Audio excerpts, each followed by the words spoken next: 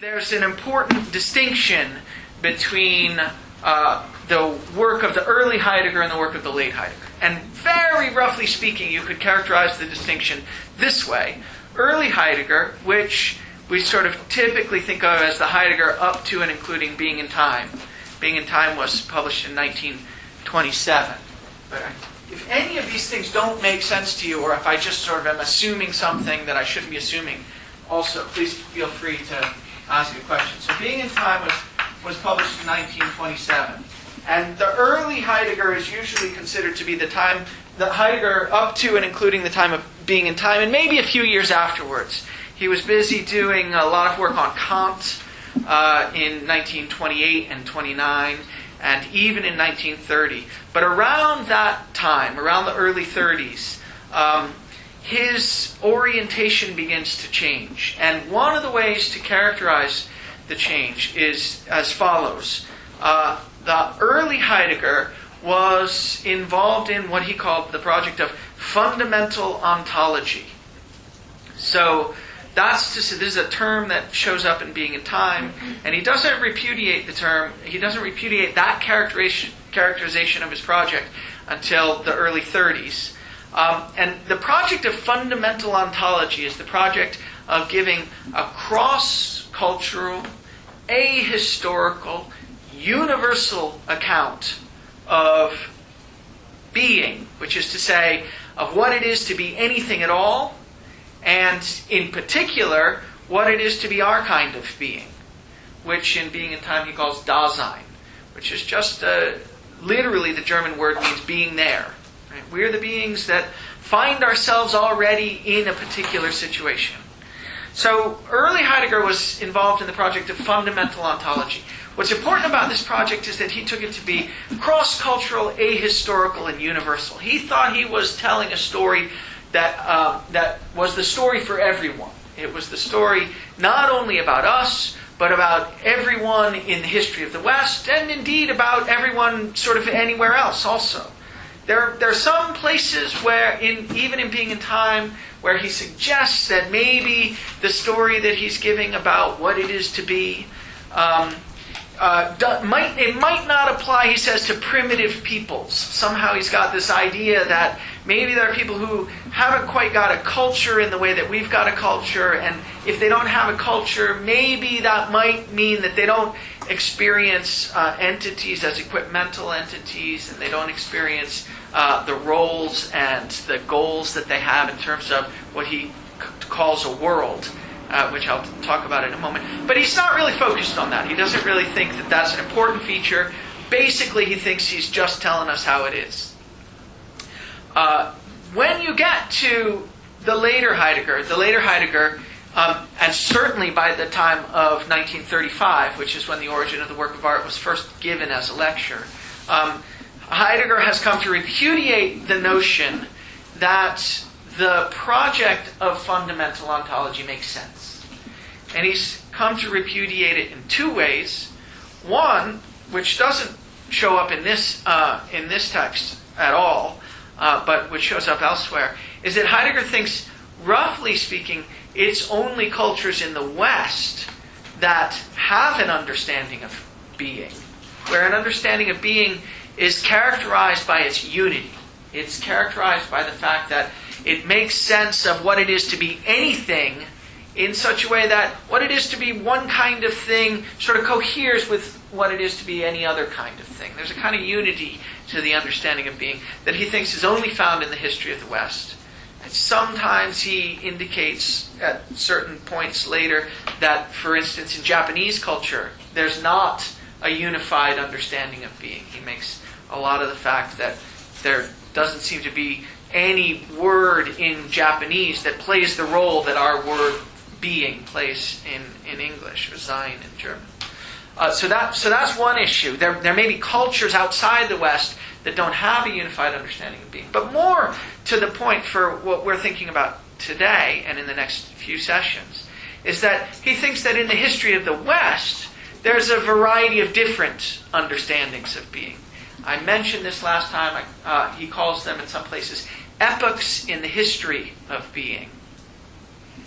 And in order to even get a sense for what it means to say that there are a variety of different understandings of being, you have to have at play, sort of in your vocabulary, a word that Heidegger talks about, a word that's central to Heidegger's project in Being and Time, a phenomenon that's central to his project in Being and Time, and that also plays a role, though in a different way, in the origin of the work of art, and that's the phenomenon of a world.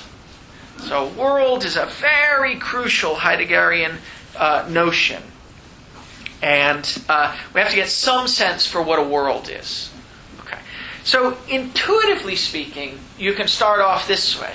You can recognize that we have a notion of a world that we use in our sort of everyday parlance. Can anyone think of a sort of a phrase in which we use the word world so that it characterizes something about the way we understand what's going on? Yeah. It opened up a whole new world to me. Okay, that's possible. It opened up a whole new world to me. And of course, Heidegger has the notion of worlds as things that, worlds as openings, or worlds as ways of opening and understanding of what it is to be. So that's that's an interesting possibility. I hadn't thought of that one. Do we use it in phrases? The new world? The new world, okay, that's good. So we talk about Columbus having discovered the new world, say, something like that. And what's new about the new world? Anything? Well, previously, if people had been, say, sitting in Europe before Columbus' discovery and said, well, in our world things are this way, they would not have included what would become the new world. Yeah, so the new world is a new place. That's certainly one issue. It's a different sort of physical place. But part of the excitement about it was that it didn't come with all the trappings of the old world. So to speak, you could be whoever you wanted to be in the new world. I mean, that's one of the reasons that people found it exciting to relocate. So the difficulties that they had in the old world weren't going to bring them along with them. Religious persecution wasn't going to be present when you got to the new world. And various ways of being and ways of understanding the role that you play in your society, in your world, you weren't going to take them along with you. And so you were going to be in a new world. So that gets us somewhere. Any other ideas, ways that we use the term? The world of baseball?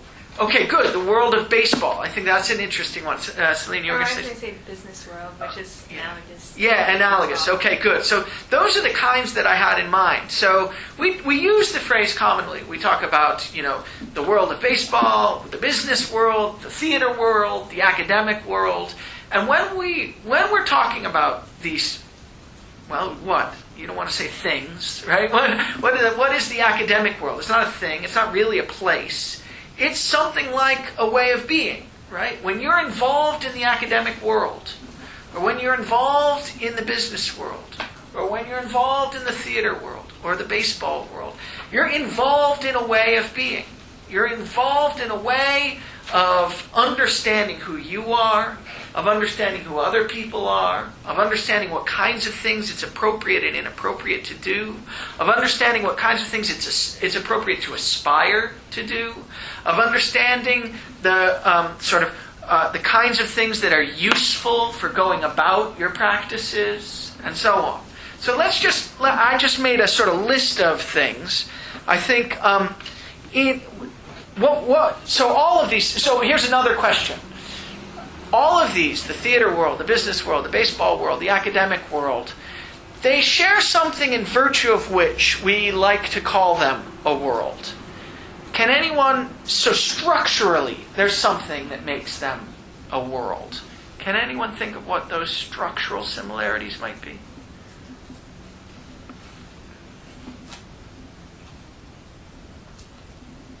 It's a funny question. Yeah? Something separate from other worlds? Okay, well, so they distinguish something from what goes on in other worlds. And the question is what that something is. I'll tell you what I think the three things are. I think Heidegger thinks these are the three things, roughly speaking. The features of a world, these are not the Heideggerian terms, well, some of them are roughly three. They're roughly three structural features of a world. equipment, goals, and roles or self-interpretations.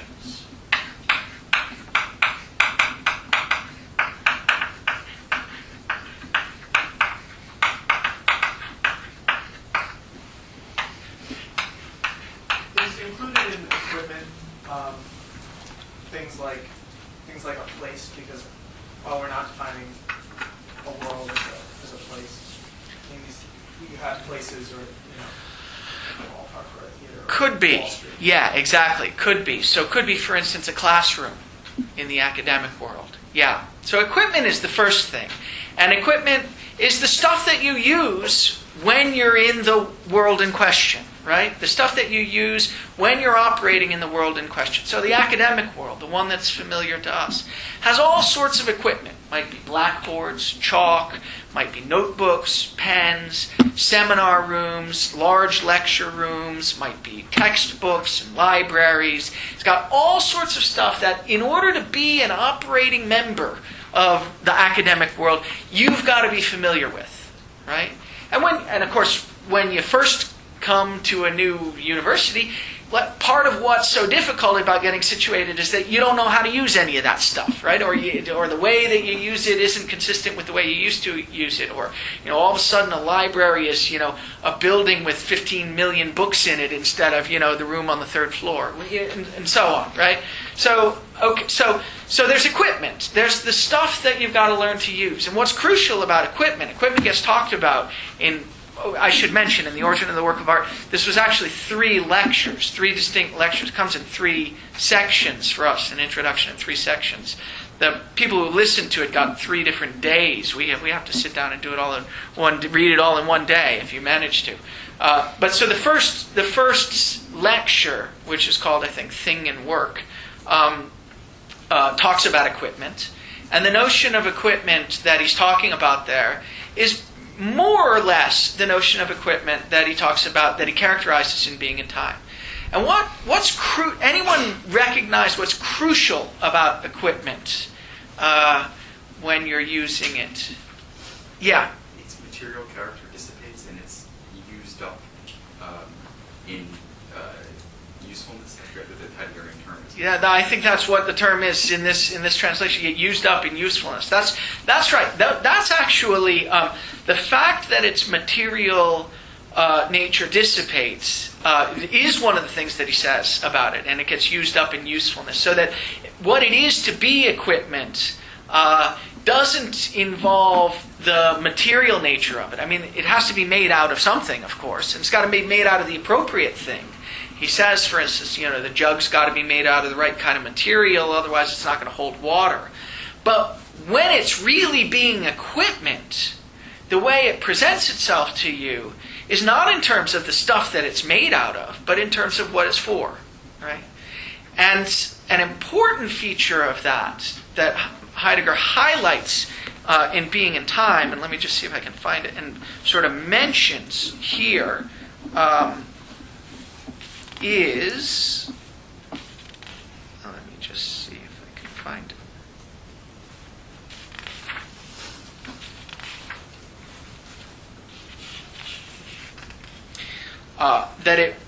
Yes, I found it. Page 34. An important feature of it that Heidegger emphasizes very heavily in Being in Time, and sort of mentions here, it's related to the matter sort of disappearing, is that when you're using it skillfully, which is when equipment he thinks is most as it is in itself, it withdraws. And his example of it just sort of goes by very quickly in the middle of 34. He says, when now he's talking about the peasant shoes. I made some, these are maybe the pictures of the peasant shoes that Heidegger's referring to when he talks about Van Gogh's. I made 5 copies, so you guys can. What's that? We had one for the fall. Yeah. There are a lot of them, and there's a lot of debate about which ones he'd seen and so on. It doesn't matter that much, actually. But,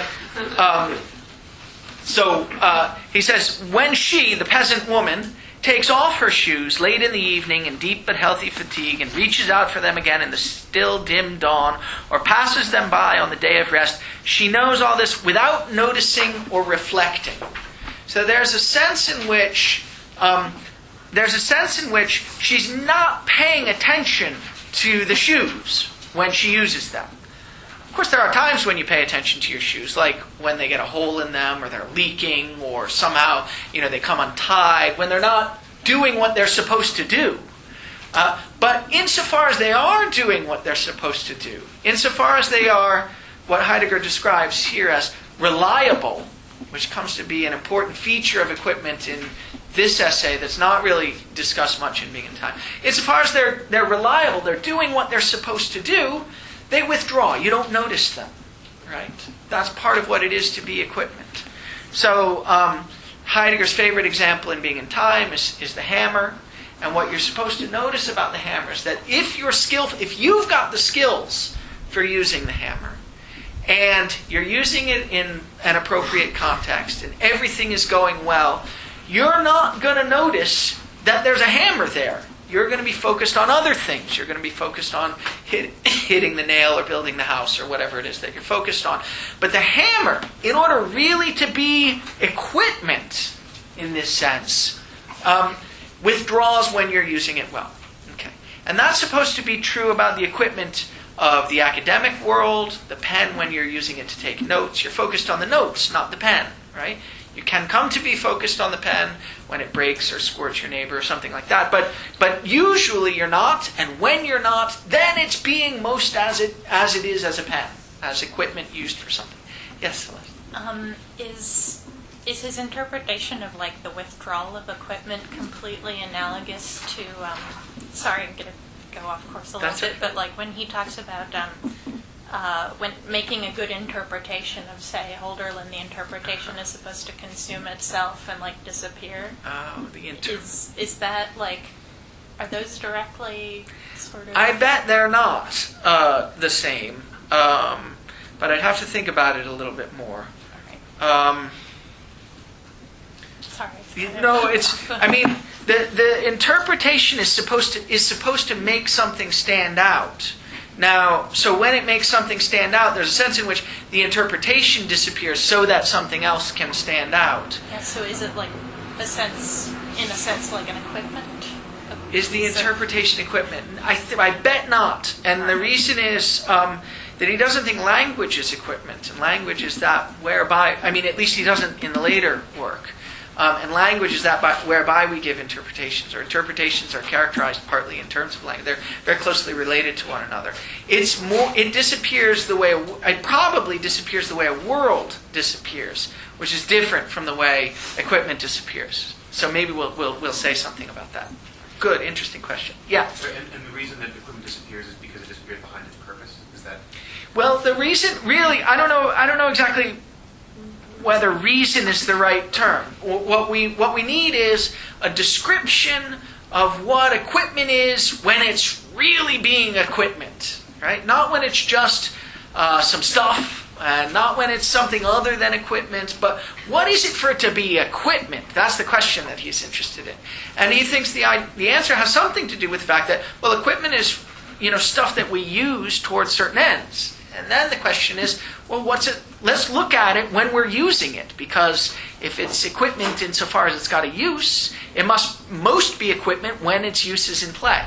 So the phenomenological question is, what is it for equipment to be being used in its equipmental form? And the phenomenological answer, which is not so much a reason as a sort of description of the way it is that when it's most being the hammer, then it withdraws from my notice. So it's really a descriptive claim, and I think there's good reason to think it's a good descriptive claim, all else being equal. But it wouldn't have to be that way. It could be that for it to work properly, you have to be thinking about it. In fact, he thinks in Being and Time, he thinks there is something that's like that. Namely, you have to notice it in order for it to do its job, to be most what it is. And that's signs. He says, for instance, a stop sign. Or his example is that, that some automotive devices are equipped with a signal that blinks to indicate the intention of the driver to turn in a certain way. Right? Okay. So the turn signal, right? If you don't notice that the thing is blinking, then it's not going to be able to do its job. And that's different from the way a hammer works. You don't. Not only don't you have to notice the hammer, it's better if you don't. Right? Yeah. Speaking of cars, that's funny that you just mentioned it. Is this at all related to sort of theories of extended mind or extended consciousness, like sort of cognitive science, where someone who knows how to drive a car, they extend their theories that say that you've extended your consciousness, and so you understand the boundaries of what's you as the car, and just your mind. It's related in a distant sense, and here's the sense. At least I don't want to. Well, anyhow. So one of the people who's interested in these kinds of theories of extended mind is Andy Clark. I don't know if that's the person that you were thinking about when you were referring to. Andy Clark is a philosopher at Edinburgh now who wrote maybe 10 years ago a book where he started to talk about this notion that the mind seeps out into the world. And a couple of years after that, he wrote a paper with Dave Chalmers called The Extended Mind, where he said, look, isn't it amazing? I know all sorts of things, not by virtue of having them in memory, but by virtue of being able to find them out, using Google or, having a notebook or a telephone book or something like that. I can find out all sorts of stuff. There's really not much difference between my being able immediately to find it out by looking it up in the book and my being able immediately to find it out by consulting my memory. And so there's an important sense in which the mind extends out into the world. Now, so this book that Andy wrote about 10 years ago was called Being There, which is the literal translation of Dasein. I mean, and there is a sense in which I think he thought that what he was doing was sort of translating for analytic philosophy a kind of Heideggerian account of the relation between the world and us. I think in the end it's not really, for reasons it's not worth going into here, I think in the end it's not really a good translation of Heidegger's account. And frankly, my view is that I'm more or less skeptical of the extended mind theory in philosophy of mind, and less skeptical, although still apprehensive, about the phenomenological version of it. So we could talk in other contexts about what the difference is, but that's the history of it. Okay, so we've got the academic world, the theater world, the business world. They all have equipment. Right? I suppose in the theater world you've got props and you've got stages, you've got theaters, you've got odd seats in the audience, you've got all costumes and so on and so forth. In the business world, I don't know what you've got, sort of courier services and telephones and whatever business people need. I don't really understand that. Okay, but you've also got goals, okay? And those are, I think Heidegger's terminology so you've also got goals. These are something like sort of projects that you understand as those worth pursuing in the context of the world that you're in. So you might have the goal of learning about Heidegger's account of Hölderlin, or you might have the goal of getting an A in the class, or you might have the goal of finally making it to lecture, or whatever. You might have all sorts of goals. You can have goals in any of these worlds. They're very different kinds of goals. The goal of sort of pleasing the audience is even if that's part of your goal as a professor in the academic world, it takes a very different form than the form it might take in the theater world or the form it might take in the business world. So these goals are understood and understandable only in the context of the norms and practices of the world in which they're instituted.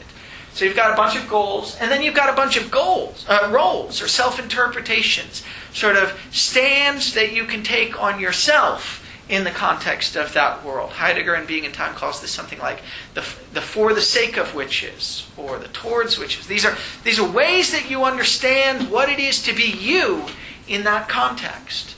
So you can take up the role of the student or the role of the professor. In either of these cases, there are lots of tons of different versions of this role that you can take up.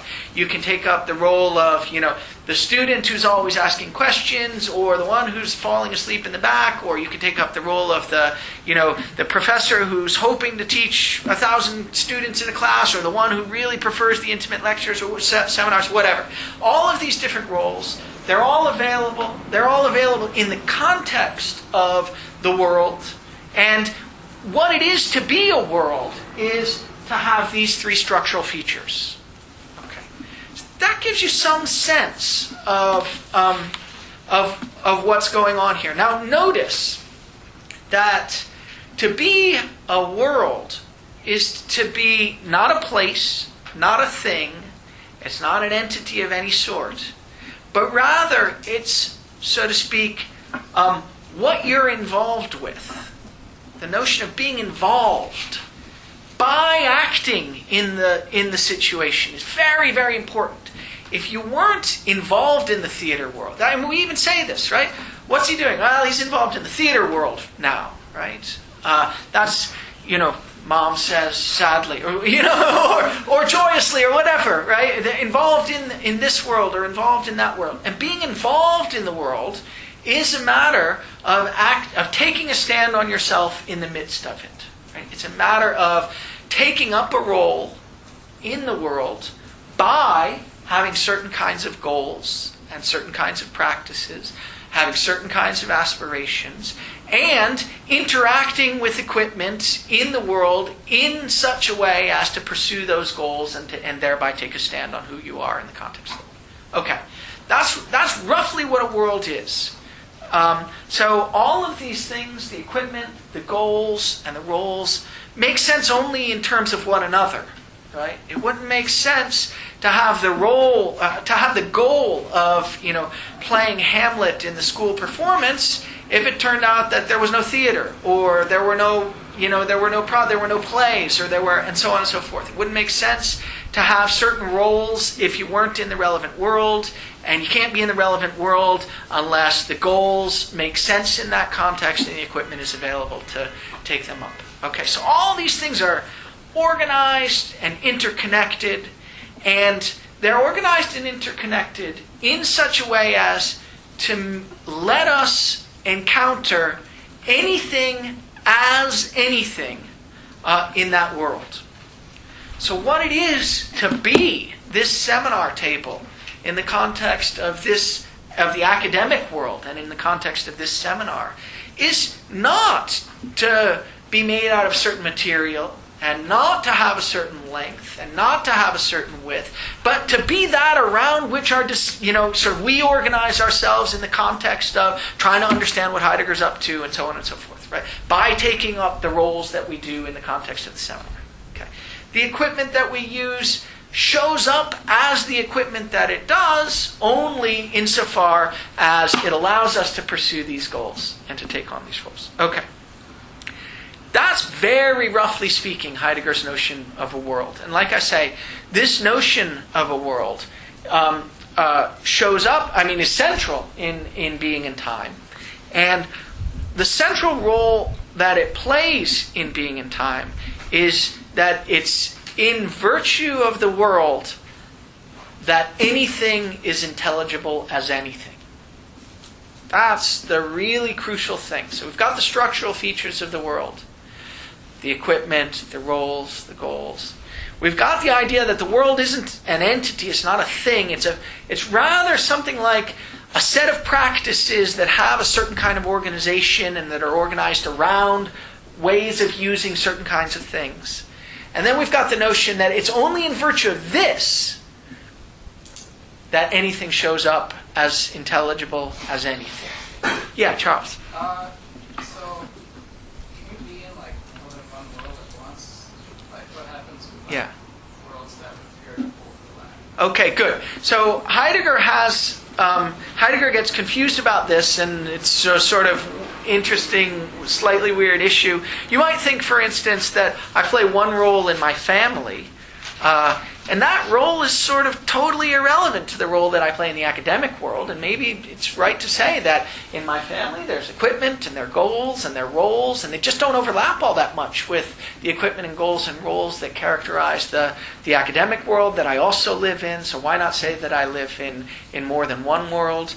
And I think in a certain way it's okay to talk about that, especially if we're using these examples of the academic world, the business world, the theater world, and so on. And if you want to talk that way, then I think it's perfectly fine to say, yeah, we live in more than one world. Now, the thing that the Heidegger of Being and Time was interested in was the idea that that really there's a very, very general story about what it is to be a world that tells us something about what it is to be anyone at any time in any culture, right? And that if that's right, I mean, if the story that he wanted to tell in Being and Time were right, there would really be only one notion of world, and we'd all only be in the one world. So it just depends at what level you want to talk about it. Yeah. Well, I guess this goes back to if we're talking about these like lower levels of world and not this general universal world, then what happens when I'm looking into the theater world and I'm looking at an actor or something and I'm trying to understand their goals from outside the world? Okay. Because then that puts you in a very different relationship to it. It does. Well, so one thing that you could be doing is you could be playing a role in the theater world as spectator of the play or something like that. Another thing that you could be doing is sort of sociological thing. You could be sort of standing outside the world trying to characterize what the world is constituted by. And if you were doing that, you might be doing sort of genuine sociology. And there are versions of genuine sociology, a sort of Geertz-like version or a Bourdieu-like version that take very seriously the idea, Heidegger's idea, that these worlds that you characterize as a sociologist have this kind of structural setup, and moreover that, and this is something I haven't emphasized but should, and moreover that what it is to take up these roles or to be involved in these goals or to be using this equipment is something that's not a matter of a state of mind, but a matter of embodying certain practices and certain norms. So, for instance, let's see. So, I guess you get someone like Geertz talking about the cockfights in Bali in this way. The cockfights in Bali are the sort of places in which it's possible for the men of the culture to take up certain roles. And they take up those roles not by deciding, I'm going to play this role, but just by acting in response to various norms. And that's, so there's, so to speak, and Bourdieu makes quite a lot of this, embodied norms. There are norms that they have in their bodily practices without having ever set forth as norms that they're going to understand themselves in terms of. So that's kind of sociological account. Okay, but then you can basically understand the world when you're standing outside of it. Because we just said that, like, in virtue of that world, like, you know, that's the only way we can make sense of it once we're already within it. But now it seems to be like, if we're going to change that into sociological terms, then you can also understand it from without. Yes, but what you understand is something different from what you understand when you're inside of it. Precisely because the way that the roles, say, are taken up by actors in the world is not by having a theoretical characterization of them, which is what the sociologist is giving, but rather by intuitively, in every situation, acting the way someone in that role ought to act. And just doing that by, so to speak, knowing that it's the appropriate thing. Yeah, and that's so you may have the same knowledge, but it may be characterized in very, very differently.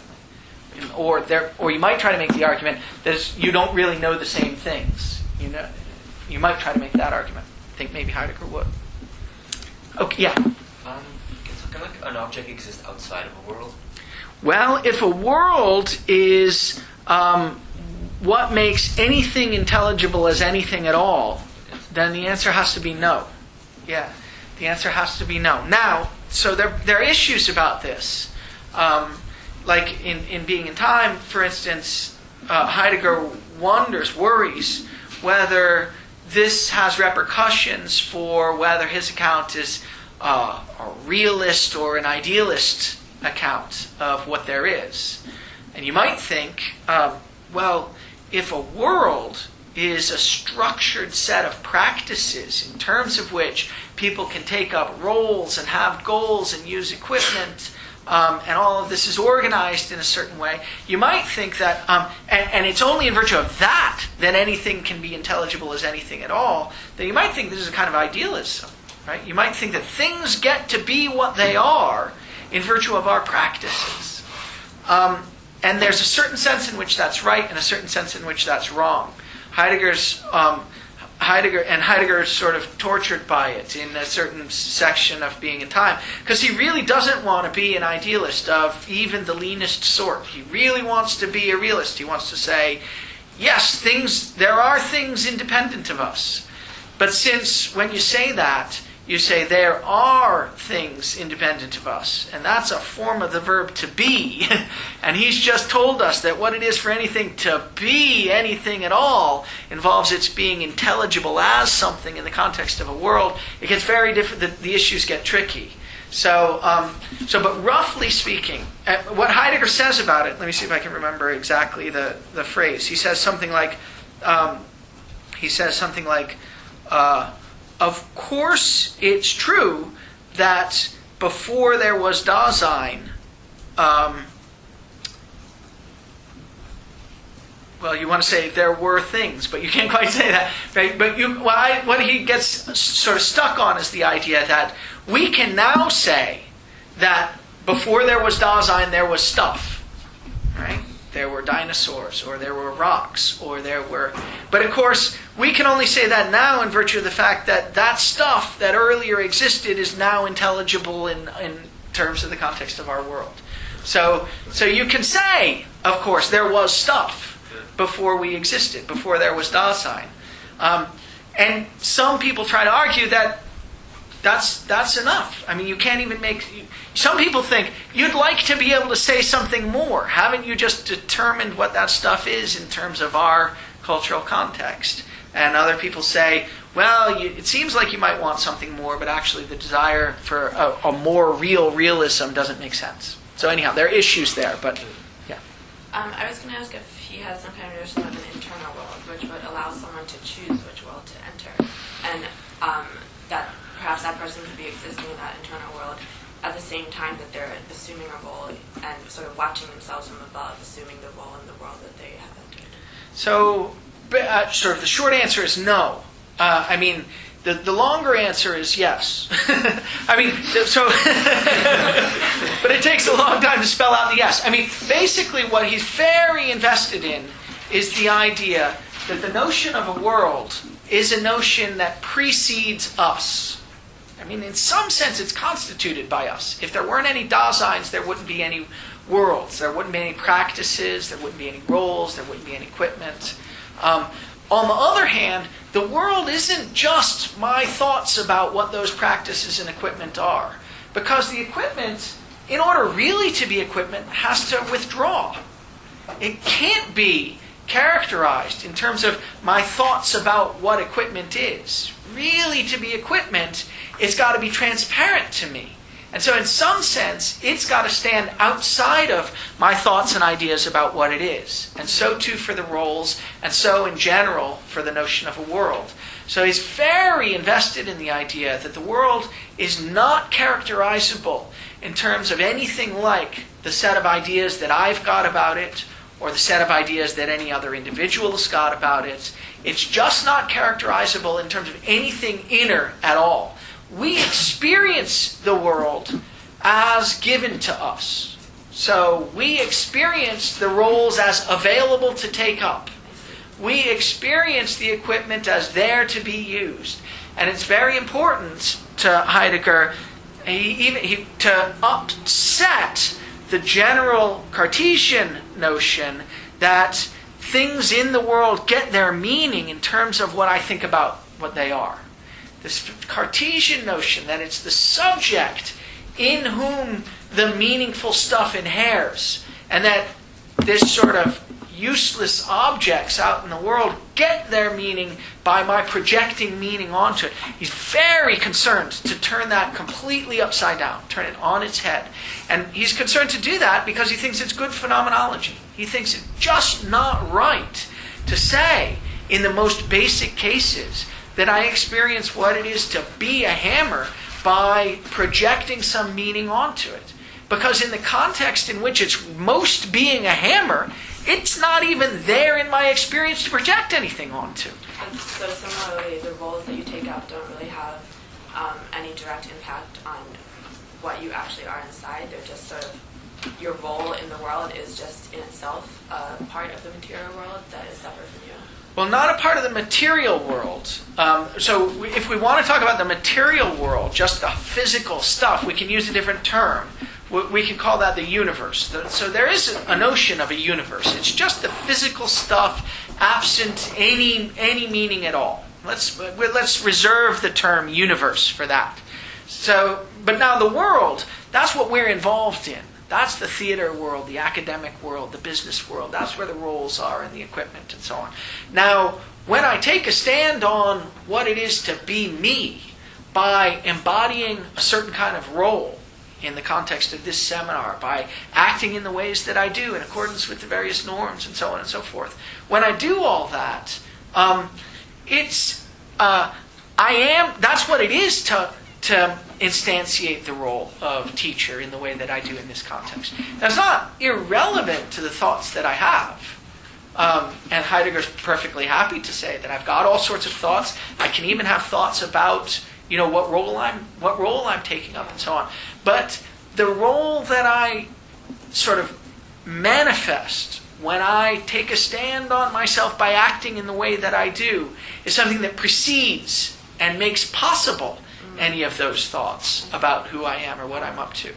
And he thinks that's true both about me and also about equipment, right? So Heidegger says there's a basic way that equipment makes itself known to us.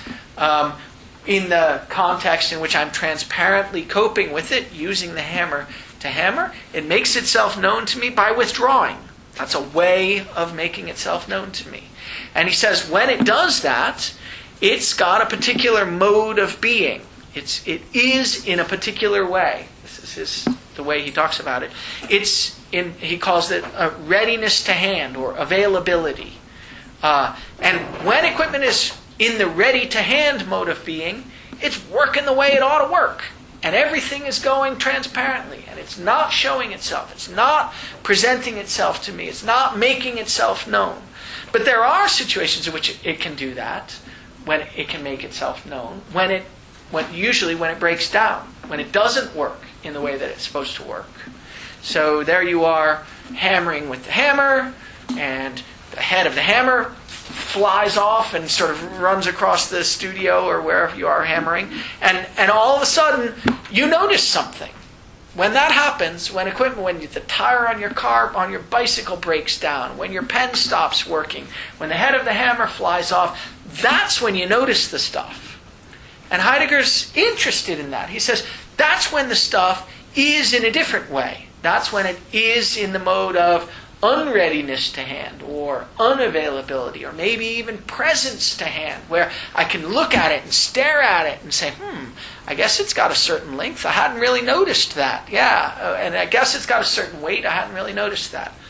The typical, absolutely standard interpretation in the history of philosophy of what it is for a thing to be a thing is for it to have those, what Heidegger calls present at hand properties. Things either are that in which the properties inhere, or maybe they're just unified collections of properties. But the properties are things like size and weight and color and shape and so on and so forth. And absolutely standardly in the history of philosophy from Plato forward, things are collections of these kinds of properties. And Heidegger wants to say, again, we're still in the early Heidegger, though it's relevant to this one passage here. Heidegger wants to say, no, it's true. We can understand things that way.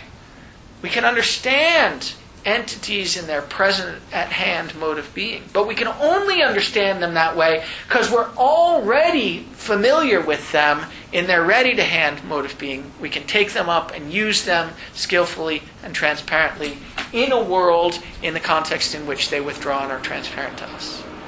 Totally wants to turn on its head the entire sort of philosophical tradition, at least since Descartes and in this other context all the way back since Plato. He really wants to say what the place insofar as there's a place in which the meaningful stuff inheres, it's outside of me rather than inside of me. Yeah, Wendy.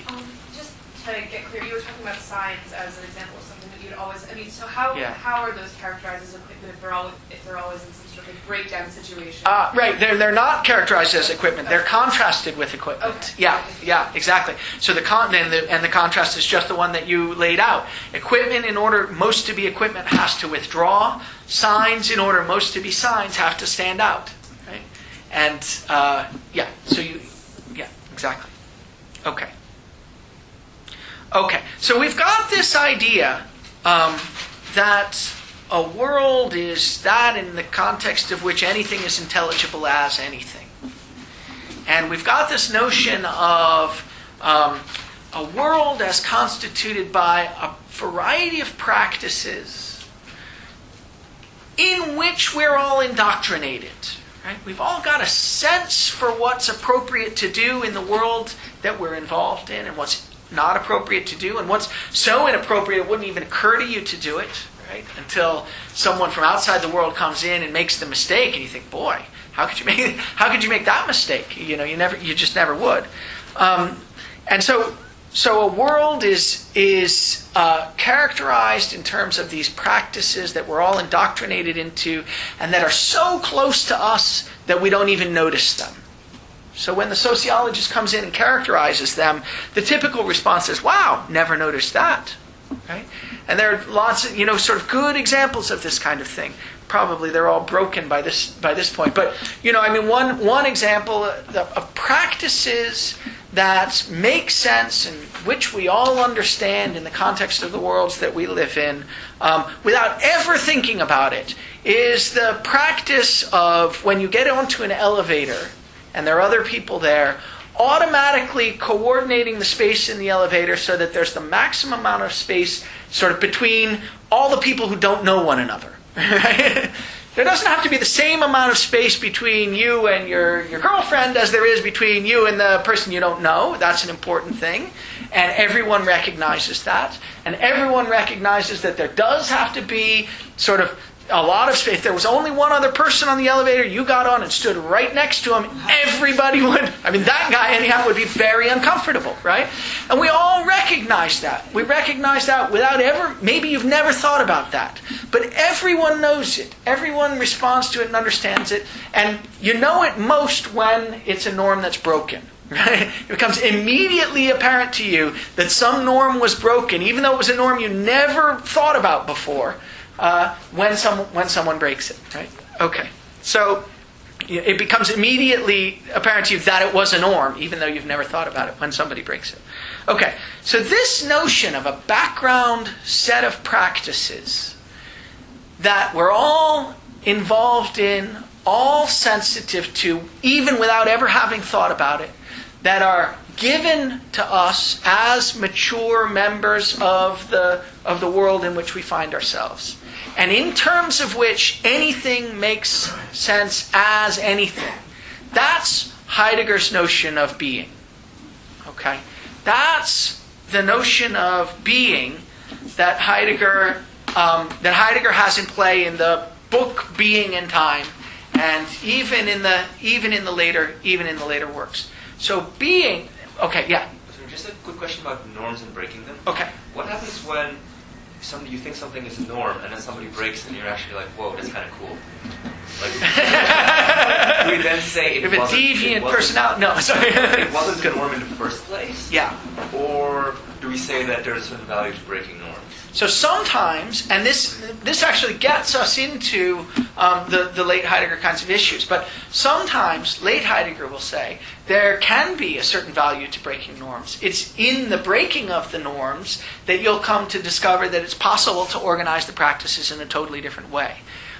So it doesn't have to be, there's a sense in which early Heidegger doesn't really have a good place for the idea that the practices can evolve, the practices can change.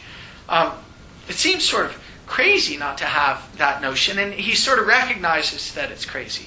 But the idea that there can be a unified understanding of the practices, a unified way that they all hang together, that everyone in the culture is sensitive to, and that nevertheless that unified understanding of the practices can change in moments of crisis, in moments of sort of individual action, and part of what's at stake in this essay, The Origin of the Work of Art, is how works of art can work to institute changes in the practices and bring about new worlds.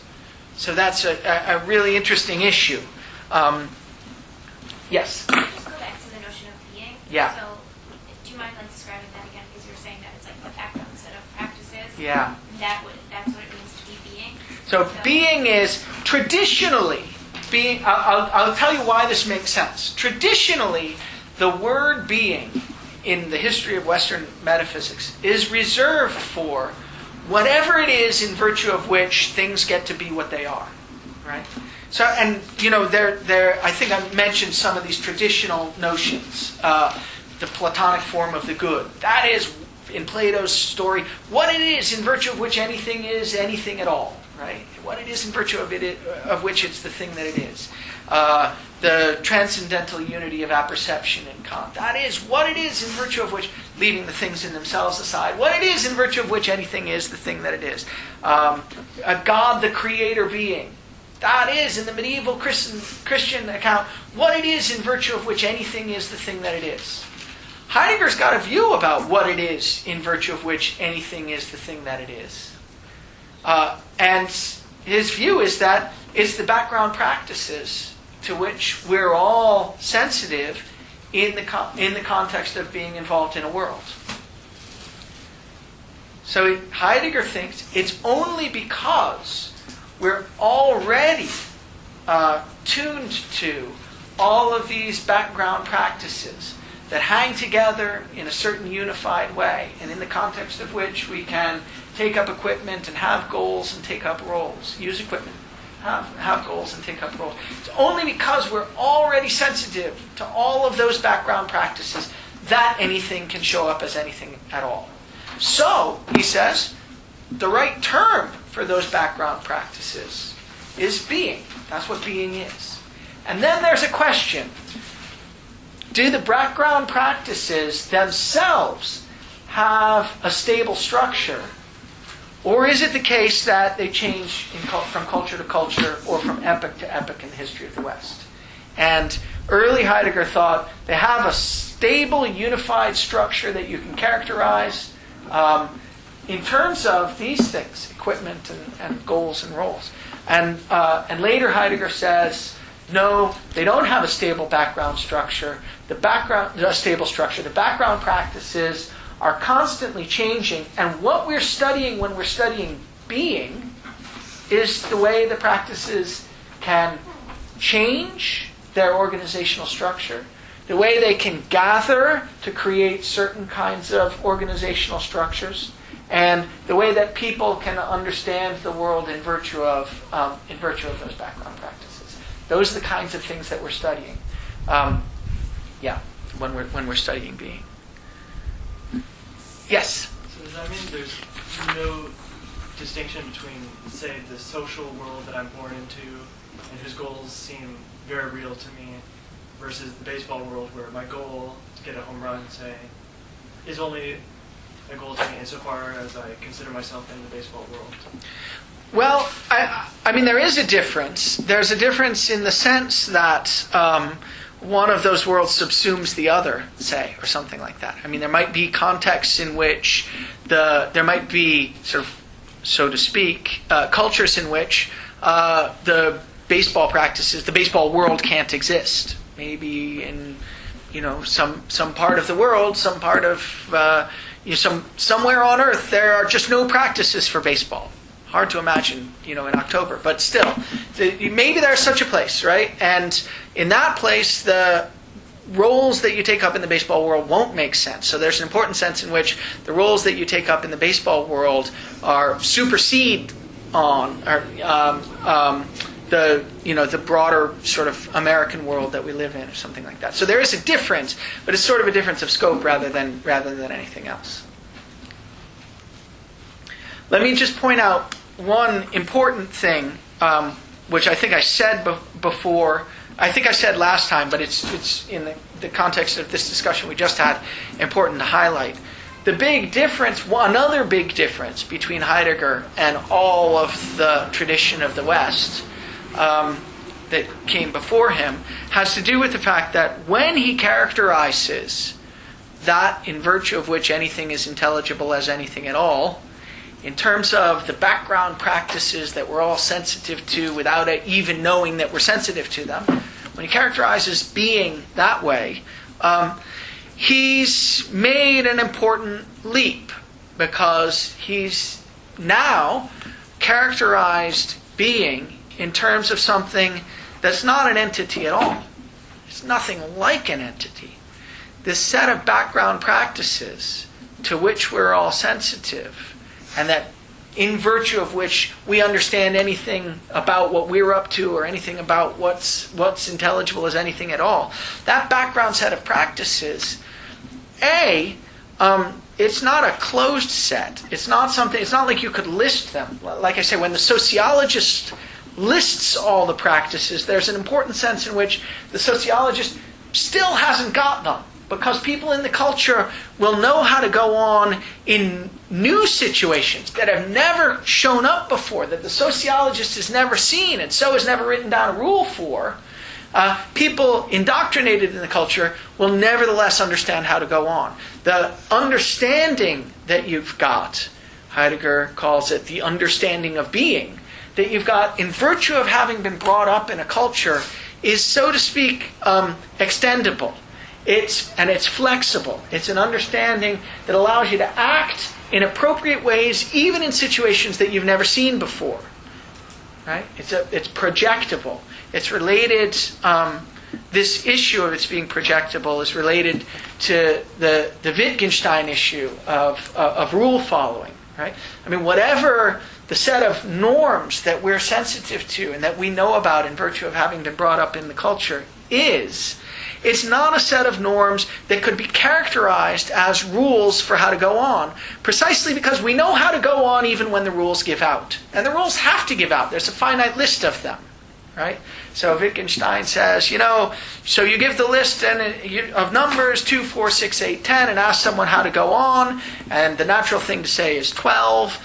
But actually, there's an infinite number of ways that you could go on, and people indoctrinated in the culture know what the appropriate way is, not in virtue of having excluded all the other possible rules, but just in virtue of some other kind of understanding. Okay.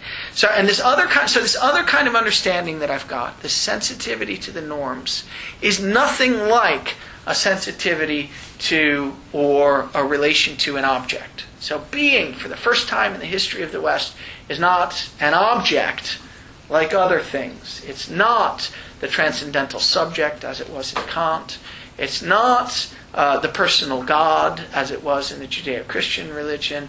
It's not the form of the good as it was in Plato. It's not the will to truth or the will to power as it is, the will to power, I suppose, as it is in Nietzsche. It's nothing that could be characterized as an entity at all. It's an organized set of practices that we're all sensitive to. Okay, that's a big step for Heidegger. And I think I mentioned last time, Heidegger says this is what he'll call the ontological difference. The difference between being, that in virtue of which anything gets to be intelligible as anything, which is the background practices in this context, and beings, which are the things made intelligible by the background practices. being just isn't the same kind of thing. It's not in the same category as entities. And Heidegger thinks he's the first person to have discovered that. Okay. I think he's probably right. I mean, I don't think anyone else saw that. Okay. Now, so we get to later Heidegger. And now we're in the context where later Heidegger's really focused on the idea that the ways the practices can organize themselves so as to make anything intelligible as anything can vary from culture to culture and can vary in different periods or epochs in the history of the West. And what you ought to be studying if you're going to study being, which is what sort of the most basic question you can ask in philosophy. What you ought to be studying is the way those practices can organize themselves differently. And what institutes a different organization of the practices so that things show up as different kinds of things. That's the question. Now, we want to get a sense for what it's like to have the intuition that a culture could have a radically different organization of the practices so that everything that shows up as appropriate in that culture is totally different from the way things show up as appropriate in some other culture. Maybe some of you have had something like an experience of this if you've traveled to some relatively foreign culture. Has anyone traveled someplace where they just really didn't feel at home because it seemed as though the way people interacted, the kinds of things that they did, what they were up to when they were being whoever they were just didn't make sense to you? Anyone had that experience? New York City. Okay, so it's certainly true. I think there's something right about the idea that various cities have various styles to them, right? Styles of living. You notice this. I notice this in driving practices when you go from city to city. I still can't figure what the norms are for driving in the Boston area. I have no idea. People slow down at the oddest times and they speed up at the oddest times. They make way for you when you think they're going to run you over, and they run you over when you think they're going to give way. This is my third year here. It still doesn't make sense to me, right? But I think it's clear to me that whatever it is I'm not onto about the way the driving practices are organized, other people are onto, like the people who've lived here for a long time, because they're very clear when I've broken a norm. And they are not hesitant at all about letting me know about it, right? So I think there is probably, correct me if I'm wrong, some organization, some way that the driving practices in the Boston area are organized that I'm not yet onto, and that's just a little example. And when I get onto it, I think it'll be clear to me how I'm supposed to act in any circumstance, and clear when other people have abrogated the norms in a way that is still not clear to me. And that kind of thing might happen in Starbucks. I was thinking of going into Starbucks in New York City, which is a very different experience. Yeah, that kind of thing might happen in New York City, or might happen in any other city. Yeah, someone else wanted to. Yeah, Jason. Saying my father's family are immigrants from Italy. My mother's family is old New England Yankee. Yeah. Talk about two very different practices and worlds, and what's appropriate in one is definitely not in the other. Yeah. Just the way people acted. Yeah, you see it you might see it in family interactions. Has anyone ever seen the movie The Gods Must Be Crazy? Yes. Have you seen this movie? Yeah.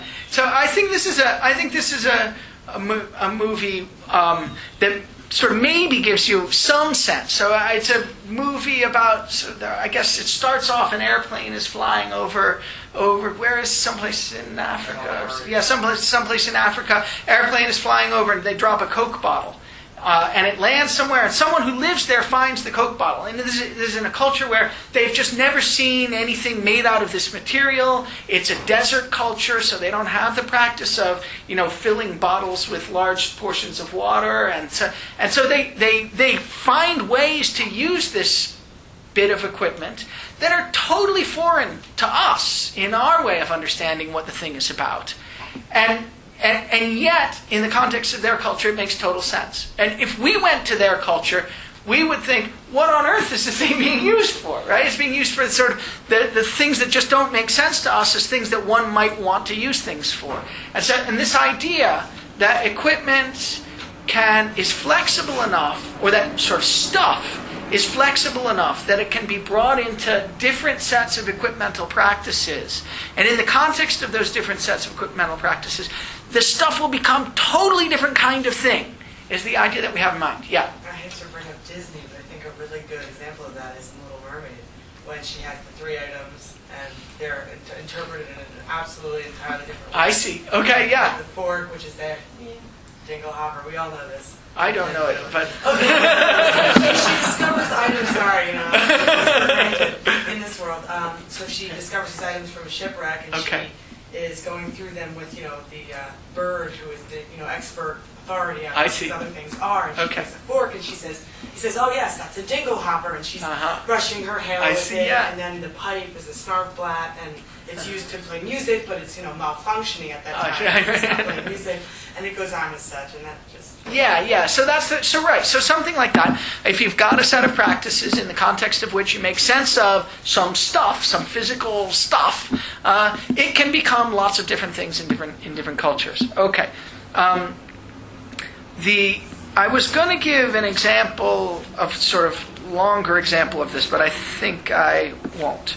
I think I'll just say that what we need from the early Heidegger is this notion of a world, and we need, moreover, the notion that worlds can have certain styles, that the style of the practices can lead you to think that one range of roles is appropriate to aspire to or not to aspire to, that one way of using equipment or range of ways of using equipment makes sense to you and stuff shows up as intelligible as used for those kinds of purposes, and that in a different culture with a different style, things can be totally and radically different. That's very important. Yeah? Just a quick question.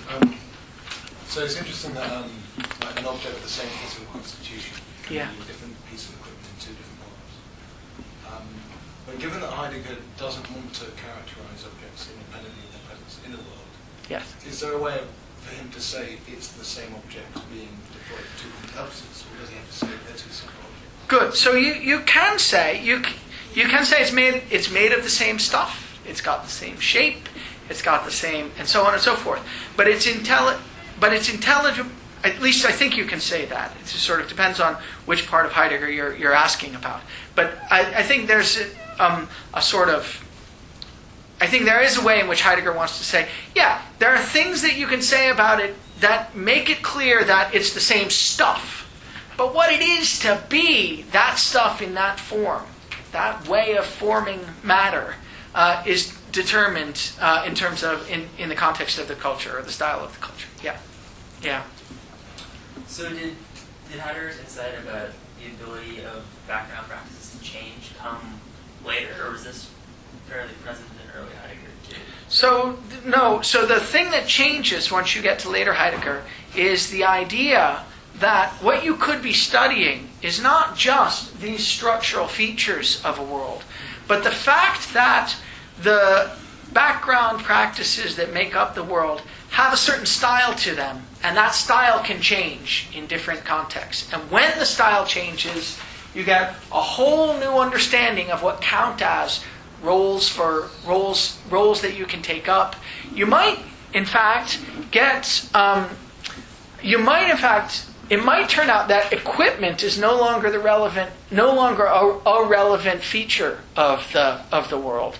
So I think one of the things that happens is that early Heidegger thought that one of the structural features of a world was equipment. But that turned out to have much more to do with the fact that, we're constantly doing and making things, and we understand we live in what he later calls a technological age, and we do, as a matter of fact, understand everything as equipment for use.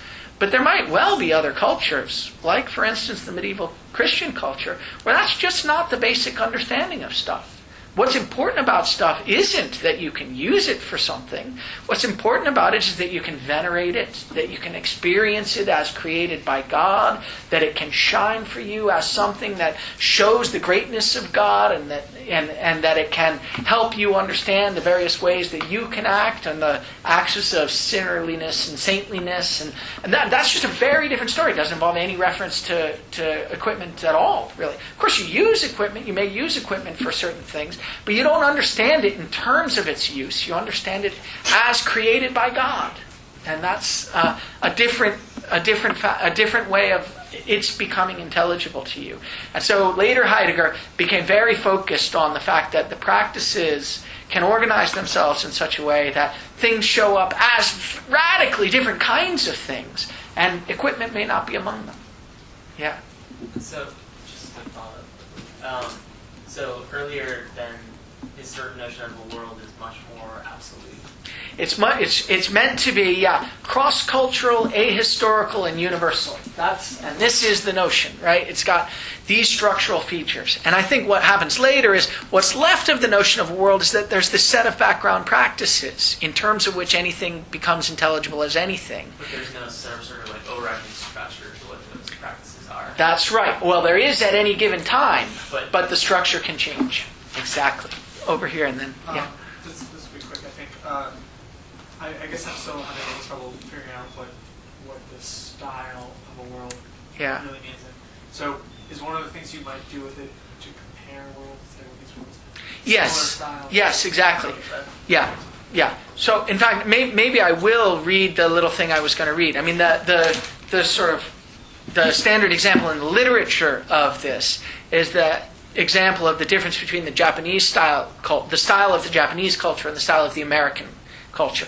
There's an example from sort of sociology of the 70s, so it's a sort of very backwards and caricatured example, but still, it'll give you some sense of what's at play. What matters here is not whether this is an accurate characterization of the style of the two cultures, just that you could understand what a style is if this were an example of it. So, and this is from, like I say, some sociologist from the 70s who's describing the difference between the way mothers interact with their newborns, with their infants, in Japanese culture as opposed to in American culture.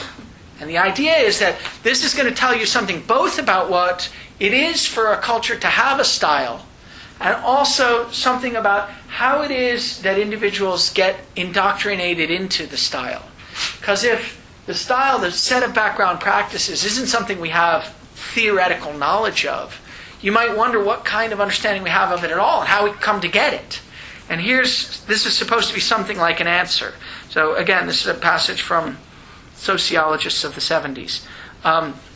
They say, a Japanese baby seems passive. He lies quietly, while his mother in her care does a great deal of lulling, carrying, and rocking of her baby. She seems to try to soothe and quiet the child and to communicate with him physically rather than verbally.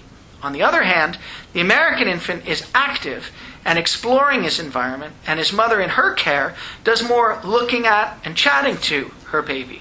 She seems to stimulate the baby to activity and vocal response, as opposed to trying to pacify the baby. It is as if the American mother wanted to have a vocal, active baby, and the Japanese mother wanted to have a quiet, contented baby, except that there's no wanting about it. This is just the way it's appropriate in the culture to deal with, babies in that circumstance. In terms of styles of caretaking of the mothers in the two cultures, they get what they apparently want. Vocal and active, maybe obnoxious American babies, and quiet, contented, and sort of well-socialized Japanese babies. A great deal of cultural learning has taken place by 3 to 4 months of age. This is the kind of cultural learning that we're interested in. It happens not by being told, sort of in some theoretical way, what the norms for the culture are. It has to do with having been interacted with, having been interacted with in a certain way by the people closest to you in the context of your upbringing.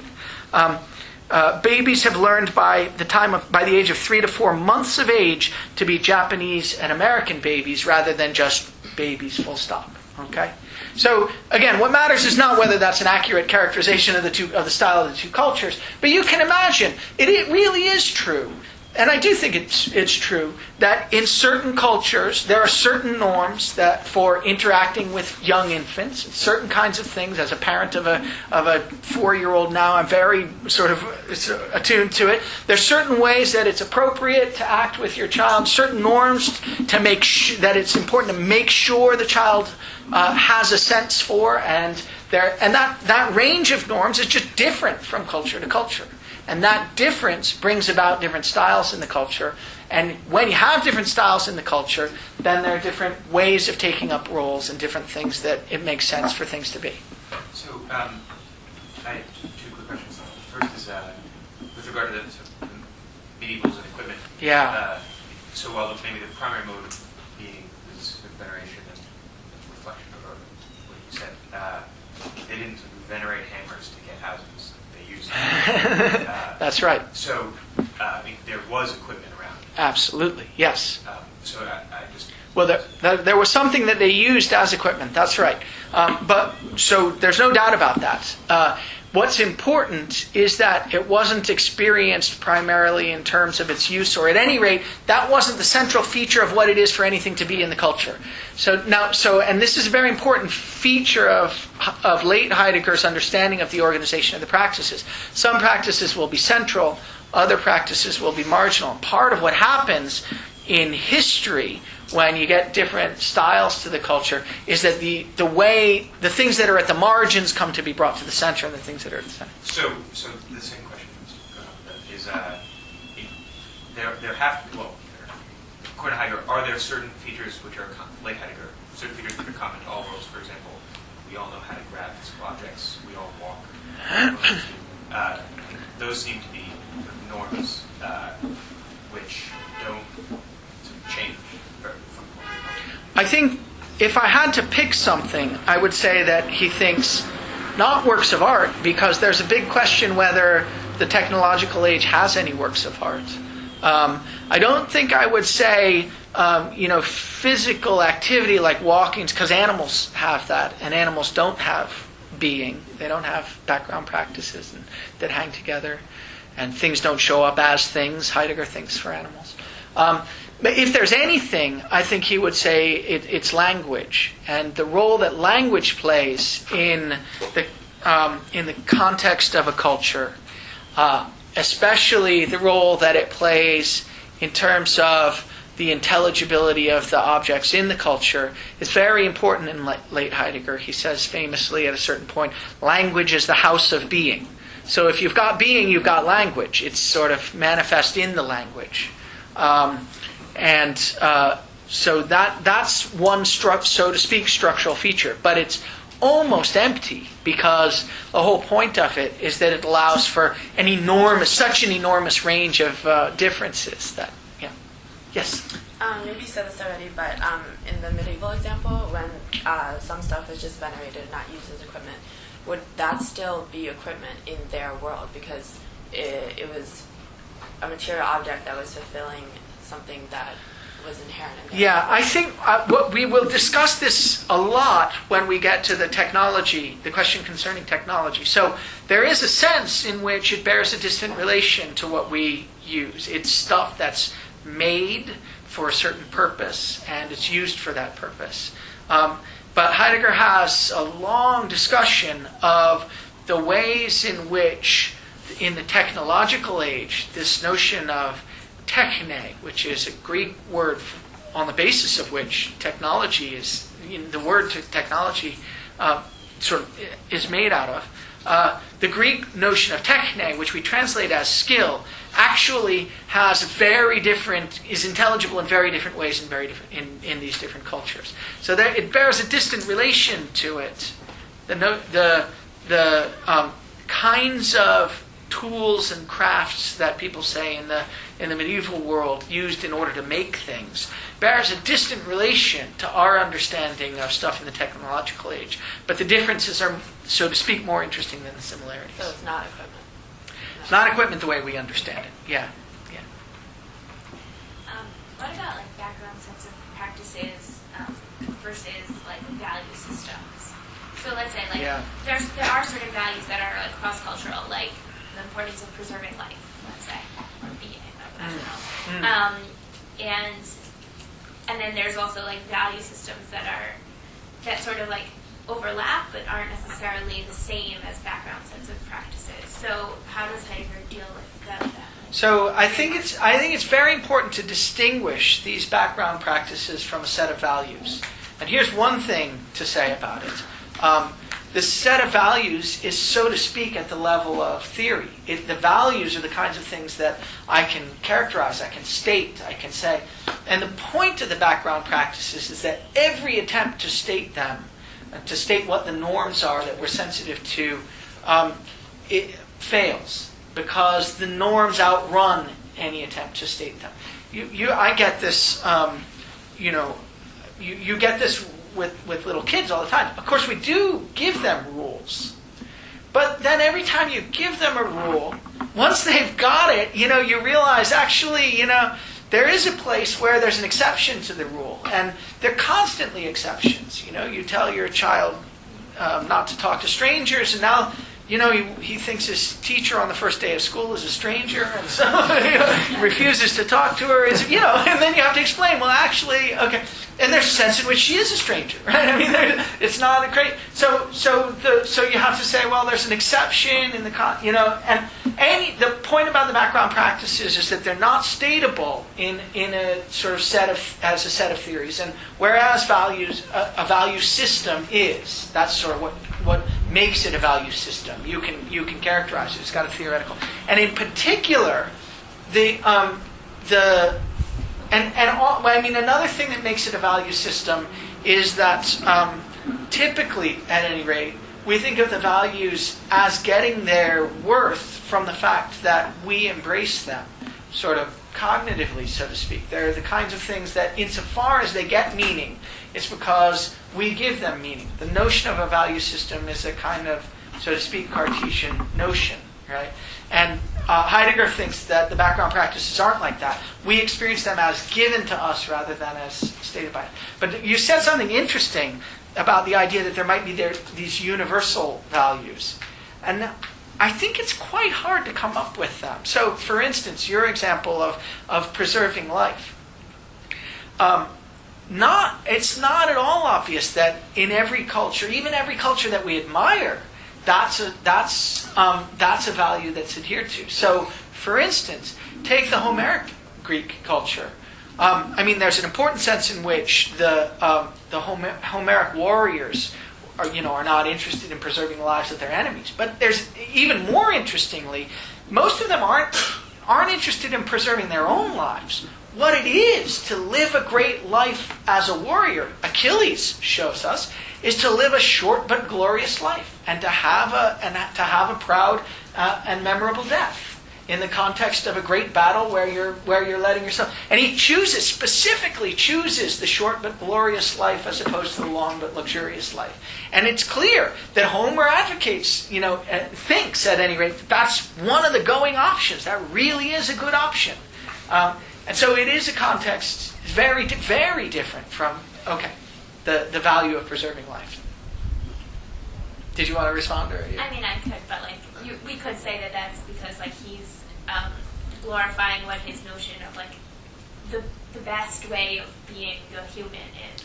Well, he is. I think he is. Yeah. And then you could say, so you can recharacterize that value system in terms of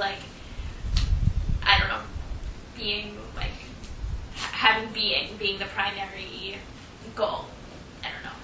Or primary thing to value. So you might say, here's something you might say. The cross-cultural, universal, ahistorical value is that you should live the best life possible. And then it just changes from culture to culture what the best life possible is. I think that's an interesting option. unfortunately, the typical characterization of the modern age is that we don't have a clue what counts as the best life possible, and that's our problem, right?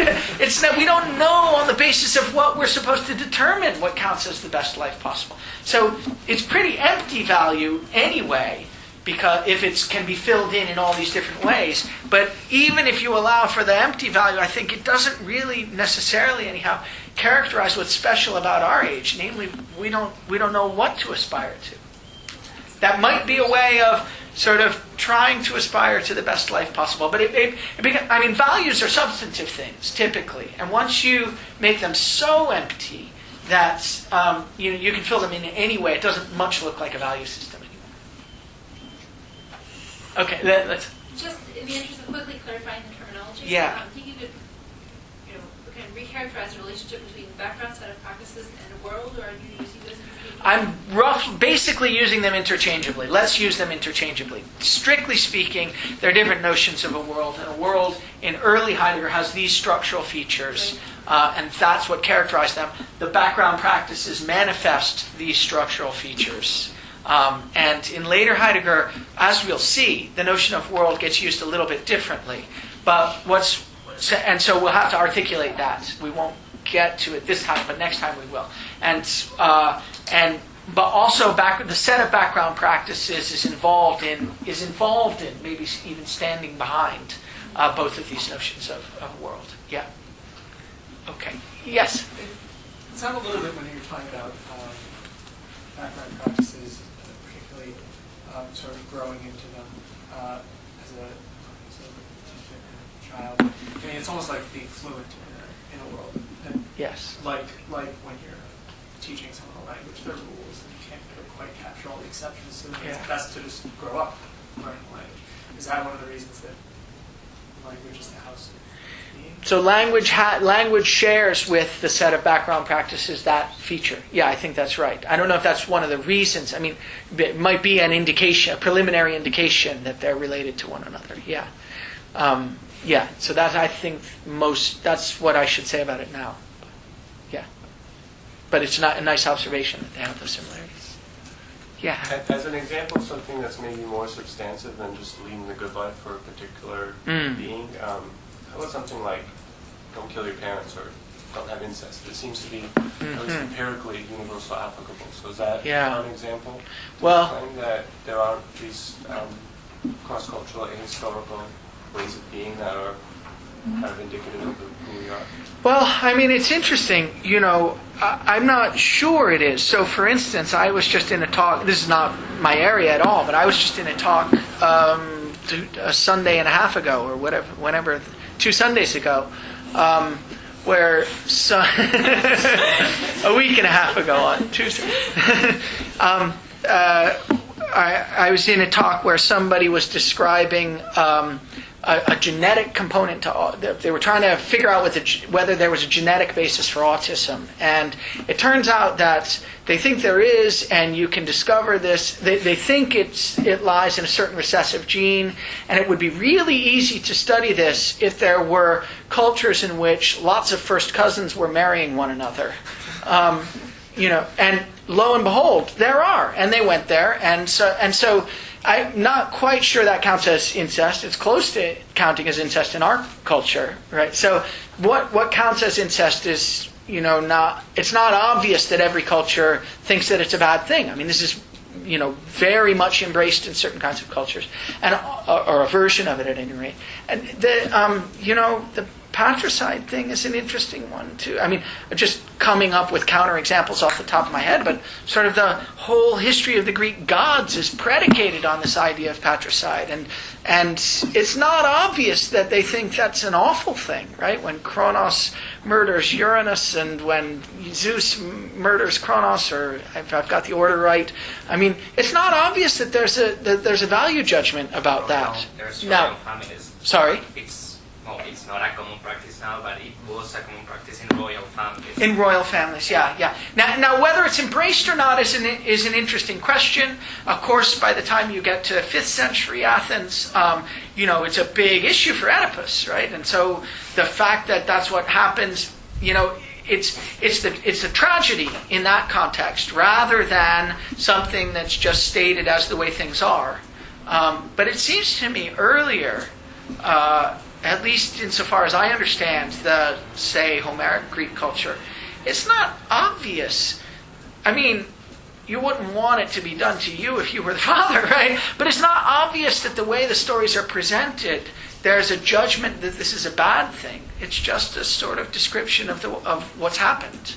Now, I don't know whether that's really a justifiable reading of those cultures, and so could count as a counterexample to these values. But it seems to me that there are cultures in which everybody recognizes that these things happen. It's just one of the dangers of what it is to, it's just what you got to watch out for. Yeah, Charles. So for the idea of these the American and Japanese worlds, could I being an American really sort of know the American worlds, and so much of it is know the American world or know the Japanese? Know your own world is a forest with trees. I see. Well, it's a good question. It's very important that the background practices withdraw. It's very important for Heidegger. And so there's an important sense in which you do understand in the deepest way possible what the background practices are as a person who's been brought up in the culture. But that understanding that you have isn't a theoretical one. It's not a rational one. It's maybe not even one that you could put into words. And if you did, what your understanding would always supersede what it is that you've characterized by means of the proposition. So there's an important sense in which you can't know. There's sort of two ways in which you can't know it. A, if knowledge is a propositional thing, it's not knowable. But B, the kind of understanding that you have of the background practices is an understanding of the norms insofar as they withdraw as norms and just instead guide your activity. So if you walk into the elevator and you're busy thinking, wonder what the best place, right? You're not gonna do it as well. Right? You're not going to stand in the right place. You might end up miscalculating and so on. People are going to feel uncomfortable. So that's if you try to bring the norm to the fore and become aware of it. Even if you roughly get it right, it's going to take longer. You're not going to do it as fluidly, right? So there's an important sense in which, in order for the background practices really to be doing their job, they have to withdraw. They, like the Heidegger said about the equipment, in order for it really to be equipment, it's got to withdraw. And this is an important feature of the background practices. It helps us make sense of some of the passages in The Origin of the Work of Art, where Heidegger's talking about the concealment of the clearing. It's concealed from us, he says, in two ways. But one of the ways is this, that if it's a set of norms that we're all sensitive to in virtue of having been brought up in the culture, then in order for it to work in the way it needs to, in order to open up the possibilities available to us in the culture, it's got to withdraw. I just have to act in accordance with it rather than take it as an object of inquiry. Yeah. Yes? This is somewhat tangential. Okay. And if you don't want to answer it, that's fine. But you mentioned Bourdieu earlier. Yeah. His concept of habitus seems to be exactly this concept of Heidegger. So, yes. Two questions. Is that the case? And secondly, does the notion of habitus have its genealogical, can the genealogy of that concept be traced back? I think it's true that Bourdieu gets it from Heidegger. I think it's very close to what Heidegger talks about when he's talking about this set of background practices. One thing that Bourdieu emphasizes that Heidegger doesn't have as clear as one would like is that the habitus is in my body. It's in the body of all the people in the culture. Now, Heidegger rejects the idea that it's a theoretical knowledge that I've got, but Heidegger doesn't talk as much as one would like about the kind of bodily knowledge that I've got. In Being and Time, at some point, he says something like, the problematic of the body, holds an entire sort of world within itself, and I can't get into it here. So the way I think of Bourdieu's notion of the habitus, it emphasizes the fact that this understanding is an embodied understanding of the practices. And I think that's true about Heidegger, about Heidegger's view of the situation, but he doesn't emphasize it. Let's move on briefly, at any rate, to the origin of the work of art, because I do want to get started on it.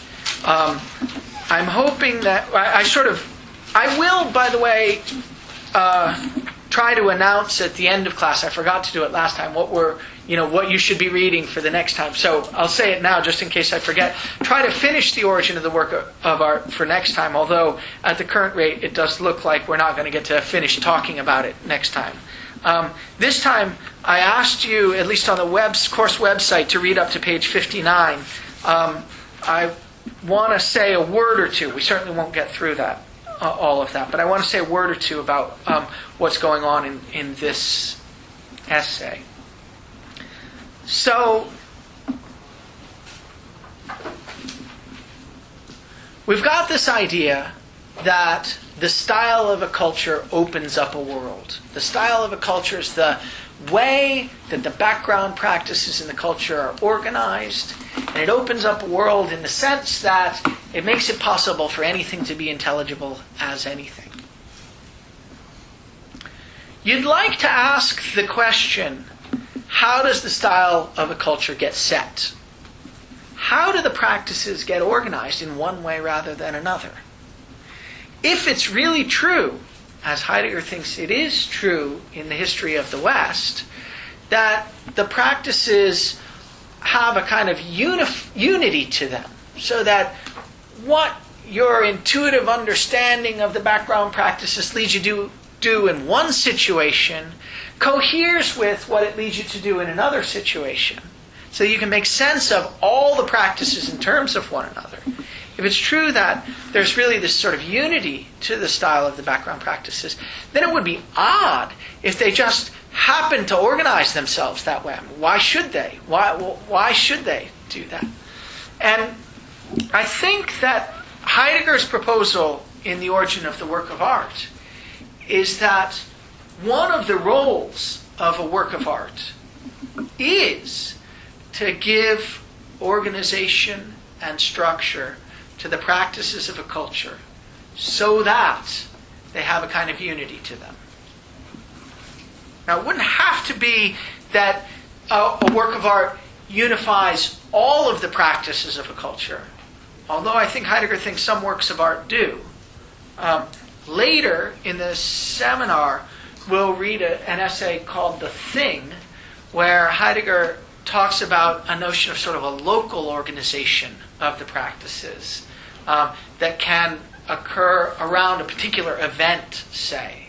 I think I mentioned like a celebratory dinner last week, or something. I think that's an example of Heidegger's. So there can, and the role that you take up in the celebratory dinner might give you a set of meaningful distinctions, show you how to act, might make everything make sense for you in that context, and yet it might not make sense of anything else that goes on in your life outside the context of that celebratory dinner. So it wouldn't have to be that whenever the practices get organized, all of them get organized.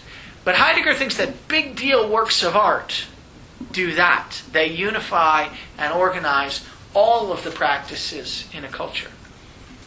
To use the terminology from The Origin of the Work of Art, he says that a work of art opens a world for a culture by gathering and focusing the practices so that, and now this is sort of my interpolation, so that the people in the culture can see what it makes sense to do, and also so that they can see that others understand what it makes sense to do. It's important that we not only know how I'm supposed to go on, but I recognize that other people recognize that too. It's an important feature. Okay. Now, a work of art for Heidegger turns out to be a very different kind of thing than you might have thought. Typically, when we think of works of art, I suppose the first thing that comes to mind is a painting. At least it does for me. And not only a painting, but a painting hanging in a museum somewhere. Now, Heidegger does, in the first section, talk about a painting. He talks about, well, we're not quite sure which painting. He says, so some painting by Van Gogh of a pair of shoes. It turns out Van Gogh painted, a dozen different paintings of a pair of peasant shoes. And so nobody knows which painting Heidegger was referring to. And there is a sort of weird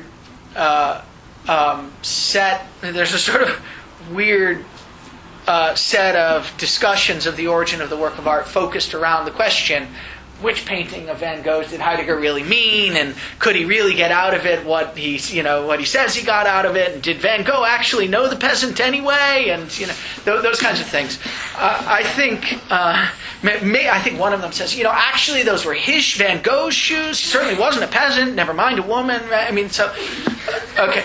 I think those are not the interesting questions. There is an interesting question: what Heidegger thinks he's getting out of his discussion of the painting of Van Gogh's shoes. And one thing I just want to point out, because it's easy to miss, is that whatever he gets out of it, the vast proportion of the discussion of that painting happens in the first section, thing and work. And you may be busy going through thinking, I got to figure out what he thinks that painting does. What does it do? I got to figure it out. He's got an analysis of it. Okay, I see there's all this terminology. There's a world and there's earth, and somehow they're playing some role. And okay, so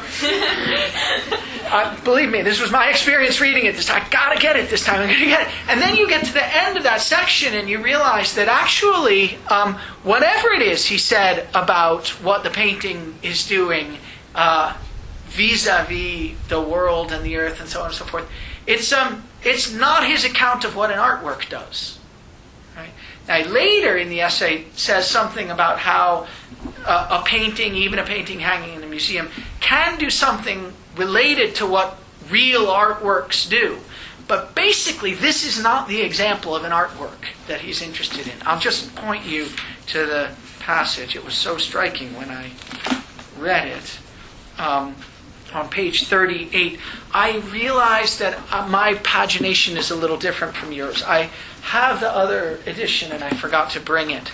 So I'll just tell you in terms of paragraphs. It's right before the section on the work and truth. It's 1, 2, 3, 4, 5, 6 paragraphs before that section begins. It's page 38 for me. I think it's probably, a little later for you? A little earlier, okay. So the paragraph that begins, we allowed a work to tell us what equipment is. By this means, almost clandestinely, it came to light what is at work in the work. The work is a work of art. We'll see in more detail next time that he's got 3 categories that he's interested in. A thing, equipment, and a work of art. And the first section is devoted to asking the question whether you could understand what it is to be a thing and what it is to be a work of art in terms of what it is to be equipment.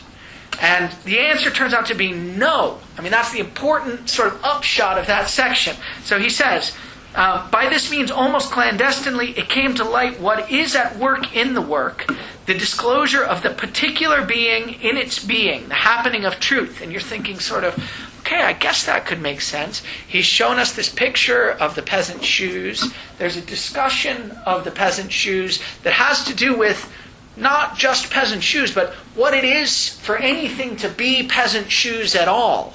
And the answer is that it involves something about the world that gets opened up for the person wearing them, and something about the earth that she trods upon and sticks in the shoes and so on.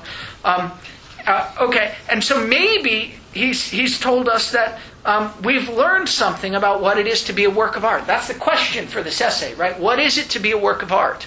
And how is it possible for works of art to be that way? If, however, the reality of the work can be defined solely by means of what is at work in the work, and what's at work in the work is the being of the shoes, right? He's just said that. What it is to be shoes. Then what about our intention to seek out the real artwork in its reality? If what it is to be a work of art is that it shows us what it is to be shoes, or even that it shows us what it is to be equipment, it looks like we could have learned that by looking at the equipment itself. Why did we need to look at the artwork, right? And that's what he says. He says, as long as we supposed that the reality of the work lay primarily in its thingly substructure, that it was these shoes that it was about, we were going astray. Okay? And he says we were going astray, and then on the next page, at the end of the second to last paragraph, in the middle of the second to last paragraph, he says, that's why we had to take this detour. We took this detour through a certain attempt to understand what it is to be a work of art by looking at the Van Gogh painting of the shoes. And it turns out it was a detour because it didn't tell us what it is to be a work of art. I just want to highlight that that's the conclusion of that section, so that when you're rereading it for next week, you'll realize, in what way you should take the claims that he's making in the section. Okay, the conclusion is going to be that this isn't really the best kind of work of art. It shows us something, but it's not really what it doesn't show us really what it is to be a work of art. We got to go somewhere else for that. Yes, Celine. Oh, was there something else? That's okay. Go ahead and yeah. But it seems at least the concept of truth and his explanation in terms of the Greek word aletheia. Yeah. I'm not sure. That at least we can keep from that first. Well, we're going to get more of a discussion of that in the next section. What aletheia is. Aletheia is the Greek word that gets translated truth and so on. Some of it we can keep insofar as it was preliminary. But what's important and interesting, I think, is we'll say more about this next time. Works of art. I'm just pointing at the painting. It doesn't matter what the details of the painting are. His analysis of this painting, if it shows us anything, it shows us that the painting shows us what it is to be a particular piece of equipment, or what it is to be equipment. And that's what he's saying in that thing where I said, the thing that I just read, the disclosure of a particular being in its being, a particular kind of entity, these shoes. It shows us what it is to be that particular kind of entity. But that is an instance of what art does in general, right? Well, not what art does in general. Art in general, or at least the best kind of art, the kind of art that makes it possible for any other art to do anything of the sort, does something different. It doesn't, and we'll do this in much more detail next time, it doesn't show us what it is to be a particular entity. It shows us what it is to be any entity, anything at all, right? And the best example of that, now you might be misled, he says, by the picture of the pair of shoes into thinking that basically art is representational, and so it tells us about particular things. It represents particular things. But when it comes to think about the artwork per se, his example isn't a representational piece of art. In fact, it's explicitly not a representational piece of art. It's the Greek temple. And he says he chooses the Greek temple because it couldn't be mistaken as a piece of art that represents something. And so the artwork isn't going to represent, insofar as it's really a work of art, isn't going to represent anything. It's going to make it possible for me to understand anything as intelligible as the thing that it does. And it's going to do that very roughly and quickly. It's going to do that by organizing the practices of the culture around it. So the Greek temple, what's important about it is that he's interested in the Greek temple when it was really at the center of a culture. So he wants this Greek temple in 5th century Athens, right? He doesn't want it as we see it now when we go to look at it as a ruin and so on. He wants it when it's the center of the culture and it organizes everyone's understanding of what it is to be anything. So the Greek temple is an example of that. The medieval cathedral is an example of that. It's interesting to wonder whether there are any examples of that in our modern culture. But what makes these things works of art, roughly speaking, although there are a lot more details, roughly speaking, is that they organize the practices of a culture in a certain way. Now remember, the title of the essay is The Origin of the Work of Art. So, and if you just look at the opening sentences of the essay. He says, origin here means that from and by which something is what it is and as it is. And the thing that he's interested in here is works of art. So he's not committed to claiming that every work of art is like this. But this is the fundamental kind of work of art.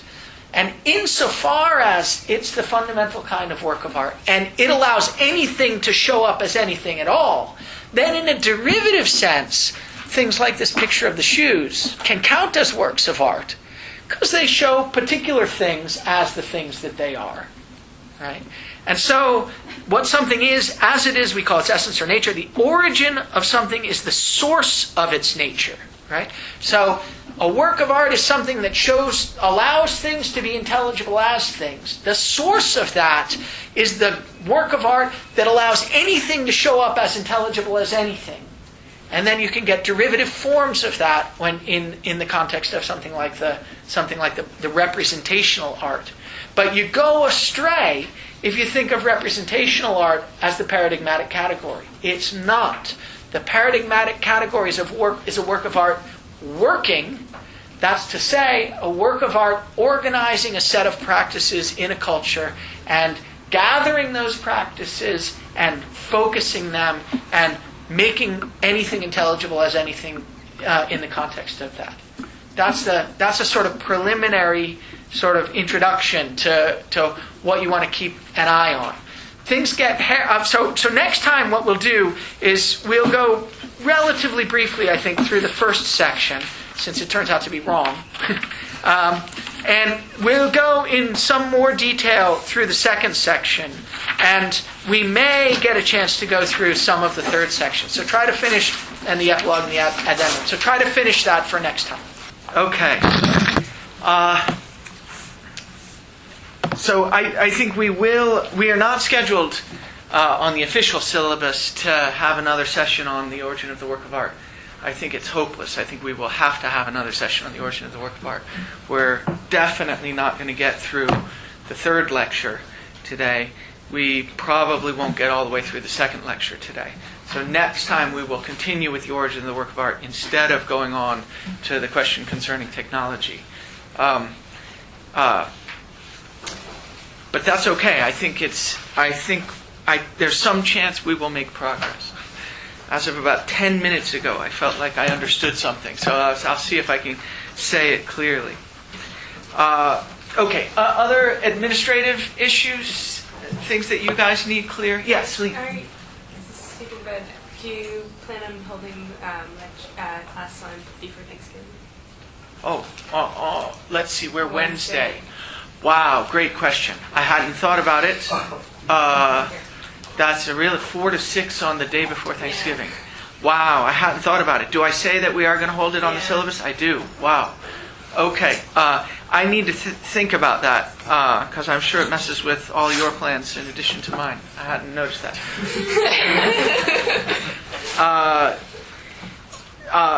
So I don't know. I'll have to think about it. But thanks for bringing it up. My initial inclination is to reschedule that class, to have it some other time than 4 to 6 the day before Thanksgiving. With all these people, it might be hard to find a good time. But that's my initial inclination. So I'll try to think about that as the time approaches. But if I forget, somebody please remind me. So I will. I think we will probably. Good point. Try to reschedule the class on the Wednesday before Thanksgiving. Good. Other devastating administrative issues? No. Okay. Just the devastating substantive ones. All right. So I want to remind you very briefly where we got to last time. We had some questions on the table. We are really going to dive in this time. Last time I think I ended by saying, well, we haven't talked much about the origin of the work of art, but I want you to notice that although there has been lots of discussion, I'm sort of referring vaguely to this discussion that some of you may know about the Van Gogh painting. There's a long tradition of discussion about Heidegger's use of the Van Gogh painting of the peasant shoes. Although there's been this long discussion, I ended last time saying, as a matter of fact, I don't think that's a central a central example in the essay, and I gave you read some passage where he said something like, "We've been led, this has led us astray, but it was a necessary detour." Okay, so that's where we left off last time. Just to remind you, we had the distinction last time between different styles that cultures can have, and we had the question how a style could get set, especially if they're unified styles. In some sense, Heidegger thinks the styles set in the various cultures in the history of the West are unified, and the question is how do these styles get set? Especially if they're characterized by their unity, it would seem odd that they just progress randomly. There must be some instigating factor. What is it? And I proposed that Heidegger's project in The Origin of the Work of Art is to show that it's works of art that are characterized by their capacity, very roughly speaking, we'll do it in more technical detail later, to open up a world for a culture, to gather and focus the practices of the culture so that the people in the culture can see what it makes sense to do, and so that they can see that everyone else in the culture sees what it makes sense to do. Okay, that's the idea, the basic idea that that's what a work of art is. That's what it is for something to be a work of art, and that it's works of art that open up and hold open ways of understanding what it is for anything to be anything. And I mentioned at the end last time that it's important that Heidegger takes as his paradigmatic example not something like a representational work of art, like the Van Gogh painting, but a work of art that couldn't in any way be considered to be representational, namely the Greek temple. The Greek temple, and not just the Greek temple as we now see it when we go and visit ruins in Greece, but the Greek temple as it was when a whole culture had its practices organized around the presence of the Greek temple at the center of the city. So a work of art is most a work of art in this sense when it's working, when it's organizing the practices of the people. That's the very rough idea, and you'll remember this passage on. Let's see. I say it's on page 41. I wonder is it possible for me to go back and forth between these pages? I haven't really thought about trying. Page 41 is just after the section that starts the work and truth. So it's your page 40. At the bottom of your 40 and my 41. Does anyone else have this old? Okay, so I'm not. Oh, some others have. Okay. Yeah, we're just going to have to figure it out. We'll have to go back and forth. They're quite close. I guess the new edition is about a page behind, in general, the old edition. I'm going to work from the old edition mostly.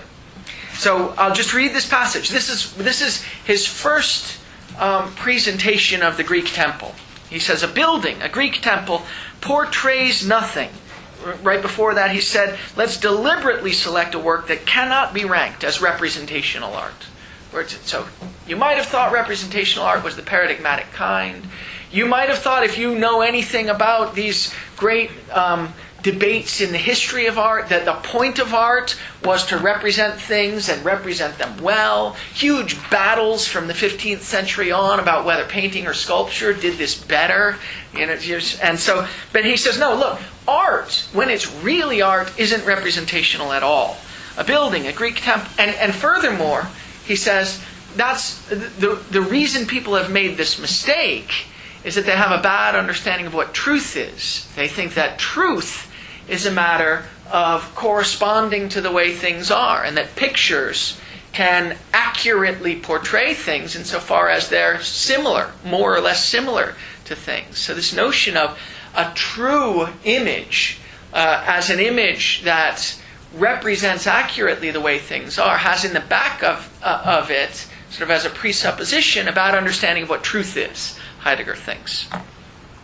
And that's important. That gets, I was going to say explained, but I should say, I suppose, at least discussed a lot in the third essay. So a building, a Greek temple, portrays nothing. It simply stands there in the middle of the rock-cleft valley. The building encloses the figure of the god, and in this concealment lets it stand out into the holy precinct through the open portico. By means of the temple, the god is present in the temple. This presence of the god is in itself the extension and delimitation of the precinct as a holy precinct. This tight connection between the temple and the God that encloses will end up being important for us, because in some ways the role that works of art play for Heidegger is very much consonant with the role that he thinks gods play. They open up a world. They make it possible for people to understand the way things are. And some of the examples that I want to use later are going to be examples that are meant to demystify this. It's not a mystical claim. The temple and its precinct, however, do not fade away into the indefinite. How could they? The point of the temple is that it's standing there brilliantly in the rock cleft, and it organizes what everyone is up to.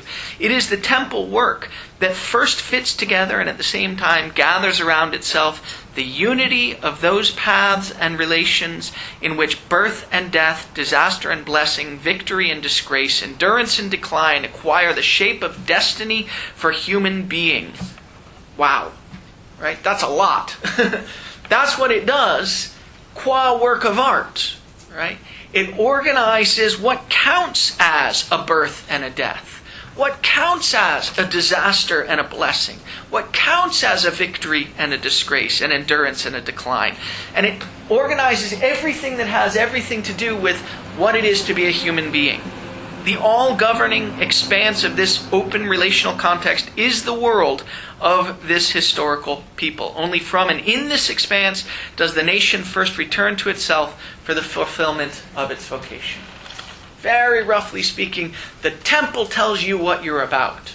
Right? When you live in and are part of the culture that's organized by the religious practices that take place in and through the holy precinct of the Greek temple, then the temple is what tells you what you're about. It tells you what's important in your life. It tells you what counts as good things and bad things, things to be avoided and things to be embraced. It tells you what your possibilities are. It tells you all the things that you need to know in order to, now I'm going to use a phrase that Heidegger uses, but I'm going to use it advisedly as he does, in order to make decisions about what you ought to be doing in your life. Making decisions, Heidegger says every once in a while, but he just thinks it's so obvious that he hardly needs to say it. Making decisions is never a matter, or very rarely a matter, certainly not in the most fundamental cases, a matter of sitting back and cogitating, making sort of, two columns, the plus and minus, and going through and doing a little sort of calculation. It's never that kind of thing. It's being drawn immediately to act in the way that you do in the daily course of your events. That's what it is that gets organized by the Greek temple, and that's what it is that helps you understand what your possibilities are and what you're up to when you live in a culture that's organized around this Greek temple. Okay. That's the very first example of a work of art. Not the very first, but the paradigmatic example of a work of art. Now, so our goal, really, let me see if I want to tell you our goal first. Yes, I might as well just tell you our goal. The goal for today is this. Heidegger says, as I mentioned last time, that the first lecture, where he ends up discussing the Van Gogh painting, is a detour, but it's a necessary detour. It's an important, and so we want to know two things. We want to know what is the detour and why is it necessary? What do we learn from it? And what is it and what do we learn from it? Why do we have to go through it in order to understand what Heidegger intends to be telling us when he talks about the way the Greek temple is the paradigmatic kind of work of art? That's the crucial question. Before I'm going to give you a preview of the answer, but before I do that, I want to say something else. I think the fact that he thinks it's important to go through this detour is in a certain way, characteristic of the way Heidegger thinks. And it's interesting to notice this. So, the reason, sort of roughly speaking, the reason he thinks it's important to go through the detour is because he thinks that by seeing what's wrong with all the possible traditional ways of understanding what an artwork is, and we'll go through some of them, and as he does in the first lecture, by seeing what's wrong with each of them, and even by seeing what's wrong with a new one that's sort of indicated by what's wrong with each of them, but isn't in the end sufficient, we'll learn something important about, we'll get what sometimes gets called a leading clue to what's important, what's really genuinely important about artworks, and it'll direct the rest of our project. So Heidegger very sort of typically thinks that it helps an awful lot to go through the history and see what's gone wrong in the history. And if you see it in the right way, then it helps you understand how to go forward in the current circumstance. Now, so this happens in the very particular case of artworks here. But I want to point out that it happens in the much more general case for Heidegger, too, of the study of the history of being. And that's important for us, because the point of the seminar, what we're hoping to do by the end of the seminar, is to get some sense for what the predicament is in the current technological age, the understanding of being that we've got. We want to get some sense of what our current predicament is and what the way forward is. And that's what Heidegger, what's our way out of this predicament? And that's what Heidegger thinks you can make some headway on that project, but only by going through the entire history of being and understanding something important about what happens in the history of being. And I'll just give you, so this is like a preview of a preview. We're on just so you know where we are. This is to show that the historical discursus that he goes through in the first lecture is characteristic of a way he thinks it's appropriate to approach philosophical problems in general, namely to go by way of historical discursus. Our course is going to do that in general over the course of the semester, and this studying this particular lecture today will do this.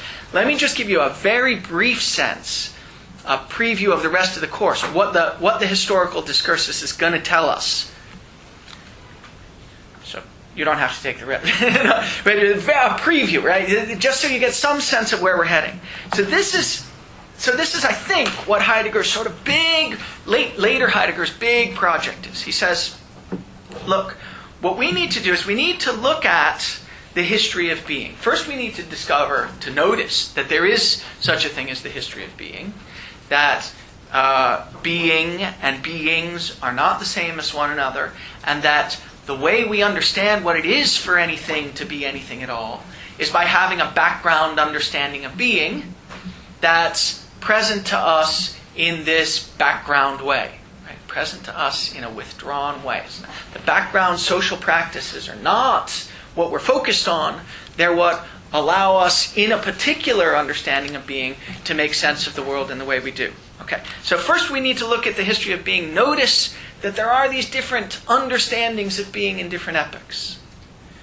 When we notice that, we'll notice something very important, because the central characteristic of the current technological understanding of being, Heidegger thinks, the central characteristic is that we experience our understanding of what there is, the fundamental understanding of what there is, as resources that are not themselves intrinsically meaningful, that could be used for some enormous range, maybe indefinite range of things. That we see that current understanding of what there is as inevitable. It seems to us to be necessary. I was thinking about it this morning. You see it in all sorts of places. But since I'm teaching the philosophy of mind course, one of the places you see it is in functionalism, in the philosophy of mind. What matters is not what's playing the function of X when you're giving a functionalist account of what's actually playing the function. What matters is that the function is being performed, right? And anything that performs the function will do, because it's just a resource that's characterized by its ability to perform that function. So it's not intrinsically meaningful. It's not got some sort of fundamental meaningful characterization built into it. It's just meaningful in terms of the function that it performs. It seems almost obviously true, and I suppose that if you went through, if you could understand, sort of every academic discourse, often when it's trying to characterize humans, say societies, often will have this kind of functionalist tent, structuralism in anthropology, for instance, or the economic account of us as, sort of people who perform a certain kind of labor for a certain kind of remuneration, and so on and so forth. The understanding of us as resources seems not only pervasive and not only as an understanding that does enormously useful work for us, maybe, in a lot of circumstances, but as almost inevitable, as necessary, as now we finally got it right. And Heidegger thinks that's the real danger. The real danger of the current technological age is that we take the understanding of being that we've got as one that's inevitable, as in Hegel's terminology, the one that history has finally led us to. The end of history, the one that's finally gotten it right. And that's the real danger, Heidegger says. But taking a page from Hölderlin, actually taking a passage from Hölderlin, he says, wherein lies the danger, there lies the saving power also. So that's an important passage from Hölderlin that we'll study later in the course. And Heidegger's characterization of what it means is something we'll study later in the course. And let me tell you very briefly what it means. It means this, that although it's dangerous to understand the current understanding of being as completely inevitable and necessary, although it's incredibly dangerous because it leads to this kind of nihilism, leads to this view of nothing as having any intrinsic meaning at all and everything being replaceable with everything else and there not being any reason to do anything and prefer any course of action over any other course of action. Incredibly dangerous. Nevertheless, there's a saving possibility that lies in that because this understanding of being is distinct from every other understanding of being in a very important way that's related to this. Namely, we're the first epoch in the history of being, according to Heidegger, that doesn't experience our understanding of being as given to us from some source. We don't experience our understanding of being as given to us from the Judeo-Christian God. We don't experience our understanding of being as given to us from the pantheon of Greek gods. We don't experience our understanding of being as given to us from anything, but in particular, not from any particular individual entity. That allows us, he thinks, for the first time in the history of the West, to understand the possibility of the distinction between entities and being. Because being, for the first time, isn't an entity. It's the source of intelligibility, but it's not an entity that plays that role. It's not an entity that plays the role of the source of intelligibility. And so, I know this is a preview and it's going pretty quickly. I just want to give you the picture though. And so, if we can come to experience our understanding of being as, although it's not given to us by an entity, nevertheless as not necessary, but given. This is an important distinction for Heidegger. It's the understanding of being that we have isn't necessary, rather it's given. And we're supposed to come to understand that by studying the history of being. We're supposed to come to understand that the understanding of being we've got isn't necessary. It comes about as a result of these different transformations in the history of being. And the one that we've got now is just the current manifestation. And that's all it is. And there can be other manifestations. The current one isn't necessary. If we could come to understand that, then we'd have two things. We'd have both that the understanding of being is given to us from something outside of us, and that the outside of us that's giving it isn't a thing. And that's what Heidegger thinks is the possibility for our salvation. The possibility for our salvation is recognizing, he thinks, that our way of understanding what it is to be anything at all is something given from outside, but not by any particular entity, rather by the practices. Once you understand that, you understand what the constraints are on changing understandings of being, but also that it's possible to do it. Yes? And where does his own understanding of being fit into this equation? Well, that if our understanding of being isn't necessary, how does he account for his account? Good. So he hasn't got an understanding of being. What he's got is a history of being. So he's got a history of the various understandings of being that tells us something about what being is. It's not so. Understanding of being is a technical term. It means something like the way it's already built into our practices that we understand how anything counts as anything at all. And the way it's already built into our practices, in particular, that we understand what counts as norms for behavior and so on and so forth. This kind of background understanding that we've got. Heidegger has that just as a regular old, person living in Germany, living in a culture, living anywhere, right? So he's got an understanding of being, but that's not what's special about him. What's special about him, qua thinker or qua philosopher, is he's telling us what being is, and in particular that it's the kind of thing that's got a history, and he's telling us something about how transitions in that history can get made. He's telling us something about the way in which the current understanding of being is not a necessary one, but one given to us. So that's not an understanding of being, but something like his account of what being is. Yeah. Okay, so that's... So he thinks that, in other words, the special thing about our current technological understanding of being is that it's going to allow us to have, if we can get out of it in the right way, a non-ontotheological understanding of being. An understanding of being that doesn't think that the source of all intelligibility comes from a single entity. And so fails to understand the distinction between what entities are and what it is that makes any entity intelligible as anything. Okay, that's a preview. Why don't I stop for a moment? Adam. I had a quick question. Yeah. So, this outline you give of his methodology, not just in the Van Gogh example, but also in the study of the history of being. I was wondering, how sympathetic or critical should we be when we start to understand these detours? Should we sort of go into them trying to understand the best we can? The danger is that you'll fall into the traps of that particular being or that particular example. What should we do with a critical eye?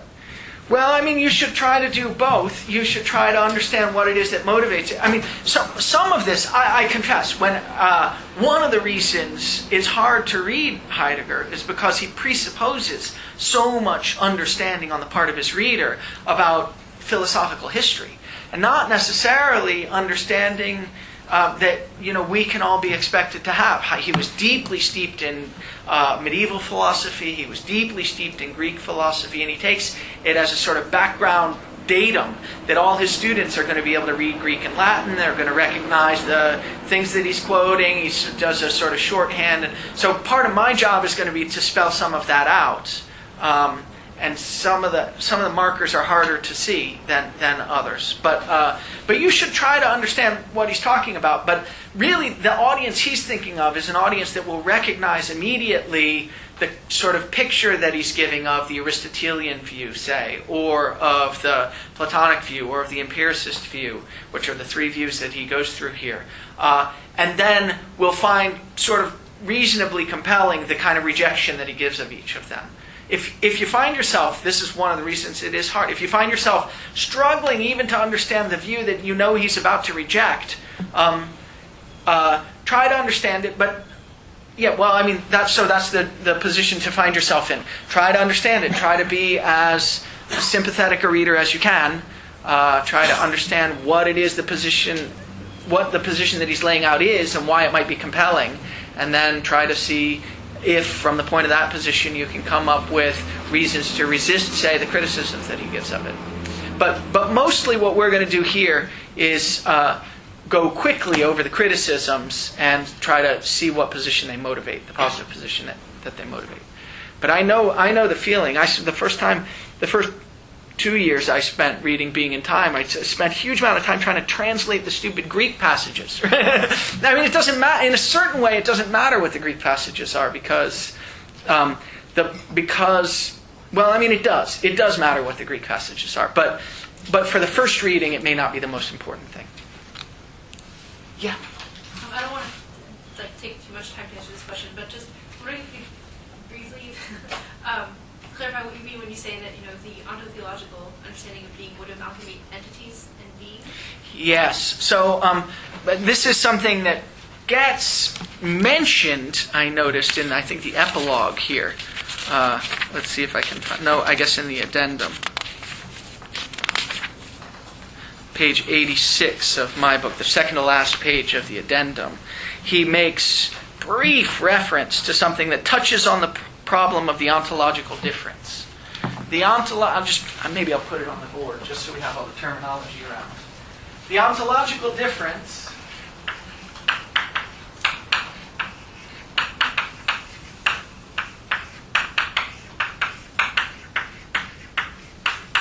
is Heidegger's name for the thing that he thinks he's discovered. If this is one of the things that he hopes he'll go down in history for. And the ontological difference is, on Heidegger's account, the difference between being and beings. Okay. The difference between entities and what it is in virtue of which entities are intelligible as anything at all. In the whole history of the West, Heidegger says, nobody's noticed that there's a difference between these things.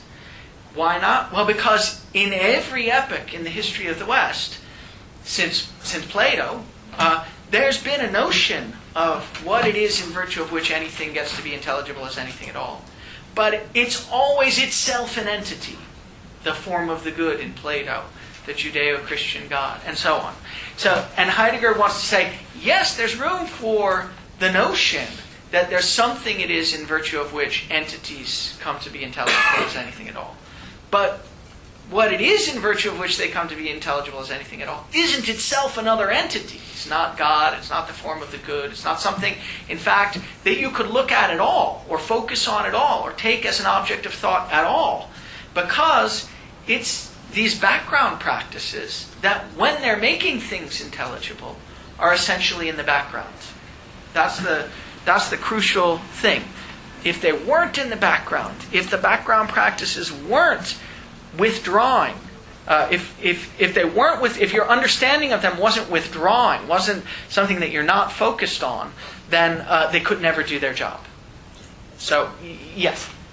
I'm wondering what does an ontotheological understanding of being look like? Because it seems like in that an understanding of being involved is sort of withdrawing, that distinction isn't even really possible.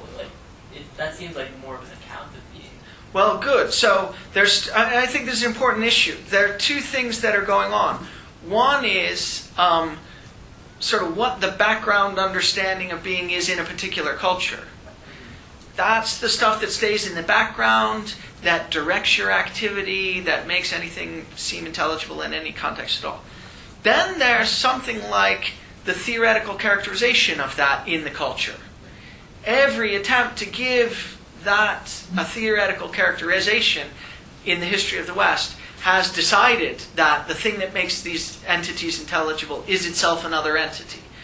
And so there's a distinction, you're right, there's a distinction between the understanding of being, which is necessarily in the background, on the one hand, and the theoretical account of being as a particular kind of entity on the other. And there may be a relation between them. So, for instance, it's hard to imagine that you could live in the Middle Ages in a culture that understands everything as created by God. And so that background fact directs how you interact with anything at all, right? The things that are in the house of God, you have to interact with greater veneration than other things, but veneration in general is a particular sort of background notion that directs your... It's hard to imagine how you could have that background understanding of being without at least implicitly and for the most part explicitly, thinking of it as an understanding that's given to you by God. I mean, it's so the theoretical understanding needn't be a philosopher's account. It could just be the folk account.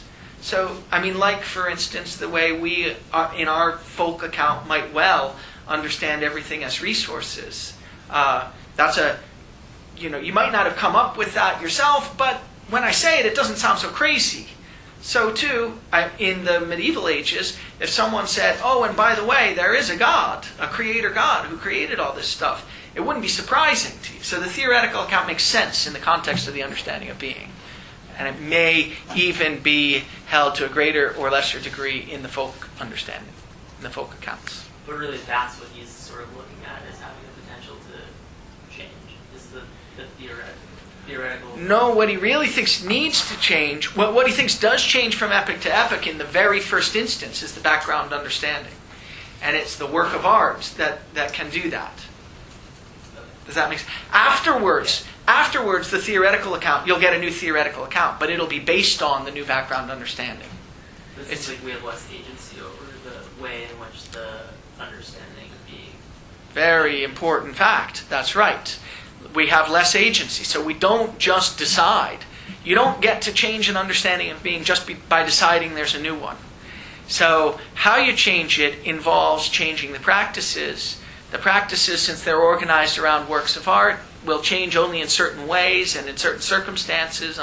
So yeah, that's exactly the kind of story that he's interested in telling. In general, it's worth pointing out, he's very much against the idea that we're in control of everything. But the idea that we're in control of everything is so basic to the current technological understanding that it's hard to get that, right? It's hard to really feel that in your bones. And it's especially hard to feel it in your bones without thinking it's some kind of mysticism. And it's really not meant to be any kind of mysticism. He thinks if you pay attention in the right way, you'll notice, even though you've been covering it up all the time, because basically we think of ourselves as controlling resources. But if you pay attention in the right way, you'll notice that there are episodes even in our own lives where we experience our actions as being drawn out of us rather than us being in control of them.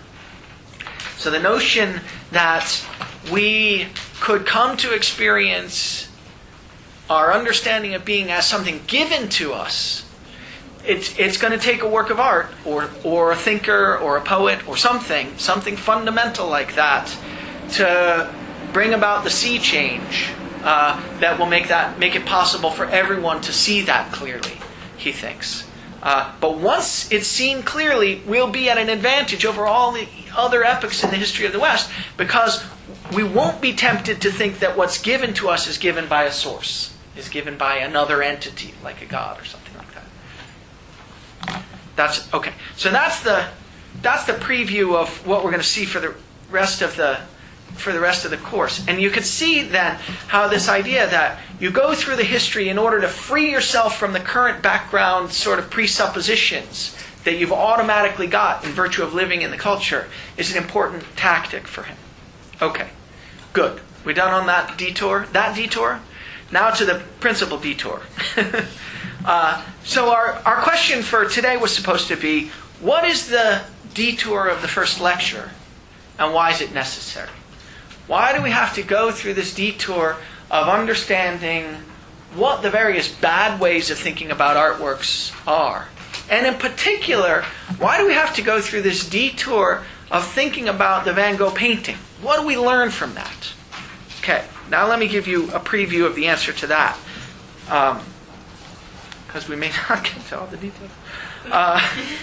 The way things are going. Okay, so here's the preview of the answer. The detour that he goes through in the first lecture involves discovering a new way to think about artworks in their relation to equipment. That much should be clear. Okay. The hylomorphic view, the Aristotelian view, which is the third view that he spends the most time on, has got something right about it, because Aristotle did try to characterize both things and artworks in terms of their relation to equipment. Heidegger thinks there's something right about that. He spends the most time on that. But ultimately the Aristotelian view is wrong too. Ultimately, the first pass characterization that he gives of the relation between artworks and equipment, by thinking about a particular artwork that presents some equipment, a pair of peasant shoes, right?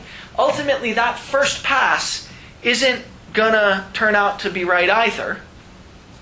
In a phrase, it's, well, I'll leave the phrase out, never mind. We'll see why. It turns out not to be right either, but it gives us a clue about how to proceed. And here's the clue.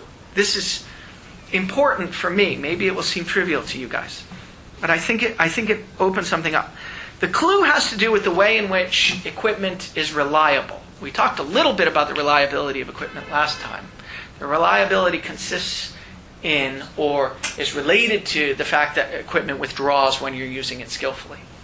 Reliability is not a term that Heidegger's used before this essay, as far as I know. It certainly doesn't come up in his characterization of equipment in Being and Time. What does come up in Being and Time is the idea that equipment is characterized by the fact that it withdraws when you're using it skillfully. But this notion that in virtue of the fact that it withdraws when you're using it skillfully, it's reliable, and other phrases like, let me see if I can find one real quickly. In virtue of this reliability, it offers a certain kind of security to the peasant woman. Right? When the shoes are working as they're working, in fact, as they're supposed to be working, I think it's page 34 for me, maybe it's 33 for you.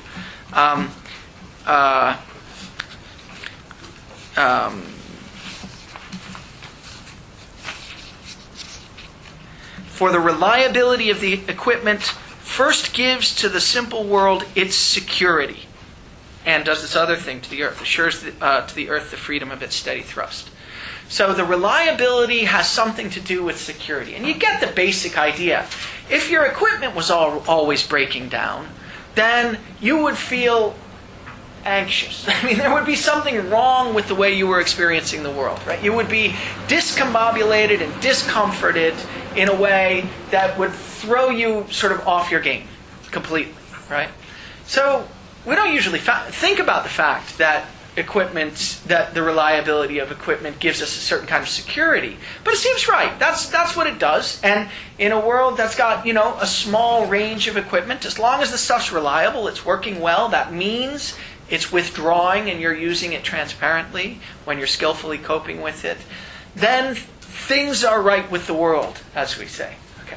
So the relation between reliability and security is a notion that hasn't shown up before. Reliability hasn't shown up, and in particular its relation to security hasn't shown up. When we get to the discussion, I think that's a clue. When we get to the discussion of works of art in the second lecture, and especially in the discussion of the Greek temple, the important facts about the Greek temple have to do with these peculiar notions that you may have puzzled over. So it turns out that what artworks do is they open a clearing in which the struggle between earth and world can take place. Okay. Well, so there's a bunch of words in there that we probably don't know anything about. World, we've talked about world. We have some sense that the world is the background understanding of the set of possibilities that are open to you, in virtue of which you can go forward in one way or another. In this sort of advised way, make decisions about how to proceed. Decisions, again, wrong, it's not calculation, but sort of go ahead, go forth in the world. Okay, he says in here, the paths that are open possibilities for you. So we've heard of world, but earth is a new notion here. We don't know what an earth is, and we don't know what the struggle between earth and world is. This is a very bizarre notion. And it's clear that in order to understand what he thinks the Greek temple is doing, you've got to understand what earth is, and you've got to understand what world is if it's any different from the world that we understand, and you've got to understand what the struggle between them is, and how that helps for people to understand what they're up to in a particular culture. Okay, all that is crucial. All those are puzzles that need to be solved. And the thing that I think is interesting is that if you look at the characterizations of Earth, one of the things Earth does is, he says, it's a sheltering agent. Let me see, I'll find this passage. How funny. Probably on 55. It's on 41. Oh, 41 is the other place. Okay, good. Yeah. Or my 42 maybe. Yes, my 42. At the bottom of my 42. So your 41, is that where? Yes, at the bottom of your 41. It's almost exactly a page shy. So he says, in the things that arise, Earth is present as the sheltering agent. Okay.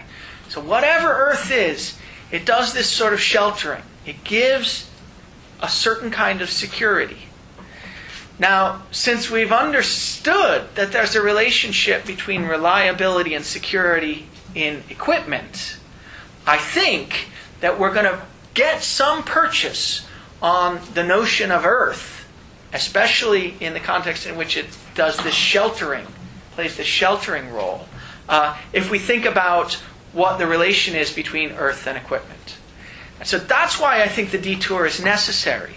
Because only once you understand what it is, in virtue of which the equipment is reliable and therefore offers security to someone who uses it, will you understand this more basic way in which every artwork has a component that makes the people who are living in its presence feel secure.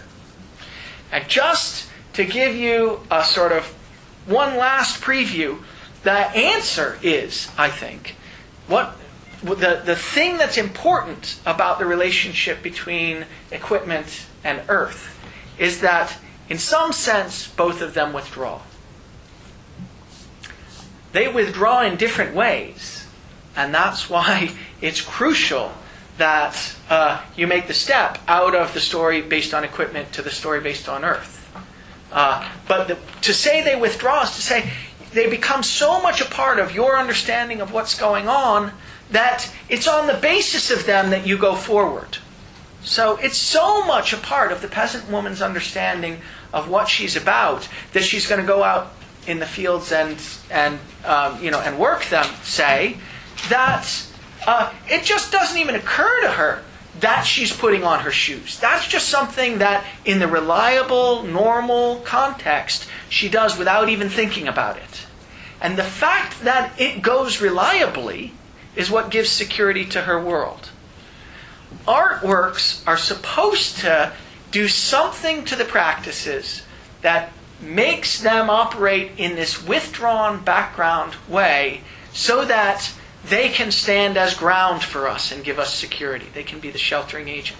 The difference, and we'll get to this in more detail, is that whereas equipment simply withdraws, artworks rise up as withdrawing, or he says, rise up as self-closing.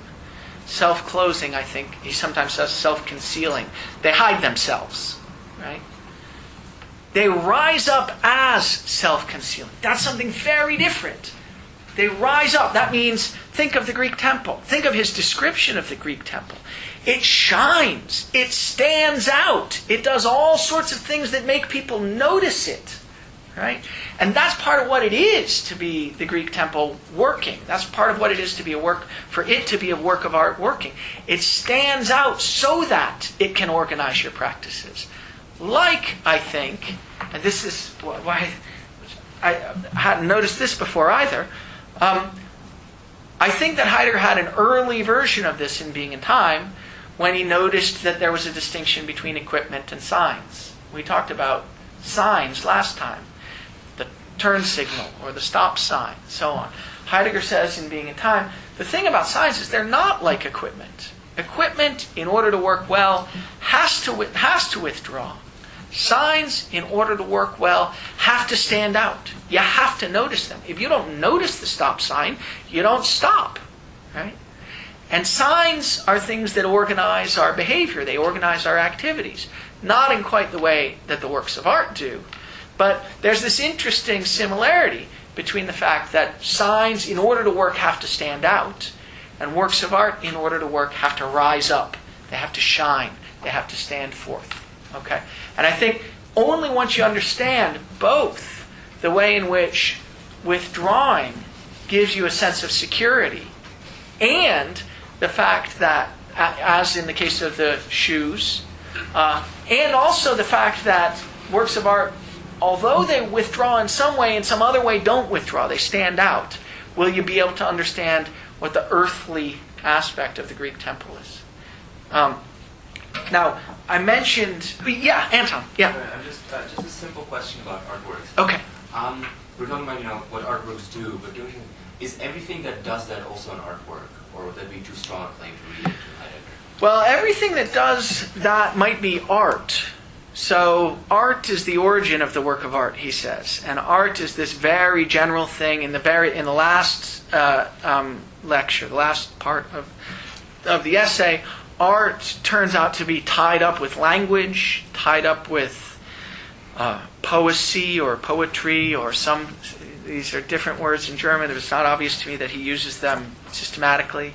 But anyhow, that art is whatever it is that opens up and gathers a world and allows for a set of practices to be preserved by a culture that's organized around it. So art could be, he's got a list. I take it this list on page... My 62. Maybe your 61? Wouldn't that be amazing?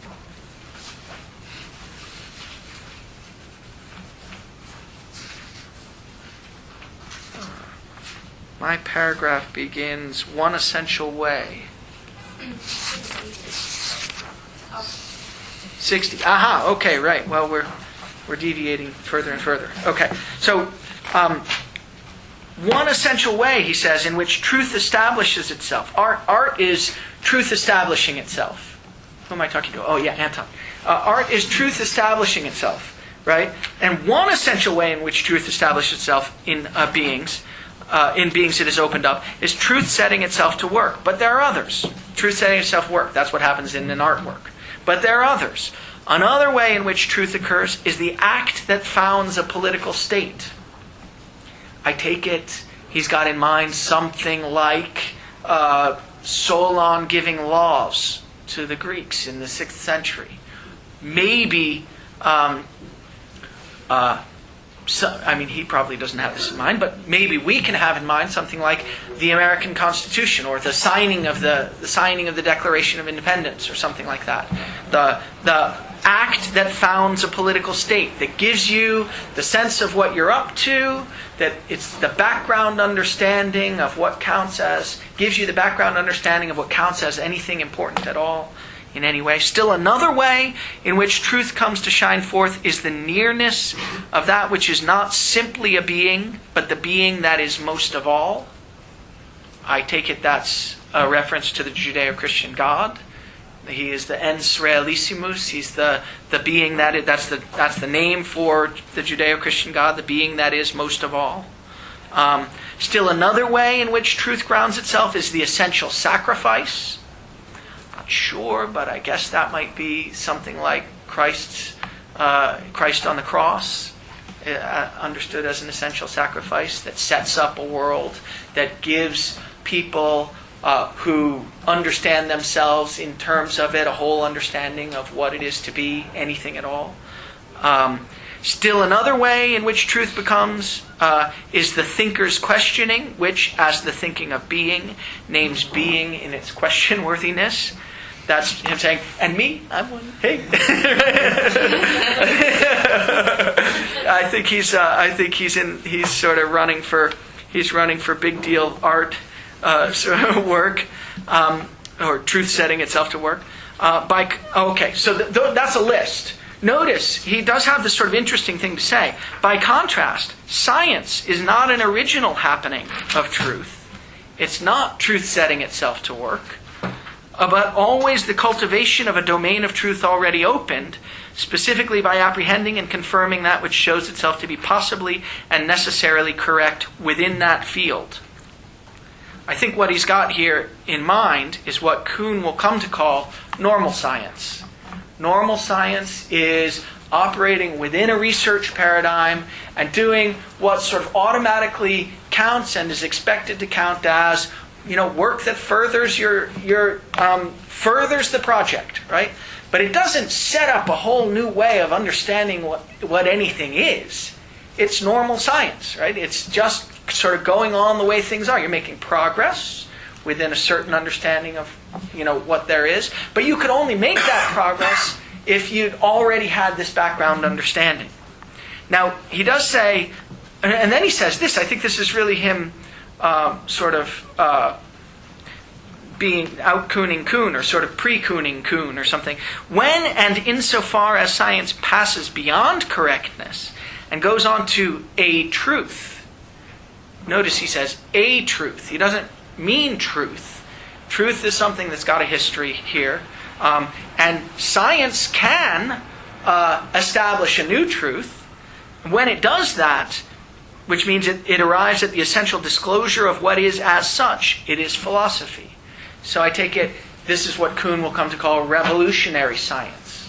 When Galileo, or maybe Newton, or someone like that, really does this kind of revolutionary work, or maybe Einstein, revolutionary work that changes everyone's understanding of what they're up to, of what the world is, right? In virtue of this new way of thinking about what we're studying when we study science. That's what a thinker does. That's philosophy. Yeah? How does that relate to his understanding then of technology? So science and technology are not the same thing. How does it relate to his understanding of technology? Technology, the way he thinks... Well, let me think about it for a second. It's a good question.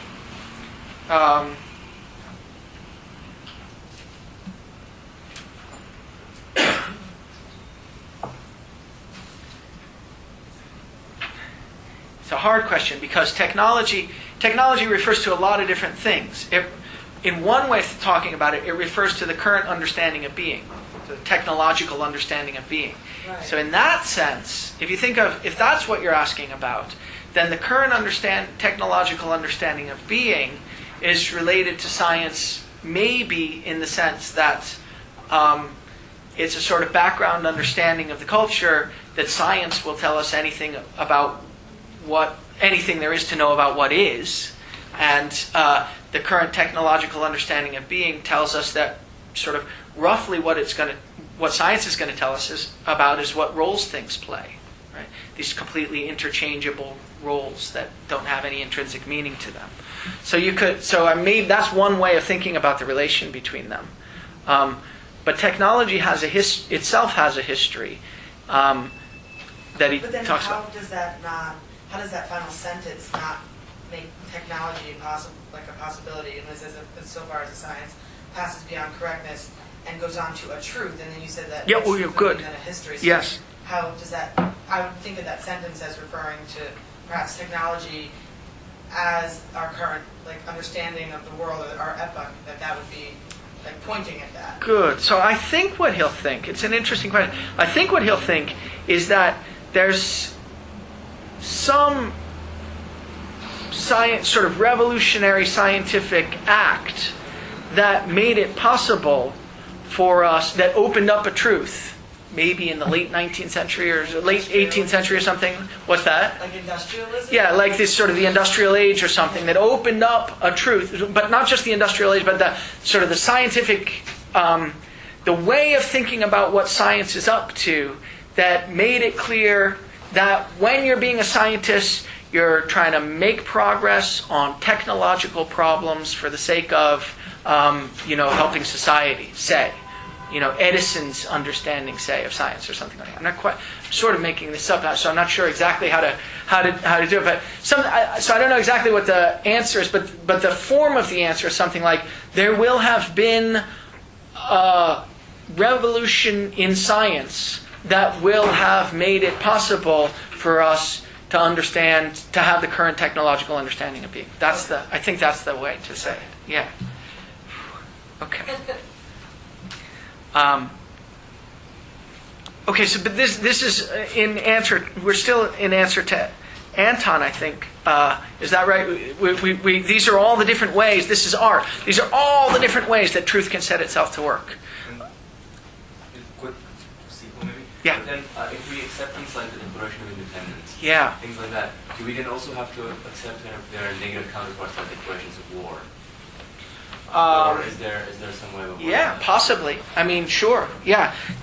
Anything that so if we're talking about the act that founds a political state, I mean, yeah, you could imagine a state like our state, the United States, founded in an act of the declaration that amounts to a declaration of war, a Declaration of Independence. So, yeah. So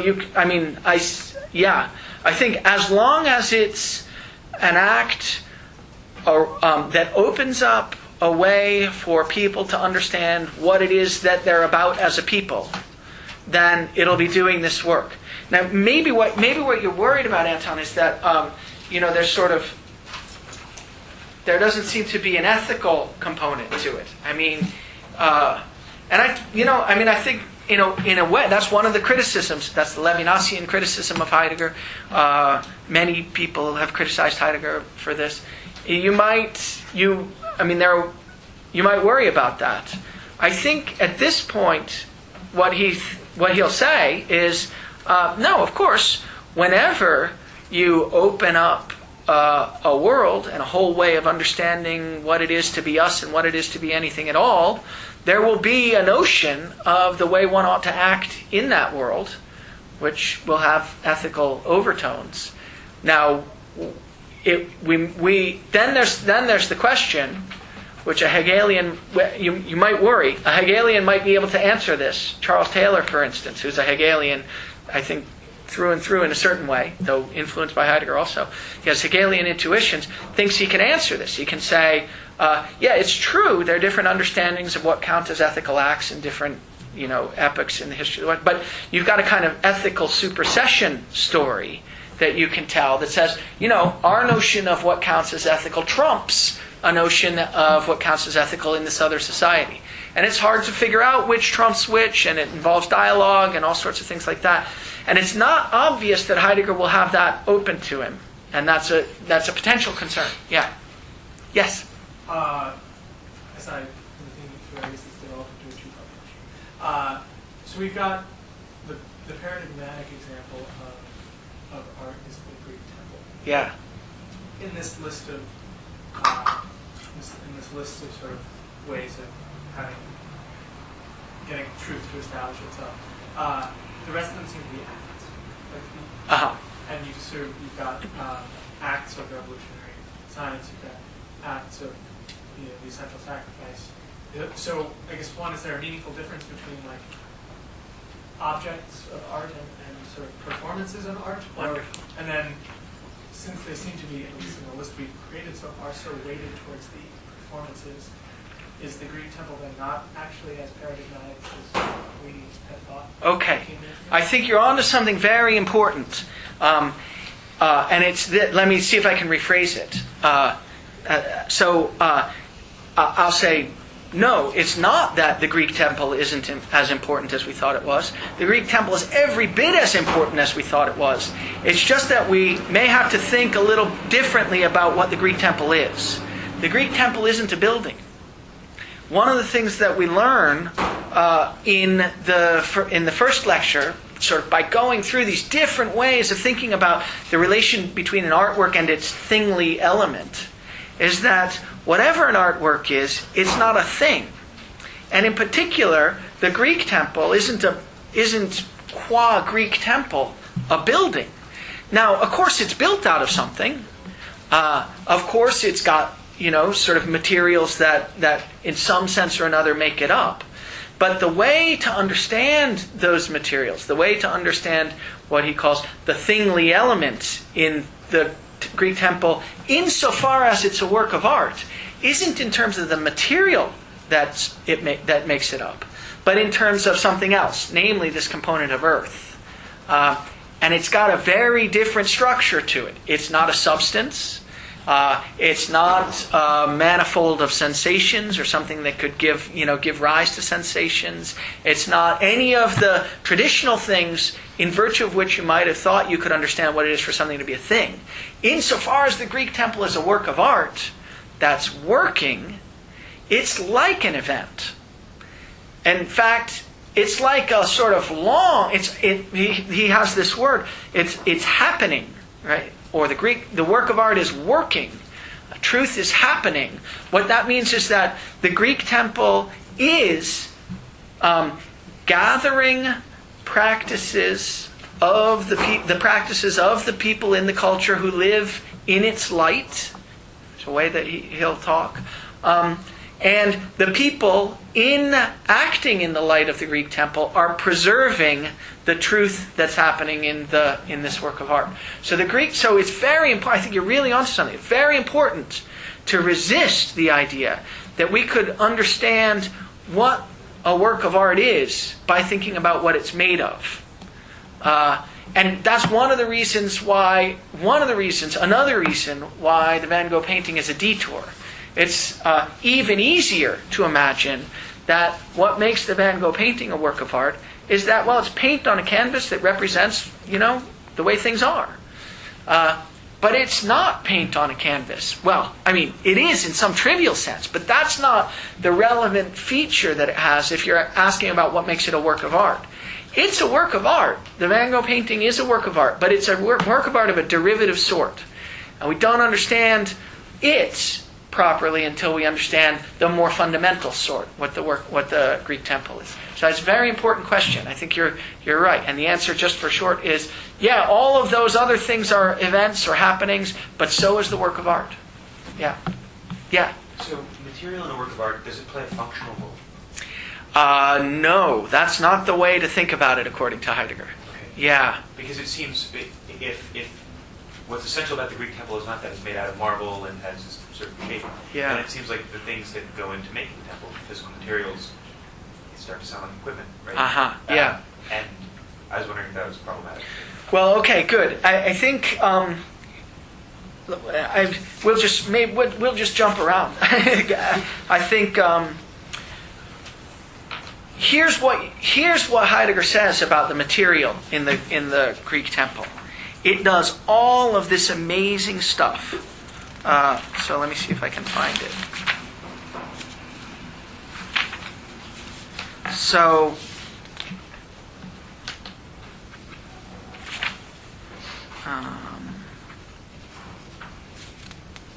41 again. Is it all the way back there? Wow. Okay.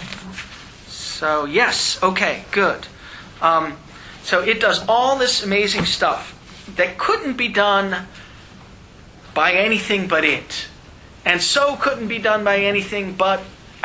What's really important is not that it's got material that plays some functional role that could be played by something else. What's really important is that it's it, in this very context, in this very situation, doing what it does. And here's what it does, reading on from where we read before. Standing there, the building rests on the rocky ground. This resting of the work draws up out of the rock the mystery of that rock's clumsy yet spontaneous support. So what he's doing now, this is it seems sort of poetic passage. What he's trying to do is to give you a sense for the role that the Greek temple plays for the people who live in its light. And the role that it plays, of course, is that it helps them understand what it is for anything to be anything at all. And here's the way he thinks they understand it. So it draws up the temple draws up out of the rock the mystery of that rock's clumsy yet spontaneous support. They experience the temple as sort of amazingly sort of sitting there on the rocky cleft, not falling over, being solid despite the fact that it's a clumsy support and so on. Okay, so standing there, the building holds its ground against the storm raging above, and so first makes the storm itself manifest in its violence. So it's in virtue of the Greek temple that you understand what a storm is. It's in virtue of the Greek temple that you understand what a rocky cleft is. The luster and gleam of the stone, though itself apparently glowing only by the grace of the sun, yet first brings to light the light of the day, the breadth of the sky, the darkness of the night. All of these notions are understood in terms of the way the Greek temple makes sense of them. So the materials, the very particular materials, turn out to be crucial. So they're most what they are when they are involved in this. Yes. So, and this also distinguishes it then from the Van Gogh painting, right? Because Van Gogh painting can only make shoes what they are, maybe equipment. That's exactly it. But the Greek temple, when you put something next to it, makes it fully what it is. That's exactly it. And that's one of the senses in which the Greek temple shines. It's a very important thing about it. It stands out, and it makes everything understandable in its light. It rises up, and in the context of the Greek temple, you understand what the storm is. In the context of the Greek temple, you understand what stone is, what the first light of day is, what sky is, what darkness is. It goes on and on and on. And in particular, this is an interesting fact about it. It turns out that all of these, on Heidegger's view, ways of understanding anything that is in the context of the Greek temple, share something. They all share something. So now remember, he takes himself here to be describing what the work of art did for the people who were living in its light. That's what he takes himself to be describing. And the people who lived in its light were, say, the people of 5th century Athens, 6th century Athens, or pre-Socratic. Okay. So, and he goes on. So you get all these things. The temple's firm towering makes visible the invisible space of air. It contrasts with the surge of surf. Its own repose brings out the raging of the sea. Tree and grass, eagle and bull, snake and cricket first enter into their distinctive shapes and thus come to appear as what they are in the light and in the context of the Greek temple. And what's supposed to be common to all of these descriptions of everything that is that the people who experienced the world and what is in the light of the Greek temple experienced everything that is as rising up, lingering for a while in the light of the temple, and then passing away. And so he goes on to say, the Greeks early called this emerging and rising in itself and in all things, physis. Okay? That's the pre-Socratic, the Greek understanding of everything that is, physis. And he takes himself in this passage, it's one of the few places where he actually started making a particular claim about history. We have to make most of them on his behalf. But here he's saying, look, it's because people understood everything that is in the light of the Greek temple, which organized their practices and played the particular role that it did in their culture of bringing them together and understanding themselves and everything that is. It's because of that the pre-Socratics came to think that what it is for something to be is for it to rise up, stay around for a while, and then pass away. And physis is the very first name for being, according to Heidegger. Okay, and that's the exactly. So that's the so it's definitely not that the material is playing a functional role. Far from it. It's playing the most particular role it could possibly play.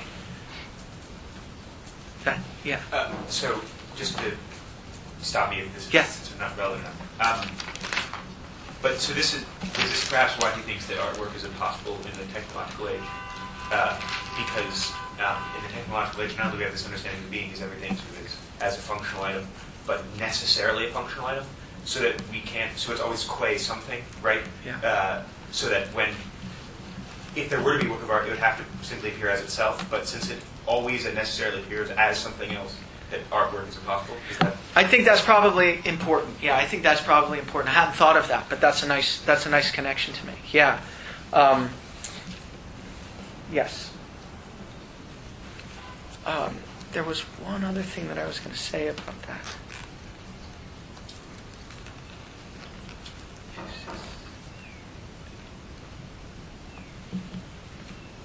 Okay, right. So, let me just say this. So notice that in this description of what the Greek temple's doing, it's allowing everything to show up in this particular way as something like the storms, like the crickets, like the snakes, and so on, that shows up for a while in the light of the temple, say maybe in the region of the temple or around the temple, maybe as a threat to the temple, or maybe as something brought into the temple. It allows everything that is to be understood as something that shows up for a while, lingers, and then goes away. And there's going to be, although we have to figure out exactly what it is, some description of the temple in terms of the struggle between its earthly and worldly aspects that's going to make that understanding of being clear. And whatever that characterization is, it's going to be different for the temple than it is for the Bamberg Cathedral, which was a work of art working in the Middle Ages, or for any other putative work of art that's showing what it is to be anything in any context. So we'll keep that in mind. Okay.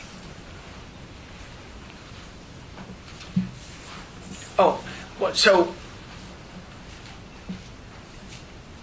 let's see what the best way to do this is.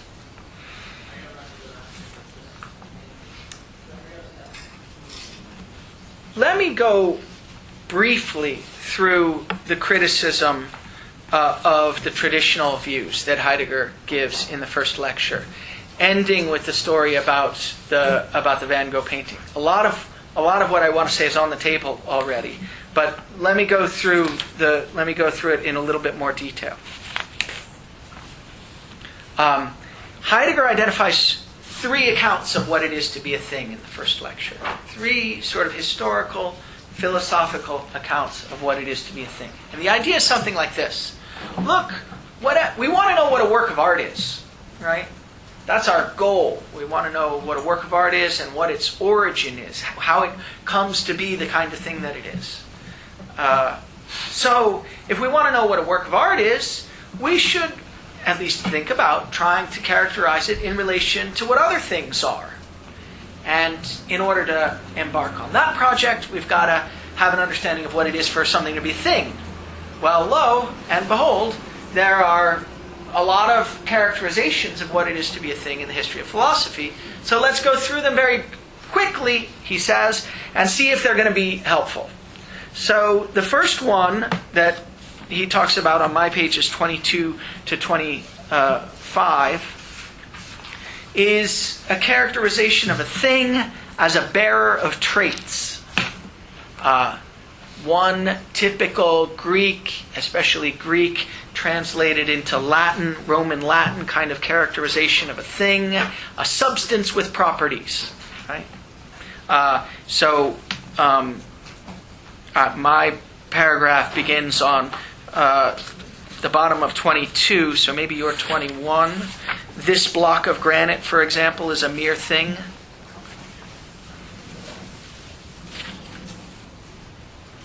It's 22. Look at that. We start out together and then we diverge. Okay, so this block of granite, for example, is a mere thing. So there we've got, that's there, and for the next 3 pages, we've got a story, a particular Greek kind of Roman story about what it is to be a thing. It's a substance with properties. The substantive part of the thing is its thingliness, and then the properties adhere to it. Maybe you're familiar with this in its sort of medieval incarnation. And furthermore, this substance with properties mirrors the language we have for describing things mirrors the way things are. So the very grammatical structure of our sentences, the subject-predicate structure of our sentences, mirrors the ontological structure of things on this view. The sentences have subjects with predicates, the things have substances with properties, and there's a kind of mirroring relation between them. Okay. Heidegger is against this characterization of what it is to be a thing, not surprisingly.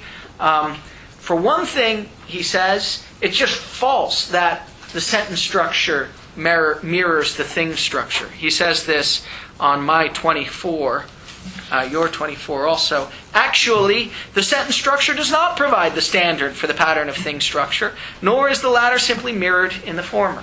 He thinks, he doesn't go into it in much detail, but he thinks that both of these are made possible by some more basic thing, some more basic phenomenon. Both the things, which have gotten to be characterized as substances with properties, and the sentences, which have come to be characterized as subjects with predicates. The only reason they can mirror one another is because at some more fundamental level they're actually much more closely related to one another.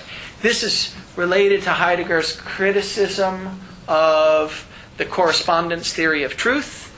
He thinks that this characterization of what there is and our ways of thinking about what there is encourages you to think that truth is a matter of correspondence between, say, sentences or thoughts and the world.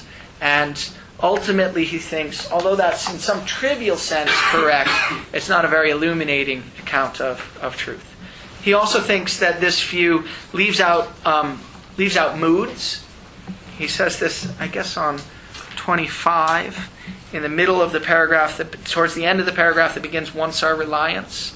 He says, "Perhaps, however, what we call feeling or mood here, and in similar instances, is more reasonable, because more open to being than all that reason which, having meanwhile become ratio," the nasty Latin word, was misinterpreted as being rational. This is his way of saying, look, this view of what we are, subjects that can have thoughts that have a subject-predicate kind of structure, directed towards objects that have a substance-property kind of structure, gets to be true. Our thoughts get to be true in virtue of mirroring the things that they're thoughts about. That whole view, even if it were right, he thinks it's wrong, but even if it were right, you'd have to criticize it because it doesn't have any important or interesting place for the notion of mood. Mood is very relevant for Heidegger just in the broad picture because moods are receptive. And what he thinks, the reason he thinks we don't have a good understanding of moods and our general discourse leaves moods very much to the side of things is because we don't have a good place for a receptive aspect to our nature. That's why we think of ourselves as controlling resources, and as a result, we can't experience our understanding of being as given to us. But it is. We do experience it as given to us in moods, and this view leaves out any important or interesting role for moods. Okay. So we get rid of the Greeks and the Romans. Okay, that's pretty, and the medievals. Then we get the empiricist account of what a thing is from pages 25 to 26 as a unity of a manifold of sensations. And here he gives another absolutely characteristic kind of criticism. He says, look, this is just bad phenomenology. It turns out that if you've got to characterize the thingness of a thing in terms of its propensity to give rise in me to sensations, then you've mischaracterized it because when I experience things, I don't first experience sensations. Okay? So he says on 26, your bottom of 25, now this interpretation of the thingness of the thing is as correct and demonstrable in every case as the previous one. This already suffices to cast doubt on its truth. The idea is it doesn't tell us anything interesting, and so it's not wrong in any interesting way either. It's just vacuous. If we consider, moreover, what we're searching for, the thingly character of the thing, then this thing concept, again, leaves us at a loss. We never really first perceive a throng of sensations, for example, tones and noises, in the appearance of things, as this thing concept alleges. Rather, we hear already meaningful events occurring in the environment. The storm whistling in the chimney. We hear the three-motored plane. We hear the Mercedes in immediate distinction from the Volkswagen. Much closer to us than all sensations are the things themselves. They're already meaningful. And that's the way, in the first instance, we experience them. And any empiricist account that tries to build up that meaningful experience of things in terms of meaningless sensations or sense data has got to have the story wrong. We hear the door shut in the house, and never acoustical sensations or even mere sounds. except in very, very extraordinary sort of laboratory circumstances. In order to hear a bare sound, we have to listen away from things, divert our ear from them, i.e. listen abstractly. Okay, so that empiricist kind of account is a bad account of what it is to be a thing.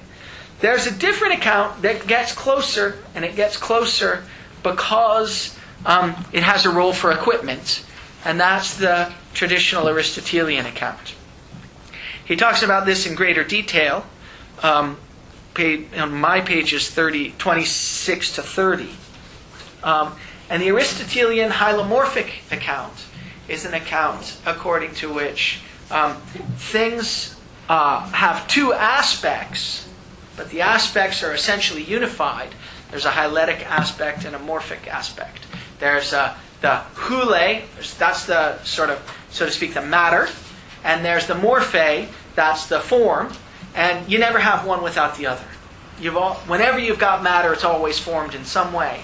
And whenever you've got form, it's always in a matter, right?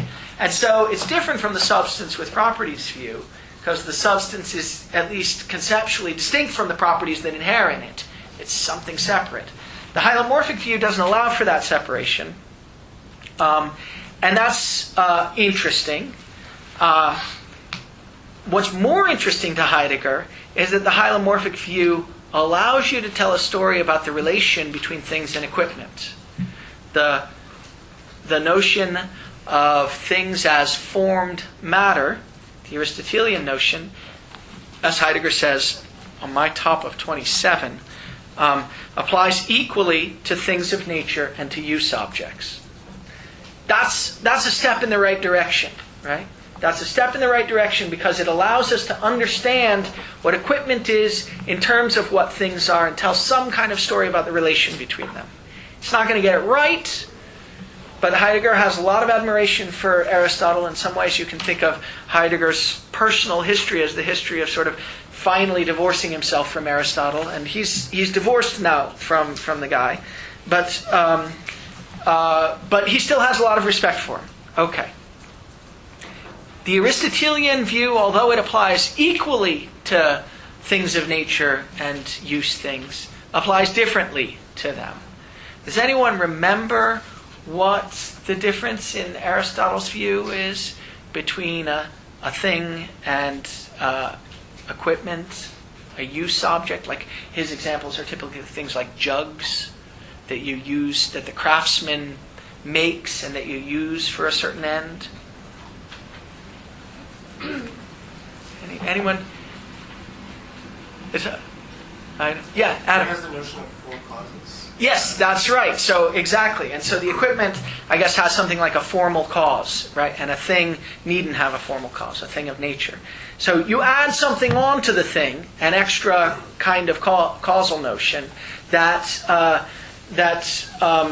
the thing itself, the mere thing, doesn't have. And so Heidegger says on this view, there's a relation between equipment, between the jug and a plain old rock. Namely, the plain old rock is like the jug, but it's stripped of its formal cause, stripped of its use, stripped of its function. Right? And that's a kind of interpretation of what things are and what the relation between things and equipment is. Heidegger characterizes this relation on my page 30, I say. Yes. So, in a paragraph that begins, "The situation stands revealed." Top of 30 for you. The situation stands revealed as soon as we speak of things in the strict sense of mere things. The mere, after all, means the removal of the character of usefulness and of being made. Now, that's another feature of equipment that that natural things don't have for Aristotle. They're not made by a craftsman. Okay.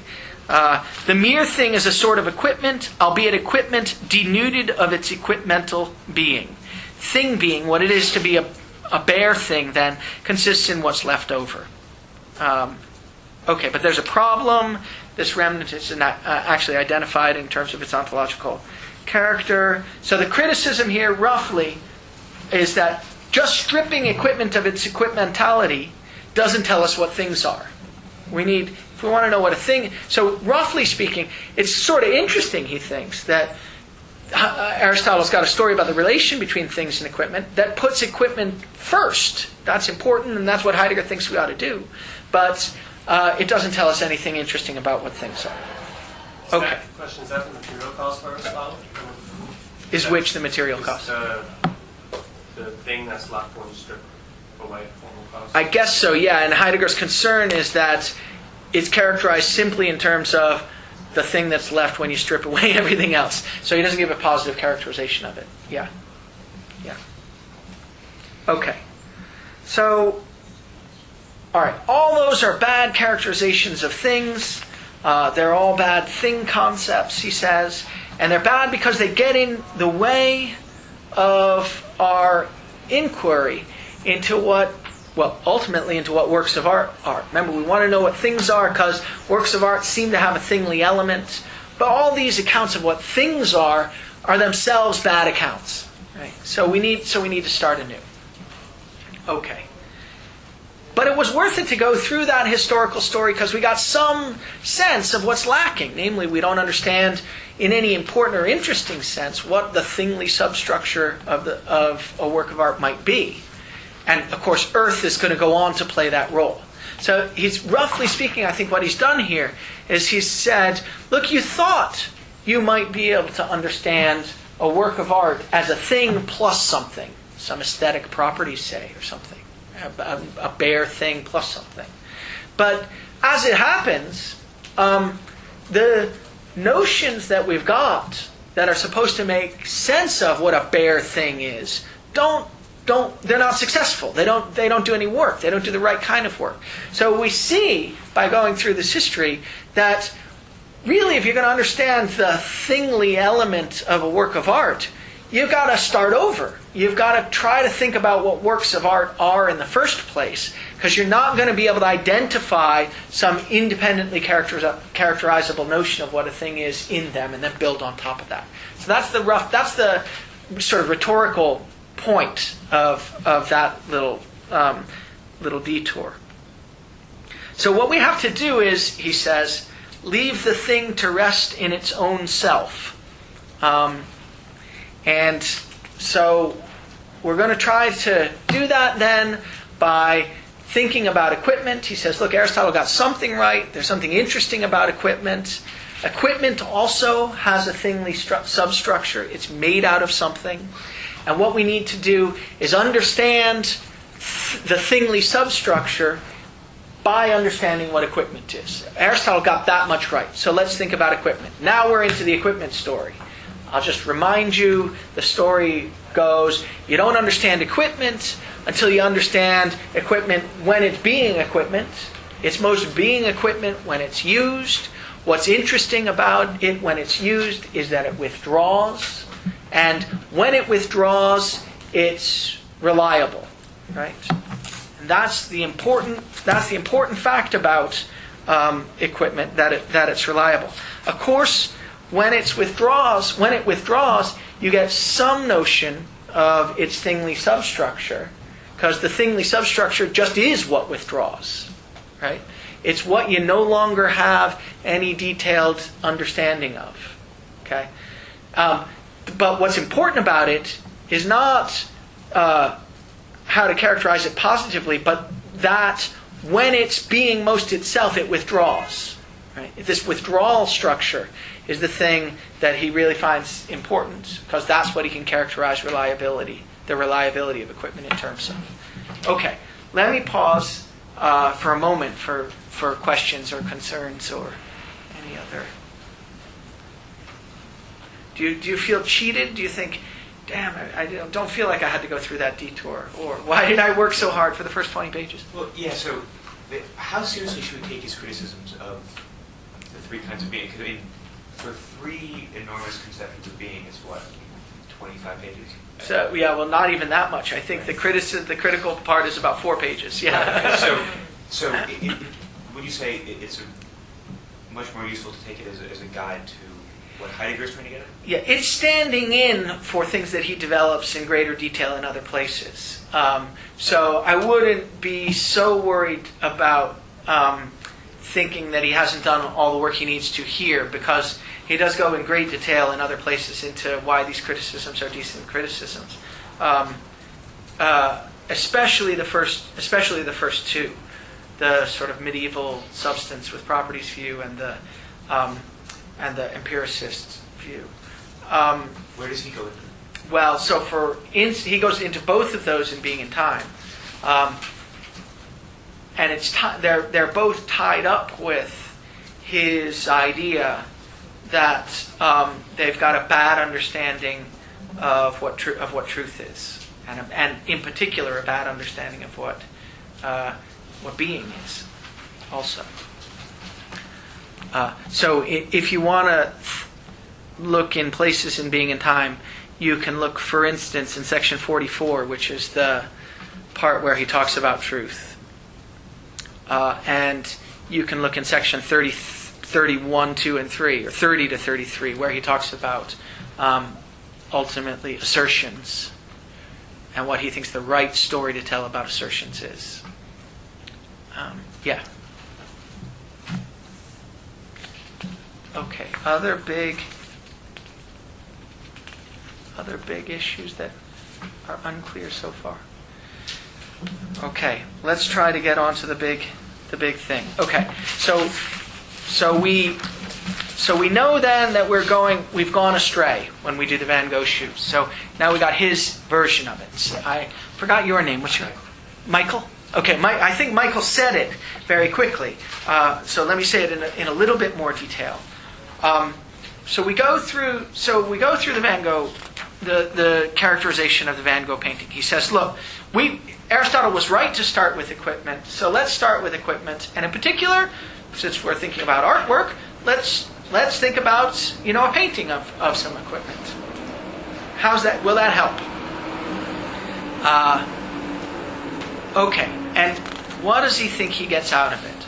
Well, he thinks that this work of art does something for us. In particular, it shows us something important about what it is to be a pair of shoes. Okay, that's not nothing. That's not nothing. It's an important thing, and on his analysis, in particular, it tells us something about the ontological structure of equipment, because after all, it shows us that the equipment belongs to the earth and is protected in the world of the peasant woman. Now we've got these phrases, earth and world. They're playing a particular role in this context. What role are they playing? Well, something like what we need to know is that earth and world here are earth and world as experienced by the peasant woman when she's using the shoes. And when she's using the shoes, the earthly feature of the world, of the shoes, withdraws. That's one of the things that earth can do. And when it's withdrawing, the world is opened up for her in its security. Right? So that means because the shoes are reliable, she can go about her daily business. There aren't questions for her about what needs to be done. The decisions that she makes are decisions that are opened up for her in virtue of the fact that she lives in a community where she's got a background understanding of what one does in various circumstances, and she goes about her daily business in a secure way because the equipment is reliable.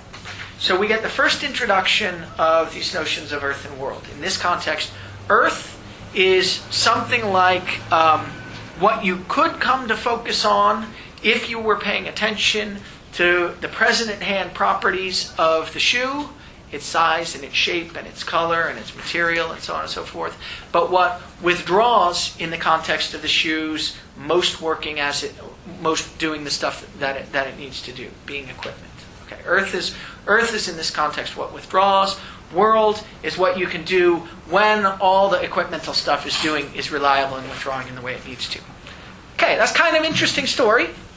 It's a story that introduces these notions of earth and world, introduces them in the notion of in the context of equipment, and helps us understand something about what it is to be equipment. Okay.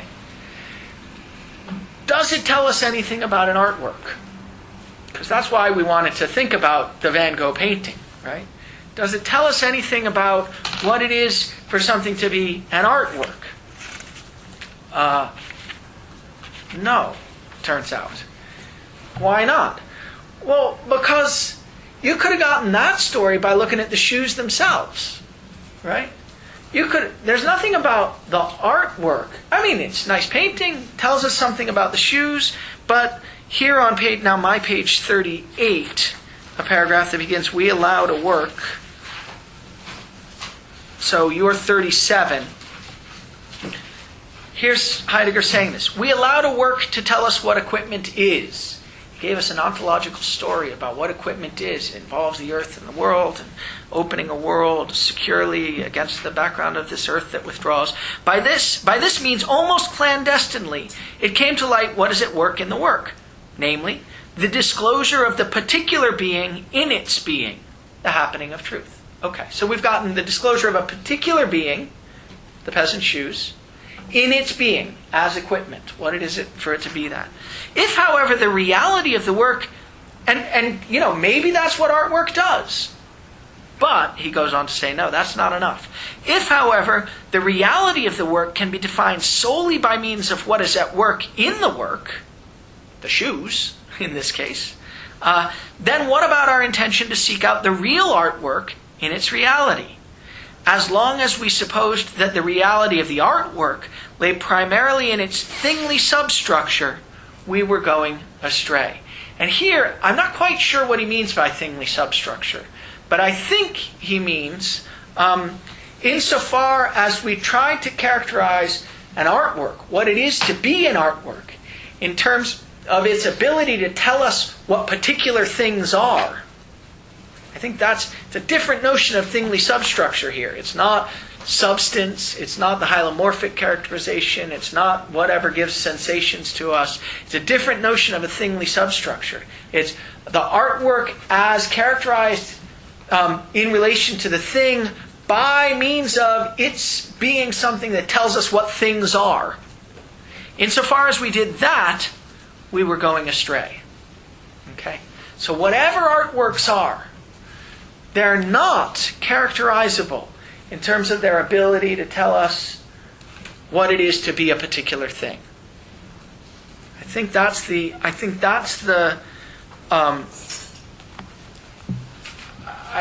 take-home message for the end of the first lecture. Whatever artworks are, they're not characterizable in terms of the most sophisticated view that you could get that tries to characterize artworks in terms of their relation to things. And in particular, they're not characterizable as what discloses the particular being in its being. And the reason they're not characterizable in that way, is that artworks at their origin, the most fundamental kind of an artwork, doesn't just disclose a particular being in its being. It tells us what it is for anything to be anything at all. Okay? It tells us about being, not about a particular being. Within the world. Yeah, well, right. It makes it possible for anything to show up as anything at all. It opens up a world. Yeah, exactly. It opens up a world. So I'd like to backtrack to the definition that you gave of the earth. And the connection that you made with the present at hand. Okay. Earth is, I think, the symbol... The connection with presence at hand. Presence at hand. Okay. The concept I struggled the most absolutely. in his work. And I guess I've picked out various places where he gives definitions of Earth, but I still don't see the connection that you made. Okay, good. So you're right that there are various places where he talks about Earth. I went and gathered them all too. And what's interesting, of course, is that Earth plays different roles in different contexts. So the role that it's playing here in the context of the peasant's shoes is a very simple role. I'll read you the passages. You probably have them also. For the most important ones are on 34 for me. Bottom of 33 for you. So this equipment, here's one of them. This equipment belongs to the earth and is protected in the world of the peasant woman. From out of this protected belonging, the equipment itself rises to its resting within itself. That's one thing. The equipment belongs to the earth. And further down, he says, let's see, I think further down he says something more about earth.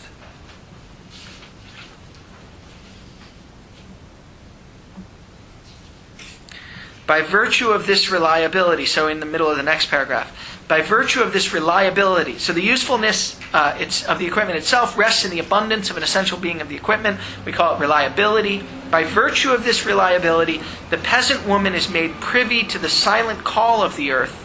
By virtue of the reliability of the equipment, she is sure of her world. World and earth exist for her and for those who are with her in her mode of being only in the equipment. Okay, so earth there, you're right. So earth there means, so there's an earthy nature to the equipment, but that's not what exists for her in this context. You're right. What exists for her, I think literally, I'm not sure in this context. This is such a derivative context that I'm not sure. But it may be that in this context, earth really is just earth. It's really the thing that that can lie fallow in the wintry field and so on. Yeah, because that's what she works with. It's not, okay, it's important to bring this up. There are some prominent interpretations of the notion of earth. Earth plays an important role from this point on in Heidegger's work. And it may play a different role here than it does in another essay that we're going to read called The Thing. The question is what role it plays. And there are some prominent interpretations according to which earth really is just like a call to live green, or sort of don't wash your vegetables or something. I mean, when you're preserving the earth, what you're doing is really sort of planting lots of food and eating it. And earth is just nature. It's just the stuff that's out there. And it may well be the stuff that's out there in this context. That's what's opened up for her through the reliability of the equipment. So what I said that was misleading, and I shouldn't have said it, was that it's earth that withdraws. Earth doesn't withdraw. The equipment withdraws. And the equipment withdraws. When it withdraws, it's reliable. And its reliability is what secures the earth. That means allows her to work on it. And it may well be that here, earth just is the field that she works in, even though, as he says, the clods of dirt aren't present in the picture or whatever. It's clear that he thinks these are shoes that belong to someone who works in the earth, and earth here might mean something like that. But whatever it means here, I don't think it's going to be able to mean that when we get to the Greek temple. The connection So good. So the connection is with reliability. So here's the thing that I thought I saw that was crucial. So let me try to say it as clearly as I can. The Van Gogh painting discloses a particular being in its being. That's to say, it shows us what it is to be equipment. That's an interesting thing to do, but not the most basic thing that an artwork can do. But the reason it's interesting, and the reason we wanted to go through this detour, is that what we learn when we think about equipment is that what it is to be equipment is to be reliable.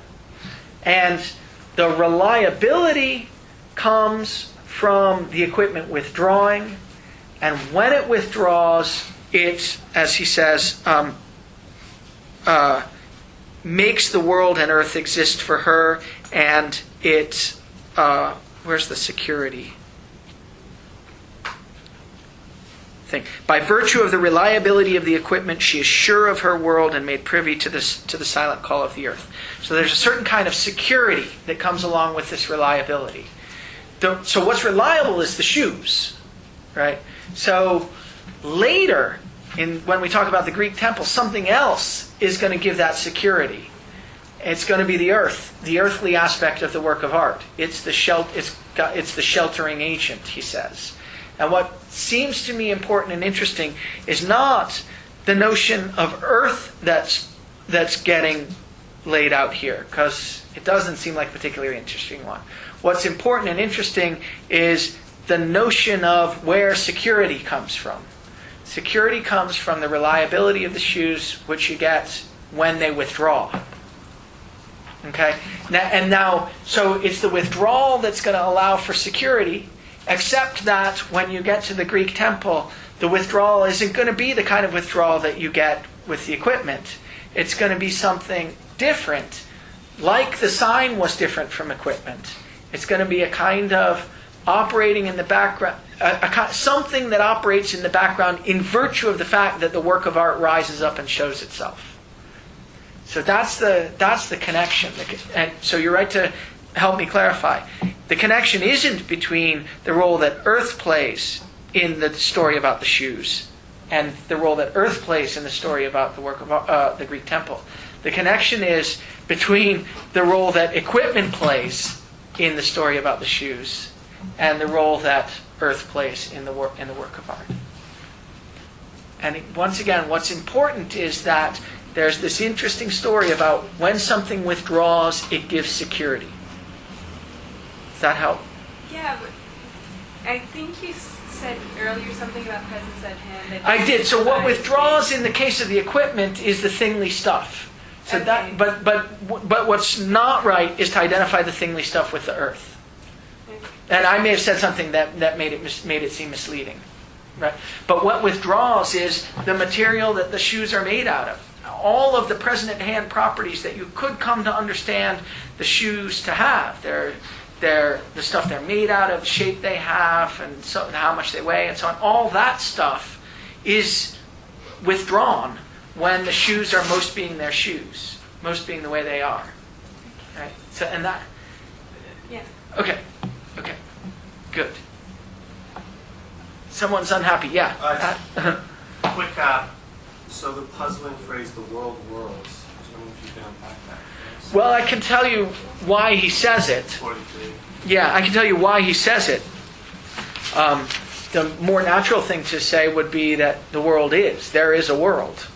But you can't say that because worlds are that in virtue of which anything is intelligible as what it is. And so to say the world is to make it seem like an entity. Right? And he doesn't want to make, because he wants to hew to the ontological difference, worlds and things that are at the level of being, you can't identify as things that are. Because what is are just entities, and they're not entities. They play this different role. So he's forced to find some new word. He can't say that there is a world, he has to say something else. And he makes up this terminology, the world worlds. What it means for the world to world is for a certain set of practices and background understanding of what it is to be manifest in a culture, in virtue of which everyone in the culture understands what it is for anything to be what it is. That's what it is for a world to world. He also says sometimes a world is opened up.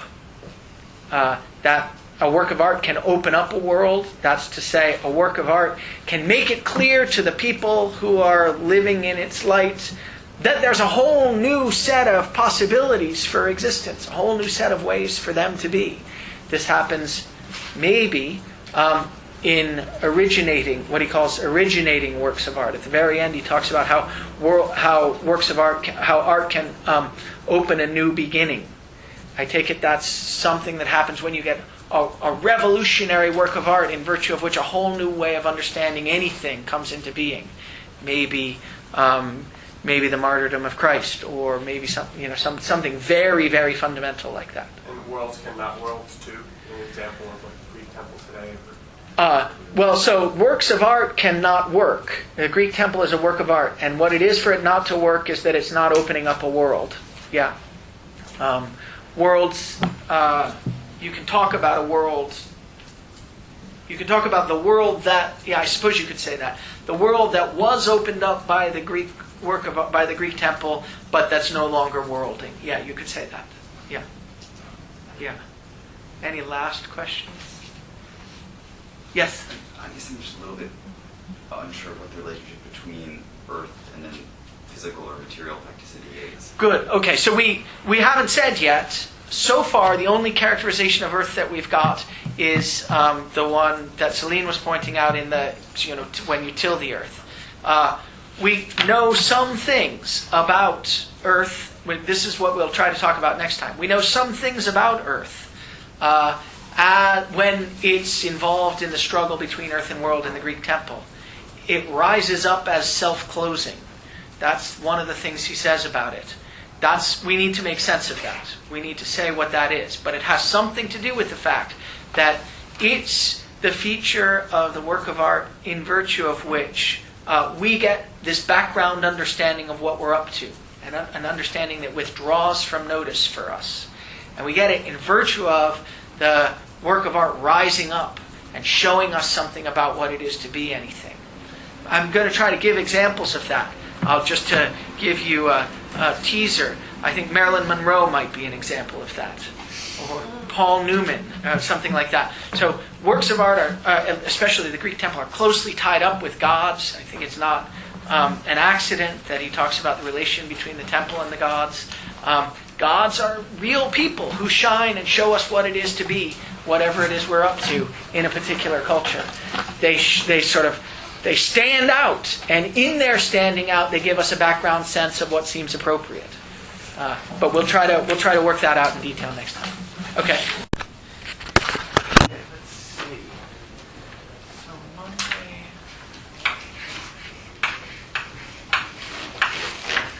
Anyone know what the date is on Monday? It's Columbus Day. 13th. Monday and 13th.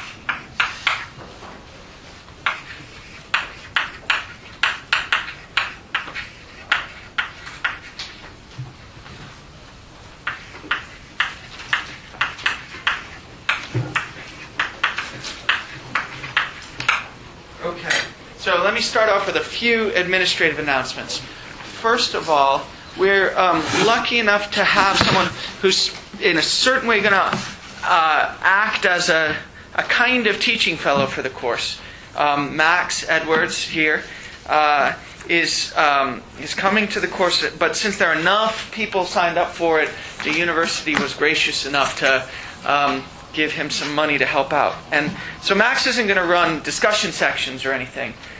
He's going to help me mostly. But one of the things he is going to do is to moderate a discussion, a kind of online discussion on the course website, a kind of blog. So I think we've started it. Billy, I wrote to you something about an hour ago. Did you get it? I just got it. Okay, sorry. So we'll talk about it afterwards. Is it okay or not? Okay, great. Oh, good. Okay. Yes, I know. I saw that. I forgot. Max was much quicker than I expected him to be. So anyhow, great. So we have the online discussion section on the blog. You're all welcome to participate. Max is going to be the moderator, and I'll sort of look in as much as I can to see what kinds of discussions are going on. We're lucky enough to have Billy had a great question that he wanted to ask in office hours but couldn't, and so he wrote it to me, and I spent all of Friday morning thinking about it and wrote up what I thought was a preliminary answer. So we probably won't talk about that issue today, but it's a terrific issue. If you guys are interested in that, I think Max has put some of that correspondence up there to get discussion going. So I invite you all in your copious free time to participate in that if you'd like. That's one. Two, we're very fortunate that a well-known and important scholar of late Heidegger, whose judgment I find very interesting and often insightful, is going to be visiting town over the weekend. and he's going to be. His name is Charles Spinoza, and he's written a few important pieces. One of them is called something about highway bridges. I can't remember what it's called. He wrote it with Bert Dreyfus. The two of them wrote it together. I've put that paper also on the course website, so you can download it. It's a document.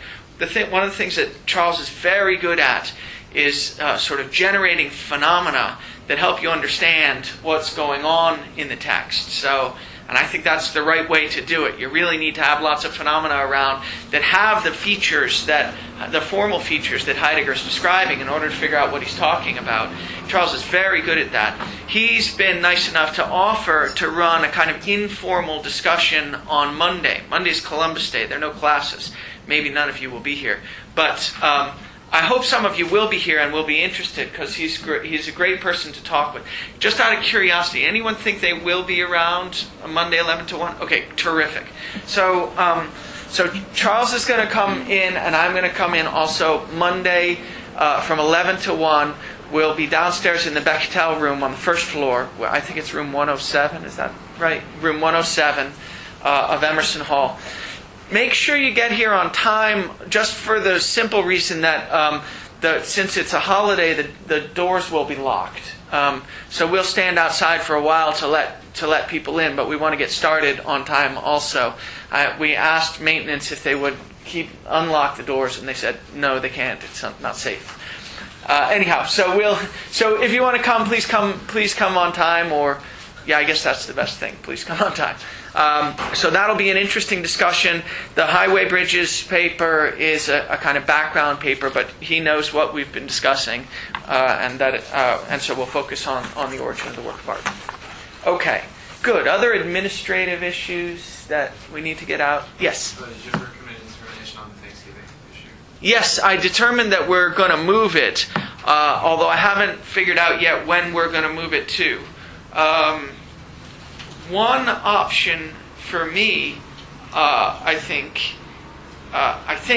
is to move it to Monday 4 to 6. Is that a possibility for people?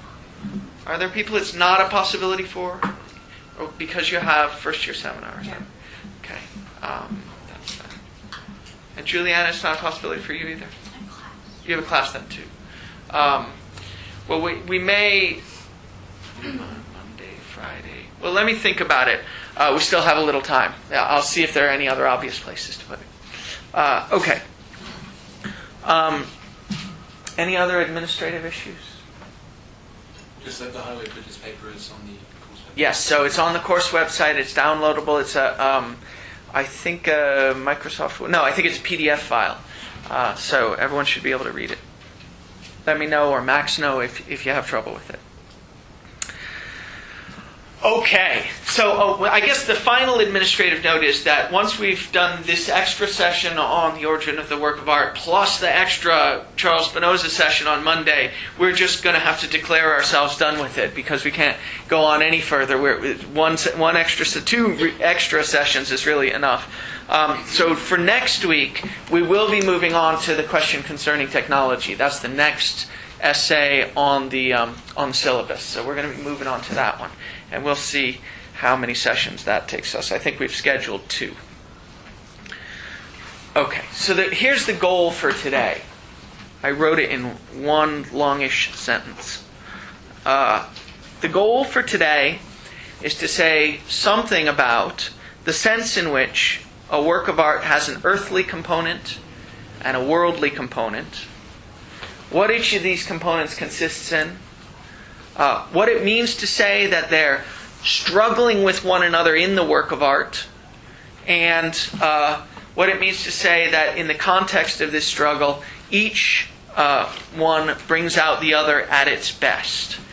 He's saying roughly all of these things on page 49 of my book, which is probably 48 of your book, something like that. In a paragraph that 49.2. In a paragraph that, he's saying the last of these things. He's saying sort of all of these things at the bottom of 48 and over to 49. So the paragraph that begins, "The world is the self-disclosing openness of the broad paths of the is that on page 47 for you guys? Okay, so that paragraph defines world, then it defines earth, then it says world and earth are essentially different from one another and yet are never separated. Then it says that in the next paragraph, the opposition of world and earth is a struggle. It says striving, but I think that's just a bad translation. Is Anton here? There you are. You have the is that strite? Do you know? It was just strite. Yeah. So, which I don't think can mean, as far as I know, striving. It means struggle. It's a battle between these two aspects of the work of art. We have to make sense of that. And furthermore, skipping a sentence, it's a battle in essential struggle. The opponents raise each other into the self-assertion of their natures. That's to say, in the context of this battle between one another, earth and world, each of them becomes most itself. Those are supposed to be the formal characteristics of a work of art, in virtue of which it gets to be a work of art. And so those are the things that we've got to figure out. We want to figure out what those things mean by trying to tie them down to phenomena that we're clear about. I have two different kinds of examples. I don't know if we'll get to both of them. Just to let you know what I'm hoping to do. One of them is that I think I realized over the course of the last week or so that some of the structural features that Heidegger is interested in are features that are modeled in a certain way in Kant's aesthetic theory. And it might be surprising to discover that, since as far as I can tell, the name Kant never shows up in the entire essay. Maybe there's secondary literature where this gets spelled out, but if there is, I don't know about it. In particular, the feature of Kant's aesthetic theory that seems to me important and relevant is the feature according to which, on Kant's view, beautiful objects, which are, sort of for him, the paradigm works of art, beautiful objects are characterized by having what he calls purposiveness without a purpose. And purposiveness without a purpose in Kant is something like the idea that, the phenomenon that's supposed to go along with it is something like this. When you see a work of art to be beautiful, and when you judge it to be beautiful, it's part of your experience on Kant's view that the judgment you make isn't an arbitrary one. In fact, it's a judgment that demands universal assent. Everyone else ought to believe that this work of art is beautiful. And yet, the judgment that you make to the effect that the work of art is beautiful is totally unlike normal kinds of empirical judgments. So, for instance, when I judge that the sweater is red, I do that by taking these two particulars, the sweater and its color, and bringing them under concepts. Sweater and redness. The concept of being a sweater and the concept of being red. But when I judge that the work of art is beautiful, there's no concept that I bring it under in virtue of which I get to understand it as beautiful. Rather, it presents itself as being ordered, and Kant thought that beauty was essentially tied up with a certain kind of rational order. It presents itself as being ordered, although the principle of its ordering is something that I don't have a handle on. So I don't bring it under the concept red, or the concept sweater, or the concept ordered in this way, that way, or some other way. Rather, it's part of my experience of it as being beautiful, that it's got a rational order that eludes me. that feature, I think, of works of art in Kant's view is mirrored in a certain, or is sort of generalized in Heidegger's account of what it is to be a work of art. Because, and we'll see this in more detail later, on Heidegger's account of what it is to be a work of art, part of what it is to be a work of art is for it to have this earthly aspect. And he says that the earthly aspect of a work of art is that aspect of the work of art that rises up as self-closing. No, what are we supposed to make of that? Rises up as self-closing. I think that we can understand a particular version of that if we think about Kant's notion of purposiveness without a purpose. So, the beautiful work of art on Kant's view rises up. I mean, you can't avoid it. It presents itself as beautiful. The way we earlier talked about signs as things that, in order for them to work, you have to notice them. The work of art on Kant's view presents itself as beautiful. And yet, the principle, its ordering principle, presents itself as hidden from you. So it presents itself as this thing whose purpose, that has a purpose, but whose purpose eludes you.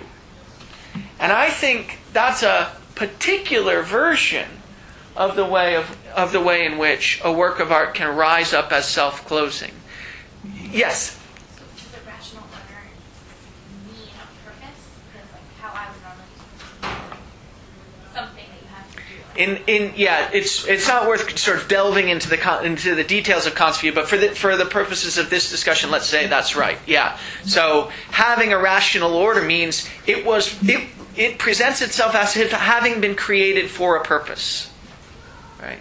Having a rational order, that sort of the idea, Kant's idea is, if you see something as having a certain kind of order or structure to it, then you necessarily experience it as having been created with that order or structure in mind.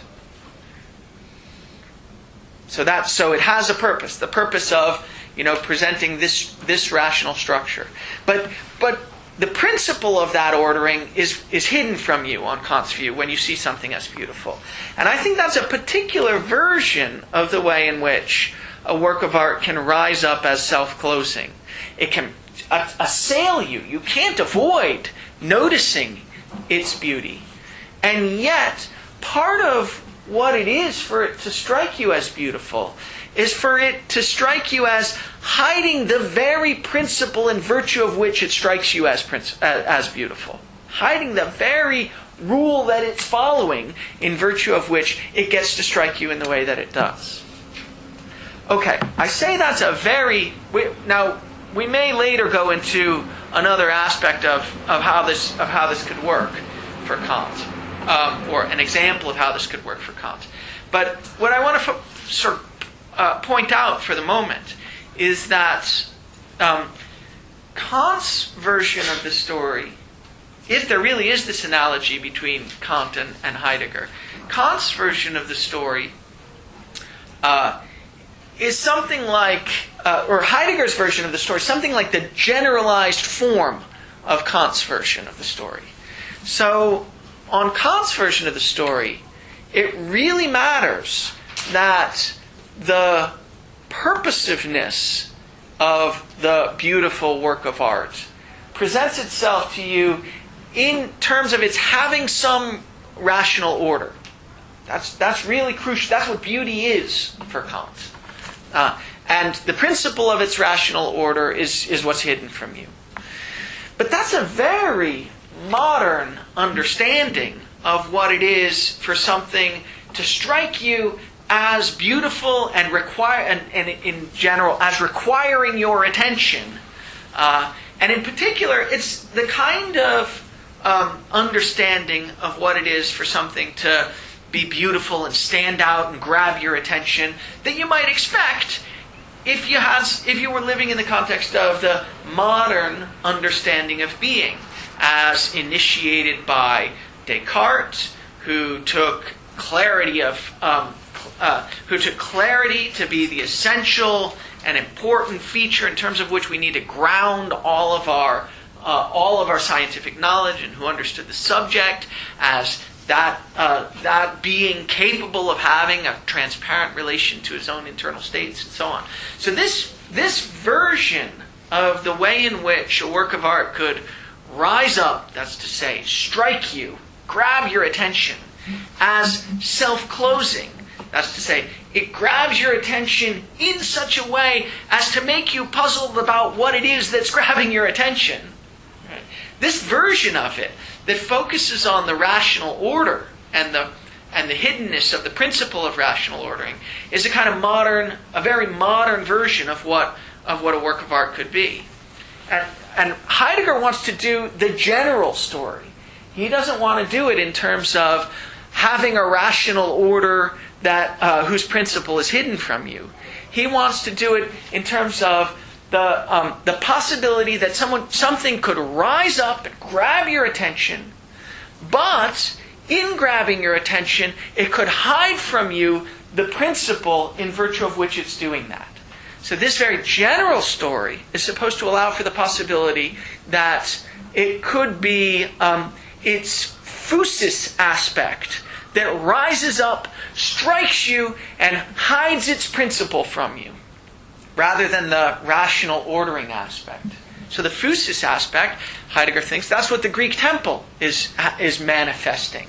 It manifests for the people living in its light that a way for everything to be. Notice, Kant's story is a story about a way for everything to be rationally ordered. Right? That's what it is. It's in terms of the principle of rational ordering that Kant makes anything intelligible as anything at all.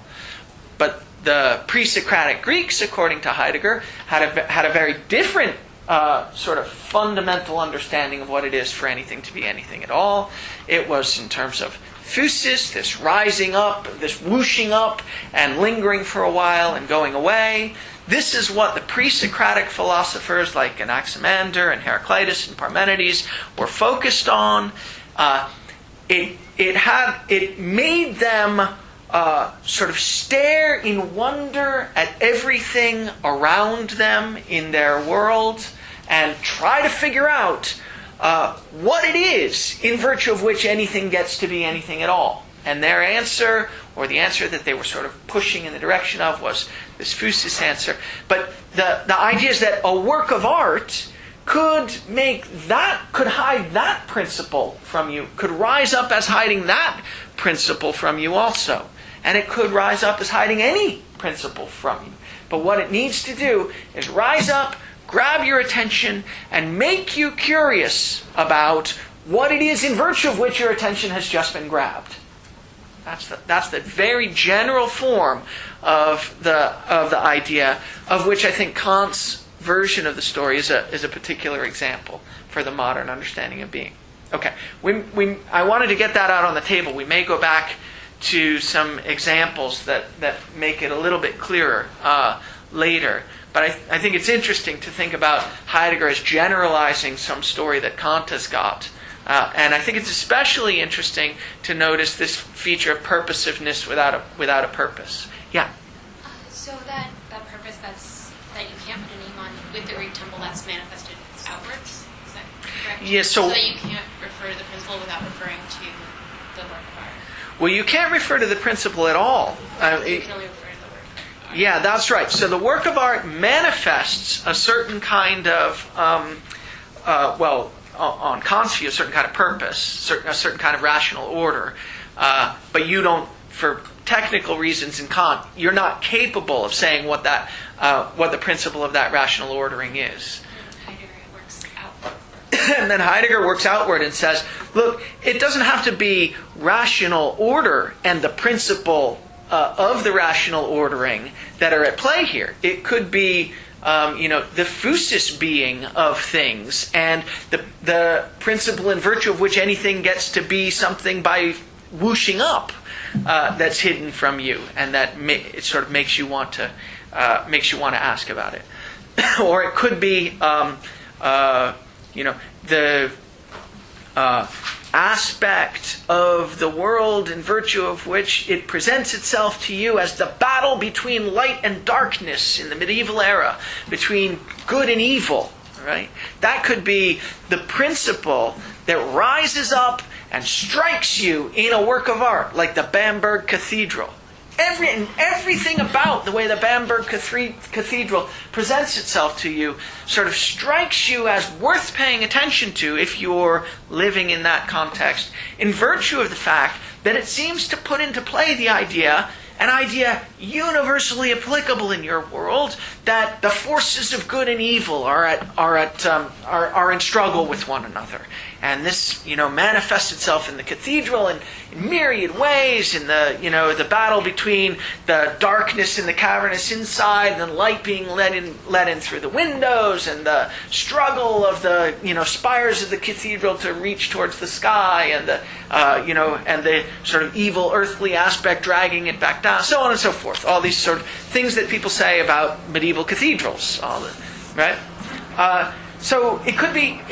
But the idea is that Heidegger's trying to do the general version of this. A work of art does this for a given epoch in the history of being by focusing for you what it is in virtue of which something strikes you as worth paying attention to, and yet in striking you as worth paying attention to, hides the principle in virtue of which it strikes you as worth paying attention to. That's the earthly, roughly speaking, the earthly aspect of a work of art. So we'll do that in more detail, but I just want to get that on the table. Just a sort of interesting, very short side note. So Heidegger's interested in the way this plays itself out for the pre-Socratics, because he thinks that the pre-Socratics lived before there was a universal understanding of being. They lived, so to speak, before the first beginning, as he sometimes says. They lived before Western history began, in the sense that there hadn't been yet a universal single monotheistic understanding of what it is for anything to be anything at all. And they were the initiators of it. And he's got this interesting story about how they came to be the initiators of it. It has to do with the idea that they started to notice, around the time that the Greek temple was a work of art for them, they started to notice that they could understand anything as anything at all in terms of its ability to whoosh up, linger for a while, and then fade away, in terms of this phusis. Yeah, Wendy, you? So just in the analogy between the conscience story and the Heidegger story. Oh. So I have a question about, so there's supposed to be some sort of objective value that's hiding, but in terms of like the phenomenological experience of whatever's grabbing you or whatever's calling you to say that it's beautiful or something, are those phenomena, are they specific as to whether those phenomena can manifest themselves in different ways and sort of get to the same point, is sort of what I'm asking. So are the phenomena person specific, or is everyone supposed to be experiencing the same thing about a temple or about let's say a painting in terms of... So here's another way, I think, in which Heidegger sort of goes with Kant. I mean, Kant says, look, the thing about a judgment of beauty is not just that it presents something as purposive without it's presenting a purpose, or presents it as hiding the principle of its purposiveness. But in addition, when something presents itself as beautiful in the appropriate context to the appropriate kind of person who's brought up in the culture in the right way and is able to make judgments of taste and so on and so forth. All these things will be important for Heidegger too. You have to be brought up in the culture in the right way and be responsive to the norms in the right way and so on and so forth. When it presents itself to someone like that, it presents itself as a judgment that everyone in the culture ought to make as well. So it doesn't, for Kant, when I judge that a work of art is beautiful, it's part of that judgment that part of the phenomena on the basis of which I make that judgment are phenomena that say it's not an arbitrary judgment. I'm not just making this up out of thin air. Far from it. In fact, it's a universal and necessary judgment. Everyone in my world, everyone who counts, everyone raised in the right way, ought to make this judgment also. And I think that Heidegger will think that also. That's the way the social norms work. The social norms work to ground judgments as judgments about what one ought to do, not just judgments about what I ought to do. I don't want to take up more of my question. So part of the experience, part of the phenomenal experience is supposed to be this like normative experience of Yes. what one ought to think or what one ought to believe. But is there another? So do they say anything about how that's real? Like, is there like possibly like more than one way to realize that norm? So you might have different like a different emotional experience, or a different sort of like perceptual experience. But are all those supposed to sort of like lead to the same point of the normative understanding that you come to? So different people might look at see different things in the temple or something like that. So their perceptual experience will be different. Will that lead them to the same normative point? I think, well, I'm not quite sure what you're worried about, but I think they're supposed to see the same thing. I mean, the same range of things, anyhow, in the temple. They're supposed to see all these things that he talks about on 54, wherever it is, about the cricket and the stones and where is all that stuff? But anyhow, everyone is supposed to see all of that.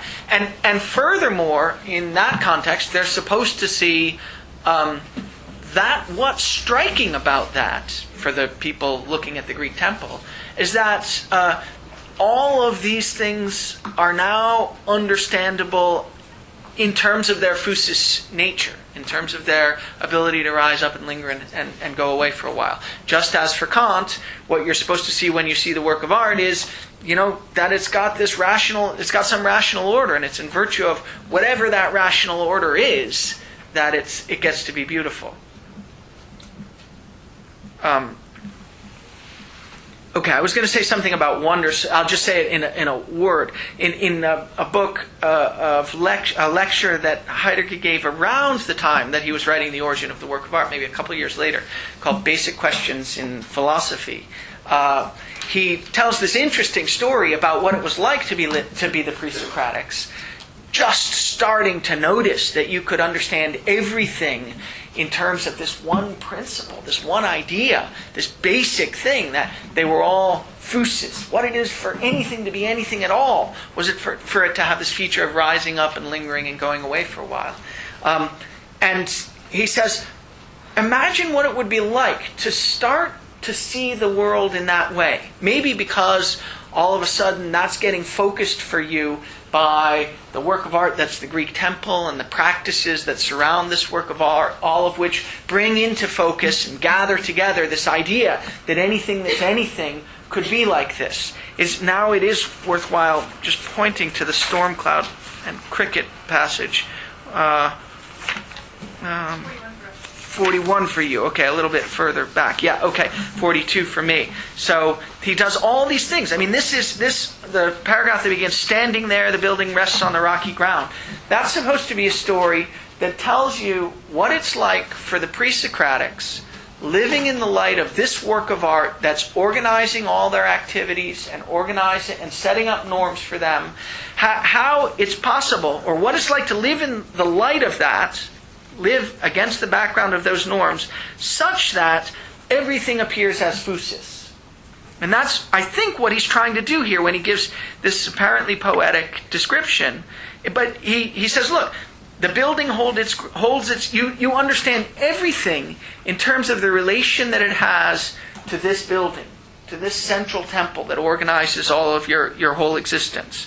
So we did already the story about the destiny and birth and death and disaster and blessing and all that. That's how it helps you understand what you're about. But it helps you understand what everything in your world is about too. So the storm raging above it, the building holds its ground against the storm raging above it. And so first makes the storm itself manifest in its violence. The violence of the storm is violence in relation to the temple. And what's crucial about it is that it's not there, then all of a sudden it rises up, and then it lingers for a while, and then it goes away. And that's in virtue of the fact that it's sort of dangerous to the temple. you get to understand the storm as having this phusis quality, and so on. I think you get to go through each of these. And what he's trying to do, albeit maybe not all that well, is to give you a sense of what it would be like to understand everything as having this phusis nature. If you start to understand everything that way, Heidegger says, then there's a mood that pervades your culture. And it's the mood, he says, of wonder. He thinks the mood of wonder is the mood that characterized the pre-Socratic culture. And you can sort of see why. If you're in a stage in history where you're going from not noticing that everything has a single principle in virtue of which it gets to be the thing that it is, to starting to get the sense that maybe it does. And starting to get that sense in virtue of starting to understand everything in terms of its relation to this particular central work of art that organizes your practices and in terms of which you understand yourself, then it would be natural to start to wonder what that principle is. What is that fundamental principle in virtue of which anything gets to be anything at all? And it's that mood of wonder, Heidegger thinks, that characterizes the transition from a culture, a pre-Socratic, say a Homeric culture where you don't have a unified understanding of being, to a classical Greek culture in 5th century Athens where you do, and you have Plato starting to bring it to form. Yes? What's the question of the storm and its relationship to the temple? I thought what Heidegger was trying to do in that passage was explain how the work of art in its ideal form will induce the sense that everything in the world is shaped around it, and not that the sense that this is how the Greeks saw it. Great. Okay. I think this passage is confusing for just that reason. I think I tried to read it your way for a long time, and I finally decided that the reason not to read it that way is that everything that he's doing is in terms of the Greek temple. So he's got, and his view, Heidegger's view, is that you can't just you can't just show what it is for anything to have meaning full stop. You've got to show what it is for it to have a particular meaning, because the Greek temple doesn't allow any kind of meaning at all. In particular, it won't allow the medieval world meaning. The battle between good and evil just isn't what's at stake here. And if he were going to go through and do the Bamberg Cathedral, I suppose he'd have to do it differently, and there'd have to be a story according to which it does it in a different way. So I think he believes both of those things. I think he believes that what a work of art does is it makes anything intelligible as anything at all. And also that the Greek temple made everything intelligible as phusis. Right? So I think he believes both of those things. And maybe you could read this paragraph as sort of switching back and forth. I think it may be that it's sort of confused and switches back and forth. But if you're going to tell the story about how the temple's firm towering makes visible the invisible space of air, then it ought to be doing it in a phusis kind of way, because otherwise, it's the cathedral that's doing it. Good. Yeah, that's an important point. Okay. Yes. Hi. I'm just trying to understand how we. Maybe I missed something earlier. But how we logically get from the observing the temple and the way in which the elements of nature and crickets and snakes interact with it, to an understanding that phusis is the way that everything else interacts. Because I feel like if you're talking about those aspects of phusis, right, wishing up and sticking around for a while and going away, you find a lot of kind of similar concepts with the distinction between, say, matter and form, or say the idea that there's a kind of competition between world and earth, or say the argument that you were just bringing, or that the storm is kind of transitory, but the temple is not, and so the storm exhibits phusis. I guess what I'm asking is, what is it in the temple that itself is phusis-like that would lead someone to observe that the rest of the world is? Good. Okay, great. Or is that a bad question? No, I think it's a good question. I'm not sure I'll be able to answer it, but let me try. I think the answer is that so the temple is a work of art. The temple is that in virtue of which the temple plus the practices around the temple and when the work of art is working, is that in virtue of which anything gets to be understood as anything at all. And in particular, in this context, that in virtue of which anything gets to be understood as physis. Now, is the temple itself understood as physis? That's an interesting question. I think, what's he going to say? I mean, yes, in a way. He says, look, you get to understand the luster and gleam of the stone, though it's you get to understand the temple's firm towering, and you get to understand its steadfastness, and you get to understand. So those are all aspects of the temple. So you get to understand those aspects as, sort of features of the physis being of everything. But more importantly, it's the temple. It's the temple that makes you able to understand anything else that way. So it's a combination of things. But the temple itself, as a working work of art, it's very important, Heidegger will think, is much more than a particular example of physis. I mean, it's that too. But it's much more than that. It is, you have to say what it is in virtue of which anything gets to be understood that way. But I want to say it differently so that it doesn't sound repetitive. So it's more than that because, it leads us into what we're about to say. Because it's got these aspects of earth and world that are both there in relation to one another, constantly struggling with one another and bringing one another out in their best. So we have to understand all that before we can understand why it's not just another example of physis. Okay, but it is that also. Okay, all right. So now we have to go on, and we're supposed to ask at least these questions. What is earth? What is world? In what sense are they in constant struggle? And in what sense do they bring one another out at their best? Okay.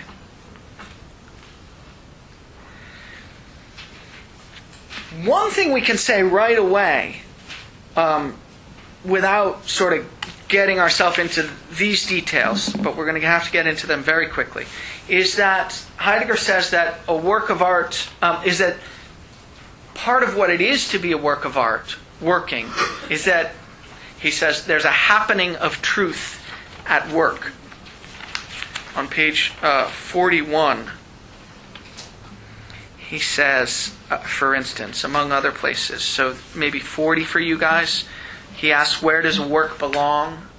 This is sort of the idea that the Greek temple isn't really what it is to be a Greek temple now, because it's not in its proper context. It belongs as work uniquely within the realm that's opened up by itself. That's to say, you got to have all the practices surrounding it and so forth. For the work being of the work is present in and only in such opening up. We said that in the work there was a happening of truth at work.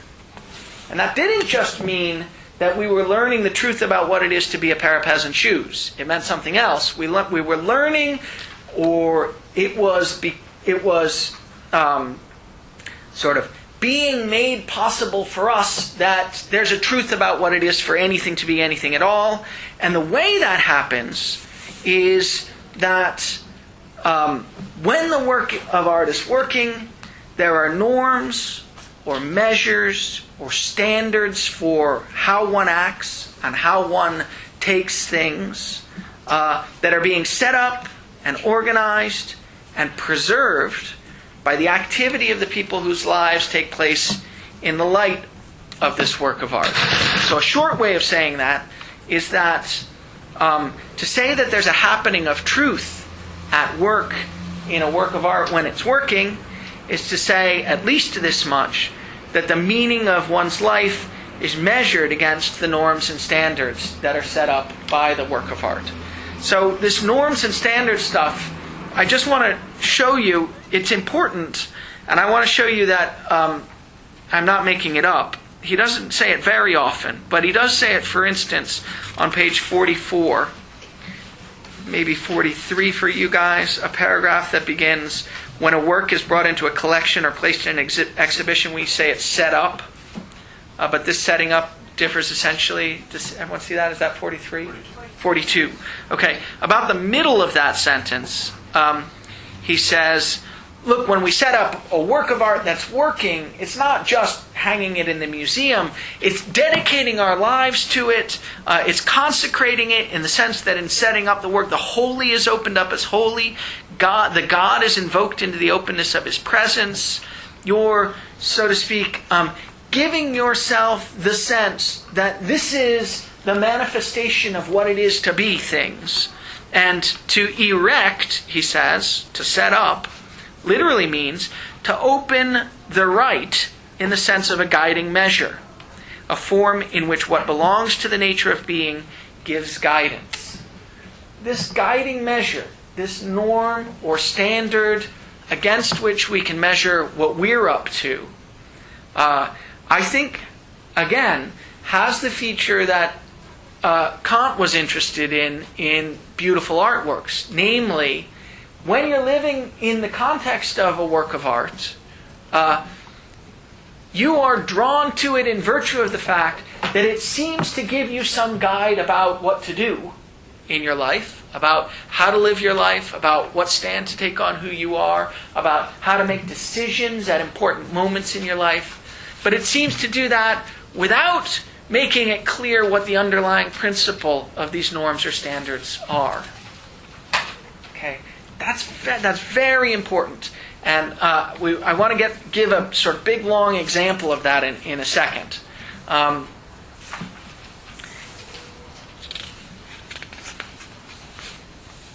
Yeah, okay, so let me just do a couple more formal things and then I'll get on to the big, long example. So, what is it to be a work of art? Well, Heidegger says there are two things that are at play essentially in a work of art. It sets up a world and it sets forth the earth. Okay, so on just a little further on from where we are, the next paragraph, in fact, to be a work means to set up a world. And he goes on and talks about what a world is. And then 2 or 3 pages later, he says, or 2 pages later, he says, the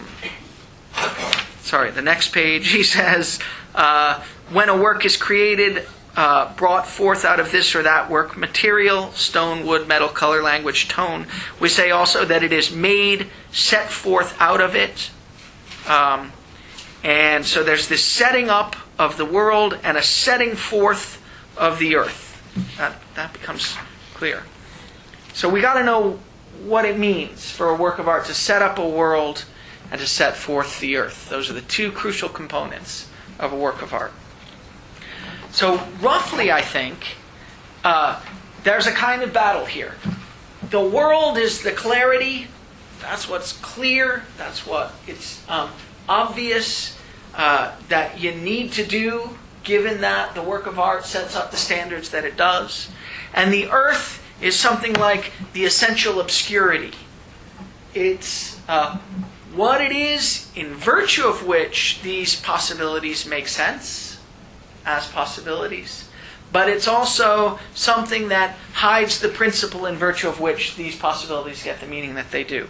So to set up a world means to, he says, open up a world and keep it abidingly in force. And that means, I think, in our context, for instance, to make it clear what pre-existing possibilities for living a life there are.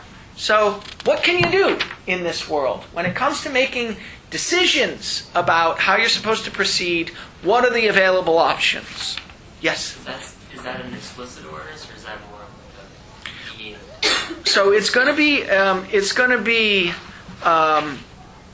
in the case of the worldly possibilities, it's going to be in a certain way explicit, but in a certain way hidden. So what's going to be explicit is, for instance, in our world, that there are a variety of roles that you can play. So you can be a student, you can be a teacher, you can be a lawyer, you can be a doctor. All these possibilities are clear possibilities for you. Let's see what he says about all these things. He says,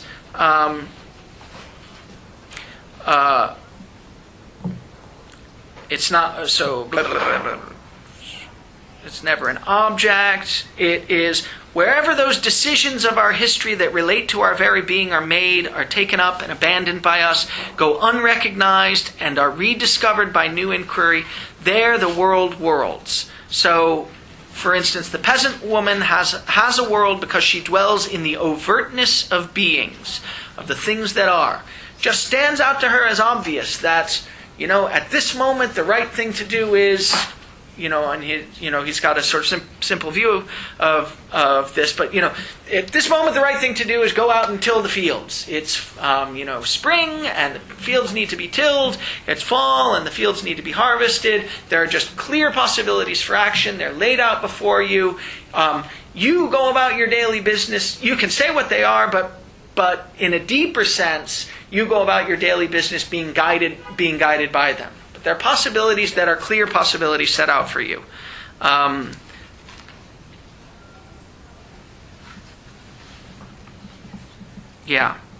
This is an interesting paragraph. It ends, he says, in a world's worlding is gathered that spaciousness out of which the protective grace of the gods is granted or withheld. The protective grace of the gods is something like sort of that background sense in virtue of which you don't feel that you have to ask questions about why these are the possibilities set forth for you rather than some other set of possibilities. Even this doom of the God remaining absent is a way in which world worlds. That's the contemporary version of it. We have the God remaining absent. It's clear to us that there's a lack of ground in virtue of which possibilities are set out for us. But that too is a way of possibilities being set out for you. It's just a sort of second order version of it. Okay. So the world stuff is the relatively clear stuff. But it can't exist without the earth stuff. The earth stuff is the relevantly obscure stuff. And so the earth stuff is the stuff that's, as far as I can tell, harder to understand and in some sense the real sort of new contribution of this of this period of Heidegger's work. You don't have notions of earth in earlier Heidegger. So to set up a world means to make it clear what pre-existing possibilities for living a life there are. But to set forth the earth, that's more confusing. So I think it means something like to bring something out as the ground upon which the world rests. And that means to present some aspect of the work of art, it's a work of art in which there is this earth, as that in virtue of which it, the work of art, can serve as the inexhaustible and firm guide to how one should go on. Okay? It's something like the earthly aspect of the work of art, he says, is what shelters us. It protects us. It gives us a ground. It makes it clear. It doesn't make it clear. It's that in virtue of which all these possibilities that are set forth before us make sense as the possibilities that they are. Okay, I want to go on to this example because all this doesn't seem to make sense absent the example. So here's the example that I'm thinking of. One thing is, it's important to know that works of art and gods are very closely related to one another. We saw here that when you dedicate and consecrate the work of art, you're opening up the holy and you're invoking the god into the openness of his presence. In the Greek temple, it was the site of the god, and so the Greek temple itself was in some ways identical with the god. So works of art and gods play very similar roles. Gods, I think, are roughly speaking people who stand as paradigms for how one should act. And I think in this sense of gods, may have gods in our own culture, or we may have had gods at a certain point. So for instance, it may have been that in the 50s, Marilyn Monroe was a kind of goddess She stood for a paradigm of what it was to be a certain kind of person, to manifest a certain kind of femininity, and she set up standards and norms and measures in virtue of which you could understand yourself and your own actions. Maybe Paul Newman did it. Good old Paul. So maybe Paul Newman is an example. Okay, so Paul Newman is a kind of God in the sense that he stands for a certain kind of masculinity against which you can measure yourself, and that has this feature that although it's clear that he serves as a guide for how you could act if he presents himself to you as a God, it's not clear. In fact, it presents itself as, in principle, unclarifiable. What the principle is, in virtue of which he gets to stand for this paradigm of masculinity. You can't. If you ask yourself, what would I do if I were Paul Newman in this circumstance?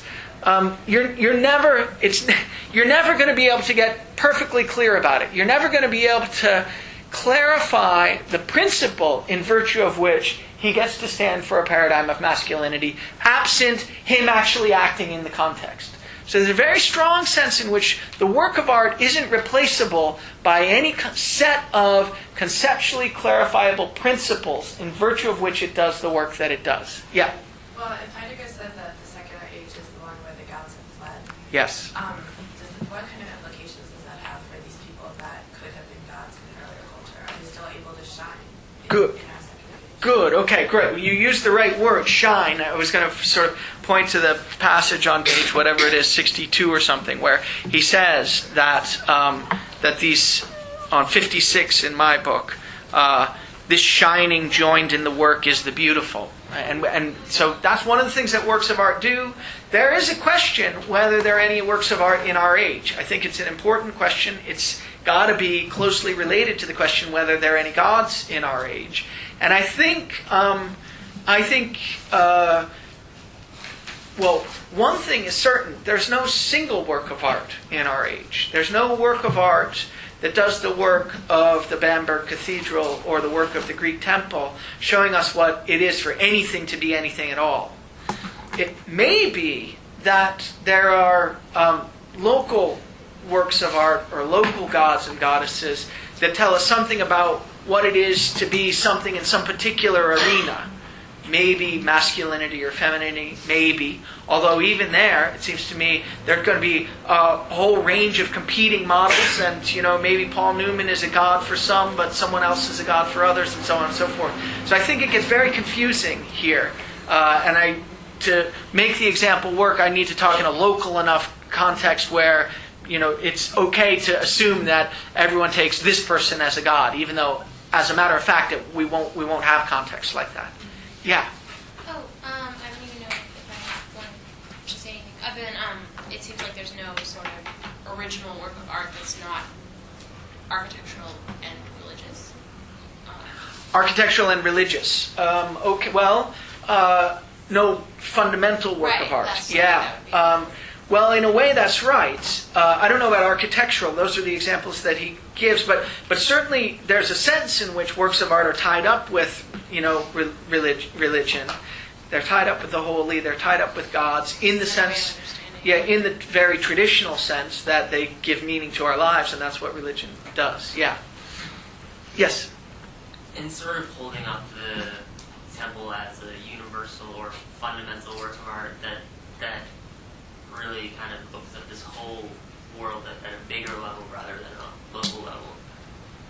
He sort of seems like he has to overlook the fact that it was the Greek temple and not the world temple.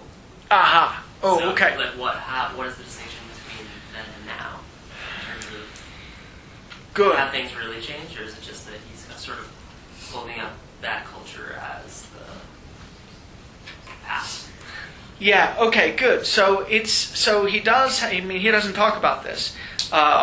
We have to be careful. So the Greek temples say it's not just that it's a temple that shows all the Greeks what it is to for anything to be anything at all. It may not work in Sparta, but it does work in Athens. I mean, so there's a very important sense in which you're right. It's a kind of a local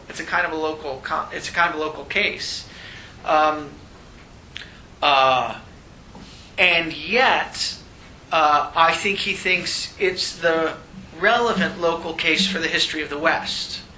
So I think he will think that insofar as temples in Sparta didn't work to do this, to show everything in its physis nature or make you wonder about everything in its physis nature, well, so much the worse for the Spartans, and that just shows why they're not really sitting at the foundation of Western culture in the way that the Athenians are.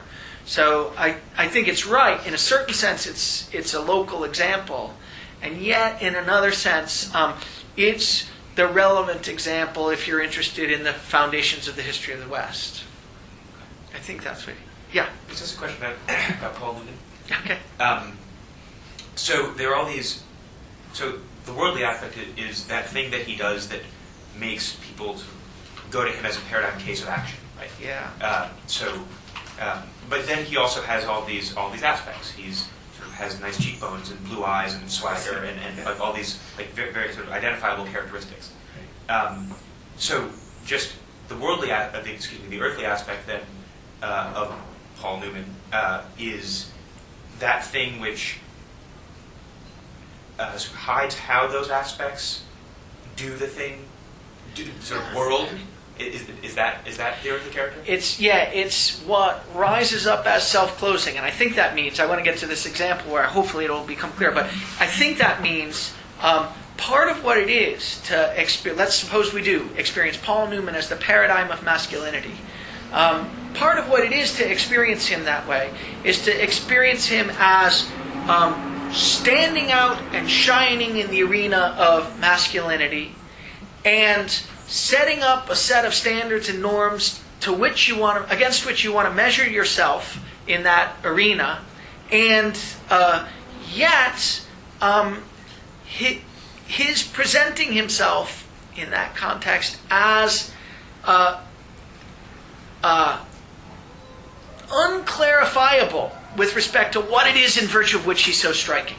You can always point to the cheekbones or the eyes or the particular kind of swag or whatever. You can point to any particular aspect, and every time you do, it becomes clear that that's not the full story about what it is in virtue of which he stands as the paradigm for. So the phenomenon is not reducible to those aspects. Exactly. And the earthly character is that gap. The earthly character is the fact that part of the way in which he presents himself as striking is by presenting himself as going beyond what any of these particular striking features is with respect to his masculine features. Yeah. Let's try it in this other example. Let's keep Paul Newman in mind. An example that makes sense to me has to do with something different. It has to do with learning to speak your first language. So, I think that a relevant example, because everyone learns to speak their first language. They learn to speak their first language by imitating some paradigm or set of paradigms, speakers of the language. And I want to ask what it must be like to take that paradigm as a paradigm.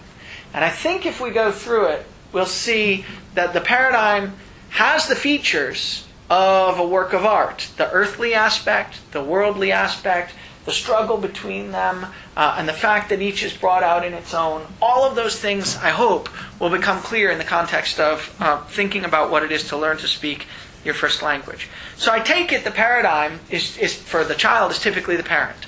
The parent, or both, or two parents, or whatever, some range of adults. Let's just take one parent.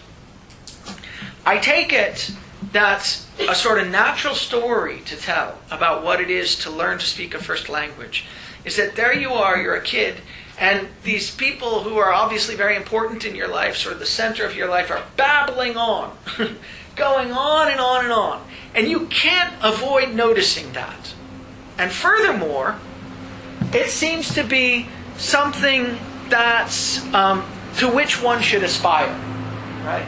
It seems obvious, in virtue of the way that they babble on, that you ought to be aspiring to do that also. This seems to be an accurate characterization of what it's like to be a kid learning to speak a language. They just want to imitate the parent. They really do. They constantly are driven to imitate the parents, what the parents say.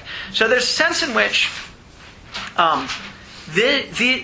this sort of paradigm speaker rises up and presents himself or herself to the child. So that's the rising up. You can't avoid paying attention to it, taking it seriously, wanting to measure yourself against it. And yet, I think, it must be horribly unclear what count as the rules for doing this properly. What count as the rules for expressing yourself in language. Right? It's got to be unclear. So the best you can do in a lot of circumstances is to imitate what people say. Someone, mommy says thus and such, and you spit it back. Daddy says thus and such, you say it as well, as well in imitation as you can. But I think it's not crazy to think that it's not just that it's unclear what count as the rules for expressing yourself, but that the paradigm presents itself to you, this practice of speaking presents itself to you as being unclear with respect to what the rules for expressing yourself consist in. So it's not just that it is, as a matter of fact, unclear how you're supposed to do this thing. You experience it as unclarifiable, right? You experience it as something that you need to be, you're driven to understand how to do.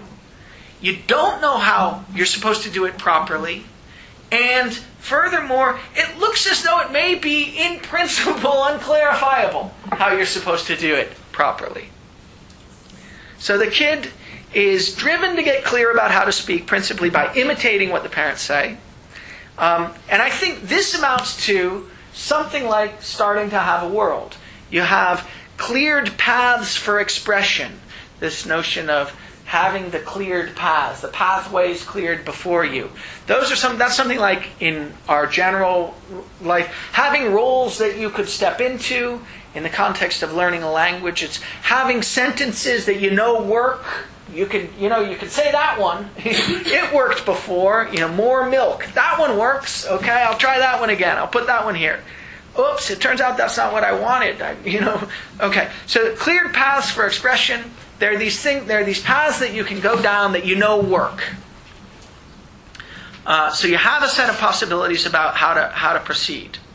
But of course, you don't, as the child, always, in a given context, have a relevant set of possibilities about how to proceed. This is a difficult sort of situation for a child. There's something that they want to express. None of the stock phrases that they know and have as cleared possibilities is adequate to the situation. And so they've got to do what Heidegger calls making a decision. So this is, I just want to read this passage. I think I can't remember if I read it before. Just the short sentence about making a decision. Where was it's on the right.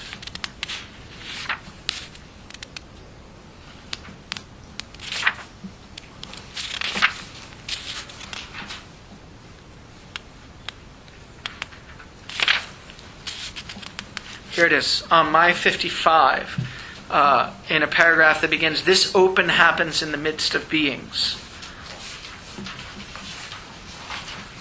Is that 54 for you guys? 53. Okay. 4 or 5 sentences into that paragraph, he says, 2 sentences in, "To the open there belong a world and the earth, but the world is not simply the open that corresponds to clearing, and the earth not simply the closed that corresponds to concealment. Rather, the world is the clearing of the paths of the essential guiding directions with which all decision complies." So those are the cleared paths. I take it those are the roles you can step into, the sentences that the kid knows that that sort of typically work. Every decision, however, bases itself on something not mastered, something concealed, confusing. Otherwise, it would never be a decision. The earth is not simply the closed, but rather that which rises up as self-closing. Okay, so I want to try to make sense of those 3 sentences in the context of the kid learning the first language. So he's reached a moment of decision.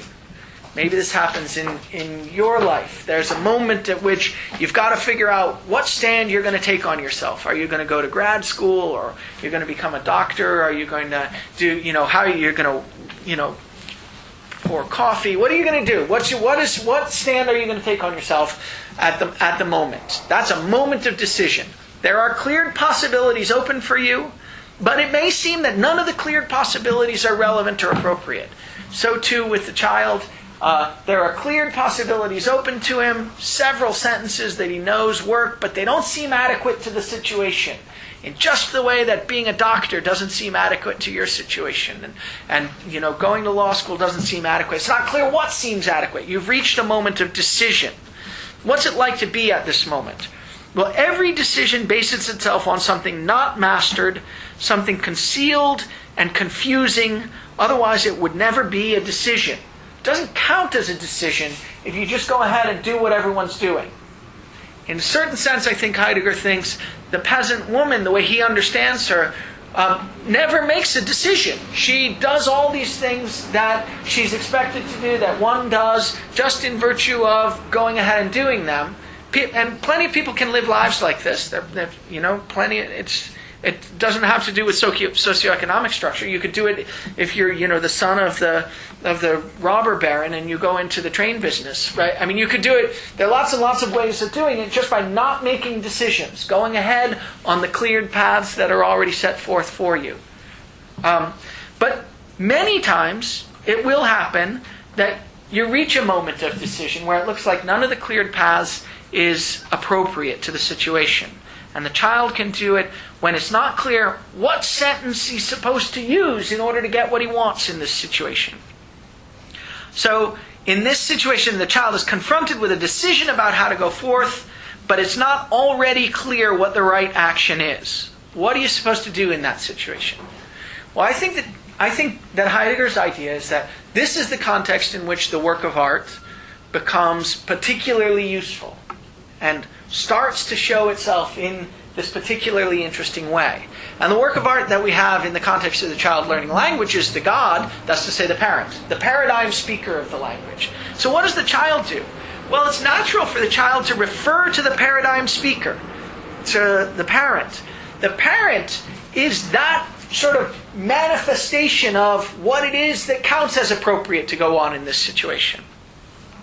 So the child might say, what did I hear Mommy say last time? How did they do it? But in this moment of decision, that's a particularly confusing and difficult one, the parent, the goddess, the God, is going to present themselves in this particularly self-closing way.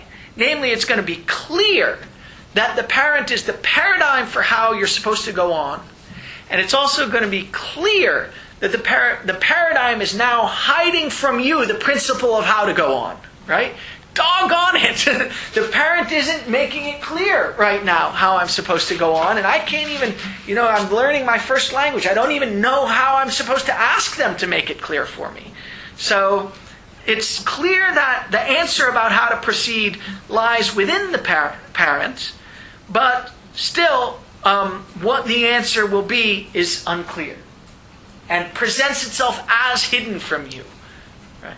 So the work of art hasn't in this context made it clear how you're supposed to go on. What it's done is presented itself as the paradigm against which you need to measure yourself, and then hidden from you the principle in virtue of which you can figure out how you're supposed to go on in accord with it.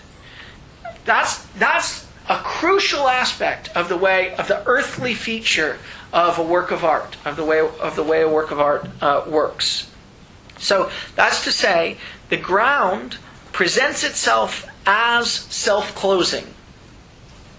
Right? It presents itself as a ground it's clear that if you're going to figure out how to go on, you ought to know what that paradigm sort of says you should do. And yet it presents itself as self-closing. It hides from you the principle about how to go on. Okay. So what happens? Well, maybe in this case the child tries a sentence and makes a mistake. That happens plenty of times. And then the parent corrects the child. And says, no, you shouldn't say it that way. Oh, did you want, cornflakes? Okay, that's what we'll call these. These are cornflakes. So the child makes a mistake, the parent corrects him. And so in that case, you've got the paradigm acting so as to bring the person living in its light into alignment with a norm. So that's a help. And that can help, and that can work in the context of a work of art too. It won't happen by way of an individual reaching down and correcting you, but so to speak, a society reaching down and correcting you. The set of social norms that are manifested in the society are self-correcting norms. You break the norm on Mass Ave and someone honks at you. Okay? And it's not that person is the paradigm. That person is acting as a particular manifestation of the broader social norm. They're just sort of playing the role of the broader social norm in that context. They're not themselves the paradigm. But in the individual case, we can think of the parent as reaching down and correcting. And when that happens, of course, for the child, something gets a little clarified. A new path has been cleared. Now you know if you want cornflakes, you say cornflakes. And yet, the norm in virtue of which this turns out to be the right principle for acting, the principle in virtue of which this turns out to be the right norm for acting, is still completely hidden. You just got this one new sort of cleared path. Yeah? So, I understand that the child doesn't have access to the principle? Yes. Otherwise, the parent wouldn't be a god, right? That's right. But is there a principle? Well, that's an interesting question. I think the answer is that there's no principle that's identifiable independent of its manifestation in the work of art or the god. So I think this is very important for Heidegger. You couldn't replace the work of art with a set of principles that characterize it. It's just what matters is that the work of art is the work of art itself working in the context. So is this epoch dependent?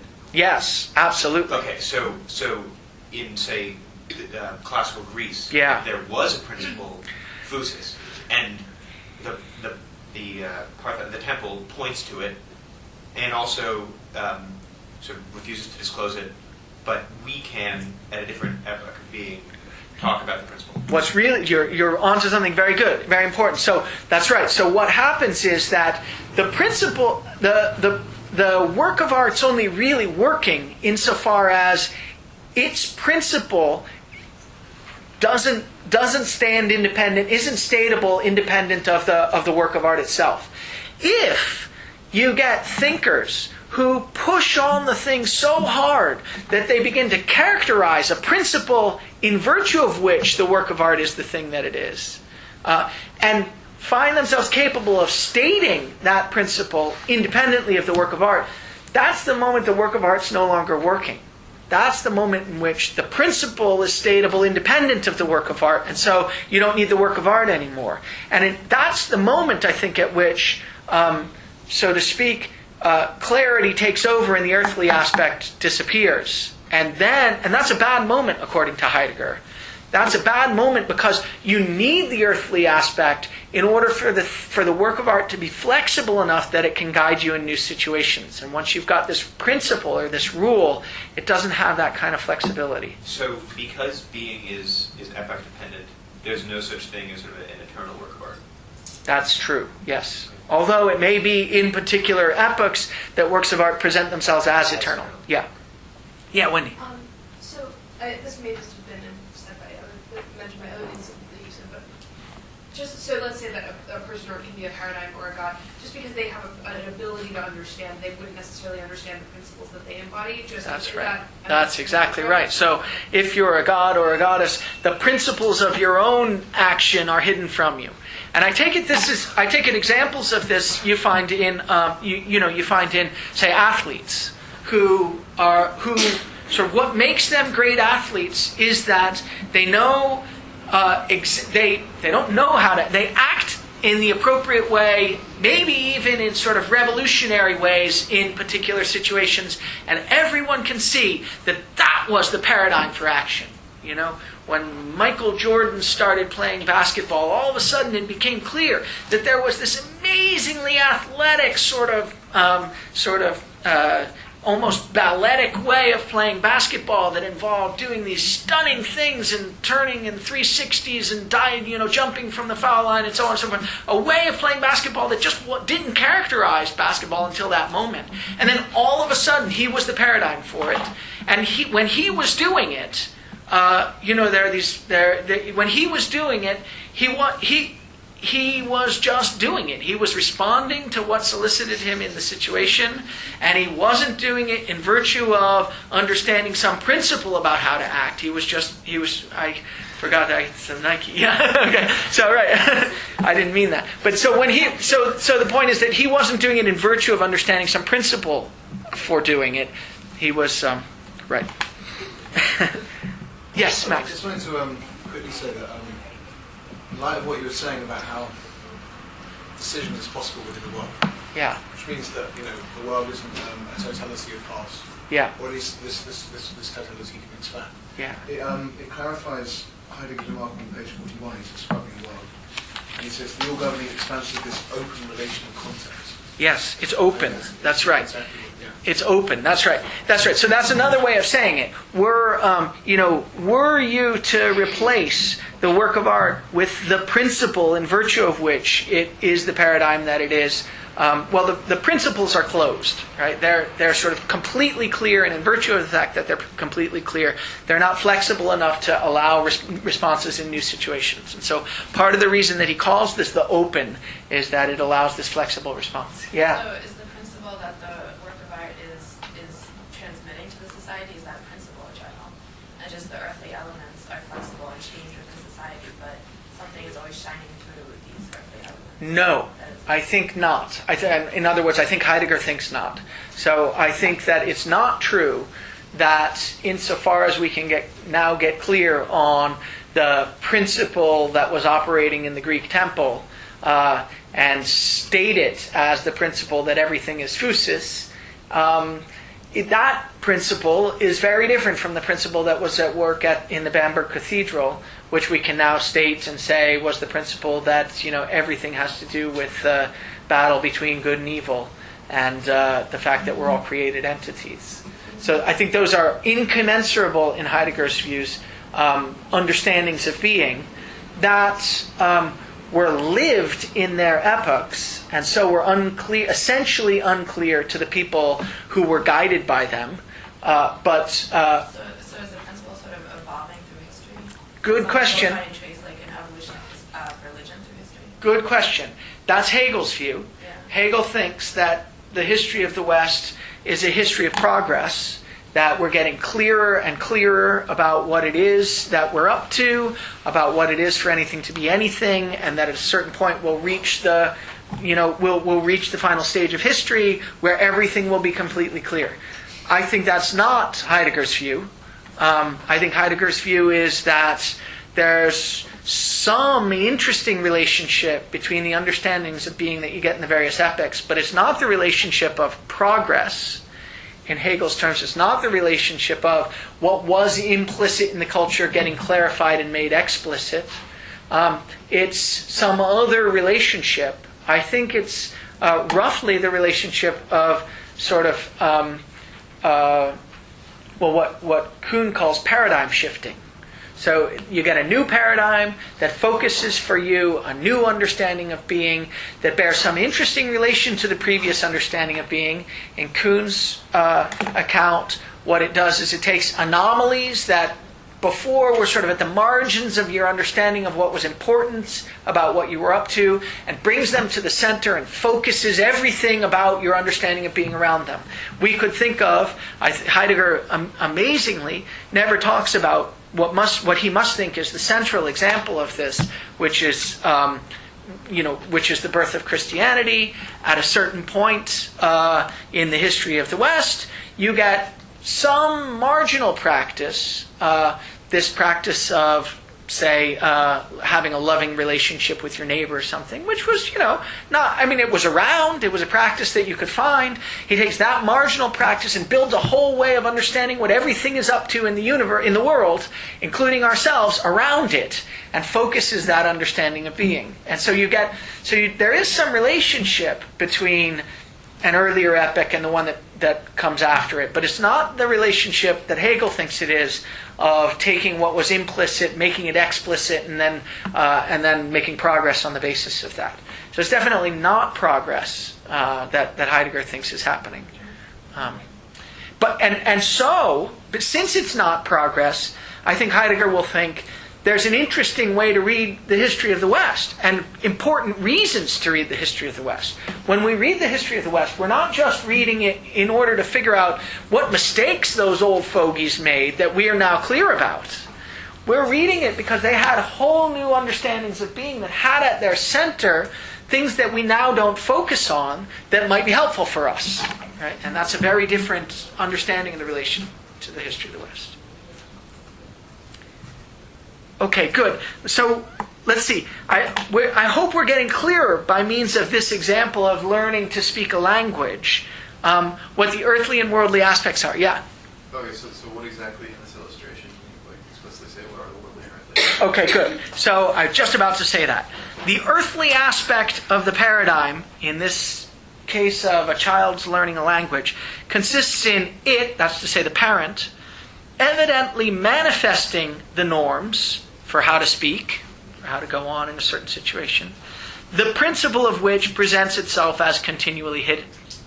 Okay, so the earthly aspect of the parent is that the parent presents him or herself to the child. The child experiences the parent as the paradigm against which he has to measure his actions, and so gives him a kind of foundation.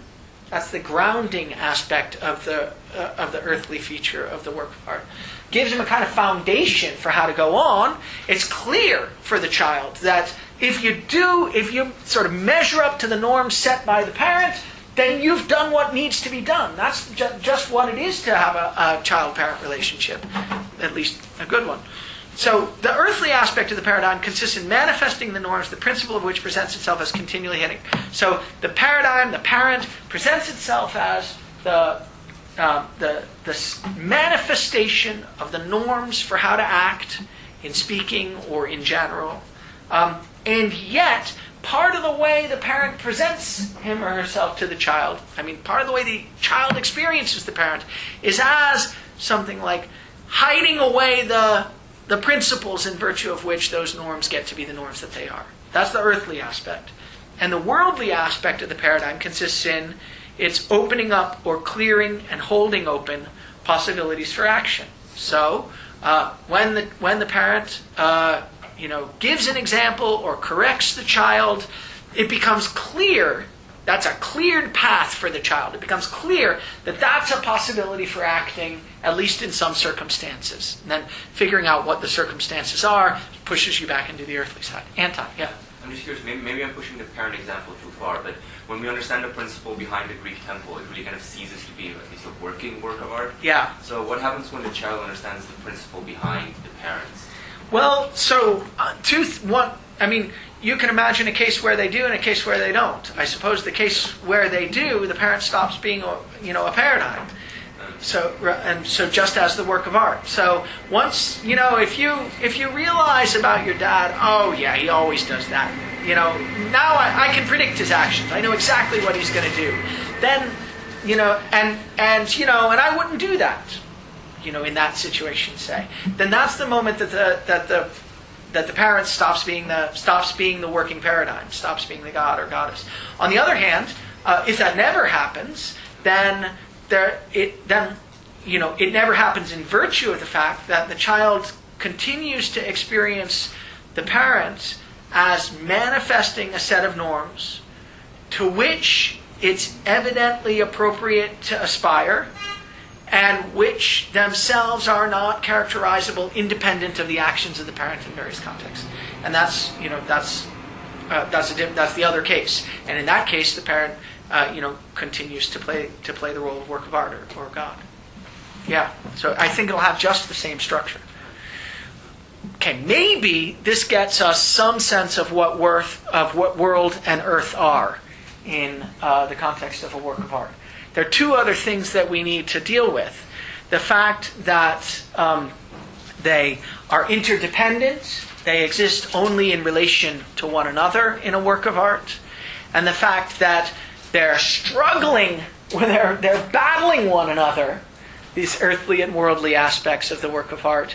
And it's in the context of this battle that they bring one another out at their best. Okay, those characteristics are going to be characteristics of a work of art when it's working. When it's no longer working, those are not going to be characteristics of it. So let's see in the context of the example of the child learning the language, how it works. Okay. So earth and world are interdependent. Neither can exist without the other. Well, what would happen if you had just one and not the other? I think that's a natural way to ask the question. So what if you had only the earthly aspect of the parent? Well, what is the earthly aspect of the parent? The earthly aspect of the parent is that aspect of the parent according to which they rise up as self-closing. Right? They look like they rise up as a paradigm whose actions you want to measure yourself against, and yet the principle of those norms are hidden from you. Well, what would it? And furthermore, if there's no worldly aspect, it means no paths are ever cleared. The parent acts in such a way that it never becomes clear for the child how he's supposed to aspire to act in accord with the way the parent acts. So what would that mean? Well, I take it here's a kind of example. So suppose you're, you wouldn't do this, but suppose in the case of teaching the child to speak, you could imagine a case where the parent's linguistic practices didn't open up possibilities of expression for the child. They didn't clear any paths, any possibilities for the child. For example, suppose that the parent intentionally mixed up his way of talking in front of the child so that it seemed random and it seemed to have no purpose behind it at all. I mean, you just never spoke in the way that one normally speaks around your child. If you did that, the child would never learn how to speak a language. And so no possibilities would be cleared for the child. How would they experience the paradigm?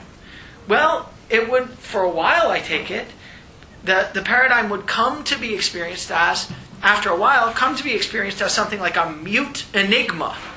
Right? It would no longer, after a while, seem as though these actions are actions that you should aspire to measure yourself against. Because they don't seem to have any rhyme or reason to them at all. The parent would still be an enigma. It would be totally self-closed, right? But after a while, I think, in virtue of the fact that there were no cleared possibilities available to you by virtue of paying attention to how the parent acts, the self-closing would just become this sort of an enigmatic feature. I mean, you would just stop paying attention to the way the parent speaks, right? And when you stop paying attention to the way the parent speaks, the parent stops being a paradigm of linguistic expression for you. That's a case in which what might have been a work of art working is no longer working because nobody can find the relevant person, the child, can't find norms against which to measure himself, and there aren't any cleared possibilities. So I take it that's a case where you've got only earth and no world, right? And if you've got only earth and no world, it doesn't. You don't have a work of art working. Okay. What if you try to do the other way? What if you try to do only world and no earth? Okay. Let me just read a sentence here. So Heidegger says that the earthly aspect of the work of art juts out into the meaningful world. Right? So the earth and the world, earthly and worldly aspect of the work of art are interconnected, the earthly aspect juts out into the meaningful world. So the sense in which there's something there that draws your attention as a kind of mysterious thing that nevertheless is something you ought to measure yourself against, has to jut out into the meaningful world. Otherwise, the work of art ceases. So he says, for instance, on my 49, in the paragraph that begins, the opposition of world and earth is a struggle, or striving, it says, but it means struggle. About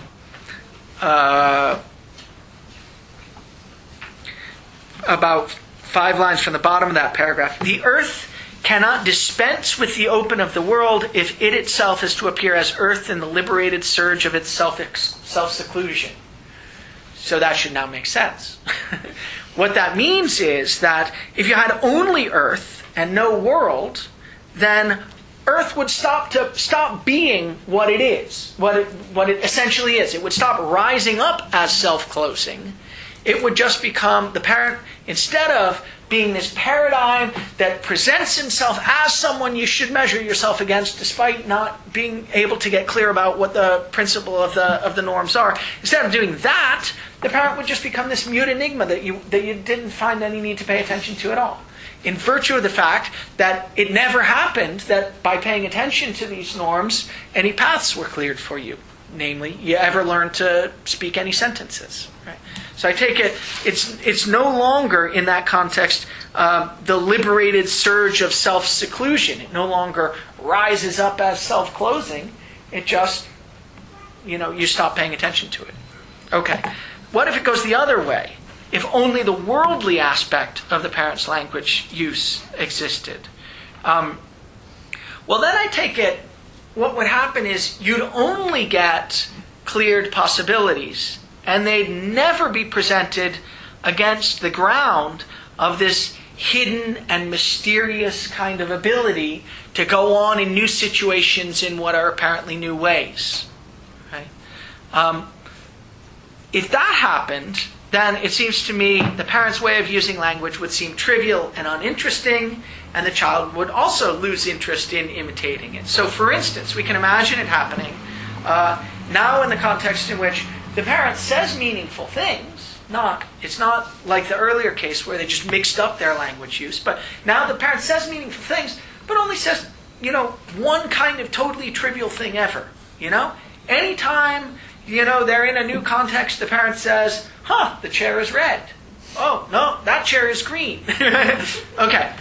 Only makes comments about the colors of chairs. Suppose the parent, that was the linguistic example that the parent said. Well, it would be clear what you could do in certain contexts. You could make comments about the color of chairs. And yet, it wouldn't be sufficiently flexible.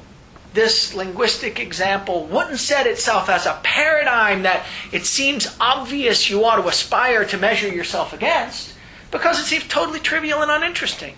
You might well learn how to name the colors of chairs after a while, but if that's all the parent continued to do, you would stop paying attention to it, and I think probably the child would eventually see no use for language whatsoever. Right? So in that context, you get the cleared possibilities, but you get only the cleared possibilities. You don't get the flexibility that goes along with the earthly aspect of it.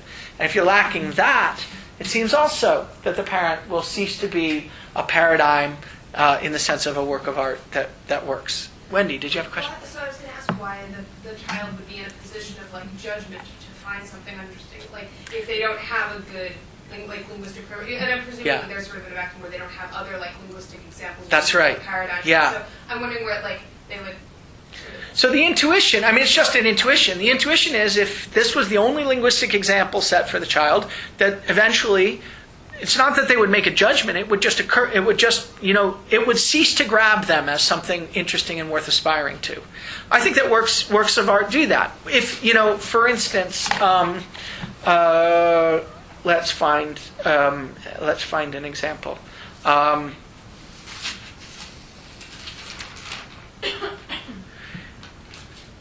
You can imagine, I don't say you can imagine, say, a particular kind of modern artist who draws, various colored squares or paints various colored squares.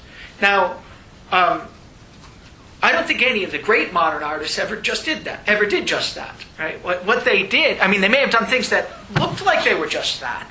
Maybe Ellsworth Kelly comes to mind, no relation. So, it may seem to you as though that's what's going on in the artwork. But if you look hard enough and discover that that really is the principle by means of which he's doing what he does, then it ceases to be interesting. It ceases to grab your attention. It ceases to be something that seems worth aspiring to or attending to or looking at in any interesting way. So to the extent that Ellsworth Kelly is doing anything interesting, it can't be that he's just doing that. There must be something else that presents itself as hidden from you, in virtue of which he's nevertheless able to go on and paint new artworks. Okay. Yeah. But isn't there maybe a difficulty with that specific example? Because I think here, if we take this, I mean, it's kind of the problem he has with because of truth. If we take a very literal interpretation in which we're looking at, say, representative artwork, I think what interests us there is the rationale by which the artist created, this is like the last part of the version of the work of art, created a work of art and made it interesting. And so it's not necessarily that, this is where I have difficulty buying this whole argument. It's not necessarily that all works of art, like the Monet painting of the Coquelicot, is setting up a moral system in and of itself. Right. It may not be. I mean, it seems like representative artwork doesn't necessarily perform the same function that temples did.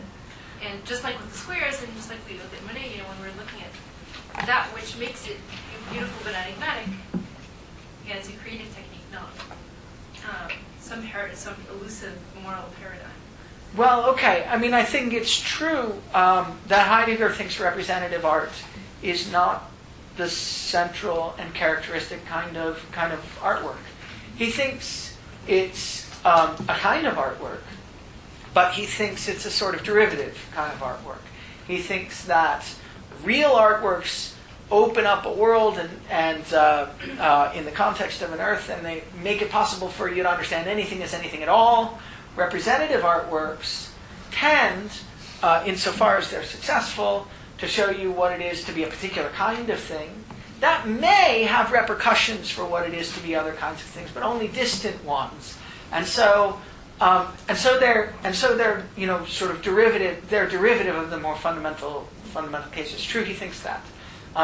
He takes his view to have explanatory power in the sense that he can explain why representative artwork counts as an artwork. He just thinks that representation isn't the most fundamental thing that we do as human beings. And since artwork is something that's supposed to be tied up in this fundamental way with what it is to be our kind of being, the characterization that you give of what it is for an artwork to be a work of art ought not to focus on the representational cases. Yeah. Okay, let me...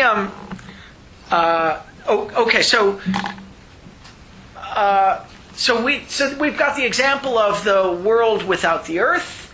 That looks like it's not going to be a particularly interesting case. And Heidegger says in the same paragraph, just following on from where we ended, he says something like this about what would happen if you had a world without an earth. He says, the world, again, cannot soar out of the earth's sight if, as the governing breadth and path of all essential destiny, it is to ground itself on a resolute foundation. In other words, when you just have these completely clear principles for action, there's nothing in virtue of which you can understand how you're supposed to go on in new situations. Because to the extent that these principles for action are clear, they're clear because they apply to situations you've already seen. But they don't necessarily apply to new situations. When you're in the moment of decision, that's when the cleared paths are no longer the ones that are going to help you. That's what makes it a moment of decision. And so if you've only got the cleared paths, the work of art is going to fail to work in the essential kinds of cases, in these cases of moments of decision. just to, there's more to do. I just want to, but I think I can make this last point. I can skip a little bit and make this last point. I just want to point out that this means that Heidegger seems to have the intuition that what's completely clear can't serve as a foundation for your decisions. I mean, that's what that sentence means that we read earlier that says, if it's going to count as a decision on page 55, every decision bases itself on something not mastered, something concealed, something confusing. Otherwise, it wouldn't count as a decision. Right? The point is that Heidegger's interested in the way the work of art helps you go on in situations where it's not already clear what you're supposed to do. That's the context in which the work of art is really playing an essential role. And so the intuition seems to be that that's what it is to serve as a foundation. It's to give you a ground on the basis of which to make decisions in your life at moments where it's not already clear what you're supposed to do. So what's completely clear just can't serve as a foundation for you. Notice, I mean, when I wrote that sentence in my notes, and I thought, wow, isn't that an amazing sentence? Notice that is paradigmatically opposite of the Cartesian worldview. Descartes thinks that it's only once you get clear about things, and the things that you're most clear about, it's only those things that can possibly serve as a foundation for our knowledge about anything. And Heidegger's got this completely opposite intuition. It's the earthly aspect, the rising up as self-closing feature, that makes it possible for a work of art to serve as a ground. It's the self-closing and withdrawing feature of the work of art, that enigmatic feature in virtue of which it seems to extend beyond all of the things you've already gotten clear about with respect to it, that allows it to serve as a ground for you, as a foundation for you, when you're wondering about how to go on in a particular and new situation. So I think, yeah, okay. Isn't that just because their epistemological interests are perfectly opposite? That Heidegger is interested in all that knowledge that we don't know we have, all unself-conscious knowledge, and Descartes is interested in explicitly that knowledge we know. Well, I mean, that's certainly true about them. I think the question is, but they're both interested in what can serve as a foundation. Now, you might say they have different understandings of what counts as of what you're trying to ground. You're trying to, but the Cartesian view has repercussions for the kinds of cases that Heidegger is interested in characterizing. I mean, on a sort of finally clarified Cartesian view, we're supposed to be able to decide how to act in new situations because, say, on the Kantian view, we can choose some moral law to which we hold ourselves to be accountable, right? And we're clear about what that law is, and we're clear about what it takes to aspire to hold yourself up against it, and so on and so forth. So there is a it's true they take different starting points, but they both attempt to tell a story about the whole picture. And the interesting question is, which gets a better view of what we take to be the essential cases?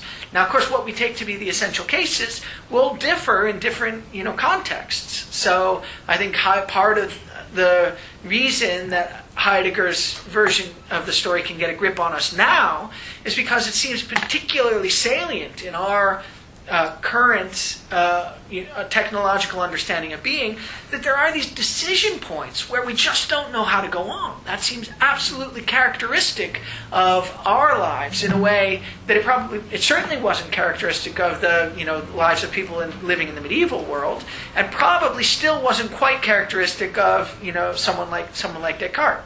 Although, Descartes wrote, I think 1636 is the Meditation, something like that. Right around that time you have Shakespeare writing, and you do get Shakespeare flirting at least with the idea that there are these fundamental decisions in your life that it's not clear how you're supposed to go on. You get Hamlet, soliloquizing about this. What am I supposed to do in this situation?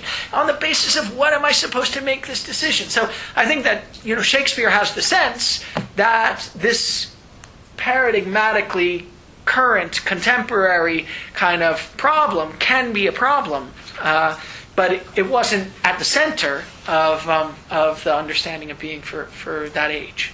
Yeah.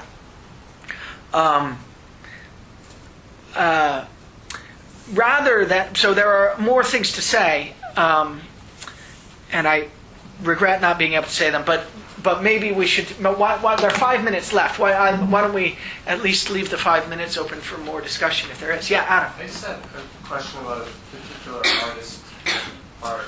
Maybe you can have some thoughts on it. So I was thinking about Andy Warhol and pop art. Yeah. And I was wondering how much is that related to the example of Greek temple, sort of as an exemplar of Croesus or the beginning of the age. So just sort of what I know about the art history of pop art is that it sees art as, so anything can be art. Art is essentially ephemeral. Art is sort of disposable. That's related to the concept of our technological age, as anything can be anything. As anything can be a resource. I was wondering if you have any ideas on that. I've never thought about it, but it sounds like the last thing you said is something I'd be more interested in developing. So the idea that anything can serve any purpose, in a given moment, is maybe is closely related to the idea that anything can be art at any particular moment. Anyone can be famous at any particular moment. They all get their 15 minutes, and so on and so forth. These are, roughly speaking, interchangeable components. That's a view according to which art doesn't play anything like the grounding role that Heidegger thinks a work of art, can play and does play at its best. And it might be interesting to try to tell a story according to which, if that's the kind of work of art that we've got available to us, it's the work of art we deserve in the technological age, in the sense that it takes works of art to be standing resources that can, roughly be slotted in various situations in various ways, in a wide variety of ways. So it looks like it's not going to be a work of art working in the sense that Heidegger thinks it is. Well, I see, but maybe your idea is something like it's a work of art that shows us that everything is replaceable and that everything is slottable in at any moment, and everything is a resource to be organized and sort of flexibly organized and so on. Maybe is that the way? And does it have an earth and world? Does it have, what's the enigmatic aspect of it? I think maybe it does have a kind of enigmatic aspect to it. It has the sort of, it makes you think, I see people taking that seriously. Why is that? or something. Or the Duchamp example with the ready-mades.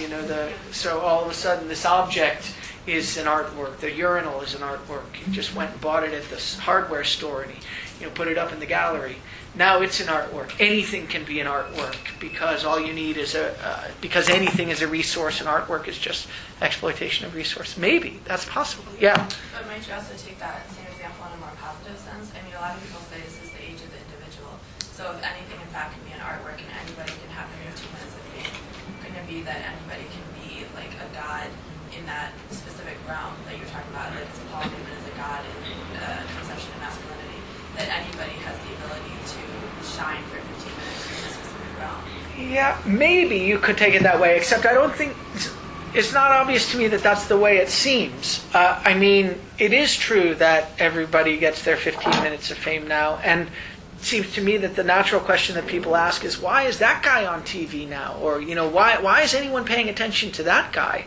I mean, so rather than the person shining and showing themselves as a paradigm against which we can aspire to measure our own actions, it seems sort of the opposite. It seems as though what we get is the fact that nothing shines. I mean, the fact that nobody who gets their 15 minutes of fame ever seems like someone who it's worthwhile to take as a paradigm against whom you can measure your actions. So you get this kind of leveling. It's true. I mean, in virtue of the fact that everyone gets to be famous, nobody gets to play the role that famous people used to play. or the stars used to play are works of art, or something like that. It seems to me it has this sort of leveling aspect. So, Unfortunate plateau. well, so I mean, let me just say, I mean, it seems to me the age of the individual is before us. I mean, the age of the individual, I'd have thought, is sort of the modern age, with Descartes going up through Kant, and maybe sort of finally reaching its apex with Nietzsche. So you get a particular version of the individual in the overman in Nietzsche, who's characterized completely by their will to power and who can make anything be anything. But not everyone gets to be an individual in that sense. Not everyone gets to be an overman. Once anyone can play the role in virtue of, sort of just being slottable into the 5 o'clock news, it seems to me the role has been completely leveled. And there are no interesting individuals anymore. There's just nothing showing up as anything in particular, as having any intrinsic qualities. I take it that's the moment when, as Heidegger says, this doom of the God remaining absent. I take it that's the characterization of the age that we live in, according to Heidegger, that we live in the absence of gods rather than in their presence. That's still a way that a world can present itself to us, but it's a way that seems more or less almost completely devoid of the earthly aspect. There's almost no foundation whatsoever. And that's a nice segue into the question concerning technology, because that's what the question concerning technology is about.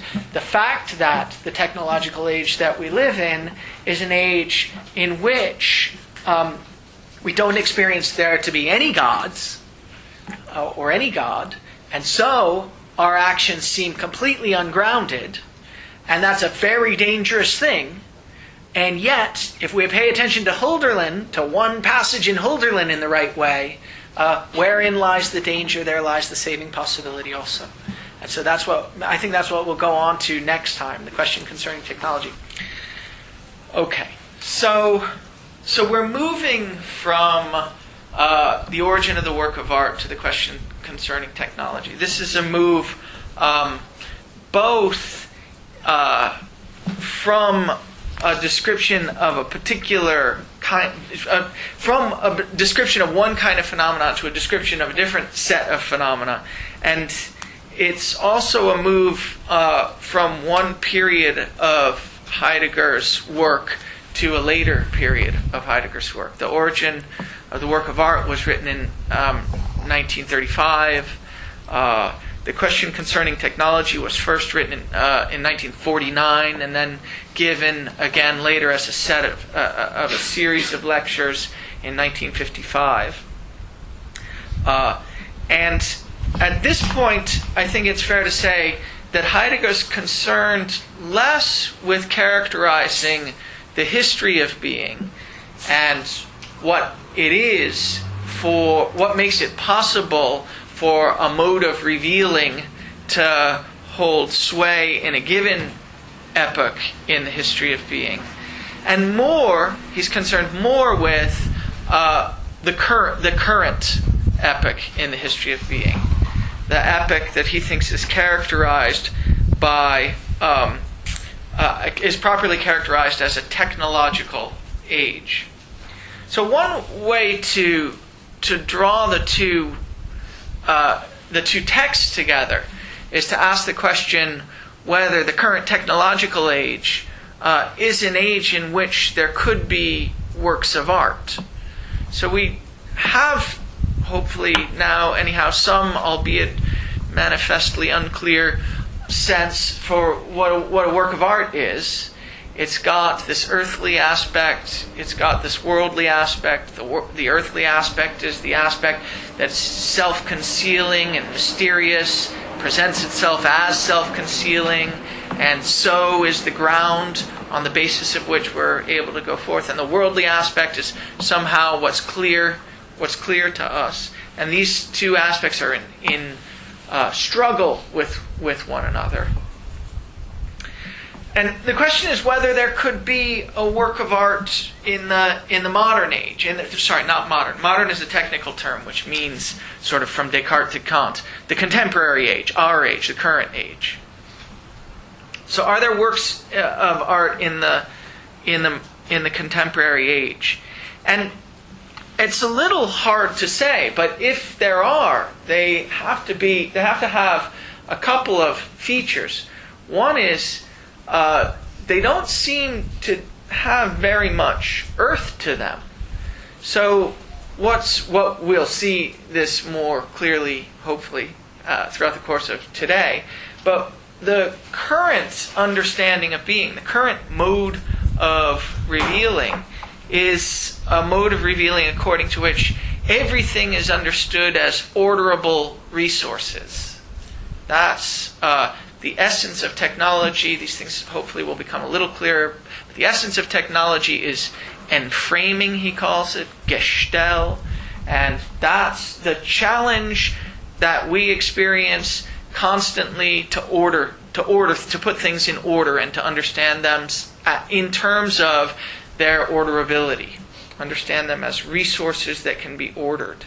And if that's all there is, if that is what it is in virtue of which everything gets to be what it is, then nothing seems to have much of an intrinsic aspect at all. Part of the point of everything's being resources is that ultimately every resource is interchangeable with every other resource. So there's really ultimately no difference between something's being one thing and something's being another. He flirts with different explanations of this. At one point he seems to try to explain everything in terms of electricity. At another point he seems to try to explain everything in terms of information.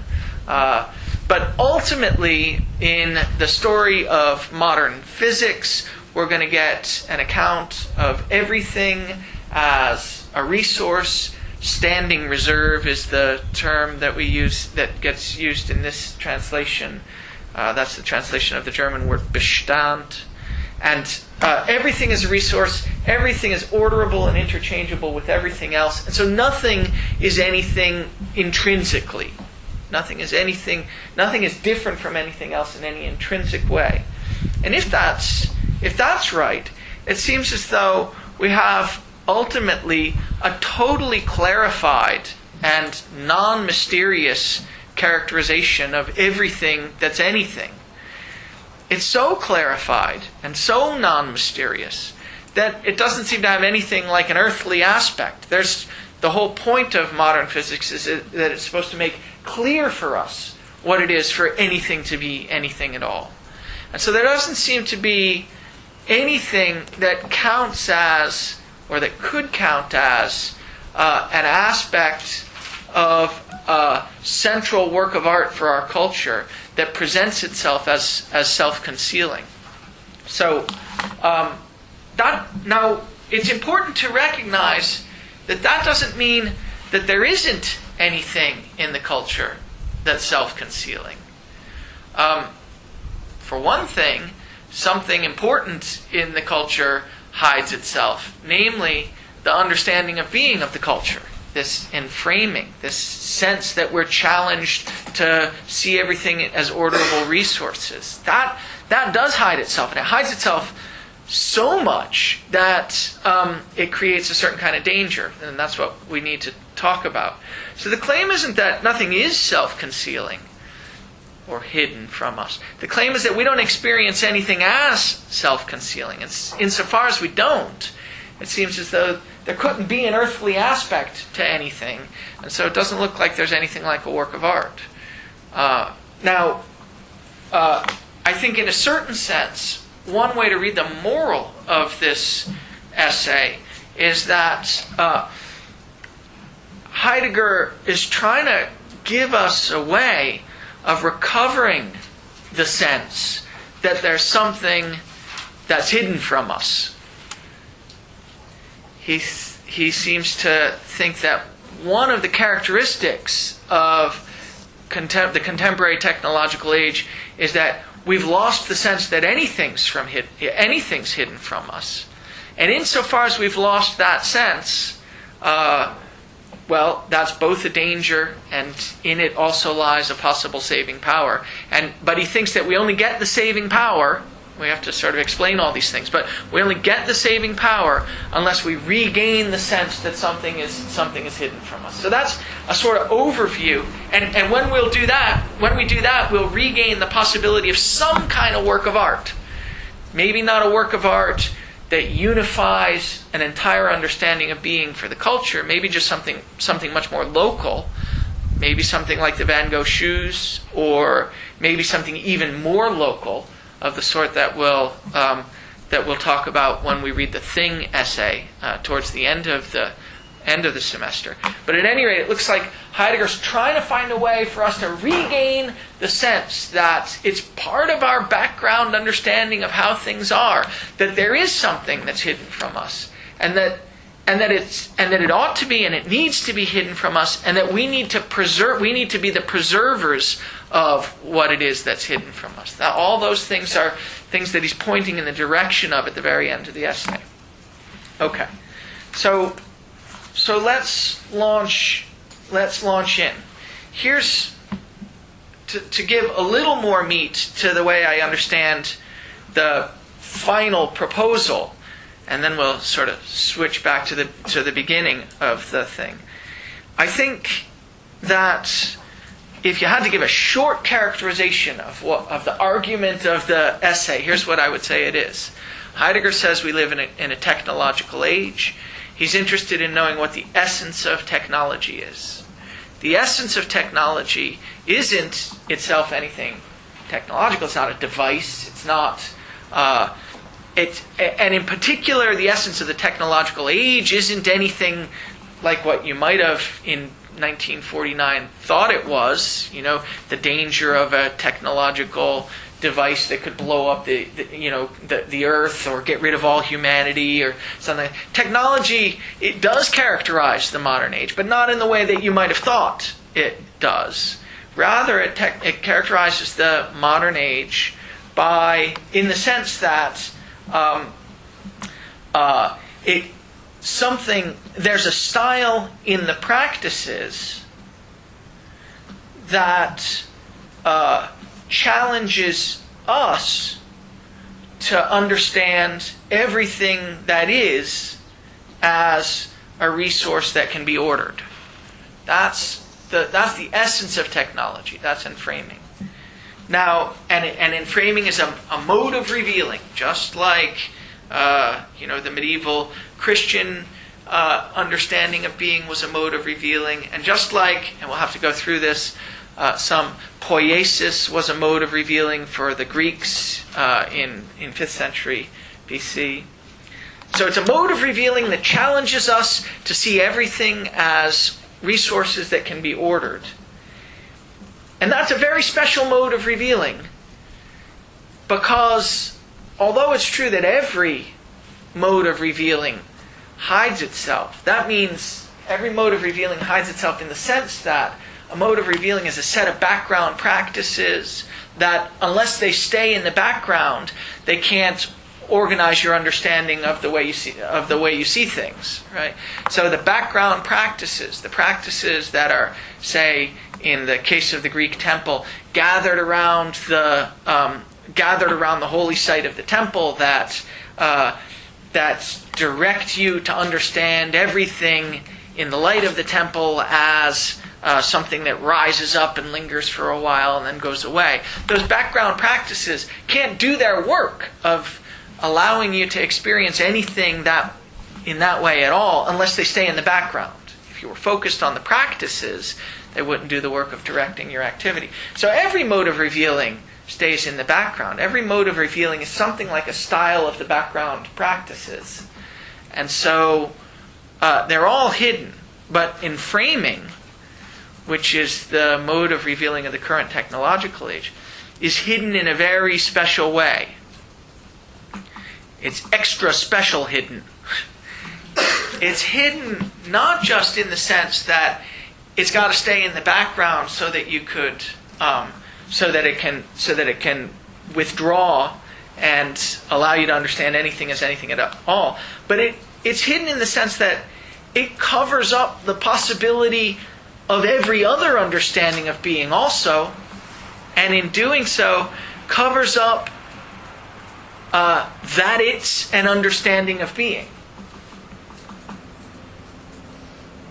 So the upshot is that when the medieval Christians understood everything as created entities, created in the mind of God, it wasn't part of that experience that the things that were created, their understanding of the way things were, and what it was for anything to be, was the necessary one. I mean, after all, it was perfectly obvious to them that there were other understandings of what things were in other cultures, some of which they were busy being at war with. And these other understandings of what it was for anything to be anything at all were in, so to speak, struggle with the medieval Christian understanding of being. And that struggle played itself out in the form of battles and in the form of great wars and in the form of a contest of cultures and so on and so forth. And so too for the Greeks and so too for the Romans and so on. The understanding of being in each of these cultures wasn't experienced as necessary and obvious. It was experienced as under siege. It was experienced as in competition with other understandings of being. It was experienced as something that you, as a member of the culture, had to work hard to preserve and had to work hard to sort of keep up. You had to live the right way in order for your understanding of being to be the one that continued, to be the one that kept making sense of things. And this meant engaging yourself in various kinds of practices that preserved your relation to God in the medieval Christian era, or preserved your relation to the gods in the Greek era. These things were all experienced as contingent. They were experienced as given from without by the Greek gods or by the medieval Christian God or by something outside of you. It was part of the experience that they were given from without, that you were grateful for them and that you had to work hard to preserve them. None of that characterizes the current understanding of being. The idea that everything is understood as resources to be ordered and made more efficient seems to us not like a contingent characterization of the way the world is, but like the obvious and final fact about the way the world is. It seems to us that science and physics in particular as the fundamental science, but the other sciences too, insofar as they're ultimately reducible to physics, will give us the final story about what the world is. When we get that final story, there won't be any doubt that it is the final story. It won't be in competition with anything. It will be a rationally defended story, one that you couldn't but believe. And so it'll cover up the possibility that any of these other modes of revealing could have been or could be understandings of the way that things are. And I think we experience this. I think this is what Hegel I think this is what drove Hegel to think that history was a matter of progress, and that once we got to the final story, it would be a story that superseded all of the other stories. It would be a story that made the earlier stories unnecessary. Why should we go back to the medieval Christian story about what it is for anything to be anything at all? We now know that's not the right one. Why should we take seriously what the Homeric Greeks had to say about what it was for anything to be anything at all? We now know that's not the right one. Those were mistaken attempts to understand the way the world in the way that we now know the world ought to be understood. I think that Heidegger thinks that characterizes the contemporary understanding of being, and that's a danger. That's a severe danger. It's a danger for a couple of reasons, but the main reason it's a danger. Well, there are at least two reasons that it's a danger. One is that So, I just have a quick question, slightly back. But I mean, you're saying that these Christian cultures went to war for their understanding of being, but don't Western cultures today every now and again do the same thing? Yeah, every now and again, I suppose. Don't we do it because we feel our way of being is threatened? Okay, that's a great question. So let's think about it.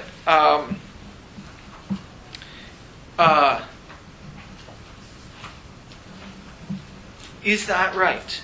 So is it that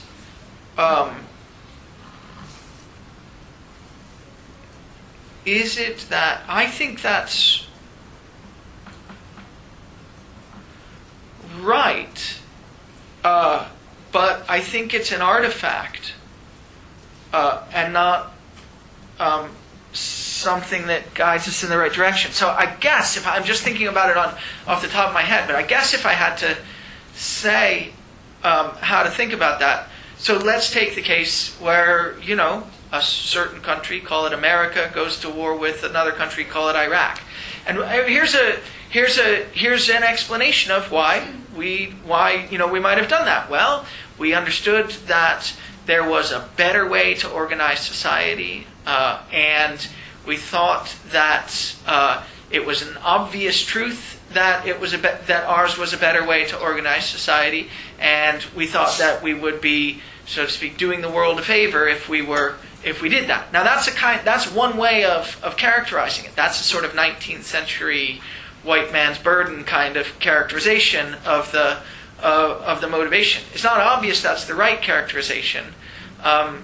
Another characterization, maybe the one that you had in mind, is one that says, no, we didn't do it for that reason. We did it because we really felt that our mode of understanding was threatened, that there was something about the way another culture understood what it was to be anything at all that was a threat to the way we understand what it is to be anything at all.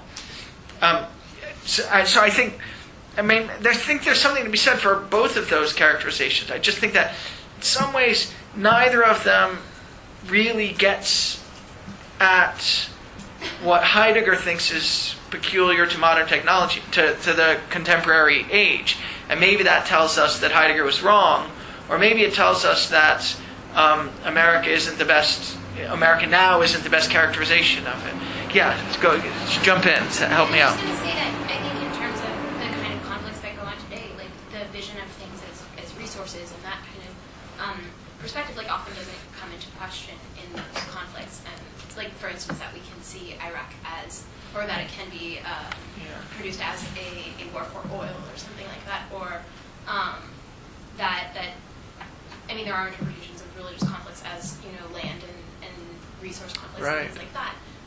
So it's not necessarily like that particular conception of being isn't necessarily being challenged often. That's helpful. So somehow the idea is, of course it's true that that we go to war, people go to war. It's just that there are different ways of understanding what it is to go to war. One can go to war over the idea that this is that you've got a better way to organize resources, or somehow a more efficient way, or somehow a way of organizing resources that'll really make things better in the sense of make them more efficient, make them more well organized, and that's a way of going to war that doesn't involve having the conception of the world as to be ordered at stake. In fact, it's so to speak, driven by the conception that the world needs to be ordered. That's helpful. Yeah. It's also, I'm not quite sure how this relates to Sun's point, which I agree with, but it seems that one peculiar aspect of, say, this particular war is that people frequently talk about it, they're back in the Middle Ages. Mm-hmm. It's in some regions of the some countries in the region it's a theocracy. This is how we used to do things way back when. So it's not so much a competing sort of ideas of being, or even one notion of being thinking is right where another is wrong. It's almost one way of being, like confronting its past after it's shown to be sort of deficient in some way, maybe. Yeah, that feels right. I mean, it feels as though, insofar as there are, we can understand what the motivations for going to war are. It doesn't feel as though there are the kinds of motivations that you might have seen in medieval Christendom. It feels as though they're motivated by things that are explicable in terms of the technological understanding of being, rather than motivated in terms of a sense that understanding of being is under attack. Right. Yeah, that feels right. But we're additionally sort of justified because they're backward. Yeah, well, right, yeah, exactly. Yeah, which is part of the contemporary understanding of being. Yeah. Yeah. I'm not sure what I was going to say was okay. Okay, yeah. So, I think it's an interesting question, Anton, and I'm not sure we've finished it, but anyhow, I think you'd have to say something like that if you were gonna defend Heidegger on this account. So I was just finishing up this overview, though. So we have the idea that the contemporary technological mode of revealing hides itself in a special way. Namely, it hides that it's a mode of revealing by making it seem an obvious and necessary truth that when you're studying the way things are properly understood as ordered resources in modern science, you're getting at the way things really are, not at a way that's been contingently revealed. So that's supposed to be a danger, Heidegger thinks, for two reasons. One is that it leads to nihilism. So, I mean, the contemporary understanding of being is sort of almost identical with nihilism. It's the view that's leveled down everything intrinsically in such a way that it's all equal to everything else. And that means there's no reason to prefer anything, and that just is nihilism. And that may involve, and Heidegger thinks ultimately it does involve, even our understanding of ourselves as resources to be ordered. Which sort of gives the nihilism a kind of double turn. So that's one danger. But another danger is that it makes the kind of freedom that Heidegger thinks essentially characterizes us impossible. And this notion of freedom that he has is a very peculiar one that comes about, in about 3 paragraphs and then gets referred to in 1 sentence later. But it has something to do, I think, with the idea that what's special about us isn't that we get to arbitrarily choose on the basis of our will how we get to act. Freedom is a special characteristic of us, an essential characteristic of us. It's what really makes us into the kinds of beings that we are. But it's not the fact that we have the freedom autonomously and willfully to choose to do something, or even to choose laws in accordance with which to act, like Kant thought. It's something different. It's that we have the freedom to listen to and hear. He said these are the verbs he uses. It's a kind of receptivity. Our freedom is a kind of receptivity. In another place, he says our freedom amounts to our having the capacity to let ourselves be bound by something outside of us. And the thing outside, what it is that's outside of us, is a way the practices are organized. In other words, what it is that's outside of us is a mode of revealing, an understanding of being. And understandings of being can organize themselves in different ways. And what makes us free is that we have the capacity, at least some individuals in the culture have the capacity to, through poetry and thinking and works of art, initiate new understandings of being. But if you don't have the sense that it's in virtue of an understanding of being that we understand what anything is in the first place, then you're never going to be able to have the sense that we could initiate a new understanding of being. Understandings of being are just sort of off the table. And so the very peculiar kind of freedom that characterizes us is stripped away from us by this contemporary understanding of being as one that presents itself in this specially hidden way. Yeah? Just a little clear, sorry. So is freedom our ability to be bound by various practices? To let ourselves be bound. To let ourselves yeah. Or is it to initiate new practices? Well, it's both. Although the notion of initiation you have to be careful about.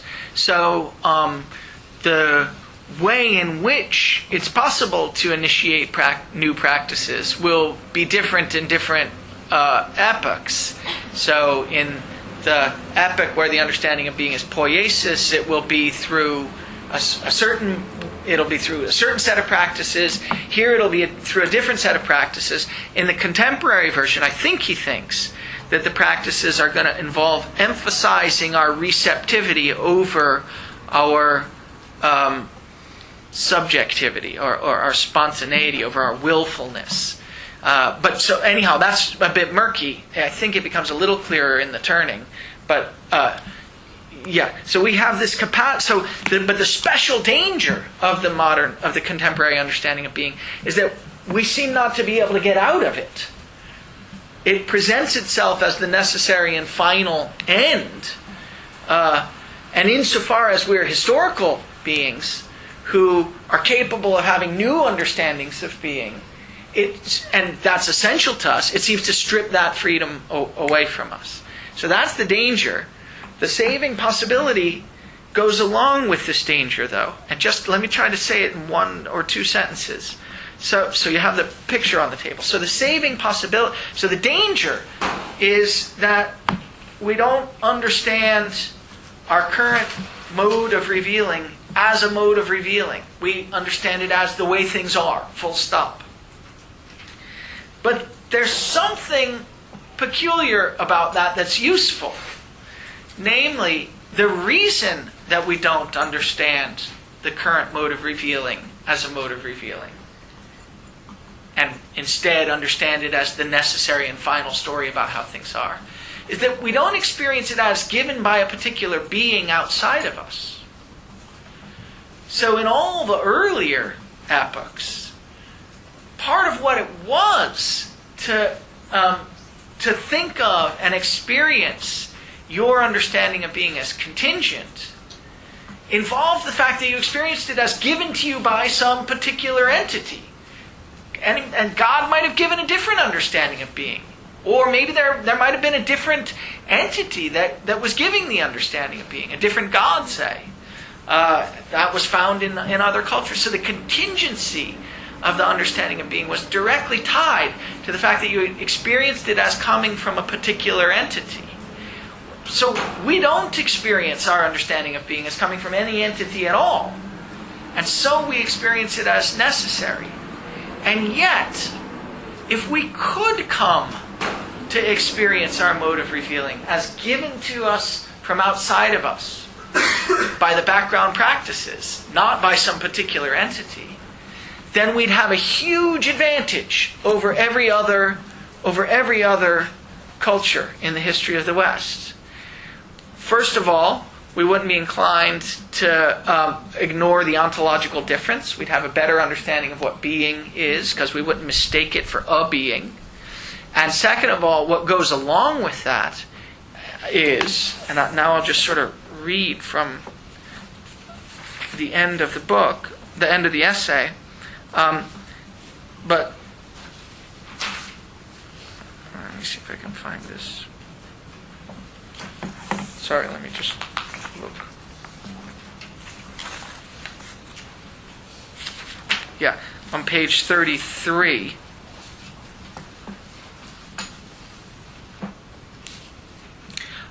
We may be able to come to understand the role that we play in preserving the understanding of being.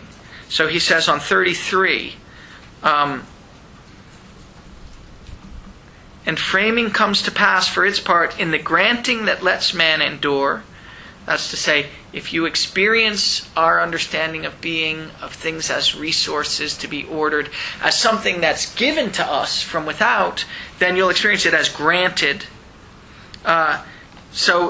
This is the way framing comes to pass, in the granting that lets man endure, although we don't experience this granting, as yet unexperienced, but perhaps more experienced in the future.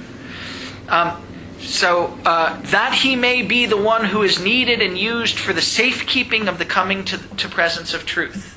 Thus does the arising of the saving power appear. So the saving power has to do with the fact that you can't put off on someone else, on some other entity, on God or on the gods or something outside of you, the need to preserve the understanding of being that you've got.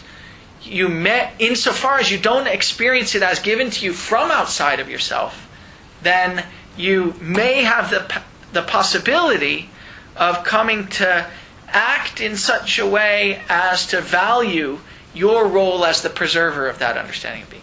I think that's the upshot. So the danger is tied with the saving power, and in this sort of peculiar way. Okay, I think that's the overview. The contemporary mode of revealing is supremely dangerous because it hides all other modes of revealing, and in fact hides the fact that it's a mode of revealing. But that it's got a saving power too, because it does that by making it seem as though there's not some particular entity that gives us this understanding. If we can nevertheless come to experience it as given, we won't experience it as given by some entity, and so we'll recognize the role that we have to play in preserving the understanding. Yeah, Wendy. So I have a short question. So my question is sort of the way that this is being described, like the contemporary mode of revealing, sort of suggests that previous modes of revealing left open for believers in them the possibility that they believed in the contingency of them. And I don't necessarily see that to be the case. Like there seem to be sort of previous epochs where people believed that whatever their belief system was like the belief system. I mean, that's why there's struggle over those belief systems. So, the sense in which it seems to be suggested that they might have been open to an alternative interpretation seems somehow, I don't know, anachronistic, maybe anachronistic, or like, I don't know that the Greeks necessarily have believed had another belief system, like if it had been presented to them, even if there was like that, sort of a string of evidence. Yeah. So is there a way to sort of... So let's try, yeah. Okay. First of all, it's important not to call them belief systems, because they're not belief systems. They're sort of coordinated sets of background practices. Yeah, I guess Yeah. Yes, I guess I was thinking in terms of like, because should I also not include something about like being coherent? Because that seems to be another thing about them, but is that something to stay away from? No, coherence is an important feature of them. Yeah, in fact, unified, coherent in its often, after the pre-Socratics, coherent in the sense that they give a completely unified understanding of what it is for anything to be anything. So of course it's true. I'm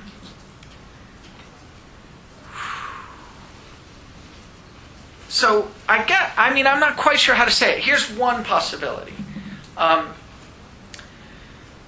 One of the things that's supposed to be true about ancient Greek culture, for instance, is that, and we know this by studying the ancient Greek gods, is that the Greek gods come to be incorporated into particular cultures. So there's a battle between, two cities, or there's a battle between two tribes. Each tribe has their local deities. The tribe that wins the battle also gets to bring into their background practices the gods, the local deities of the group that they've beaten out. So this way of bringing into your background practices the local deities by bringing in the people from this other tribe has something to do with the idea that you experience the understanding of being, certainly not as something that you have control over. It's nothing like that. But you experience the understanding of being the sort of organized set of background practices as things that can and do change on a regular basis. So you've got this very live sense, the way I imagine it, that what your culture is up to and what your understanding of what anything is to be anything at all is almost always up for change in virtue of the fact that you may get you may get defeated by a more dominant culture, or you may defeat other weaker cultures, and there'll be this sense that that the gods, the local deities, get brought in. So that's one of the things that doesn't seem to be possible here. I mean, in the contemporary understanding of being. I mean, if there is a battle between us and some other culture, it doesn't look like what's up for grabs is the question whether modern science is really going to be the way we understand anything. So I'll try to press on the point. So we might not say that modern science is up for grabs, but we certainly we have not only do our science practices ongoing, but we have philosophies of science, and there are people who have different hypotheses about whether entropy would have been the way it is if the Big Bang had been different. So there's certainly an element of contingency there, and there's certainly ways in which when we are pressed to look at how some phenomena fit into our scientific understandings, or the way that our science reveals something about our world, we modify that science in a way that might be analogous to bringing in deities. So, Good. There seems to be some sort of parallel there. So it may be true. I mean, you have to remember that this is written in 1949, and so the Kuhnian account of what science is up to, isn't available to him. But his view is that here's his characterization of what modern science is up to. Let me see if I can just... on 21, modern science's way of representing pursues and entraps nature as a calculable coherence of forces. That's a pretty general characterization that might leave room for the possibility that there could be revolutions within science even. But it doesn't leave room for alternatives to science. Yeah, exactly, right. So there might be revolutions within science that are revolutions over the issue, which calculable coherence of forces best characterizes the natural world that we live in. But the revolutions don't seem to be about whether you could give a story about the natural world in terms of calculable forces. And so that's the sense in which I think he'll think that the contemporary understanding of being presents itself as the final one. Of course, there are details to work out, but the broad stroke picture is the same, and can't but be the same. Trying to fit things within that system or that way of revealing, and there's some sort of brackets that could be extended, but you're never going to get rid of those brackets. Yeah, that's the idea. Yeah, exactly. Yeah. I'm sorry to push on this point, but I don't understand why it's necessary for him to think of, let's say, the other cultures as thinking that their way of being is not contingent, because I think that's fine, but as not the final one. Because let's say, I think the Greek example, maybe, because there was already a group of gods, but once already the Middle Ages, where you're thinking about monotheism as one God, and having a universal sense of this one God, and then him defining us and our role in the world, I think that there might have been a sense of, this is what we are and what we is. Yeah. I don't know, and I don't understand why it's necessary for Heidegger to see that as not part of other epochs. Right. Good. No, it's the right thing to push on.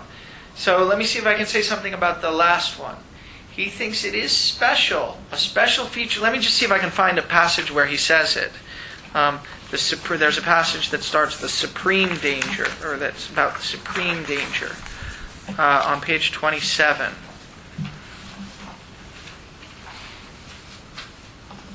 At the very bottom, he says, so he says, every revealing is a danger. and danger as such.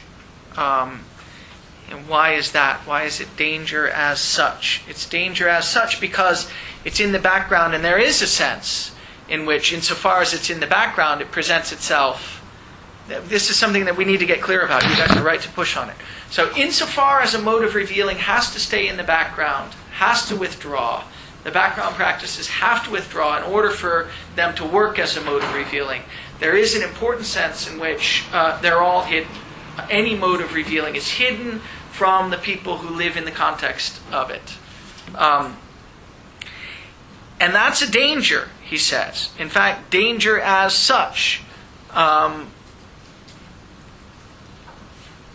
So that he says that on the top of in the middle of 26. In whatever way the destining of revealing may hold sway. That's to say, whatever understanding of being you're in, the unconcealment in which everything that is shows itself at any given time harbors the danger that man may quail at the unconcealed and may misinterpret it. Thus, where everything that presences exhibits itself in the light of a cause-effect coherence, even God can, for representational thinking, lose all that is exalted and holy, the mysteriousness of his distance. He's talking now about something like, early 17th century Europe. That's the representational thinking of Descartes. God becomes the God of the philosophers. He becomes an efficient cause rather than something that's holy. And that's a way that you can misunderstand what is. And that's a danger. It's a danger because it allows you to, because it encourages you to understand everything in a wrong way. That's to say, for instance, understand everything as efficient causes. That can't be the right way of understanding everything, but you experience it as the right way of understanding everything, and so it gives you a misunderstanding of what is. But our version is especially dangerous. So let's see why it's especially dangerous at the bottom. Yet when destining reigns in the mode of enframing, it's the supreme danger. And that's for two reasons, and let's read them. This danger attests itself to us in two ways. As soon as what is unconcealed no longer concerns man even as object, but does so rather exclusively as standing reserve, as resources, and man in the midst of objectlessness is nothing but the orderer of the standing reserve, then he comes to the very brink of a precipitous fall. That is, he comes to the point where he himself will have to be taken as standing reserve.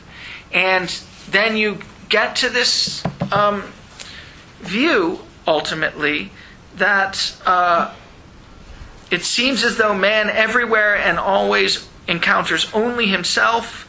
Where's the thing about Lord of the earth? Yeah. Meanwhile, man, precisely as the one so threatened, exalts himself to the posture of Lord of the earth.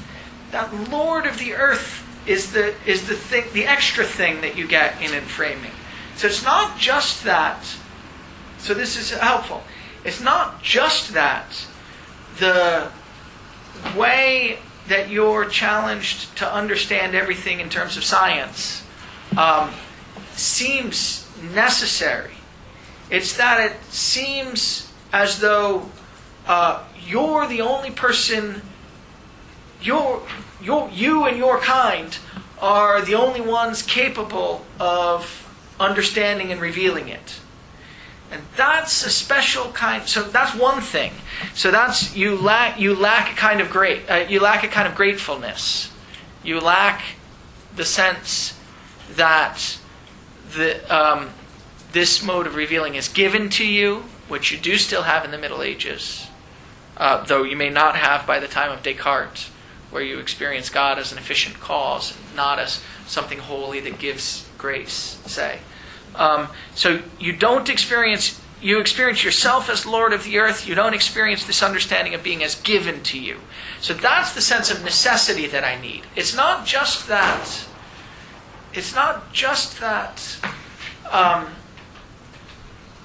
It could have been otherwise. It's that it could have been other. It's that. It couldn't have been otherwise. It's that it couldn't have been otherwise because there's nothing outside of you and the world, in virtue of which the world is the way it is. There's no givenness. I feel like I'm sort of not being as clear as I can. Well, that makes a lot of sense. Okay. I think that is like a good definition of what he's talking about. But I think that does not exclude the possibility of when I do have this understanding that God is defining me as, or is defining being, then I see that to be the final sense of being when I'm in that epoch. Yeah, right. So final. I think that each like, in order to like really define something as an epoch, you have to see it as that final moment. Yeah. Well, maybe. I mean, what's important to me, I mean, there's finality and there's finality. I mean, if it's part of your experience of the world that it is the way it is in virtue of the graciousness of God,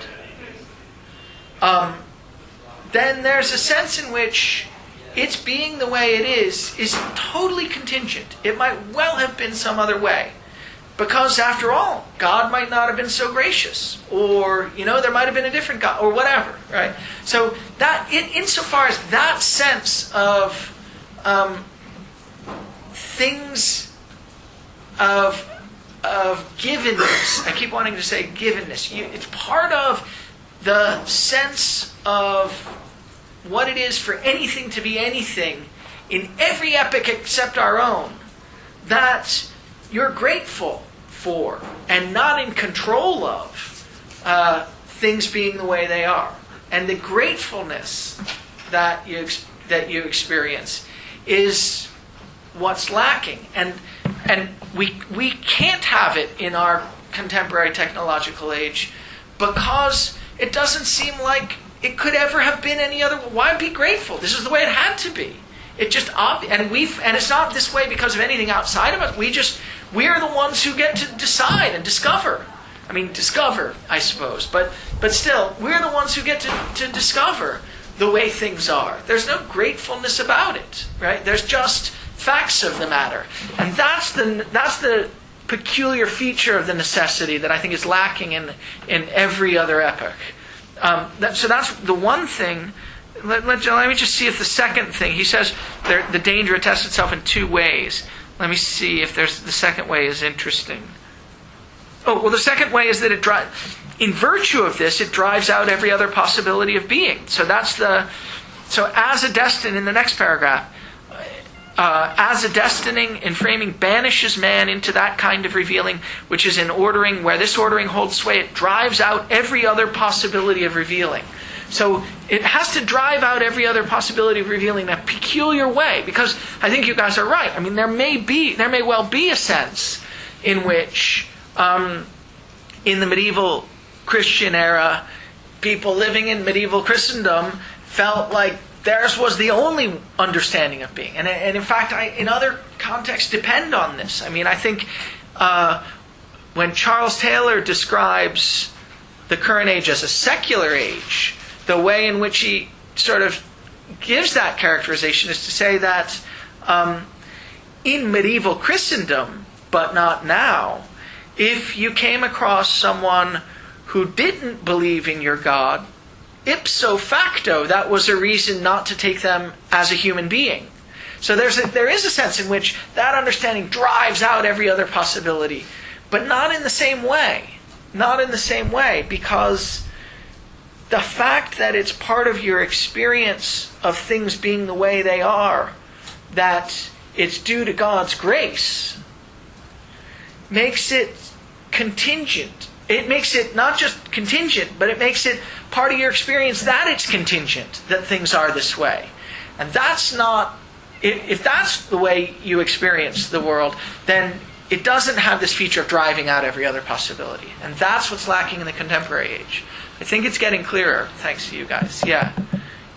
Does it make sense? Yeah. So just to take this a little bit further, suppose we're talking about the Platonic idea of the good. Is it because we're unable to access that higher sphere that we can, could we use that as a kind of parallel between, say, God's grace and the unknowability of the ideal sphere? Because how are the Greeks going to be? Oh yeah. Well, so I mean, in the Platonic case, I mean, it's not just that. I mean, sort of on one model of the Christian version, it's not just that the form of the good is just any old thing. It lives in its particular realm. It is this particular thing that allows itself to be understood by us, but not just through hard work. I mean, it's, for one thing, you got to be born with the right kind of soul in Plato, and for another thing, you've got to go through lots and lots of education, and that doesn't guarantee anything, and so on and so forth. So there's no sense of grace. I think that's true. But there is a sense, I mean, I think Heidegger will say there's at least a nascent sense of wonder. In the pre-Socratics, he thinks that wonder was the motivating mood. That's what drove them to want to give a metaphysical story in the first place. And I think he'll say that in the case of the Platonic and classical Greeks, there's some of that sense of wonder left over. But more than that, there's a notion that knowledge. This is Heidegger's peculiar view. It comes up sort of obliquely in a certain point here, where he's talking about techne. On page 13, he says, look, the right way to understand these ancient Greek words, techne and episteme, is as two different kinds of knowledge. Roughly, I think he means know how and know that.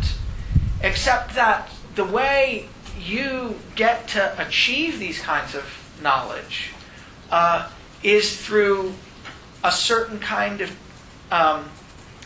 poetic relation to the world. So that's, in the case of the craftsman, a very special thing that we'll talk about next time, that involves caring for and tending the things that you're bringing forth into being. In the case of the thinker, it involves having a caring and tending and nurturing kind of relationship to your students and to the realm that you're trying to disclose, and so on and so forth. So I think he'll think that all of this is not grace, but it's the sense that it's not a sense of grace, but it's the sense that there's something outside of yourself that you need to be very careful with and to take care of in order to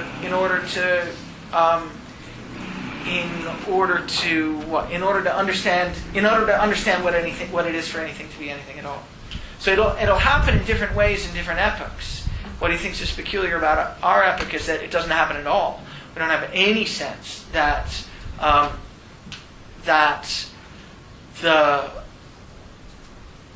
let's put it this way. We don't have any sense that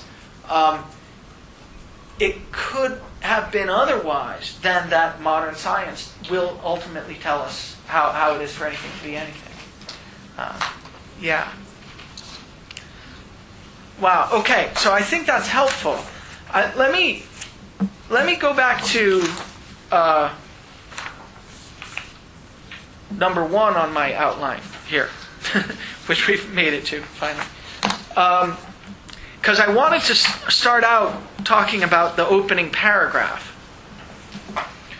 What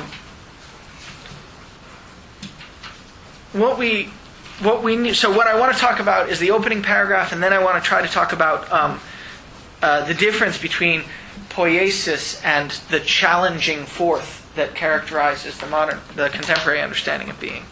But first, let's talk about the opening paragraph, because this sets the goal of the essay. And I don't think you can really understand the goal of the essay until the whole essay is done. And so at least we've got a sort of caricature of the view that the essay is heading towards. So what is the goal of the essay? He says that what he wants to do is to open our human existence to the essence of technology. He says that, he ought to say that in the first paragraph. Yeah, at the bottom of page 3. So he wants to give us a free relationship to the essence of technology. And the relationship will be free if it opens our human existence to the essence of technology. What does that mean? Well, the essence of technology, again, is not technology itself, but is something like the mode of revealing of the current technological age. It's the background style of the practices in terms of which it seems obvious to us that the modern scientific approach to understanding the world is the obvious and necessary one. So he wants to open our human existence to the essence of technology. I think he means that he wants to give us a way of relating to these background practices that doesn't take them as the obvious and necessary way that things have to be. He wants to give us a free relationship to the background practices, to the style of the culture. And he says, I can't remember if I read the freedom stuff already or not. I don't think I did. On page 25,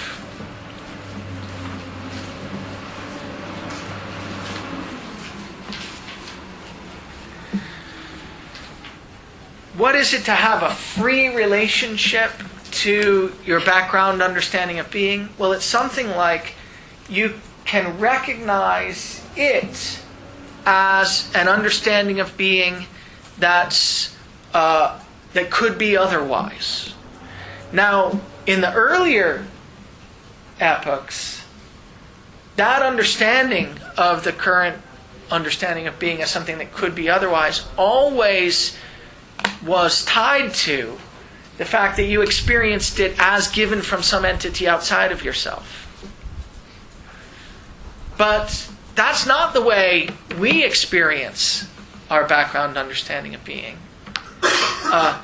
And so if we can come to have a free relationship to it, if we can come to understand the background understanding of being as something that can change and develop, something that the style of which can go through revolutions and can begin again and so on and so forth. If we start to understand it that way, then we won't understand that by taking it that it's that way because God might not have been so gracious. We'll come to understand the background understanding of being as up for grabs in virtue of the fact that ultimately it's traceable to us. Ultimately, the background understanding is traceable to us. He says, where's all the stuff about man?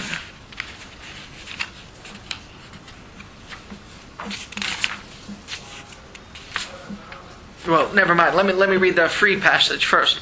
So, on the top of 25, let's hope this is helpful. He says, always the unconcealment of that which is goes upon a way of revealing. That's just to say, whenever in the history of the West we understand anything to be anything at all, we understand it to be anything at all in virtue of a background set of practices in our culture.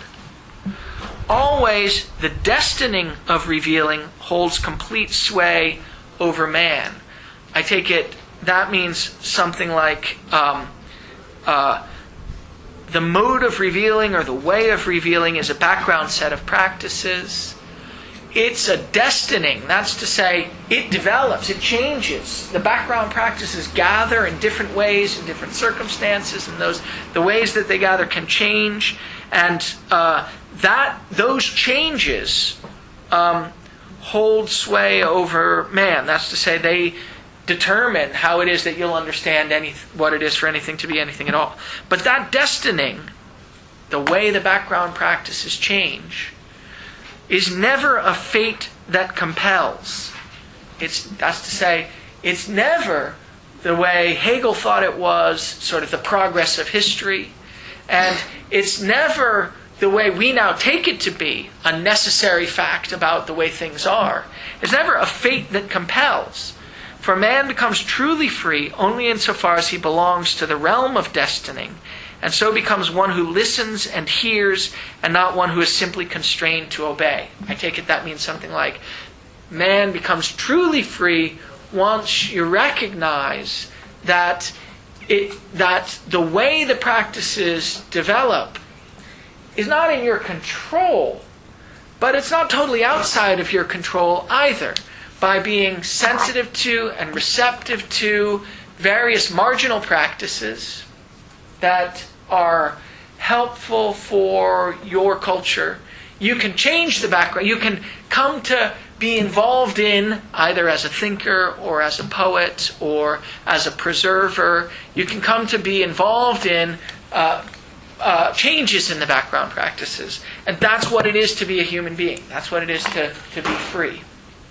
So he wants to give us this free relationship to technology. You couldn't understand that at all if you just started out reading the first paragraph, but that's what he says. We're gonna like to prepare a free relationship to technology. I take it that's a relationship in which we can hear the call of other modes of revealing. We can't do that now because the current mode of revealing hides the possibility that all the other modes of revealing are modes of revealing at all. But he wants to prepare the way for us to be able to hear the call of other modes of revealing. For us to hear the sense in which, for instance, it might be useful and interesting and important to go back and read about the Homeric understanding of being and retrieve from that understanding of being practices around which our culture can organize itself. And it might be important and interesting and useful to go back to the medieval Christian understanding of being and understand it in such a way that practices that were preserved there could be brought back and are practices around which we could organize our understanding of being. And those moves are all, so to speak, cut out by the modern understanding, by the contemporary understanding of being. And he wants to open up the possibility that we could live our lives in such a way as to call back these marginal practices. I think that's what that means. Open our human existence to the essence of technology.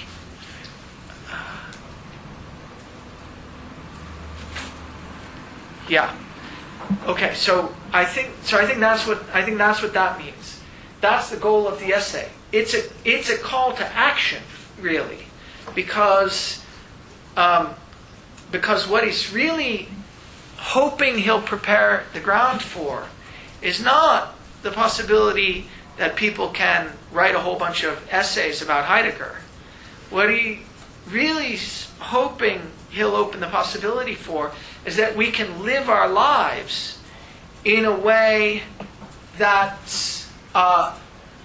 makes clear that we're the kinds of beings that can be open to a range of ways of understanding what it is for anything to be anything at all.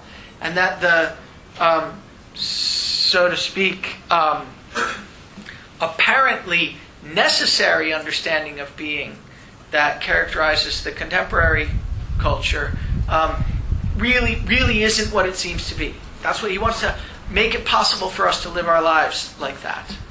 And it's not all that clear in this essay what that's going to consist in, other than the possibility that we'll recognize ourselves as the safekeepers and preservers of being.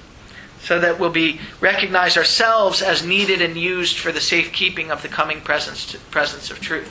So somehow that we will resist in our practices the understanding of everything as resources to be ordered and more efficient.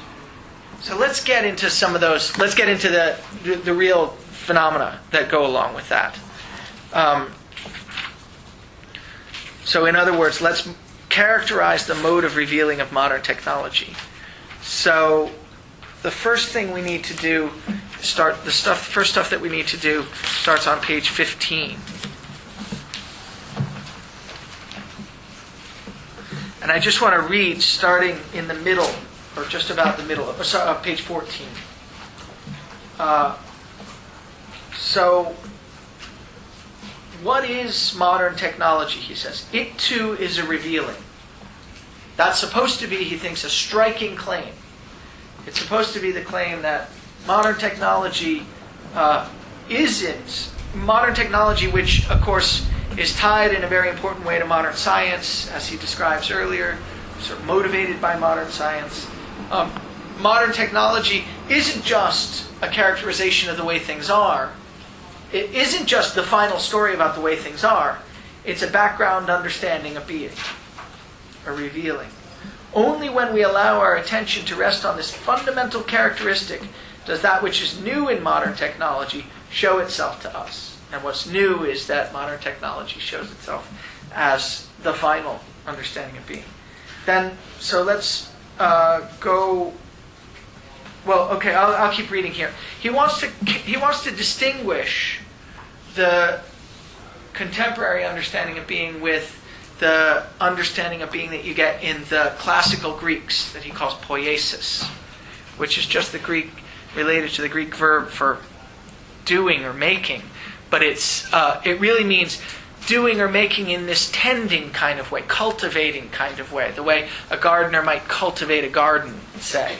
He thinks that that understanding was of what it was for you to have a relationship to anything at all, characterized classical Greek, the classical Greek world. So let's read here. And yet the revealing that holds sway throughout modern technology does not unfold into a bringing forth in the sense of poiesis. So poiesis, again, the classical Greek understanding of being, and his term for it is bringing forth. The revealing that rules in modern technology is a challenging.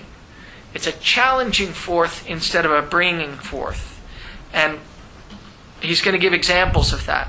A challenging which puts to nature the demand. I don't think in the German it says unreasonable demand. I don't think that makes sense. But the demand puts to nature the demand that it supply energy that can be extracted and stored as such. So our understanding of nature is, in the modern technological age, is an understanding of nature as a resource from which we can extract and store energy. That's the way we understand it. Through logging or through drilling for oil or through any of these ways of extracting energy resources from nature. So he says, well, what's so, isn't that the way everyone's always understood nature? Doesn't this hold true for the old windmill as well? Isn't that a way of extracting and storing energy from nature? And he says, no. The windmill's sails do indeed turn in the wind. They're left entirely to the wind's blowing. But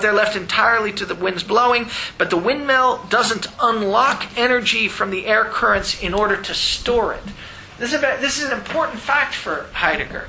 The difference between the windmill and the kind of windmills that we have now, that I take it store energy in batteries or whatever they store energy in. The difference between a normal windmill, an old-fashioned windmill, and the kind that they want to build off the coast of Martha's Vineyard or wherever, is that the old windmill only blew when the wind was blowing, only turned when the wind was blowing. It didn't have this capacity to turn every moment into an equal moment, a moment in which energy is available to you. All right, so I have been putting a few people have written me. Presumably they're not the people who are here. Maybe they are the people who are here, I don't know. I've been putting the recordings of the seminars up on a website. I don't know exactly what the address is, but you can get to it if you go to my website and then go to the courses and then go to this course. And then they're all there. But last week, I think probably for better rather than for worse, the battery ran out some portion of the way through. And so some part of it is up there. But I think the part of it that's up there is not insofar as there was a disastrous part, I don't think it's the part that's up there. At least it didn't seem as disastrous when I listened to it as it did when I was giving it. So anyhow, if anyone's interested in that, or you know people who are, you can tell them how to get there. I was worried a little bit about the fact that we were going to all miss the Al Gore talk, and then as they were testing out the microphones, I was worried that we weren't going to miss the Al Gore talk. So we'll see how it goes. Okay, so but we're competing with Al Gore, and Heidegger seems to be doing pretty well. I'm happy to hear.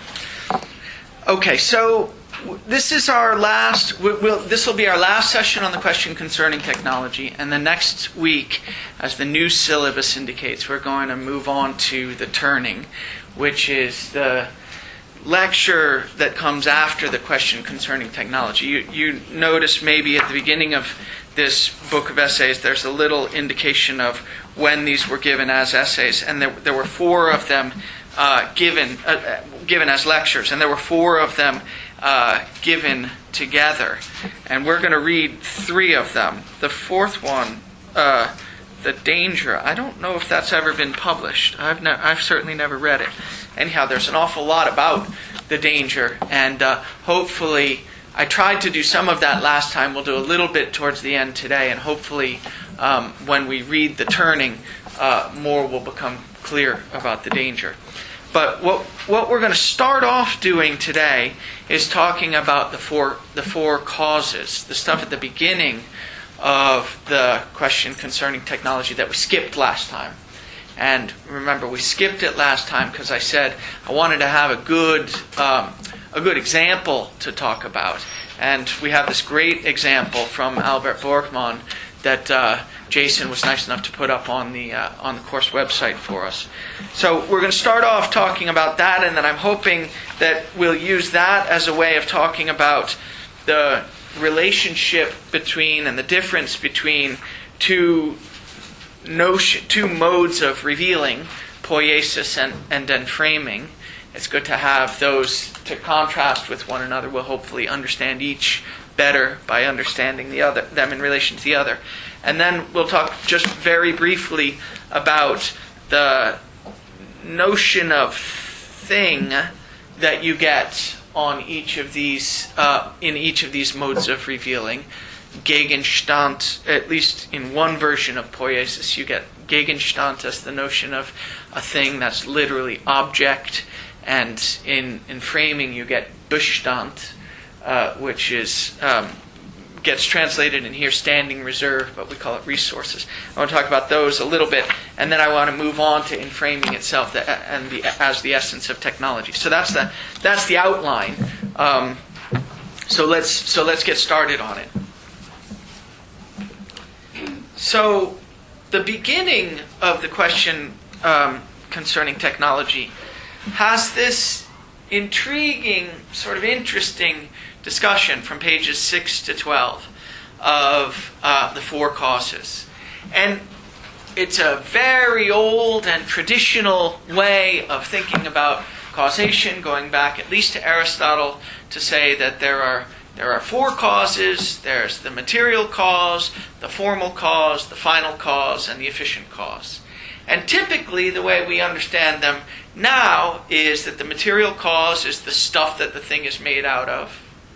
The formal cause, in a normal case, is the shape of the thing, the shape of the jug. The final cause is something like its purpose, what it's for, carrying water in the case of a jug, say. And the efficient cause is the maker, the person who puts it together, the jug maker, say. So that's the traditional way of understanding the 4 causes in Aristotle. If you take a sort of beginning metaphysics class and they talk about it, or a beginning ancient philosophy class and they talk about it, that's, I think, roughly what you'll get. Matter as the stuff the thing is made out of, form as the shape, final cause as the purpose, and efficient cause as the maker. And Heidegger thinks Heidegger thinks that is the way we now typically explain the doctrine of the 4 causes in Aristotle. But he thinks it's a great perversion of the original phenomenon to which Aristotle was sensitive.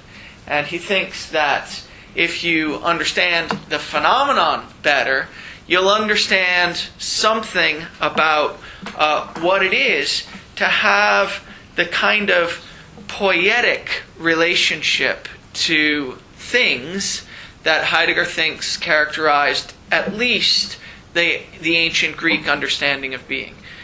So I should say poiesis in this essay is a term that seems to refer to understandings of being that come before the current one.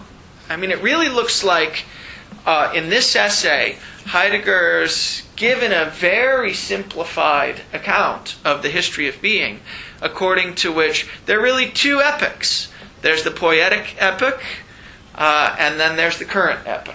And they're distinct from one another, and he's interested in drawing the distinctions. I think that that's just a radical oversimplification of his own view that he's making, so to speak, for pedagogical purposes. It's hard to imagine that he's doing anything for pedagogical purposes if you read this. This was a lecture. I understand this was, at least on one of the occasions, I know my former advisor, Bert Dreyfus, was at one of the public occasions where it was given as a lecture. He says there were 1,000 people in the audience, and they're all sort of standing there listening, reverentially, and Heidegger sort of intoning in this monodrone, and they all leave saying things like, Gestell, what's he talking about? Gestell is the word for bookcases in German, right? So it's hard to imagine anything was done for pedagogical purposes. But I think it may be that he really was thinking, I'm going to help these guys out. I'm not going to give them this complicated story about the history of being, according to which, there's a pre-Socratic understanding of being, and then a classical Greek understanding of being, and then an early Christian understanding of being, a medieval. I'm just going to say they're all poiesis. And so it's a simplification, and I think it's probably good to recognize that it's a simplification.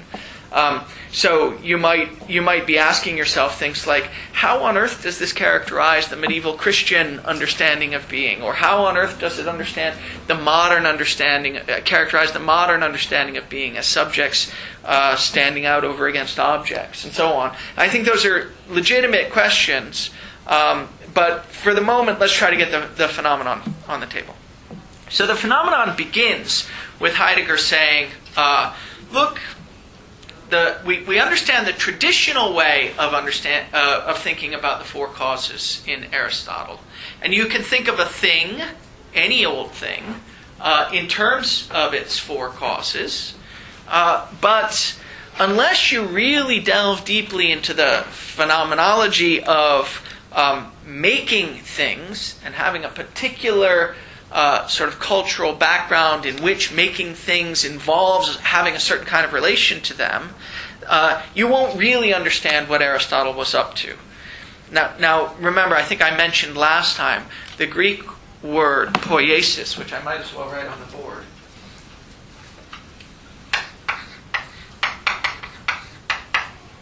is from the Greek verb poieo, which means to do, roughly to do or make, and it's the word from which our word poet comes from, or it's related to the word that our word poet comes from, and so the mode of revealing that Heidegger calls poiesis is a mode of revealing that's related in some way to the idea that things are what you make. Things are, in his terminology in this essay, what you bring forth, what humans bring forth.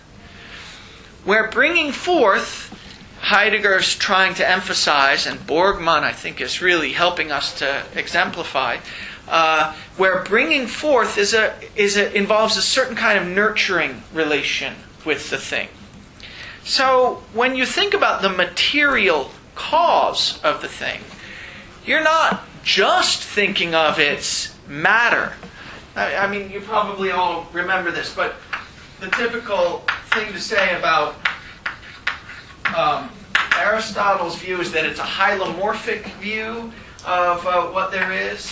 Everything has two parts, the hule, which is the matter, and the morphe, which is the form.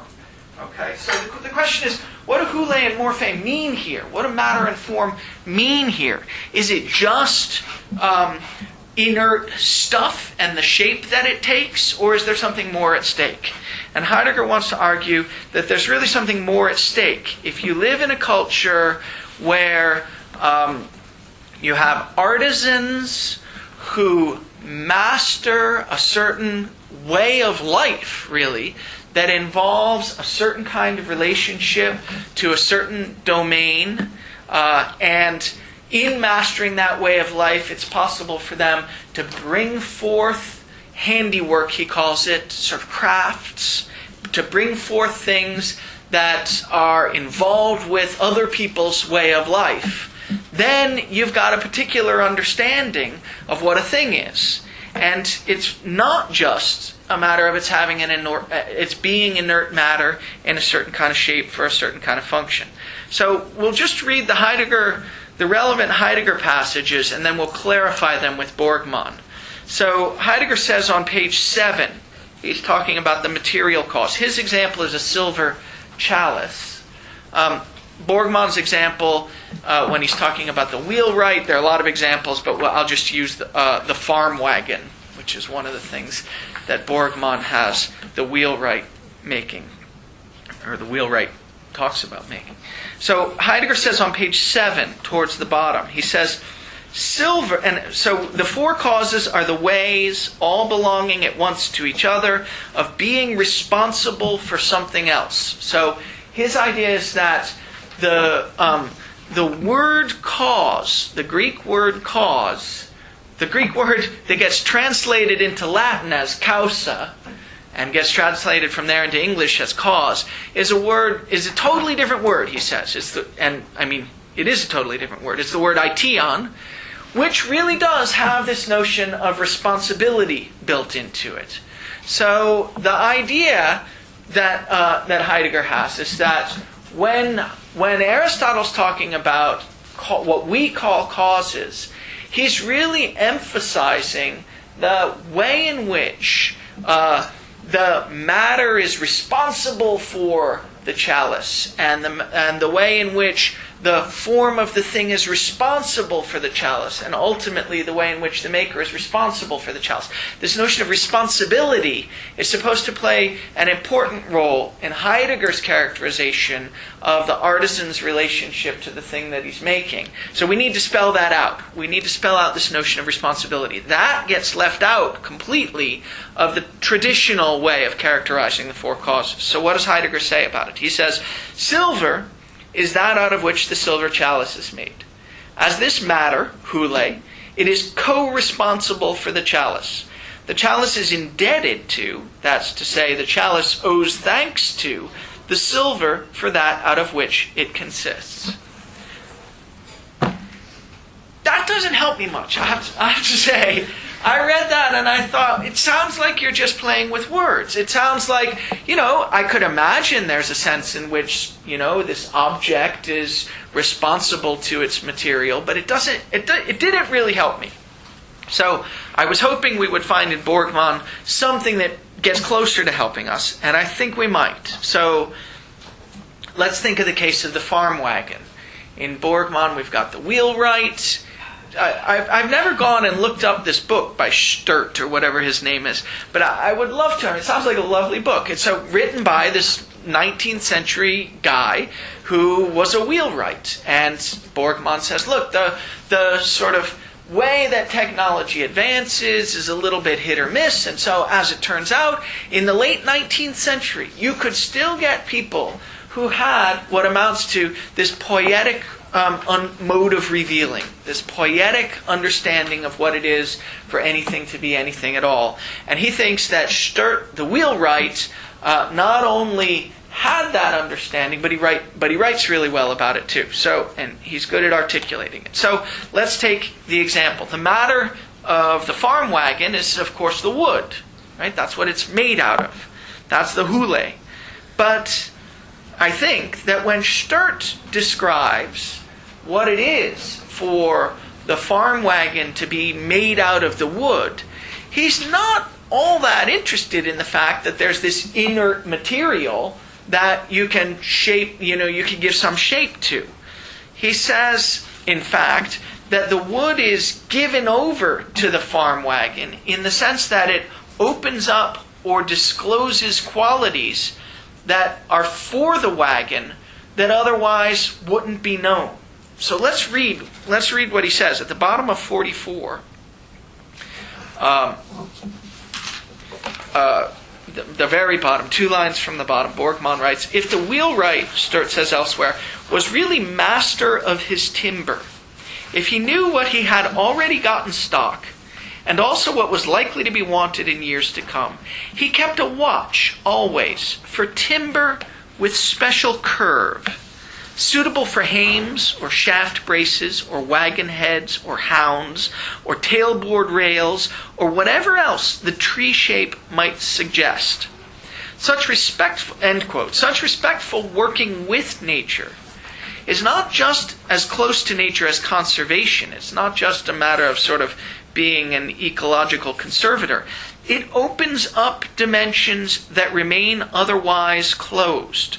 Quoting now from Sturt, under the plane, that's the thing that you use to, straighten something out, it is little used now, Sturt says, or under the axe, if it is all but obsolete, timber disclosed qualities hardly to be found elsewhere. And in another otherwise. And elsewhere he says, with the wedges cleaving down between the clinging fibers, as he let out the wood scent, listening to the tearing, splitting sounds, the workman found his way into a part of our environment, felt the laws of woodland vitality not otherwise visited or suspected. So the idea is something like, you don't just get wood out of a stockpile where every bit of wood is equivalent to every other bit of wood. Part of what you do as a master of timber, which is what the wheelwright is you're constantly on the lookout for the kinds of timber that will allow to be disclosed a certain kind of tailboard, a certain kind of shaft brace, a certain kind of, and so on, so that the wood itself suggests the possibility of making a certain kind of wagon in a certain kind of way. The wood itself discloses for the master, not for everyone, but for the person who's ready to understand it. The wood itself discloses the possibility of a certain kind of equipment, of a certain kind of farm wagon. All right. So that's one sense. Okay. So that's a sense in which the farm wagon is indebted to the wood. The wood is responsible for the farm wagon. The wood isn't just any old bit of thing that you can pull off the stockpile. It itself suggests the wagon, and so is responsible for the wagon, and the wagon is indebted to it. So the notion of material cause here really involves, on Borgmann and Heidegger's account, not just a notion of inert matter that makes up the thing, but a notion that the matter that makes up the thing is in some way or another suggestive of it and responsible for it, and the thing is indebted to it. That's one thing. Okay, that's the material cause. But we can do it for all 4 of the causes. I think that Borgmann is really provocative. So what does Heidegger say about the formal cause? The formal cause of the silver chalice, or the formal cause of the farm wagon, traditionally we understand it just to be the shape of the thing, a geometrical quality that it's got, that any other object might have, made out of any other material. Heidegger says, following on from where we stopped at the bottom of page 7, but the sacrificial vessel is indebted not only to the silver, that was the material cause. As a chalice, that which is indebted to the silver appears in the aspect of a chalice and not in that of a brooch or a ring. So far that sounds just like it's got a different shape, right? It's not the shape of a ring, it's the shape of a chalice. Not the shape of a brooch, but the shape of a chalice. Thus the sacrificial vessel is at the same time indebted to the aspect, the eidos. This is the Greek word that Plato uses that gets translated idea, of chaliceness. Both the silver into which the aspect is admitted as chalice and the aspect in which the silver appears are in their respective ways co-responsible for the sacrificial vessel. So you could misread this as saying that there's some Platonic ideal of the form of a chalice, and that the craftsman, when he's creating the chalice, has got that ideal in mind and is heading for it. If you understood it that way, it would still have this in a certain way, notion of responsibility. It would be the idea that there's something outside of you that's a measure against which you're trying, a standard against which you're trying to measure the chalice that you're creating as a craftsman. But I think it's more than that. Let's look at what Borgmann says. Borgmann's muse, Sturt. So Borgmann says on 45. I need to try to say what I think Borgmann's going to say. So, the formal cause of the farm wagon is its shape, in some sense. That's the morphe. But I think Borgmann and Heidegger are going to try to say that the shape isn't just a geometrical property of the thing, a geometrical property of the chalice or a geometrical property of the wagon.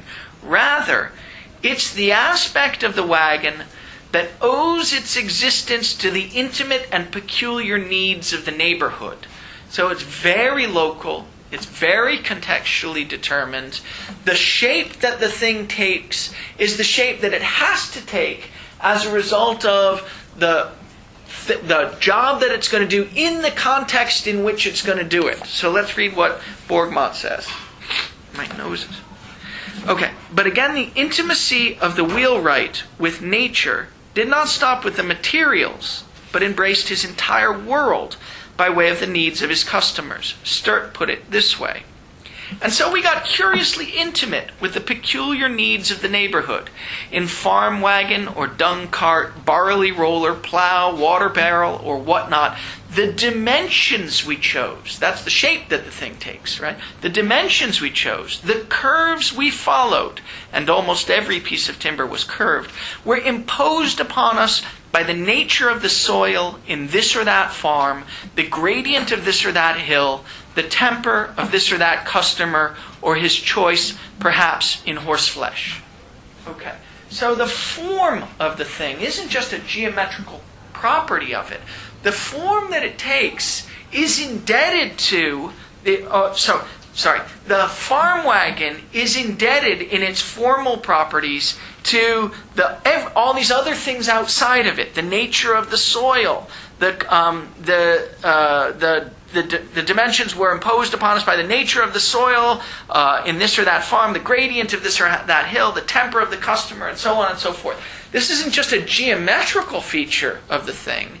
It's a feature that's imposed from without and to which the master wheelwright is responsive in nurturing forth, in bringing forth this farm wagon for this very particular purpose in this very particular context. Yeah? But that would just be just many final causes, though.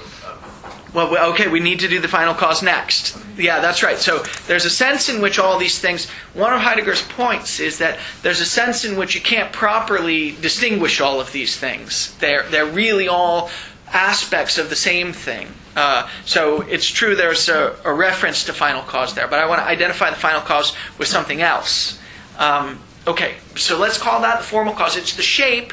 The shape is determined down to, where does it say the thing about a 1/16 of an inch? Oh yeah, that's a little bit further down. The shape is determined by all of these external demands.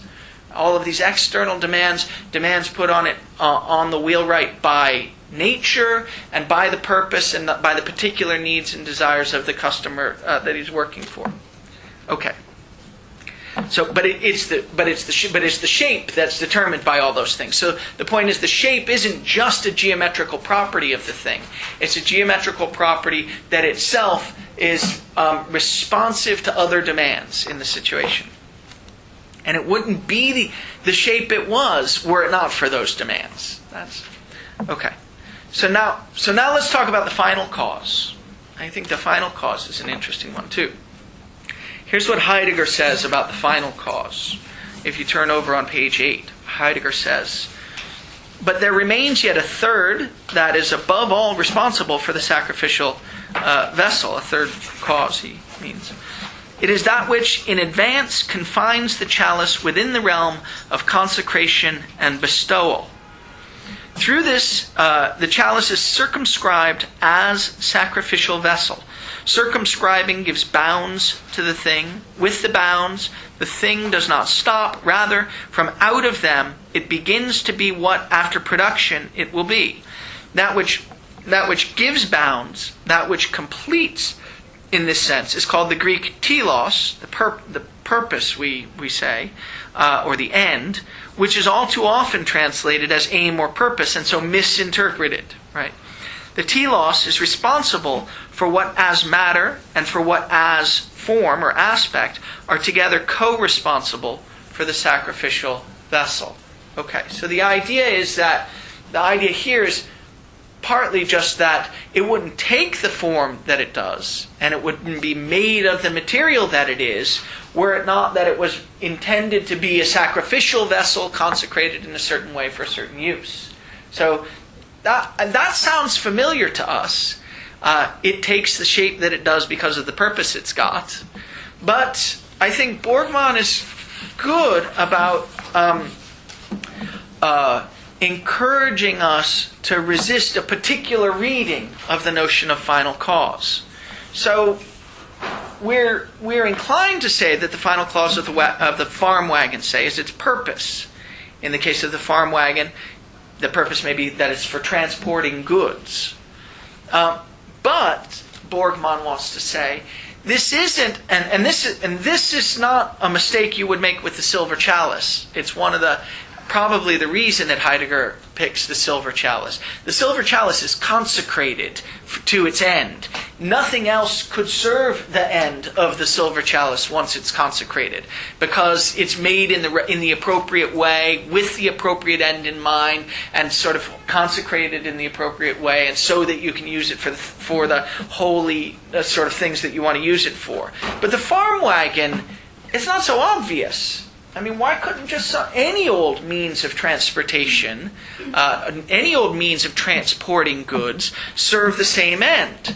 And Borgman, I think, is interesting here. He says, look, if we're going to call the final cause of the farm wagon its purpose, the purpose of transporting goods, then it's not a purpose in the sense of what he calls a commodity. It's not a purpose in the sense of a mere end unencumbered by means. I think that's a quote from Borgman. So, in particular, Borgman will say, the purpose of the farm wagon is not distinguishable from the very particular form and the very particular matter that make it up. So it's indebted to them for its existence, and they're responsible for it, in the sense that no other form or material could do the job in the way that the farm wagon, as created by the wheelwright in these very particular circumstances, does. So we're supposed to contrast this in Borgman's work with the technological device, what he calls a device, in which the machinery can change radically and the function remain the same. So Borgman is making this distinction on 43. At the bottom of 43, he says, the distinction in the device between its machinery and its function is a specific instance of the means-ends distinction.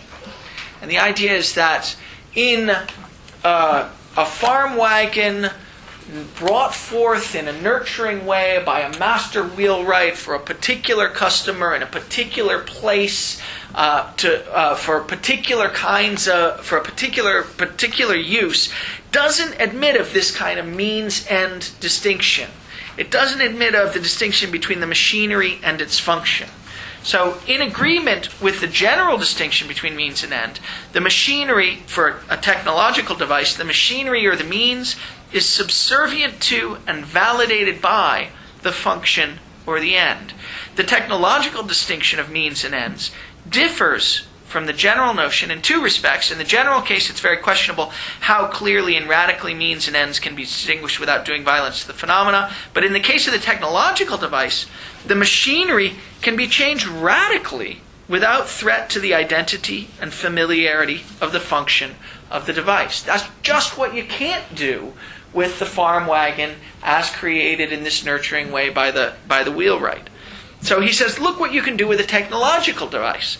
No one is confused when one is invited to replace one's watch, powered by a spring, regulated by a balance wheel, displaying time with a dial and pointers, with a watch that is powered electronically, is regulated by a quartz crystal, and displays time digitally. They serve the same function. They perform they're for the very same end.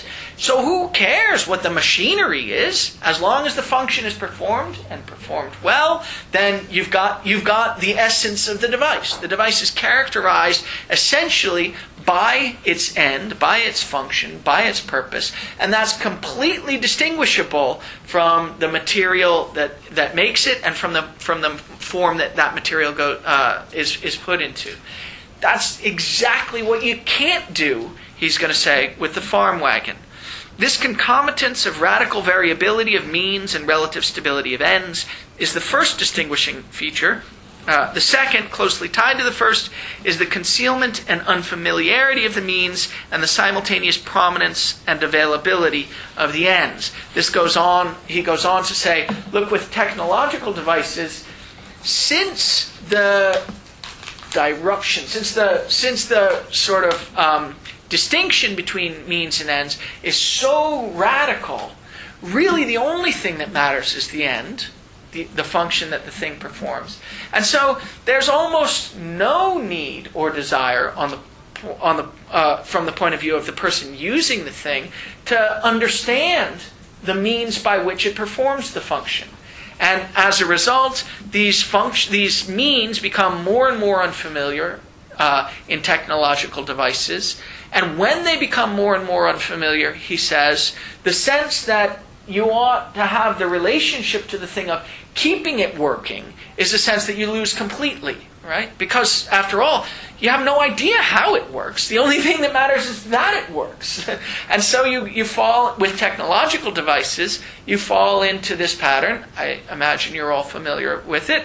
If it breaks, you throw it out and get another, right? And furthermore, we have lots and lots of things in the current technological age that are made just to that end.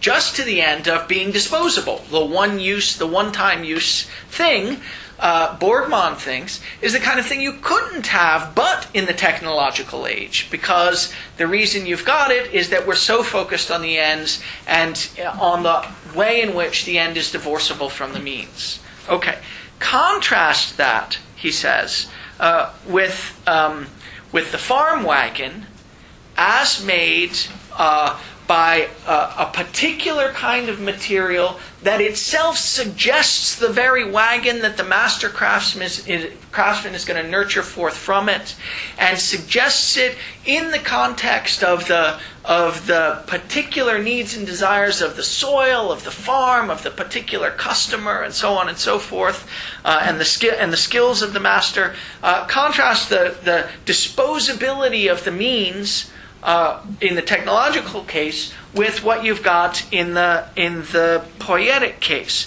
So here's where he's talking about the poietic case, again on 45 now.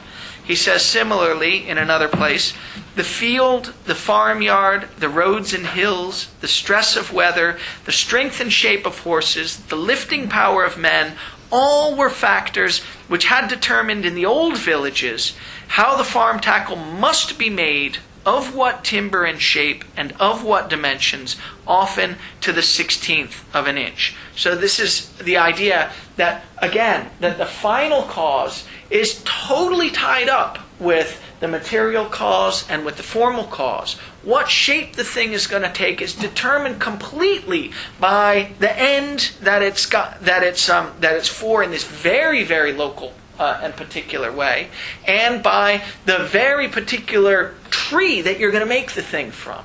So you just can't divorce the end from the material and from the form in the way that in the technological age we're inclined to. Okay, so the final cause is already inextricably tied up with the material and the formal cause, and so we get finally to the efficient cause. So we've got the efficient cause. The efficient cause we think of as the producer, the maker. That's the craftsman, we call him, right? That's the person, maybe the person at this point, the person in the factory, say, or at this point, the robot in the factory.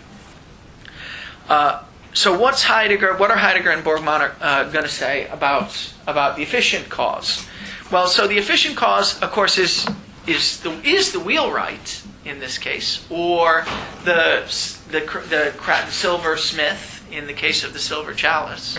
But now it should be clear that the wheelwright, insofar, or the silversmith, insofar as he or she is an efficient cause of the thing that's being made, isn't just the producer of it, isn't just the maker of it.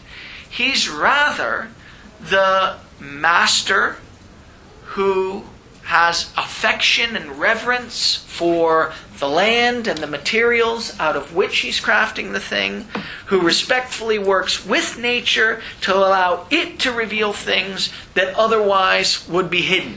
He is the nurturer who brings forth out of nature a particular thing that's allowed to be brought forth by nature, right? By the very curve of the tree. Okay, and Heidegger's actually pretty good on this, and in particular, the efficient cause is the one who brings together the other three causes. Heidegger says, where did I want to start? Oh, finally, on page 8 again. There's a fourth participant in the responsibility for the finished sacrificial vessels lying before us ready for use, i.e. the silversmith, but not at all because he in working brings about the finished sacrificial chalice as if it were the effect of a making. The silversmith is not a causa efficiens. He's not an efficient cause in the way that we traditionally understand what it is to be an efficient cause. The Aristotelian doctrine, if you understand it properly, he says, neither knows the cause that is named by this term, by this horrible Latin term. Remember, Latin is always bad for Heidegger. Neither knows the cause that is named by this term, nor uses a Greek word that would correspond to it. The silversmith, rather, if we understand what he's really up to, considers carefully and gathers together the three aforementioned ways of being responsible and indebted. To consider carefully, so on and so forth, the silversmith is co-responsible as that from whence the sacrificial vessels, bringing forth and resting in itself, take and retain their first departure. Okay, so the silversmith is not just a producer, certainly not just an automated producer of the sort that we get in a factory. The silversmith or the wheelwright has a whole way of life that, as a master of that way of life, allows him to be sensitive to what one can bring forth from the land in a nurturing way to a very particular end that can allow you to produce, to nurture forth something for a very particular person. So Borgmann says on 44, about 2/3 of the way down, he says, since the web of relations is so tight and manifold, it's difficult to present it in an abstract and summary way, but let us begin with those aspects in which the relation of humans to nature is singled out. It's humans to nature. It's not automated sort of maker to stockpile of material. It's humans to nature that you get in this notion of a master craftsman. The experience of cultivating the land is still alive at this time in England, and Sturt speaks repeatedly of the age-old effort of colonizing England. But colonizing doesn't mean anything bad like you might think it does. He doesn't understand colonizing as the domination of nature, that's to say as conquering and subduing, but as an adaptation of people to the land, a mutual nurturing and bringing forth, so that you understand yourself differently by understanding what's suggested by the curve of the tree as something that could be brought forth in a particular context for a particular person. And he paraphrases it as the age-long effort of Englishmen to get themselves close and ever closer into England. As people adjust to the land discloses itself to the people. there's a close relationship between the tree-clad countryside and the English who dwelt there. They understand this nurturing notion brings forth. I mean, they recognize that there's a back and forth. It's part of what it is to be a master craftsman in this context. Yeah. So, think about the skyscraper, which is the very technological age object, right? You build them everywhere, and they look all sort of the same. But there are, say, I don't know exactly, like chemists or physicists who study the properties of steel, and by understanding the properties of steel, know which steel is best to build a building with. And yes. The same, all the inspectors are going around New York testing on concrete. Now, people do attend to the materials, and maybe different people, and maybe there's someone who unifies all this. Maybe the architect would be sort of come closer to approximating. Yeah.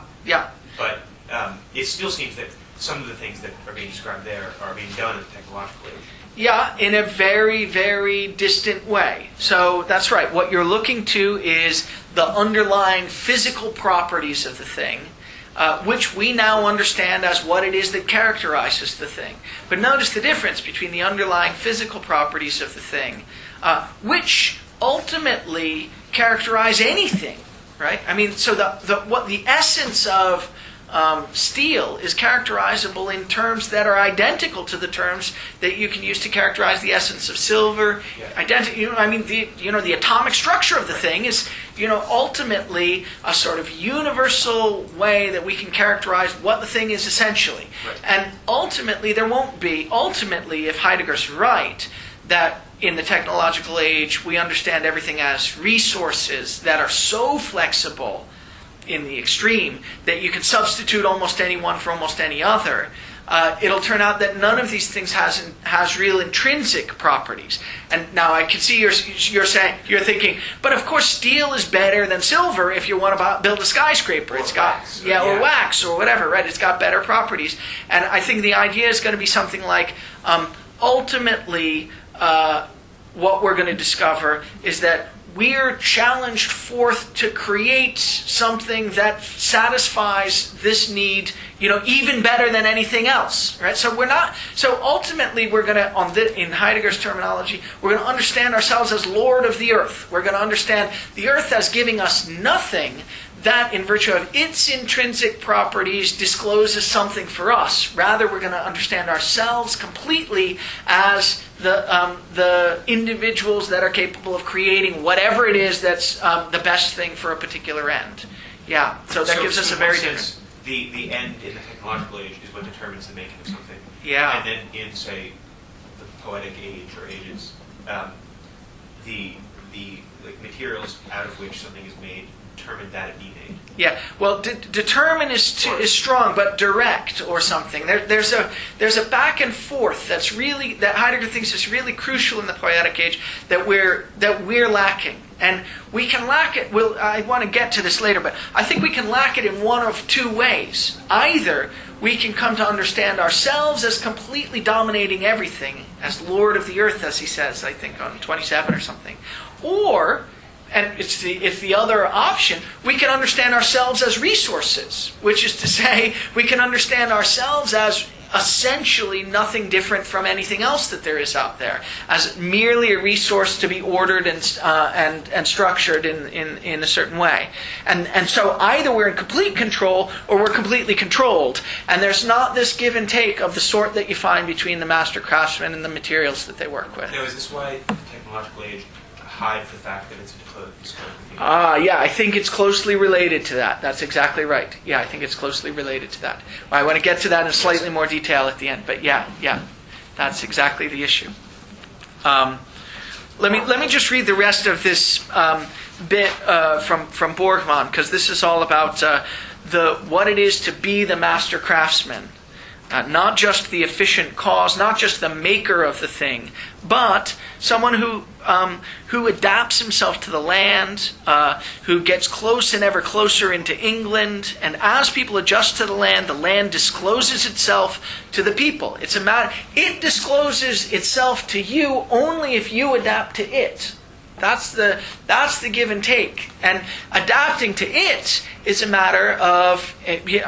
Borgman doesn't talk much about this, but in the tradition of the of the master craftsman, the master apprentice tradition, what it is to adapt yourself to the land is under the guidance of a master as an apprentice to sort of craft yourself, to learn to craft yourself, so that as an apprentice there's always the sense that you're developing yourself as a receptive vehicle and a constructive vehicle, as you're developing your character, you're developing your sensitivity to nature, you're developing your sensitivity to others in the social environment, you're developing skills, that's true, but that's not all. I mean, that we think of that as what's left.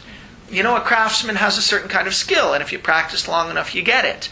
But in the tradition of apprentices and in the real tradescraft, in the tradition, the relation between master and apprentice wasn't just a relation in which, you know, the master taught some skills to the apprentice.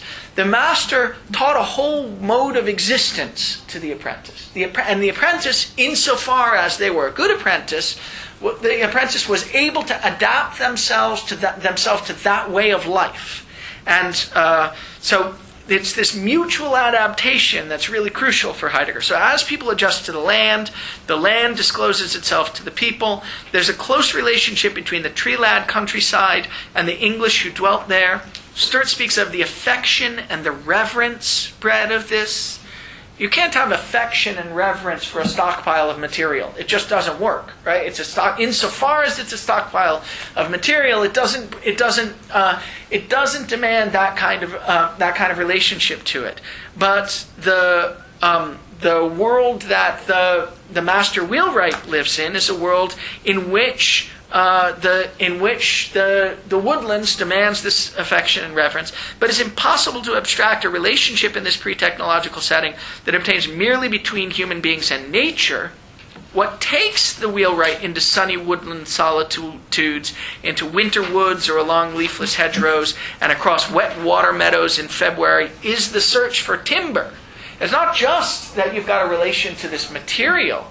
You're searching for timber, and you're searching for it in a particular social context because of the particular needs of the people in your in your village, and the particular slope of the hill in their farm, and all these particularities are absolutely essential. But timber was far from being a prey, a helpless victim to a machine. They weren't searching for timber in the sense that that leads to deforestation. Sturt says and continues, rather it would lend its subtle virtues to the man who knew how to humor it. With him, as with an understanding friend, the timber would cooperate. This is a relation not of domination, but of mastery. That's what you're trying to develop in the master-apprentice relationship, this notion of mastery, which is not domination. You don't become lord of the earth. You don't relate to the timber just in the sense of being able to cut it down.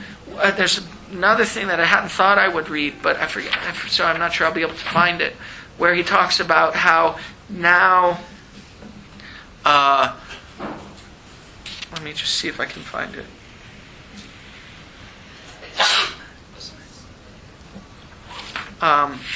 When you understand the trees as commodities, then you cut them down. It doesn't matter when you cut them down. You cut them down in the wrong season. It doesn't matter how you cut them down because the machine can just overpower it. It doesn't. None of these things. None of the sensitivities to the particularities of what the wood allows you to bring forth from it is at all relevant. Okay, so that's what I have to say about the four causes. It's helpful to me. The reading the Borgman, I think, is really, really helpful because it gives us a good sense of what Heidegger's up to in a way that you might not be able to have that sense if you just read the passages on the silver chalice.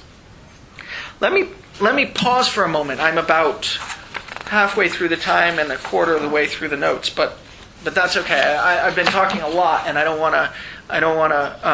So let's pause for a moment. There's a good place to pause, and let me just see if there's anything that anyone wants to bring up at this point about the four causes. Does it help a little? Yeah. One thing you talk about in the Borgman, which I thought was interesting, was the way that the object, like the wagon, can be sort of like world disclosing, like it's almost like a work of art, because it crystallizes all the way that people interact with it and their place in the society and all that stuff. Yeah, it's not a work of art. It's what we'll see later as a thing, but it's a thinging. It's like the shoes in the Van Gogh painting for the for the peasant woman. I think if it works properly, it can be a thing. But the better example that Borgman gives is the hearth or the stove or the fireplace. He says now that we've got warmth as a commodity, it seems to come from nowhere. It doesn't locate us either spatially or temporally. It's not when you've got central heating, the house is exactly the same temperature in all of its parts, and there's no center of the home from which the warmth emanates. There's no time at which the warmth emanates. It's not like, a cold hearth means morning and a warm hearth means the beginning of the day and those kinds of things. So it no longer, once the warmth is a commodity, it evens out our sense of space and our sense of time in a way that wasn't the case when we used the fireplace as the focus of the home. There's a reason that in the ancient Greek culture, for instance, when a stranger, there's a very strong tradition that when a stranger comes into a new home, if he's standing at the hearth, then you aren't allowed to. You have to protect him. That's what happens. And Zeus was the god who was in charge of protecting strangers who visited home to home. And when they stood at the focal point of the home, when they stood at the hearth, at the absolute center of it, that made everything go and made everything understandable, it was your responsibility to protect them. I think that we don't have that. We don't have any. We have hospitality or something like that. But we don't have it focused in the way that they had it focused. Partly because I think we don't have this way of differentiating space and time in terms of the meaning of it as related to the hearth. Yeah. So I think that is important and interesting. Now, you may wonder what we're supposed to do. I mean, you may be thinking, okay, so now I get a house with a fireplace, or but so what exactly are we supposed to take from this? And I think that's a good question. It's not obvious by the end of this essay what we're supposed to do with it, although it is clear that Heidegger thinks that just railing against technology, or even attempting in some way, if at all possible, to return to an earlier mode of revealing,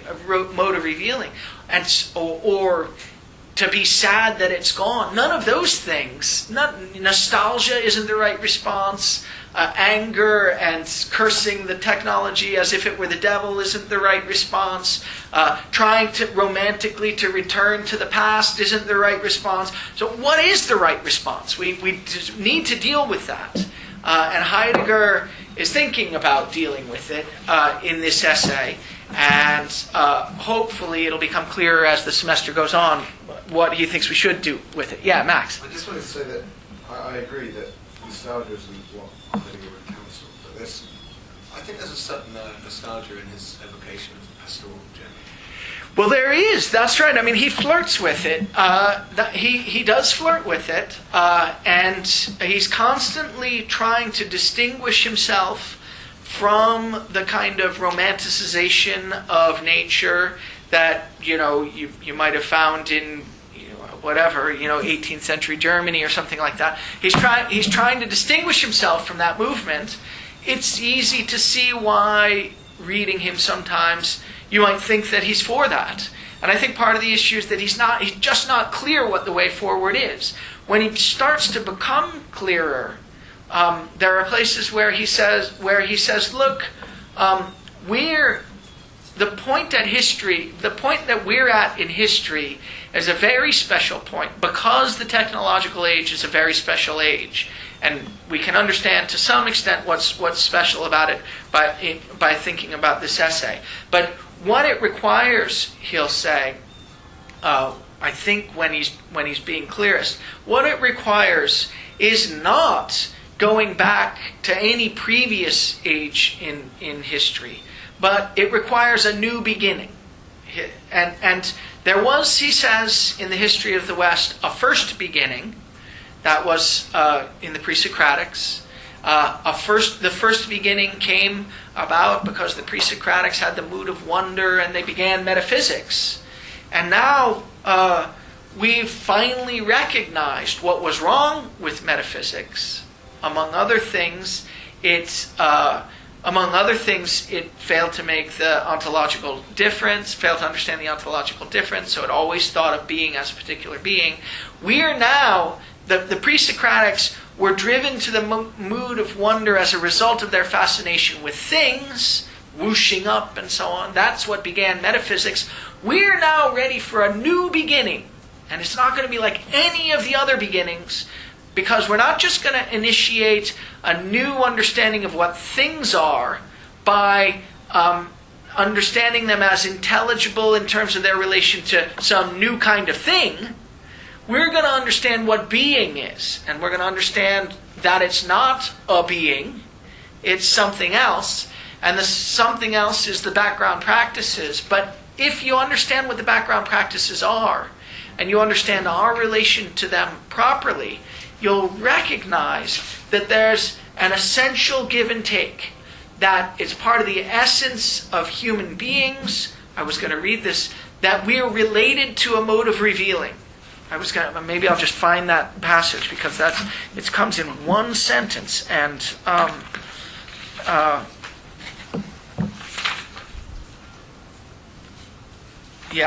26.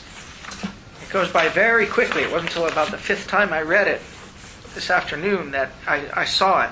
So on page 26, in the first full paragraph, at the end, just the last sentence of that paragraph, I'll read the whole thing. I only need the last few words, but I'll read the whole thing. Through this, the other possibility is blocked. Never mind what the other possibility. He's going to tell us what the other possibility is. That man might be admitted more and sooner and ever more primally to the essence of that which is unconcealed and its unconcealment, in order that he might experience as his essence. That's to say, our essence. What's our essence? Our needed belonging to revealing. Okay, that's our essence. We have this necessary belonging to revealing. Revealing is what the background practices do. We have this necessary relation to the background practices. That's the essential feature of us. And what's the relation? Well, the relation is something like we instantiate the background practices. We can, in some instances and in some ways, change the background practices.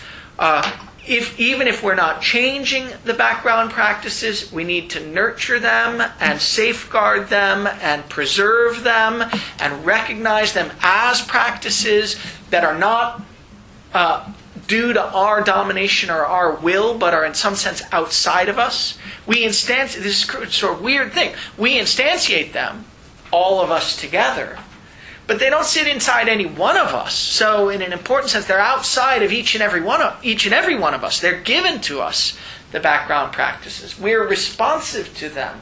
We're sensitive to them. We're directed by them. And in a certain sense, it's up to us to recognize that they're outside of us and that they need to be preserved and that they can be changed. So that's that's the essence of us and the essence of being, this essential back and forth relation. I think it's why he's interested in poiesis, where there's a different kind of back and forth relation, not to being but to nature, right? So in the poietic relation, there's a back and forth relation between who the craftsman is and how they understand themselves, how they adapt themselves to nature, and how nature, once you've adapted yourself to it, suggests ways of its developing itself into things that you in turn can skillfully bring forth. Right? So this back and forth relation between the craftsman and nature mirrors in a certain way the back and forth relation that he thinks exists between us, Dasein, and the background practices, being. Right? There's this back and forth relationship, and what's special about the technological age is we've got it all messed up. We've got only two options. Either it's all us, we're Lord of the earth, or it's all stuff. We're just resources, and there's nothing outside of the resources, right? So it's either complete will and domination, or it's complete dominated stuff. There's just no back and forth whatsoever, and that's what's special about it. And so he'll think the new beginning is when we come to be sensitive to the possibility that our essence is characterizable in terms of the relation and belonging to it that we have to being, to modes of revealing. Yeah. So when we first recognised the background practices as sort of related to but separate from us. Yeah. So that's not a freedom in terms of a willing. It's kind of. But then after that, when we recognise also that we can change the background practices like in some way, can we affect that change by a willing? No. No more than the craftsman can affect the change of the material by a dominating willing. Right? It's always going to be it's always going to involve a certain kind of responsiveness. In fact, I hadn't thought about it until this exchange, but I do think it's clearer to me now why he's got the poietic mode of understanding as the contrast class here. It's because he thinks there's something important and interesting about it that we need to learn from. And it's precisely not that we need to have the relationship to nature that they had in the poietic epochs. It's that we need to have the understanding to being that they had in the poietic epochs to nature. And that's always going to involve also a relation to social context in both cases. Yeah, so I think that's really important. It's not going to be a domination thing. When you understand that you've got a free relationship, we talked a lot last time about the free relationship. We'll talk a little bit more about it this time. When you understand that you've got a free relationship to being, and in particular when you understand that you've got a free relationship to the technological mode of being, mode of understanding, or understanding of being, then when you understand that, you will understand that you can listen to and hear the claims that the understanding of being puts upon you. And you can respond to them, be responsive to them, nurture them, and bring out new ways of understanding, new modes of revealing by means of it. But it's going to, I do think, it's so good that this is coming up. The analogy is more and more clear. It's going to take a certain kind of master who has developed an understanding of being in the way that the master craftsman has developed an understanding of a particular domain in nature. It's going to take that master having a certain kind of sensitivity and receptivity to what's given to them from without by, in this case, the background practices. And it's going to take a sensitivity to what those background practices can, as he says about the craftsman, or as Borgman says about the craftsman, but now we'll say it about background practices, the sensitivity to the background practices will open up dimensions that remain otherwise closed, right? Borgman or Sturt was saying that about the tree, and the particular curve of the tree and the way it suggests a particular part of the wagon for so and so on this particular landscape. But Heidegger can say that about being, right? The master thinker or the master artist or the master poet can listen to and hear the claims that the background practices make upon them, and in listening appropriately, new possibilities will be opened up for them. I think that must be what he's up to, and why the poetic. This is so exciting. I had never understood this, so I'll just say it out loud again. This must be what he's up to, and it must be why the poetic mode of revealing is the proper contrast class in this case, because it's got something with respect to nature that and society that Heidegger thinks we need to develop with respect to being and social practices. Wow, terrific, good. Any other revelatory questions? This is great. Yeah, that's terrific. So we're ditching out the pedagogical hypothesis. What's the pedagogical hypothesis? Well, that he uses the poetic mode as a contrast to the technological one because it was just easier for his students. Yeah, I remember the 1,000 people standing in the cold in the Freiburg cold or Munich cold or something, right? Like poor Al Gore. Yeah, we haven't heard Al. That's for the best, I suppose. He would be pleased, though, I think. But yeah, I guess so. So there's still this other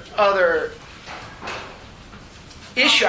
He's doing some kind of simplifying here because he is presenting it as if there are only two modes of revealing in the history of the West: the poetic one and the contemporary technological one.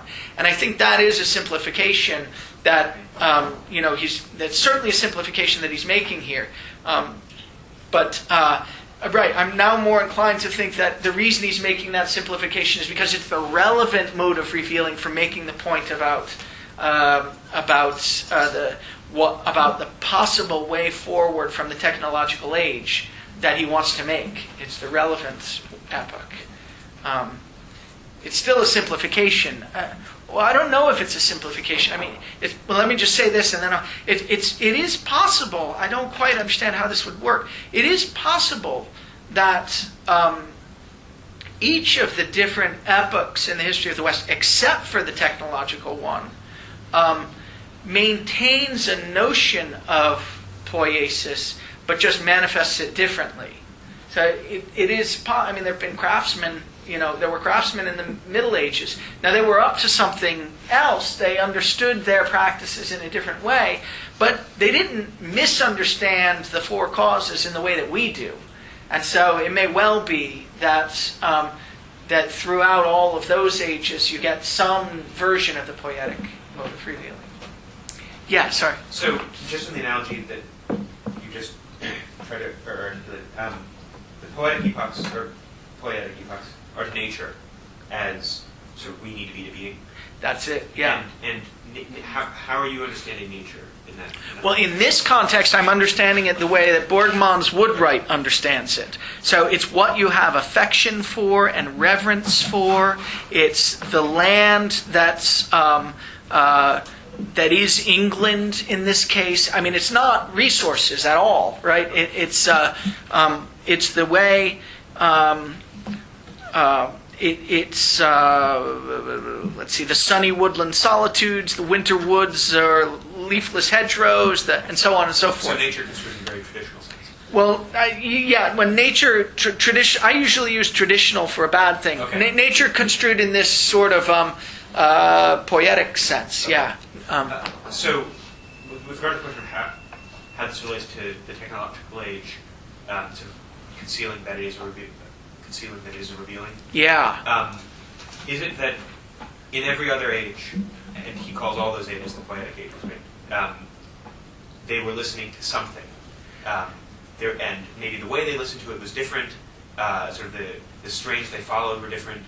But in our age, we're not listening to anything, or we think we aren't listening to anything. We're actually maybe listening to our desires or something, or our ends.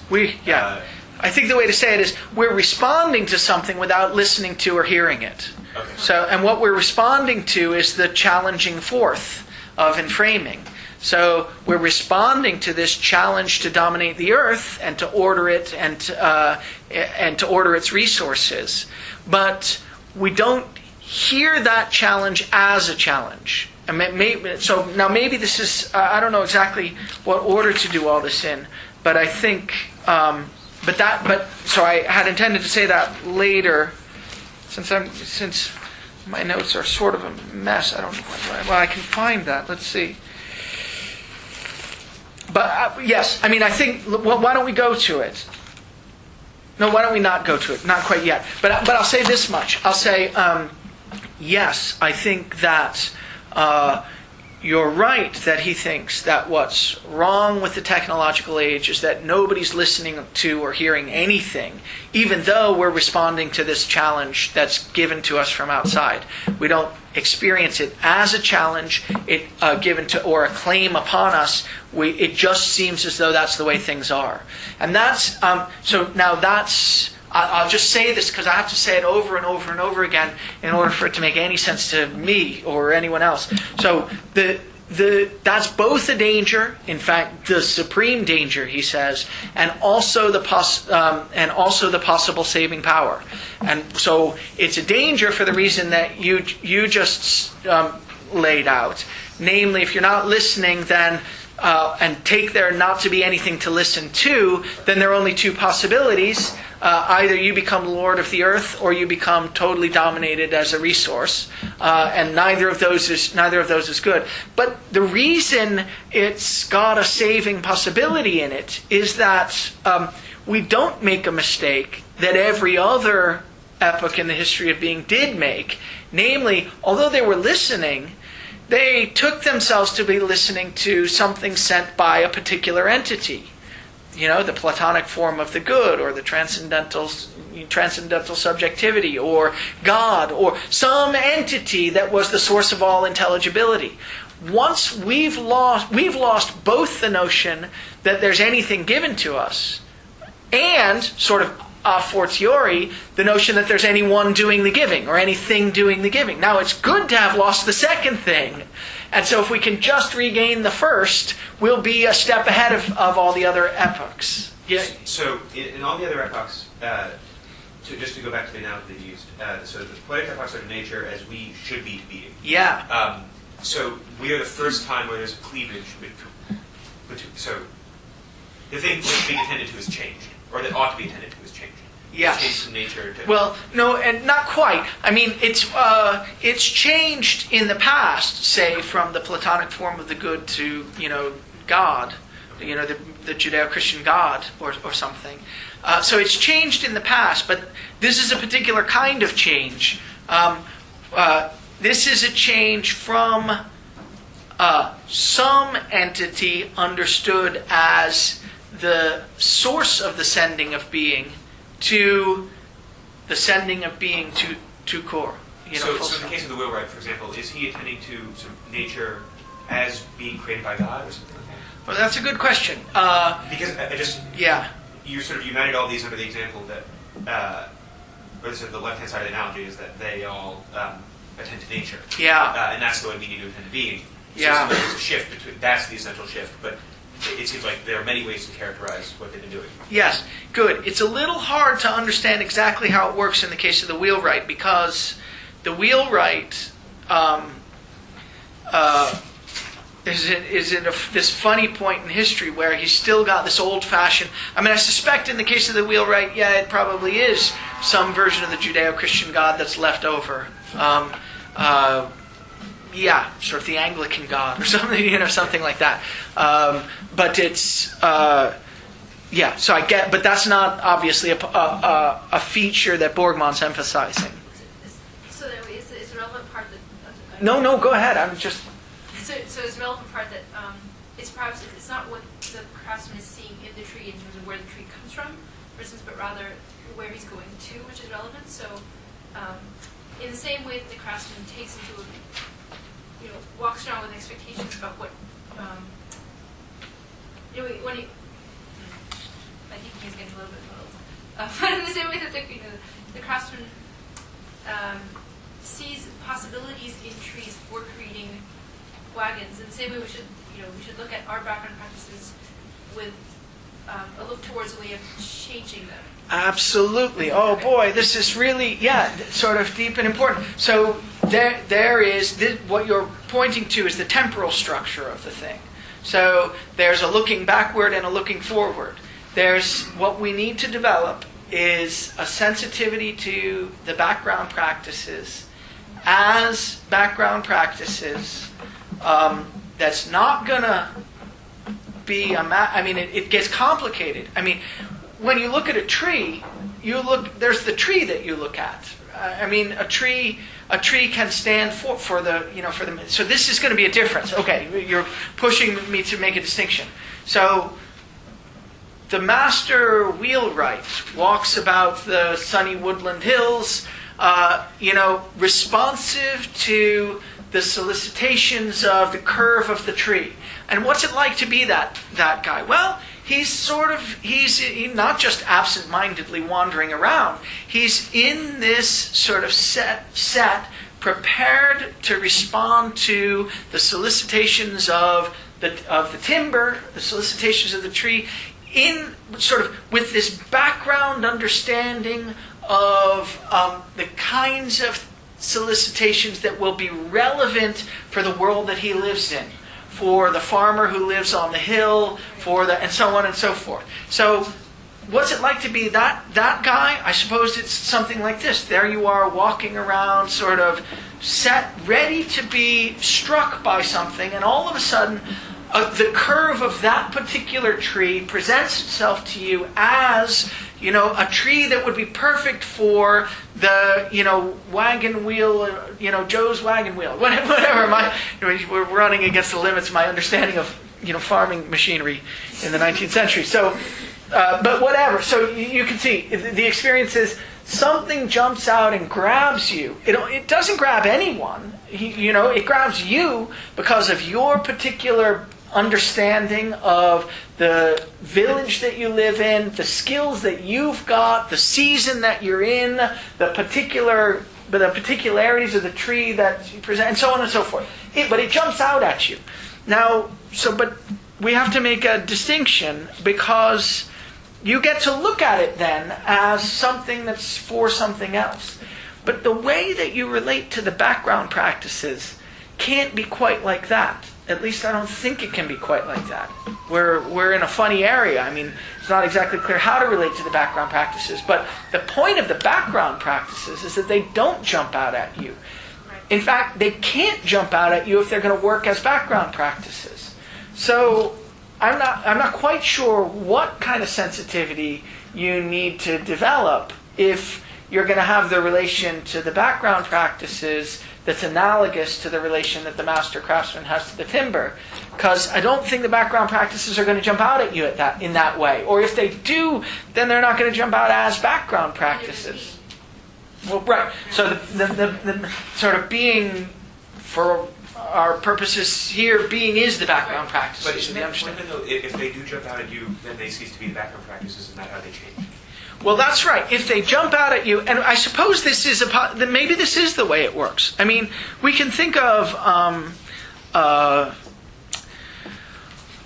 we can sort of think of good. I didn't live through any of these, so I don't quite understand them. But people used to talk about sort of consciousness raising groups in Berkeley in the '60s or something. You can only imagine what they were like, But sort of, they had decided that, there was a certain kind of, say, sexism that was built into their practices. And together, the men and women had decided that the sexism was built into their practices, and they were going to confront it.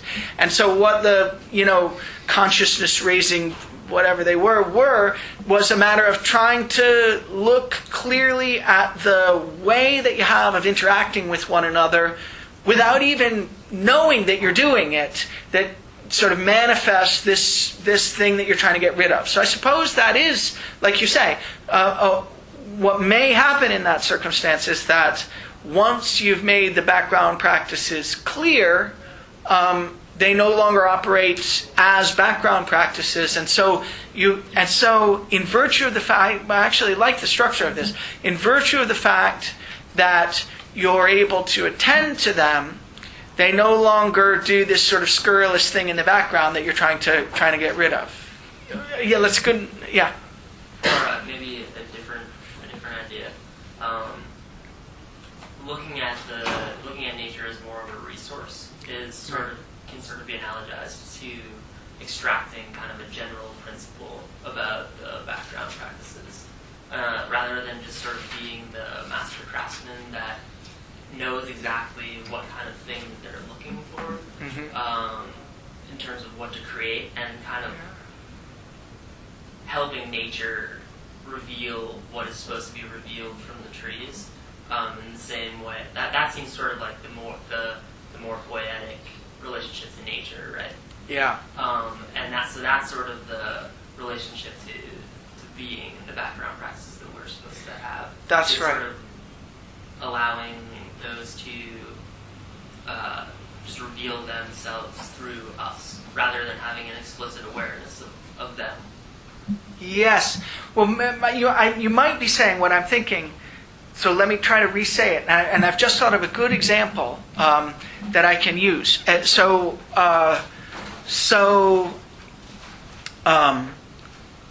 What we're trying to think about is examples, even if they're examples in a sort of limited domain, where you've got a way of relating to the background practices that reveals that they can be nurtured and brought out to reveal the world in a different way than it's currently being revealed. So here, this is an example. I wrote about this example, but it's a very personal example. A teacher of mine, Bert Dreyfus, who's a Heidegger scholar, I think of him as an extraordinary teacher, but he teaches in a very different way than most great teachers teach. Namely, he doesn't pontificate. He doesn't. In other words, his seminars are often very confusing. They're very discussion-based. He's constantly changing his mind. You never know where you are. But there's something very exciting about it. And I for the longest time, couldn't figure out what made it work, because he's known as a great teacher. Everyone, thinks of him as a great teacher. And then I realized that he thinks about the practice of teaching differently than most teachers do. And here's the main thing that he thinks about. When he's thinking about teaching, he's not so much thinking about what's going to be good for the students, though that happens to come along. He's mostly thinking about how he's going to learn new things. So that giving a seminar isn't a matter of pontificating, it's a matter of, having an opportunity to learn new things. Well, so now there's a sense in which, now of course it does sometimes happen as a marginal practice, even for traditional teachers, that in preparing a lecture or something, they learn something new. But he's constantly on the lookout for the possibility of learning new things in a teaching context. That's the way the teaching context shows itself to him. So now those possibilities are available in every teaching context. It's just that most teachers aren't thinking about them as possibilities. So I imagine, like the master craftsman walking around, attentive to the curve of the timber, he's going through his classes, attentive constantly to the possibility of learning something new. And it jumps out at him. And that's what's exciting. When it jumps out at him, you get a new organization of the practices. Students play a different role in the context of the seminar than they do traditionally. The teacher plays a different role in the context of the seminar than he does traditionally. And you get this whole new organization of the practices. Sometimes it's incredibly messy and confusing and you don't know what's going to happen, but sometimes it organizes itself in this wonderful new way, and all of a sudden there's a whole new way of understanding not just the material that you're thinking about, but what it is to play the role of student, what it is to play the role of teacher, what it is for a seminar to be used in the way that it's being used in the university, and so on and so forth. So I imagine that's a local case, but I imagine that's a kind of case where if you're sensitive to practices that are marginally available in the culture anyway, but you're sensitive to them in this sort of prioritizing way, so that you can organize your own activities around them, that will allow the practices to gather differently. And if there's enough social context, other peoples will be able to understand themselves differently in that context, and you'll get a new organization of the practices, and you'll get a new understanding of what everyone's up to. This is an example in a very local domain, but you can imagine it in, the domain of what it is to be a human being, and maybe that's what Christ, what Christ did when he went around finding this marginal practice of, say, loving your neighbor or something, which was there. It's there in the Old Testament, but it's there as a marginal practice. It's, it's one of the 10 Commandments is not to commit adultery, right? I mean, so that's, there is a notion of personal responsibility of a certain sort, but it's not. It's not the central thing around which you organize all the practices. And maybe he came along and showed a way of living a life that was organized with that as the central practice, and then you get a new gathering of the practices, a new mode of understanding, new ways of being are disclosed, and new roles are possible. I think that's the picture that Heidegger has, and the idea is that you can't live up to your essence as a human being unless you understand the relation in which you stand to revealing, or to being, or to modes of revealing, which he thinks amounts to the background practices. And the relation in which you stand to those things is the relation of being capable of being sensitive to them, listening to and hearing them, and also the relation of being able to preserve them as practices, and also the relation of being able to initiate possible reorganizations of them. I think that's the... Yeah, Adam. I had a question about this sort of exciting new possibility for a new understanding of being from our technological work. Yeah. So, I agree. It's all very exciting that we can have this new possibility that it's not an object that gives it to us. And that's exciting until I hear maybe you say it's background practices.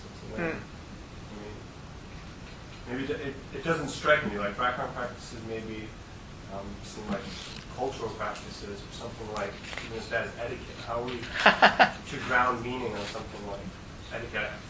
I'm not exactly seeing that. So it seems to be sort of flying in the face of what people have thought, maybe in a good way, of what meaning is. How are we grounding it on background?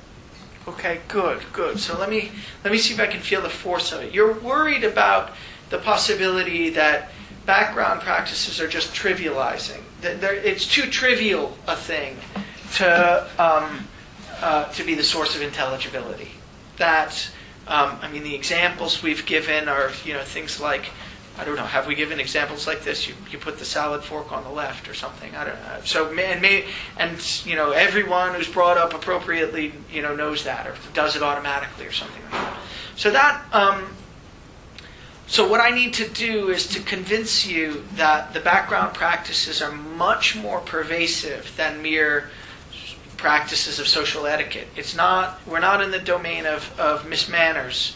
We're in some much deeper domain where everything that has anything to do with the way that we interact with others, with the way that we interact with things, with the way that we organize ourselves socially, with the kinds of projects that seem reasonable to pursue to us, everything that has anything to do with anything that's in any way meaningful is comes to be intelligible in the way that it is because of practices that we're brought up into, that we're inculcated into, that we're constantly sensitive to without even recognizing that we are. So it's true that some examples are things like, how close you stand to someone when you've got a cold. Those are some examples. But there are other kinds of examples that have to do with, for instance, the fact that it doesn't make sense to us to aspire to live the life of a saint. I mean, it doesn't make sense to us in the way that it might have made sense to someone living in the Judeo-Christian era. And the reason it doesn't make sense to us is why? Well, it's because everything that we take for granted about what it is to be a human being is divorced from the background practices that characterized the mode of life in the medieval era. So what I don't know if I'm helping, but the idea is supposed to be that the background practices are so pervasive and they're so hidden from us that the kinds of examples that readily come to mind are relatively trivial ones, but we can understand the force of the background practices if we understand the pervasive effect that they have, namely that they make certain modes of existence seem like ones to which we can aspire, and they rule out of court a whole range of others that were eminently available to people living in different epochs in the history of the West. Does that help at all? A little bit. Okay. Anton, someone over here had a question? No. Okay. Oh, yeah. There's a sense in which ushering in a new understanding of being isn't only going to just affect your background practices, that it should affect all of your practices. And so in that sense, it would be more radical than I think you're worried about. I mean, do you see what I mean by that? That it's not just the background practices that would change once we usher in a new stage of being. It would be everything as we know it. So I don't think that you have to say that the background practices in and of themselves are super important and that's all that we're going to change. I think that they're particularly indicative of maybe that they point to something much deeper. Yeah, that too. And that once you get an understanding of them, that's what enables you to transform your understanding of being. But then once you do that, then it's supposed to be everything at stake, I think. I mean, everything is at stake. Maybe I can try to get at this issue by asking a different question. And I think, because there's a lot more to talk about. But so what I want to talk about, I think, is related to your question. So keep it in mind as we talk about this. Unless there are other questions at this point, can I go on to the next? Okay. Let me. So I'm going to skip a bunch of things, but I'm going to go on to a question that I thought that confused me for a while. And in working through the answer, I want to try to work through the answer with you. And in working through it, we might get a sense of how pervasive the background practices are. So Heidegger makes a big deal in a bunch of different places in this essay about the fact that the essence of technology is nothing technological. He says that over and over. He says it on page 4, for instance. At the top, he says, technology is not equivalent to the essence of technology. When we're seeking the essence of, and I think he thinks this is true about any kind of essence claim. When we're seeking the essence of tree, we have to become aware that that which pervades every tree as tree is not itself a tree that can be encountered among all the other trees. So the idea is, look, it's an essence claim. If you wanted to find the essence of tree, you wouldn't go looking in the forest. You would try to figure out you might, depends on what you mean by essence, but you wouldn't expect to find it the way you'd find any other tree. The essence of tree isn't that tree or that tree or that tree or that tree. So too, the essence of technology is by no means anything technological. So I wondered, why does he keep making this claim? Why does he care about it? And I think I sort of understand why he cares about it. Here's where it starts to play its initial role, just continuing on from where I just stopped.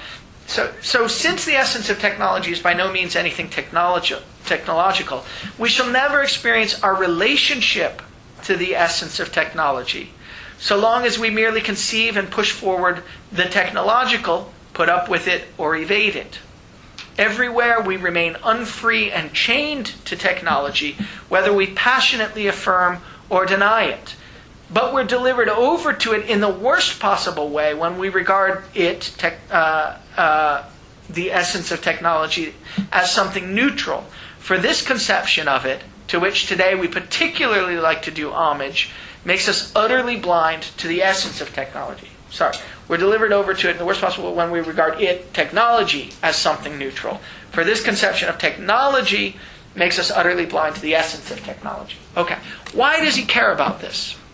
I think he cares about this because he's interested in the question what our relationship to the essence of technology is. So that was the second sentence of the second paragraph. We shall never experience our relationship to the essence of technology so long as we're trying to put ourselves in some relation to technology.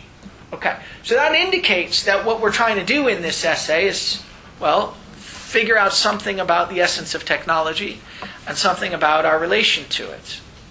So this is right at the very beginning of the essay. He must be telling us something about what the purpose of the essay is. He wants to help us understand what our relationship to the essence of technology is. Does anyone know what his name for the essence of technology is? And framing is his name for it. Exactly, right. So it was a trick question. I was just trying to see if anyone's paying attention. Good. So framing, Gestell is the name for his name for the essence of technology. And what characterizes framing? What does he say about it? Bringing forth. Sorry?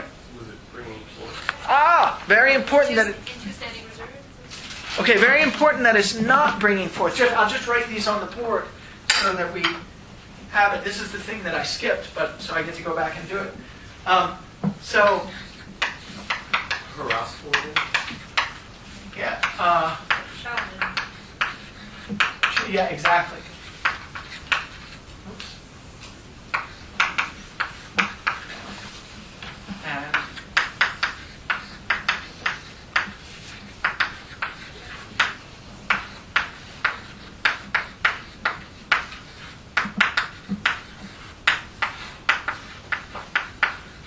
okay, so this is the contrast. In the poetic mode of revealing, we find ourselves bringing forth, nurturing, and in the current technological age, we find something is challenged forth. So let's just find the relevant passage. Anyone know? I know where it is. 19. 19. That's earlier than I thought it would be. Well, Let's that's see. when he introduces Gestalt. Yeah, responding to the call. Yep. So that's certainly one of the places. So he says on 19, we now name that challenging claim which gathers man thither to order the self-revealing as standing reserve, Gestell, in framing. Okay, so it's a challenging claim that gathers man thither to order the self-revealing as standing reserve. So it's important that the mode of revealing that characterizes the contemporary technological age is a challenging claim that gathers us to order things as resources. Standing reserve is this German word Bestand, which I like to translate resources. So whenever I say resources, that's standing reserve here. A little bit further on, he characterizes this challenging forth. So I thought I was going to find it on 24. Just a quick question before that. Yeah. On page 18, when Heidegger asks who accomplishes the challenging setting upon through which what we call the real is revealed as standing reserve. Yeah. Setting upon, does he mean challenging setting upon as challenging forth? Like, what is the setting upon doing in that sense? That's the Stellen. Yeah, that's the Stellen. So, so the idea is that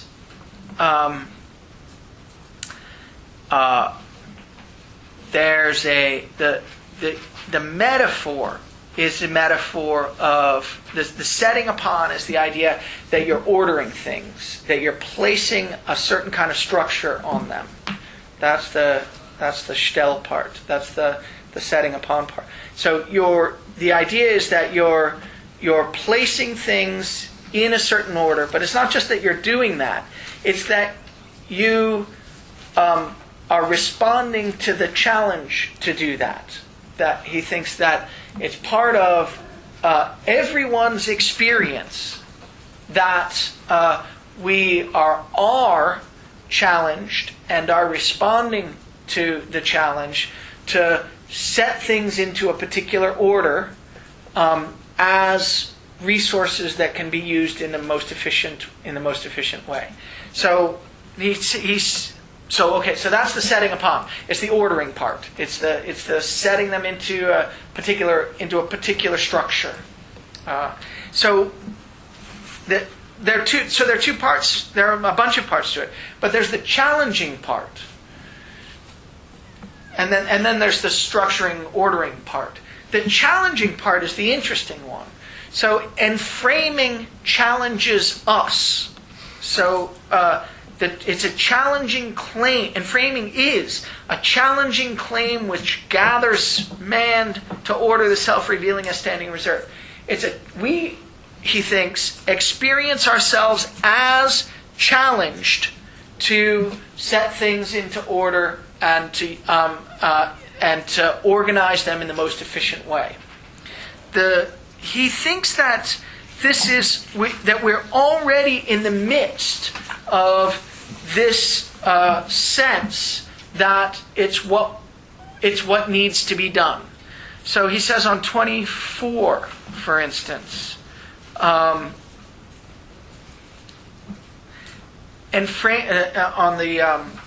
the left, so just below the top sentence. So the thing that we read on 18 started off with the claim that it's obviously man who accomplishes the challenging setting forth. And here he says, again, we ask, does this revealing happen somewhere beyond all human doing? No, but neither does it happen exclusively in man or decisively through man. It's not a matter of our will that we're challenged forth. How could it be, actually? Because the point is that being challenged forth is having something from outside of you challenge you to act in a certain way. The idea is that we are responsive to this challenge without ever recognizing it as a challenge. So we find ourselves in the midst of it. He says, enframing is the gathering together that belongs to that setting upon, which sets upon man, and puts him in a position to reveal the real in the mode of ordering as standing reserve. So, as the one who is challenged forth in this way, man stands within the essential realm of enframing. So we already experience ourselves as challenged to relate to objects in this way of bringing them out in the most efficient, most resourceful way possible. Man can never take up a relationship to enframing, only subsequently. Well, now we're in the relationship business, right? Remember on page 4 we said we're trying to figure out how to experience our relationship to the essence of technology. Well, how are you supposed to do it? Well, you can never take up a relationship to enframing, to the essence of technology, only subsequently. Why not? Well, because it's not some entity that you could just stand in some relationship to. It's a background set of cultural practices that you're already in the midst of in virtue of having been brought up in the way that you were. So the way to say it, using this sort of funny Heidegger jargon, you've always already got a relationship to it. You find yourself in the midst of it. And he can never take it. Thus, the question as to how we are to arrive at a relationship to the essence of technology, that question we asked back on page 4, asked in this way, always comes too late. Why too late? Well, because you can't establish a relationship or arrive at a relationship. You've already got one. You're in the midst of it. You're in the midst of these background practices. But never too late comes the question as to whether we actually experience ourselves as the ones whose activities everywhere, public and private, are challenged forth by enframing.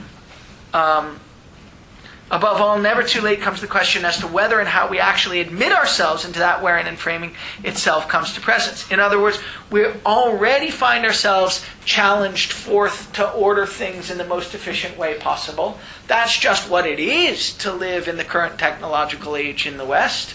That's the background understanding of being into which we're all brought up.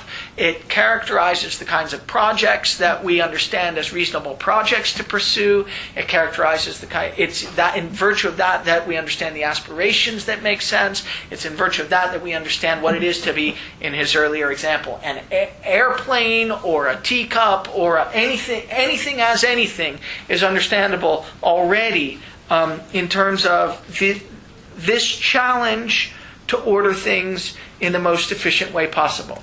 So it's very pervasive. It's complete, in fact. It's so complete that it's totalizing. And that's actually why it's so dangerous. So every mode of revealing is a danger. He says every mode of revealing is a danger as such, right? Because it hides itself. It hides that it's a mode of revealing. But the contemporary mode of revealing is the supreme danger because, as we were saying earlier, it hides that there's any revealing going on at all, right? And that's not something that's ever happened in the history of the West. So let me just make this one distinction, and then we'll stop. I don't know if I've set it up well enough. But I think we can say this much. We are already in the midst of and sensitive to a set of background practices that challenge us to order, to understand everything as orderable, and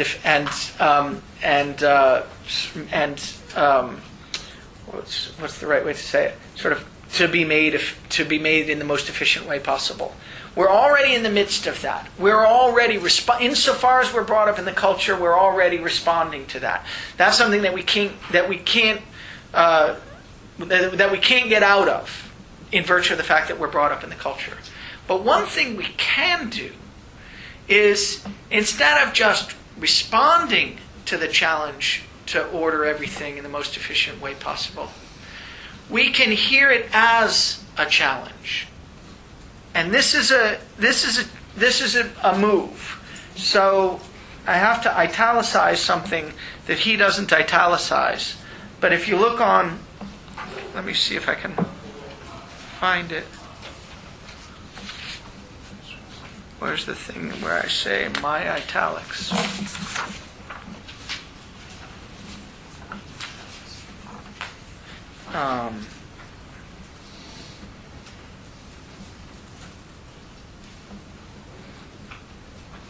There's an as that's really important. My italics, here it is. Page 25.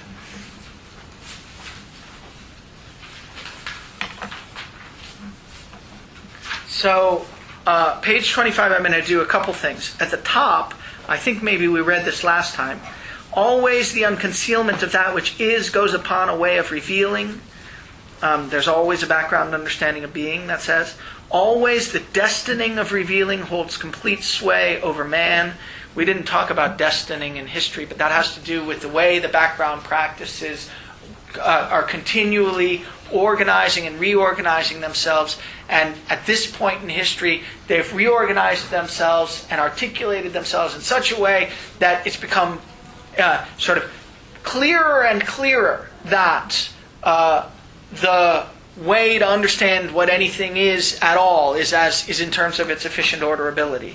But that destining is never a fate that compels, for a man becomes truly free only insofar as he belongs to the realm of destining, and so becomes one who listens and hears, and not one who is simply constrained to obey. So the listening and hearing, what we're supposed to be listening to and hearing is the challenge to order things in the most efficient way possible. And then skipping down to the bottom, he says, But when we consider the essence of technology, rather than technology itself, when we consider and framing as a mode of revealing that challenges us to order things in the most efficient way possible as resources, then we experience enframing as a destining of revealing. So there's a difference between its being the background practices that challenge us and to which we're always already sensitive, and that organizes the way we understand anything as anything at all on the one hand, and our understanding it as that on the other. Understanding it as that allows you to experience the challenge to order things as a challenge, and when you can understand that as a challenge, you can bring it into question. You can ask whether it's appropriate to be challenged to do other things with things. You can look into history and be open to the possibility that when people weren't challenged to order things in the way they are, maybe they were getting something different out of them that's respectable and that we ought to be interested in, like the poietic relation to nature, maybe, or whatever. Once you understand it as a destining of revealing, then rather than simply responding to the challenge that it sets, then we'll have a free relationship to technology, which is what he's trying to set us up for in this essay. A relationship that will allow us to understand the essence of technology and framing as one mode of revealing among others, a mode of revealing that's sent to us but not sent from any entity, and that will allow us to help to bring forth or nurture new modes of revealing that will give us new ways of mattering and new ways of understanding what we're up to. That's, I think, supposed to be the upshot of this, or it's supposed to lay the groundwork for that upshot. Next week, when we read the turning, I think it'll become a little bit clearer how this saving possibility works. We've been sort of running over it lightly, and hopefully we'll be able to dig in a little bit more deeply next time. Okay. So our plan is to talk about the turning today, and then next time to move on to the essay called What Are Poets For? And then with any luck, that's a very long essay, What Are Poets For? With any luck, we'll get through it. It'll be clear what poets are for, and then we'll go find out what one of them did, namely Hölderlin. I just think we should sort of keep ourselves open to the possibility that it will take longer than we are planning. But still, that's what we're hoping to do. And today I want to talk about the turning. I've spent all day, probably like you guys, struggling with the turning. And I think I can say a couple of things, but I'm not sure how many or how well. So I'm gonna try them. I think it's clear. One thing we can say, one thing we have to say. I guess I've said this before, but in an introduction to this essay, we need to say it again.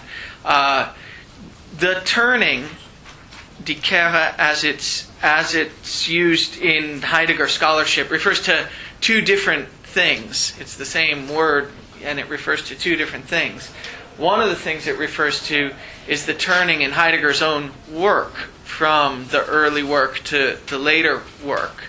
The turning away from fundamental ontology and towards whatever it is he's doing that we're now struggling with. So that's one word. That's one way in which the word gets used to refer to a turning in Heidegger's own conception of his project. Lots of interpretive issues about the relation between the later work and the earlier work, and some people may try to claim that the later work is just a working out of ideas that were implicit in the earlier work and so on. But standardly, we distinguish between the early Heidegger and the late Heidegger, and one way to use the turning is to characterize the move from the one project to the other. But that's not at all what this essay is about. So if you hear people talk about the turning in Heidegger's thought, it could refer either to the turning in his conception of his project or to this essay, which is about a way the culture, or in particular an understanding of being in a culture, can develop itself, can turn away from its own destining and into another understanding of being, a new mode of revealing. And we've seen, at least I've told you, and I guess we've seen some evidence of it, that Heidegger has a story about the various epochs in the history of being in the West. And now what he's interested in is what happens in the move from one epoch in the history of the West to the next. But in particular, he's interested in this essay in how a culture can make the move from the very particular understanding of being that we're in, the technological understanding of being, the essence of which is enframing, how our culture can make the move from our understanding of being to some new understanding of being.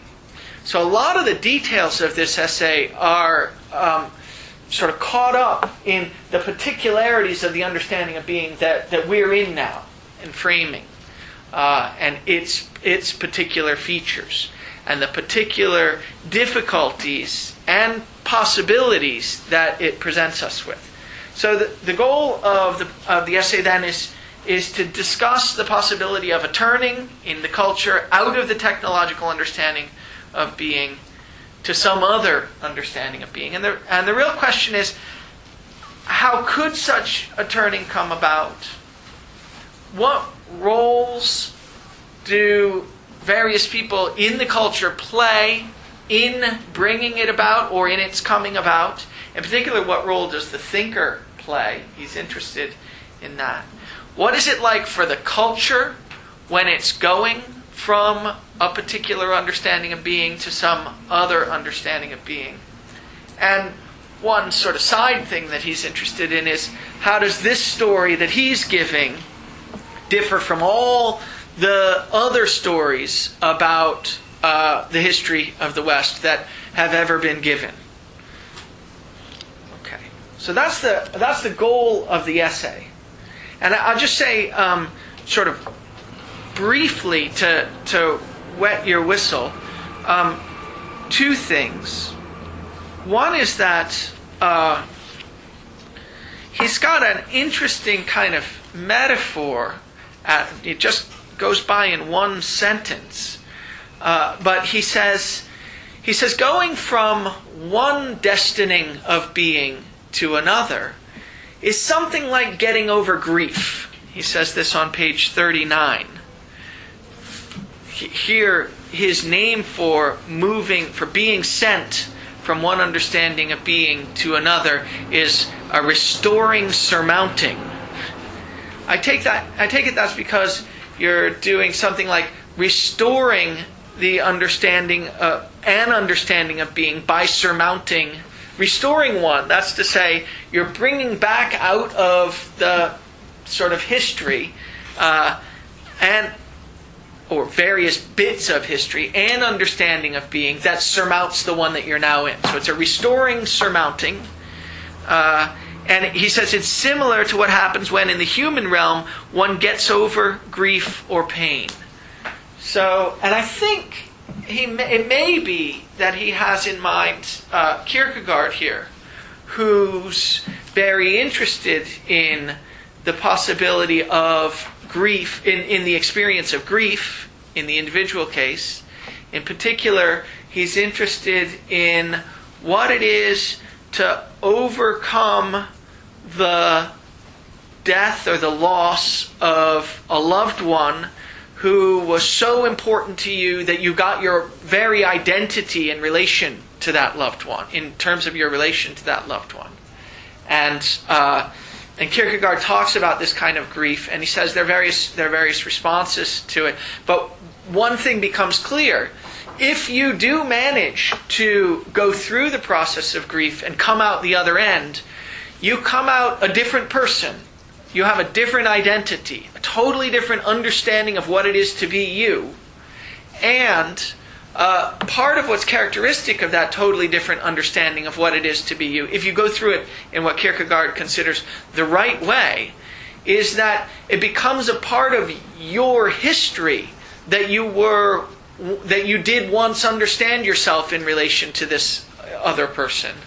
But you don't long for that anymore. It's not something that you now see yourself in terms of. It's something that was there, that was an important part of what's there, that's now changed the way you see the world. But the way you see the world is as a different person.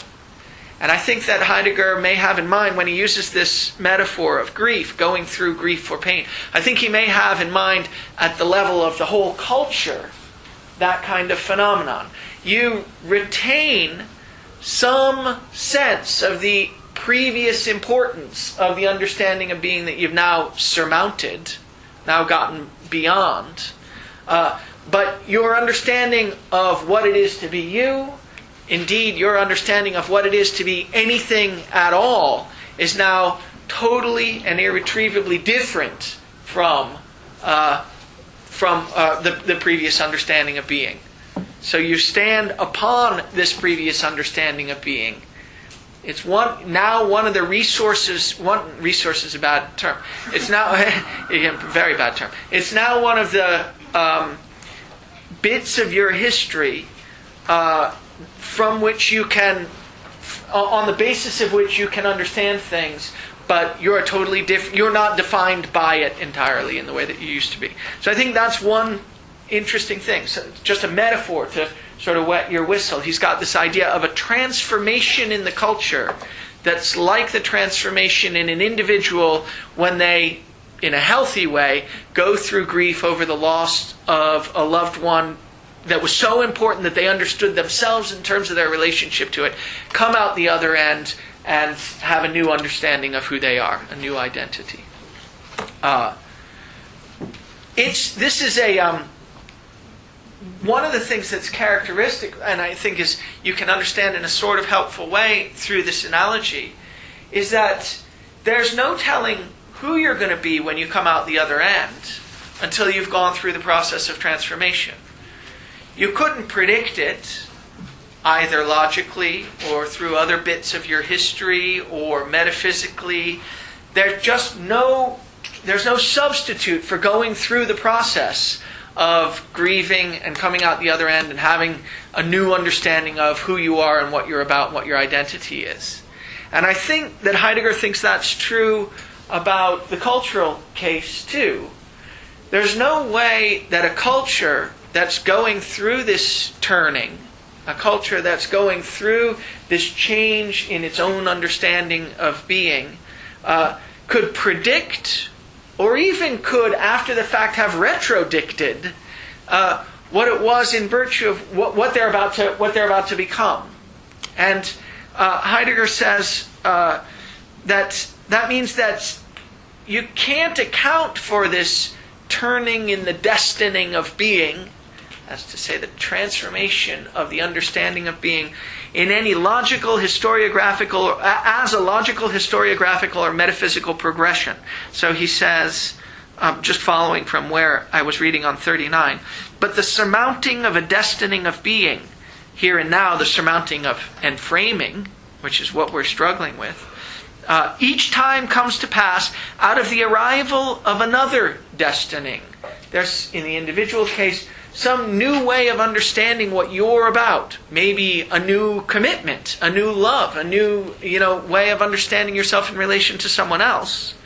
The arrival of another destining, a destining that does not allow itself either to be logically and historiographically predicted or to be metaphysically construed as a sequence belonging to a process of history. Right? So you can't do what Hegel tried to do and give this once more, right? You can't do what Hegel tried to do and give this metaphysical story about the progress of history. You can't give any kind of logical account. You can't even give a kind of narrative, historiographical reconstruction, the decline and fall of the Roman Empire. You can't do that, because that's going to mischaracterize what it was like to have gone through these transformations. It's going to retroactively make them seem more necessary, more obvious, and more logical than they could possibly have been at the time. Okay. So that I think that's the goal of the essay, is to show what the possibility for the transformation in the understanding of being is for our culture at this moment in our history. Now, I want to go back to the very end of the question concerning technology, because as I mentioned before, these essays were given as lectures, and they're related to one another. So at the end of the question concerning technology, he is preparing us for what we're going to learn in the turning. And if you turn to page 33, you'll see that Heidegger's making the point that in framing the particular mode of revealing that's the essence of the technological age that we live in is, as he says, ambiguous in a lofty sense. It's both, and we've said something about this, but we need to say more and in more detail. It's both a danger, indeed, it's the supreme danger, and it's also a saving power. And as we've seen before, he thinks that this is the right interpretation of this enigmatic passage from a poem by Hölderlin. So at the top of 33, he says, the essence of technology is in a lofty sense ambiguous. Such ambiguity points to the mystery of all revealing, i.e. of truth. On the one hand, enframing challenges forth into the frenziedness of ordering that blocks every view into the coming to pass of revealing, and so radically endangers the relation to the essence of truth. We need to say more about that, and I have something to say, but roughly that means that enframing as a kind of challenging forth to reveal everything as resources that are orderable and optimizable to be dealt with in the most efficient and economical way possible. And framing as that mode of revealing, in an important way, cuts off the possibility of all other modes of revealing. And I'm getting clear, we've talked about this some, I'm getting clearer about how it does this, I hope. And how it does this in a way that's different from what's happened in all the other epochs in the history of being in the West. So that's a danger. Every mode of revealing hides itself. That's to say, it has to withdraw as a mode of revealing in order to let things become intelligible. The background practices, if you were attending to them, wouldn't allow you to understand things as intelligible by means of them. So every mode of revealing has to withdraw, and every mode of revealing therefore hides itself. But enframing is special in that as a mode of revealing, it blocks out the possibility of every other mode of revealing. Or at least, if it doesn't do that at the start, that's its destining. That's what it's heading towards. That's what it's intending to become. It's got a kind of teleology. These understandings of being themselves have a kind of a way of developing themselves, and that's what enframing is heading towards. It's heading towards cutting off the possibility of understanding any other mode of revealing as a mode of revealing. That's the supreme danger. Yes? Yeah, I just have a question about the word destiny. Does it mean like being led towards a particular point? Like, what's the difference between this and destiny? So destiny, destining is a process. Yeah, that's right. So, and destining is his name. We'll go through this in just a second. But destining is his name for the way the practices gather and maintain and preserve themselves. So his idea is that anything that's of any sort of ontological importance has an essence, but its essence isn't static, it's dynamic, it develops in a certain way. And the background practices are like that. They develop in a certain way, not by my doing anything or your doing anything or any particular person's doing anything, but just because that's what background practices in social cultures do. They're not static.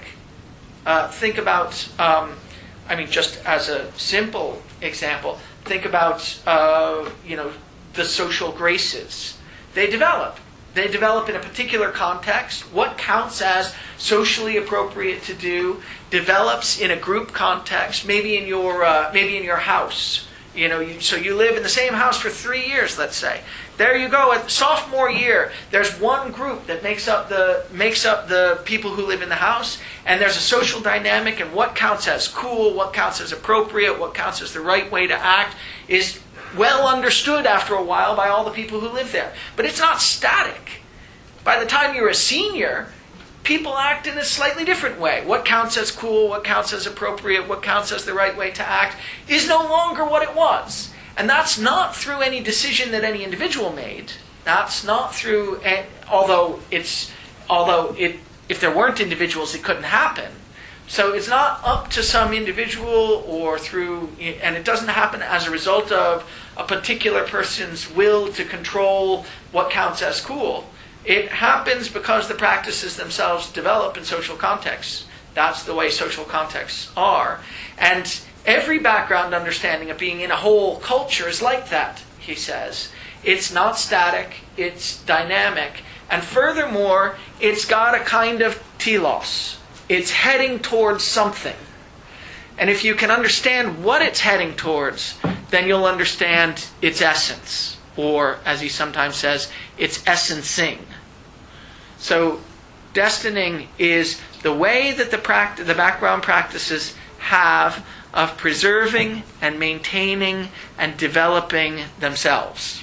His name for this is gathering. The background practices gather in a particular way, and there's a kind of development of the way the background practices gather.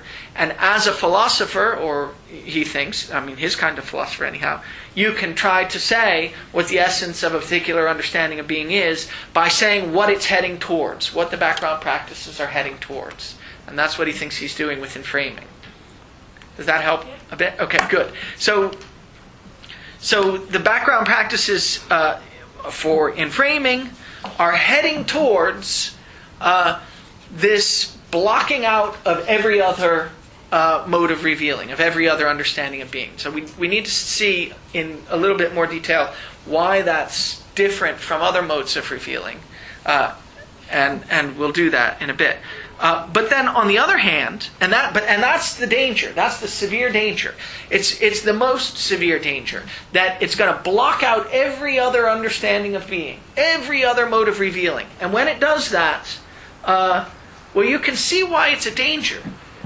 Once it does that, there's not going to be any further possibility of turning from one understanding of being to another. We will have, in an important sense, reached the last stage of history if inframing develops itself in the way that it's destining to. Right? If inframing finally, it hasn't done it yet, and that's why we're at a crucial point in history. But if it's allowed to, if inframing comes to blot out every other mode of revealing and make it seem absolutely obvious to everyone living in the culture that everything, including ourselves, properly understood as resources to be optimized and made efficient and made more economical, then we will have reached the last stage of history precisely because we won't any longer be historical beings. We won't be what we in essence are, namely, he thinks, beings that have this special relationship to being, this relation of safeguarding being, preserving it, and allowing it to develop. So we'll have reached the last stage in history if enframing is allowed to go in the way that it seems to be going. And that's the supreme danger. Because, now again, just to put it in absolute contrast with Hegel, Hegel too thinks that we're going to reach the last stage of history. Right? And maybe we've reached it now. But for Hegel, that's a great thing. History is the development and progress of us coming to understand everything in clearer and clearer terms, and so getting a better, clearer, more articulate understanding of what we are and what everything is, and in particular what political systems are and what appropriate kinds of states are. And reaching the last stage in history for Hegel is this great thing of finally coming clear on what the best way it is to be us, politically, socially, individually, and so on. For Heidegger, if we reach the last stage of history, it'll be, well, really disastrous. It'll be, in fact, the end of us rather than the pinnacle of us. Right? It'll be exactly the opposite of what Hegel thinks. It'll be the worst possible thing because we'll have gone from a rich, historical being that has this constitutive relationship with being, with what it is to be anything at all, to a resource. Right? To something that doesn't have any relationship whatsoever to being, that doesn't have any relationship whatsoever to being. So we will have, if this is the last stage in history, we will have become, we will no longer be human being. We'll no longer be us. So that's a danger. That's a supreme danger. That's a greater danger than any other danger, any other understanding of being has ever confronted. And yet, he says, on the other hand, enframing comes to pass for its part in the granting that lets man endure. Lets man endure. I mean, if this really were the last stage of history, man wouldn't endure. There wouldn't be any more human beings, right? So enframing comes to pass for its part in the granting that lets man endure. Granting is very important there. That's to say, enframing is, Heidegger wants to point out to you, an understanding of being, even if it hides it both hides itself as an understanding of being, and in blocking out the possibility of all other understandings of being, comes to hide the notion of an understanding of being altogether. Even if it does all that disguising, nevertheless, it is a mode of revealing that's granted to us. That givenness of modes of revealing is what lets man endure. And enframing comes to pass in the context of that. It's a mode of givenness. So it comes to pass for its part in the granting that lets man endure. And yet, as yet, that granting is as yet unexperienced, but perhaps more experienced in the future. That's to say, we don't now experience ourselves as challenged forth to order things, order resources economically and efficiently. Even though we are, we don't experience that as something given to us. But maybe in the future we will. We'd better, he thinks, if we're going to be able to keep enframing from heading towards its final destiny, that he may be the one who is needed and used for the safekeeping of the coming to presence of truth. That's to say, only if you're able to experience this mode of revealing as something that's given to you, will you be able to experience yourself as the kind of being that's got a special task, the task of preserving and safeguarding a mode of being. So, thus does the arising of the saving power appear. If it's possible for us to come to experience ourselves this way, as having this special relationship to being, the relationship of safeguarding it and preserving it. If that's possible, then, and the culture manages to embrace that possibility and live in such a way as to safeguard and preserve the understanding of being, then we'll be headed towards the turning, and we'll turn into a different understanding of being. Now we have to put some flesh on this, right? I mean, it hardly makes any sense at all if you just talk at this level. So, but I want to say this is what we're heading towards, and he's preparing you for it here at the very end of the question concerning technology. Okay. Now, I want to spend, 3-4 pages on the first sentence of the turning, because this sentence is so dense that I read it, the first time I read it, I thought it was just gibberish. Right? Probably you did too. I hope you did. I hope that made you go back and read it again and again and again. I spent about 3 hours on this sentence this morning. Okay, so let's, now actually, as it turns out, I think this sentence is more or less review. I think it's more or less review of what's already come in the question concerning technology. But let's take a look at it. So here's the sentence. The essence of enframing is that setting upon, gathered into itself, which entraps the truth of its own coming to presence with oblivion. Or maybe it's in oblivion. I think it's in oblivion. I mean, I think it's just a dative. With oblivion doesn't make any sense to me. I think maybe it's better. Or within. Let's do within. I don't have the German, but I talked with someone this morning who does. And, okay, so let's say within oblivion. All right, so, well, there's a lot of things that we need to go through in this sentence. I mean, I feel okay with the. I feel all right there. But after that, it gets dense. So now essence. There's a long footnote on essence, which translates this German word Wesen. The footnote I found is not that bad, but I think we can do. I found it a little bit helpful, but we can do more. So now this is related to what Celine was asking about when she was asking about destining. We're talking here about the essence of enframing. We could talk about the essence of other ontological categories. In the footnote, they talk about the essence of Dasein or man, and they also talk about the essence of being, I think. Is that right? Yes. So ontological categories, like particular modes of revealing and framing, particular special kinds of beings or entities like human beings, and being itself, have essences.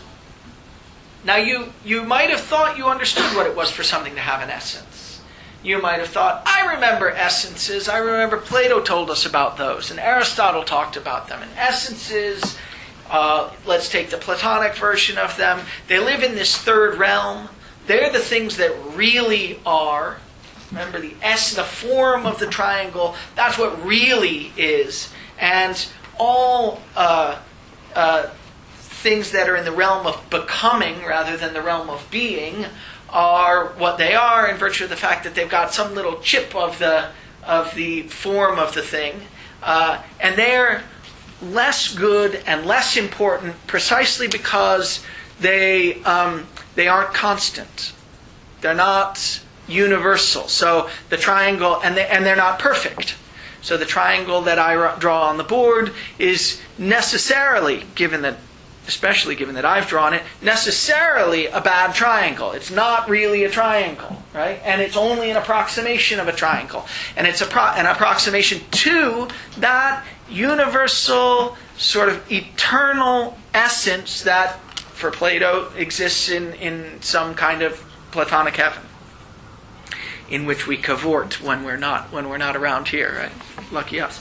So then you might have thought that's what an essence was. It's eternal and universal and perfect.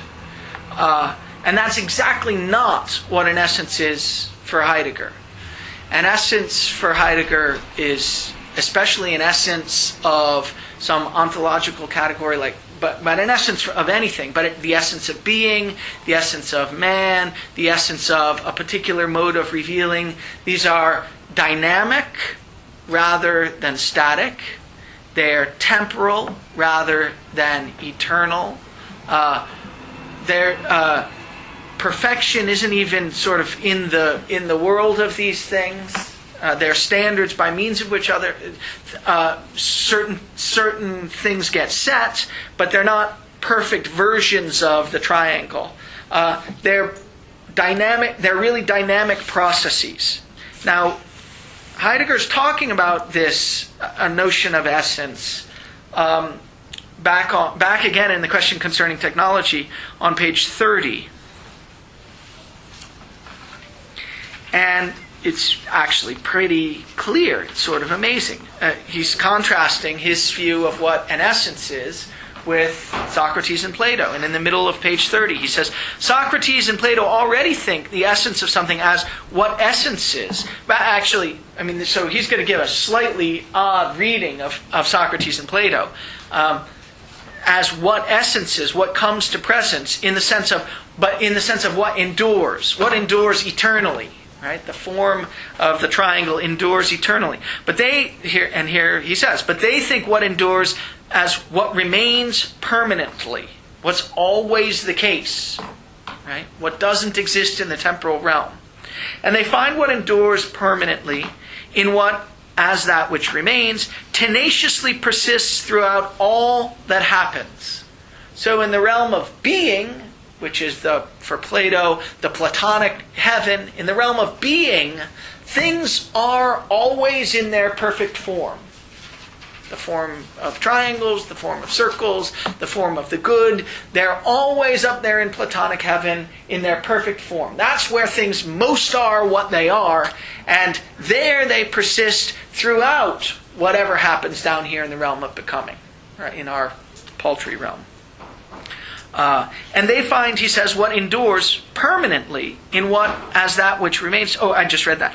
That which remains they discover in turn in the aspect, the eidos or the idea, for example, the idea house. That's the form of the house, right? The form, Platonic ideas.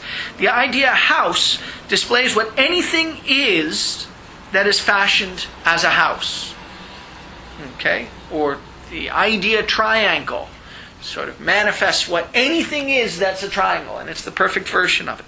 Particular, real, and possible houses, in contrast, those are the ones down here, not up in Platonic heaven, are changing and transitory derivatives of the idea, and thus belong to what does not endure. Okay? So that's actually pretty, except for the first sentence, a pretty traditional story about Plato's forms. Now he's going to start to contrast his story with that story. But it can never in any way be established that enduring is based solely on what Plato thinks as idea and Aristotle thinks as the tautieninai, which is that which any particular thing has always been, or what metaphysics in its most varied interpretations thinks as essence, essentia. He says, now this is interesting. All essencing endures. That's to say, I'll read the next sentence. But is enduring only permanent enduring? That's what Plato thinks. The forms endure permanently, eternally, maybe even outside of time. And Heidegger wants to say, essences endure, but maybe they don't need only to endure in this permanent way. Does, for instance, the essence of technology and framing endure in the sense of the permanent enduring of an idea that hovers over everything technological, thus making it seem that by technology we mean some mythological abstraction of the sort that Plato thinks? So he says, when I'm talking about the essence of technology, is that what I'm talking about? And the answer is going to be no, of course. The way in which technology essences, the essence of technology, and framing, the background practices that challenge us forth to reveal everything in the mode of ordering as in the most efficient and economical way, that, the way in which technology essences, lets itself be seen only from out of that permanent enduring in which in framing comes to pass as a destining of revealing. So what does that mean, a destining of revealing? This is what Celine was asking about earlier. That's to say that the background practices that make up the understanding of being in the technological age themselves develop, themselves gather and change, themselves, insofar as they're manifest in a society, endure, but not permanently and not statically, but endure in the sense that they develop themselves in some direction or another. And you've understood the essence of that understanding of being if you understand what it's heading towards. If you understand what, once it's worked itself out in the most extreme, in its most extreme form, it's going to end up revealing everything as. So his notion of essence is, he says, of something. It's the way in which the background practices comport. In this case, the way in which the background practices gather and change themselves so as to endure as the background practices of our technological age. Okay, so there's something that these background practices have in common as they're changing, namely they're heading towards the same kind of end. And what is that end? It's the end of blocking out all the other modes of revealing. Right? It's the end of becoming a mode of revealing that gets rid of the possibility of taking seriously any of the other modes of revealing. So the idea is that there's a certain kind of work that needs to be done in anything enduring as what it is. And in particular, there's a certain kind of work that needs to be done in the background practices of our technological age, enduring as those background practices. That's to say, it's a process. There's a process that goes on. It's not a process that we're engaged in. It's a process that happens outside of us, because the practices develop on their own, or gather on their own. But it's a process of holding on to what is, namely this set of background practices, instead of turning it into something else. So let's try to think of this particular example. So the background practices have to continually work to maintain themselves as the background practices that they are. They have to continually work to reassert themselves. They have to continually work, what's the other word I use, to reinforce themselves. And the way in which they reassert and reinforce themselves is their essence. So what is it? And furthermore, this mechanism of self-reinforcing and self-asserting and maintaining, that mechanism is going to be different for different epochs in the understanding of being. So let's take two examples. Let's take the example of poiesis and the example of enframing. These are two different understandings of being. And these two different understandings of being have to have a mechanism within them with respect to which they reinforce themselves, they continually maintain themselves, and they develop themselves towards some end. And it's got to be a different mechanism in the two cases. So we already know that the two understandings of being show everything up as intelligible as anything differently, right? One as to be nurtured and brought forth, That's the poietic one. And one as sort of to be ordered and made efficient.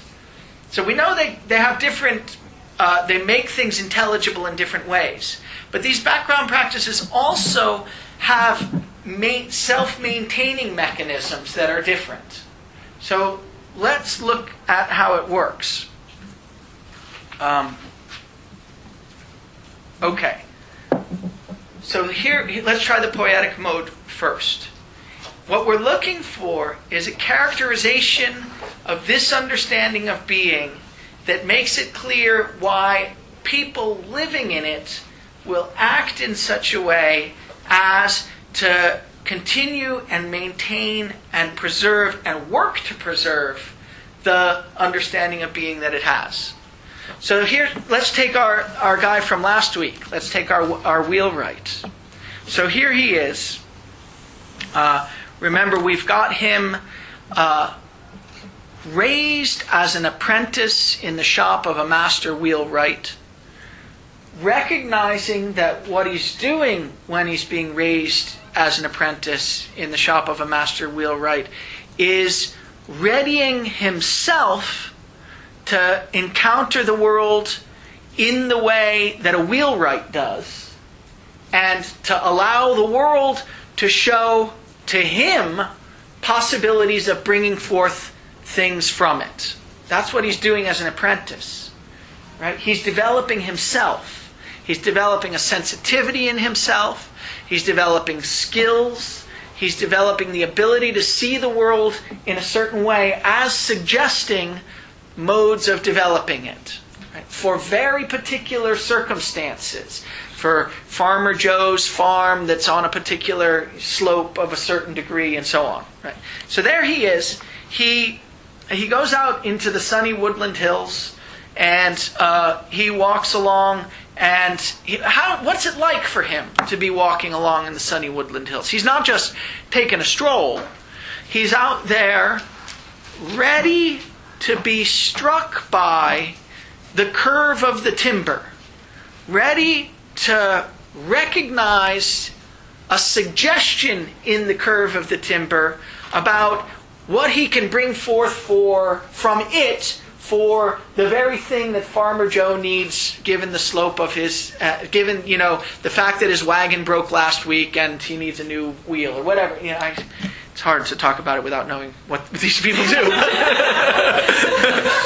but we don't need to know any of that, actually. Yeah, I mean, you get it, right? So what he's done is he's prepared himself to respond to the suggestions that the world gives to him. So he's walking through the woods, and he's in a mode of waiting. He's open to being struck by a particular opportunity, right? And that's why he's there. He's there. He's not just ambling through the sunny woodland hills. He's there in order to be struck by an opportunity that presents himself from the particular curve of the timber. That's the way he describes it. So he is, and more importantly, he understands himself to be in a kind of mutual engagement with nature, with the domain that he works with. He's prepared himself.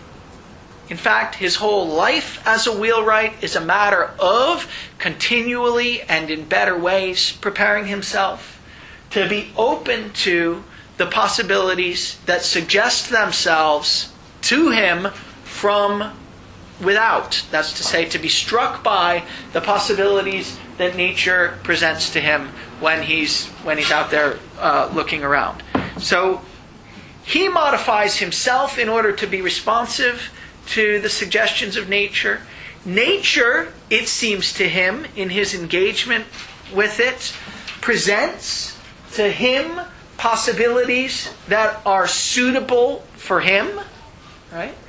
The things that jump out at him are the things that are suitable for him to bring forth. So nature, he experiences nature as in a certain way, engaged with him also, suitable to him, appropriate to him, giving him suggestions about particular ways that he can develop it for given the needs and desires of the people that he lives with. So he's there in his mood of openness. But it's not just that he's there in his mood of openness.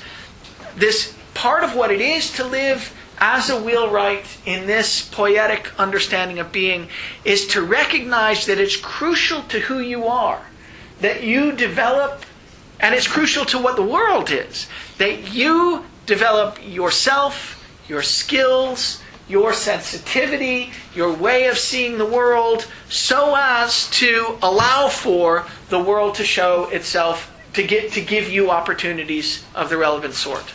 Okay.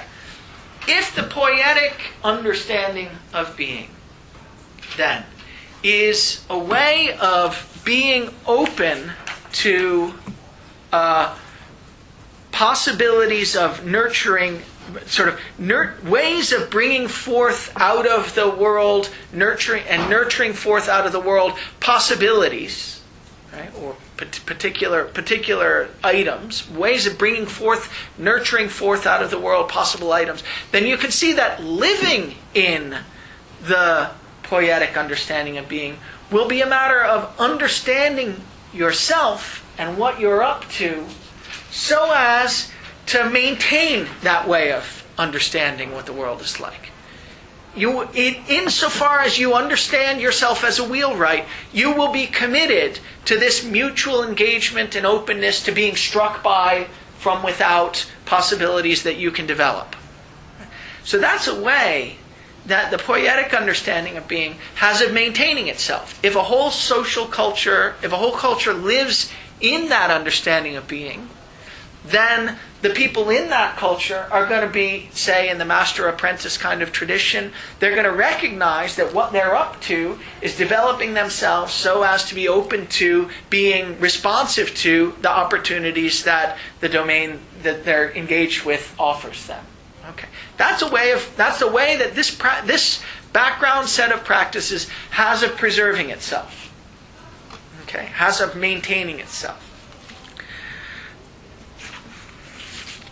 I think that the enframing understanding of being also has a way of maintaining itself.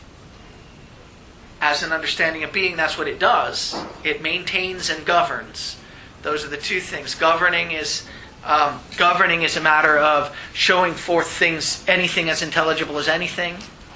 And maintaining itself is this, what we're talking about, sort of gathering and developing and preserving that way of understanding what things are, both other things and yourself. So think about how it works in the enframing understanding of being. I think it's going to be different.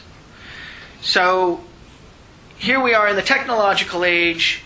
Now, I think Heidegger has this little example of the guy who works for the paper industry. He walks through the forest, and he sees every tree as the possibility of paper pulp. Right? That's the way he sees them. Okay, and there he is. So let's suppose here we are. We're in the timber industry, say. Now we walk through the forest, and it's no longer sunny woodland hills that we walk through. That's not the way we experience them.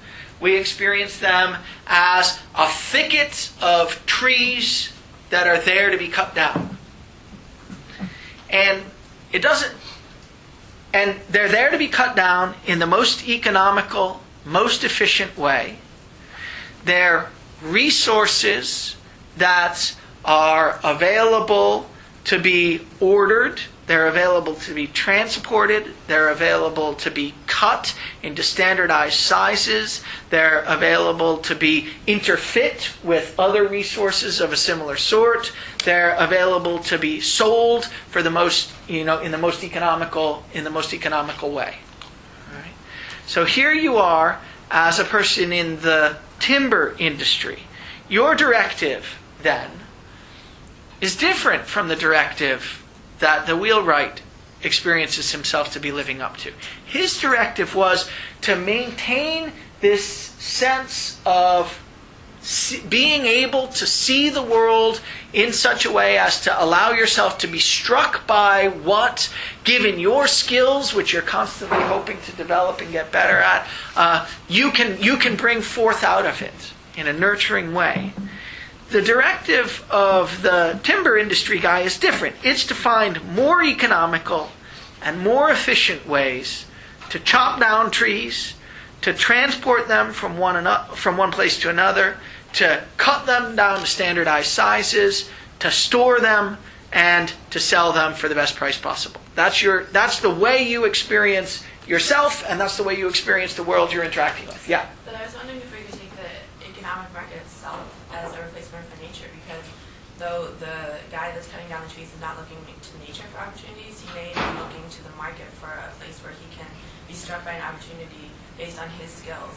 And furthermore, like I was thinking, Heidegger thinks that this framing possibility is problematic because it's not given to us from without. But couldn't we take the invisible hand as an idea of that the market has been given to us by without, and it may be the way we understand ourselves, but no individual controls this. Okay, good.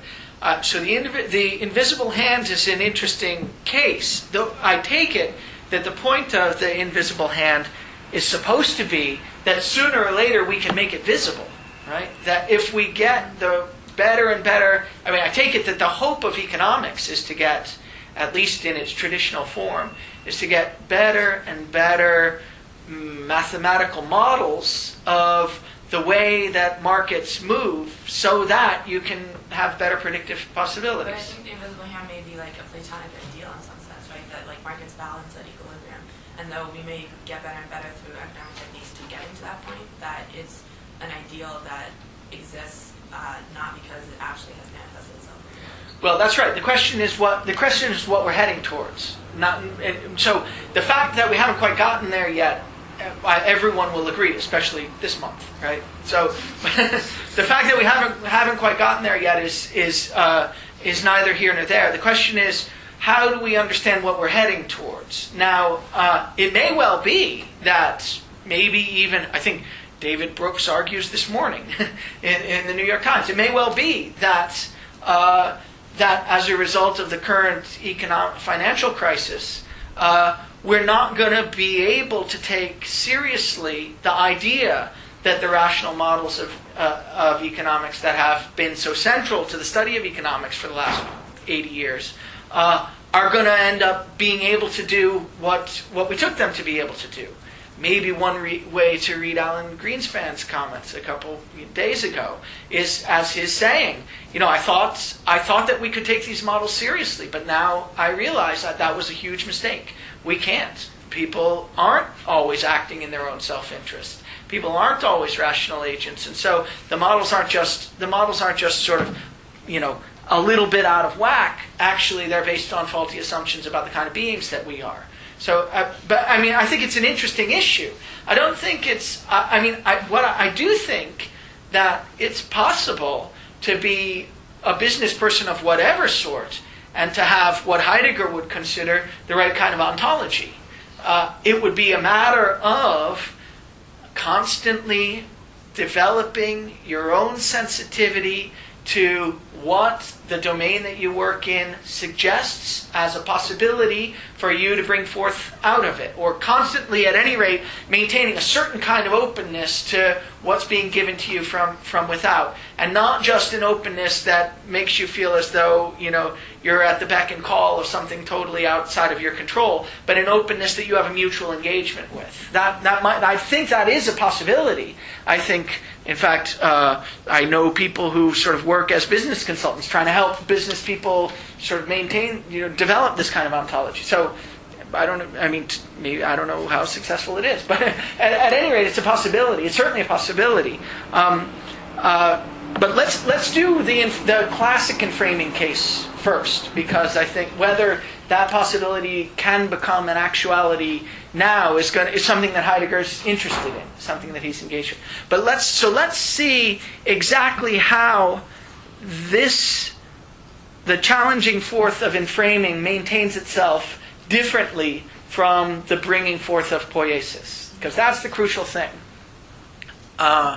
Was there another question, or you were just stretching? You were. Oh, no, I was going to just sort of raise the point that I think an analogous case can be made for, in other ethics, the role of religion. It seems like, to the same extent that rational economic models are seeking to kind of uncover the invisible hand, the purpose of religion was to kind of reach a greater knowledge of the divine and to establish a closer relationship with God.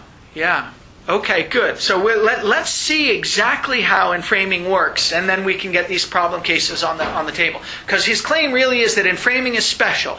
He thinks you're not going to be able to find this in any other epoch in the history of the West. So let's see just what's special about it, and then we'll see whether it's right to say that it's special.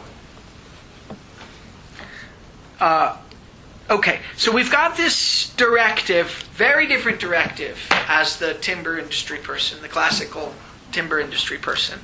Now, so what does this directive push me to do? It's the challenging fourth directive of enframing. And it pushes me to, find more efficient cutting tools for cutting down the timber. Find more efficient and economical methods of transportation for bringing it from the forest to the storeroom.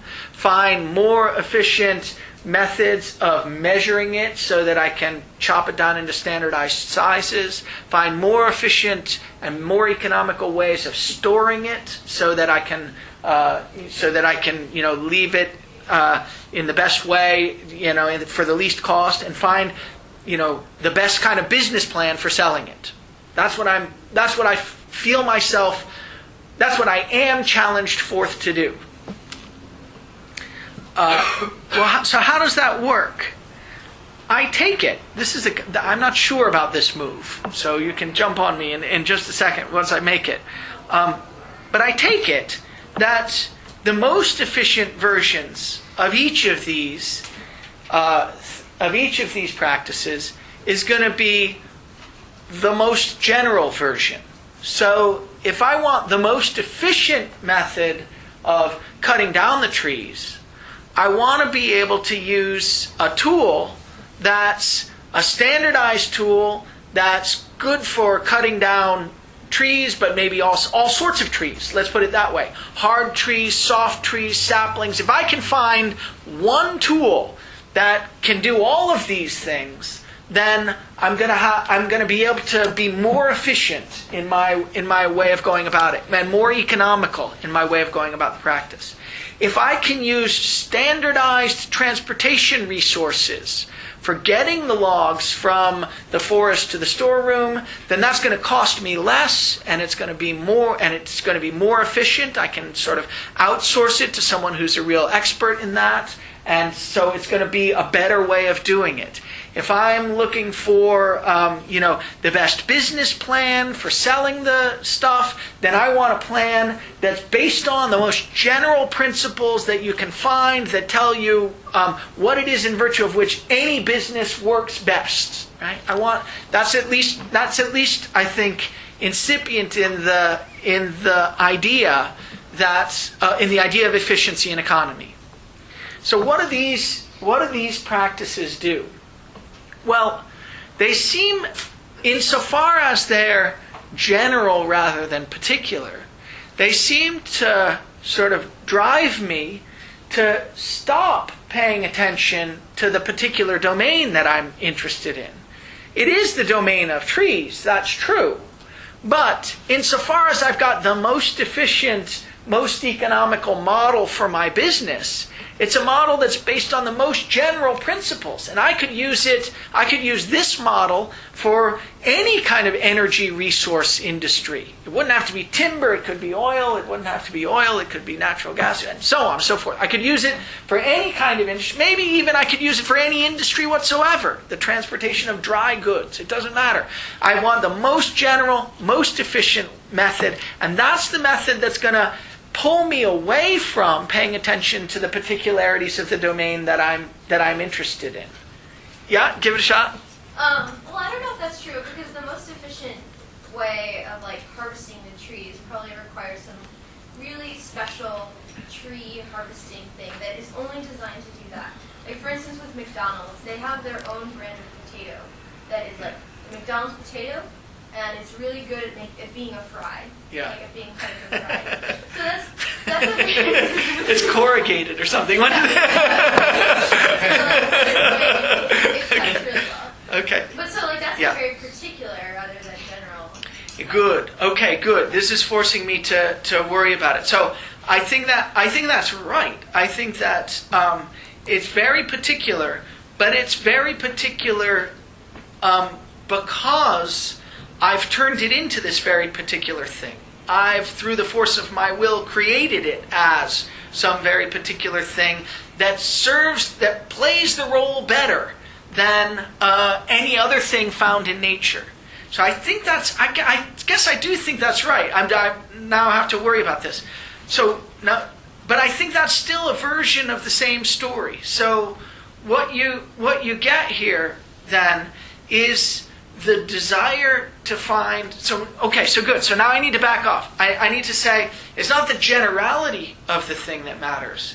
It's what? It's the fact that I can, in the most efficient and economical way, create out of whole cloth the resource that will most economically and most efficiently serve the purpose.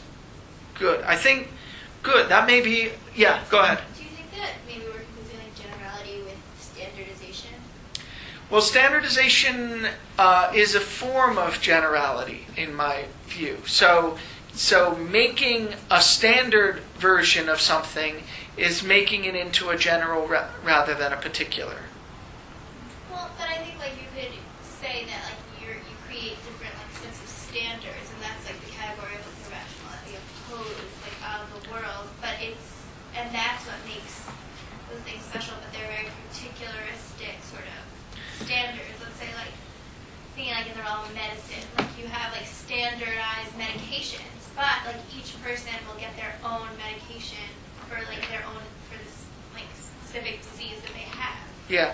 I'm not against it. What? I mean, I think there's a vacillation in your comment between two notions of standard. There's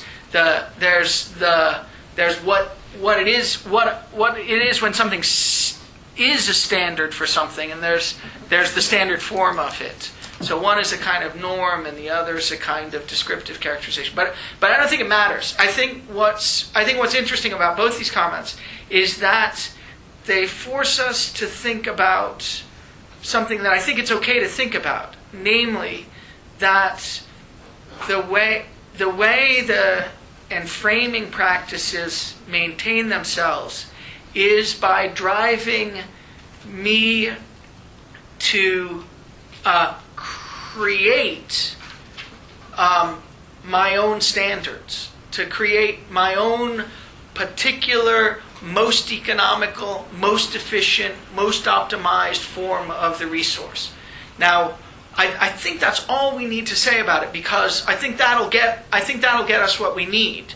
Because what matters in that case is that when I'm doing that, when I'm being driven to create the most particular, most efficient, most optimized version of the resource, there's nothing in the world to which I'm responding that's that in virtue of which I allow myself to bring it forth. I'm not struck by the curve of the timber. It's not the world suggesting something to me.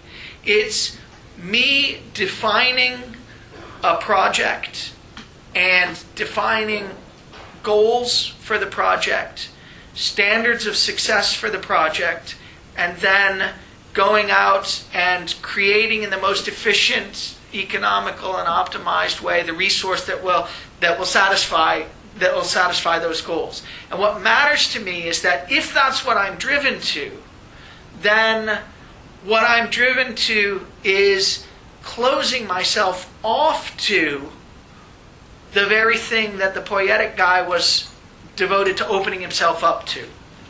Right? So what's really crucial here is that once you're caught up in the practice of being challenged and being driven forth to do these optimizing and resourceful things, once you're caught up in that practice, your way of being caught up in that practice is self-preserving. It perpetuates itself. Once you're caught up in it, if what characterizes it is that it closes you off to other other possibilities that might be suggested to you from without, if that's what its essence is, as Heidegger says, then this story explains how being caught up in that drive to create more efficient and more economical and more optimized resources has that effect. It has the effect of closing you off to possibilities that could be suggested to you from outside of the projects and goals that you set yourself. Okay. So where, I guess it's unclear to me whether you're making this claim and whether, if you are hired, justifying it. Okay. Where these projects and goals are coming from.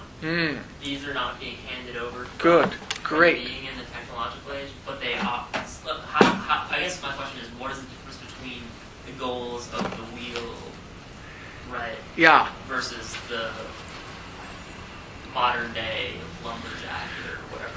Great question. It's a hard question. I think what it shows is that we are not all the way into the enframing understanding of being. So I think it's true that at the moment we think, at any rate, of the goals and the business plans and so on as creatively brought out of nowhere. I mean, that's what the entrepreneurial genius is. Someone who creatively out of nowhere, comes up with some project or goal that they think is going to make some way of living more efficient, make some way of living better by giving you a bigger television picture that's easier to see, that's clearer, that's cheaper, that uses components that never die, and so on and so forth. Right? All of the and in the technological age, I do think that the way we have of thinking about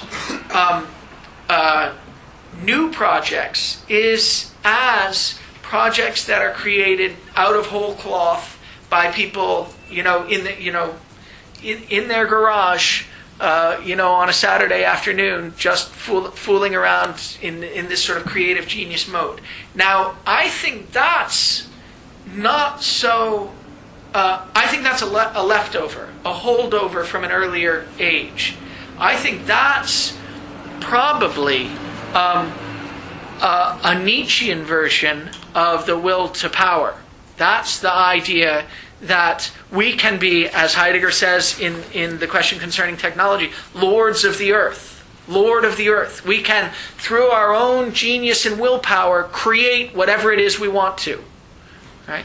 But I think he thinks that... Oh, okay. Go ahead. Okay. I actually think that there's decent evidence for it, and one of the things that makes me think about this, first of all, is the sentiment that you get reading both essays, in fact a lot of Heidegger, that what he's getting at is for almost a kind of naturalistic humility in people. I mean, think of the discussion of the windmill, for instance. There's a sense in which what's given to you, like seasonality and change, is not meant to be reorganized and reclassified, and that's where standing reserve becomes important. And I think the other place you see it is in his discussion of causality, right? Because Heidegger's very worried that we forget about the three other Aristotelian causes and the way in which we interpret them. Whether or not you agree with his reading of Aristotle, he does say that what's important about causality is not a motive force, like making plans and making things happen. It's, in a sense, this notion of indebtedness. And, when you look at a silver chalice, you're supposed to realize that not only one of the causes of the chalice wasn't only the maker, but there's a sense in which the static being of the chalice is important, right? Because one of the causes is the form. And, I mean, form isn't anything that really changes over time. And one of the causes of the chalice is its material, which is, I think, something, again, you just can't change. And there's a sense in which, in framing, in addition to everything we've been talking about, I think is meant to... One of the problems is that it makes you forget about causes, anything except the causes which drive things to happen. The causes that we, that Aristotle talks about, which are more static causes, are entirely dissipated in a framing mode of revealing, which I think ties into and if you want to make the analogy between efficient causes and making projects, I think that actually makes a lot of sense. Mm-hmm. Oh, okay, I see. Right, yeah. So, and I think, so just to tie it into this passage about being Lord of the earth, I think I misread it last time.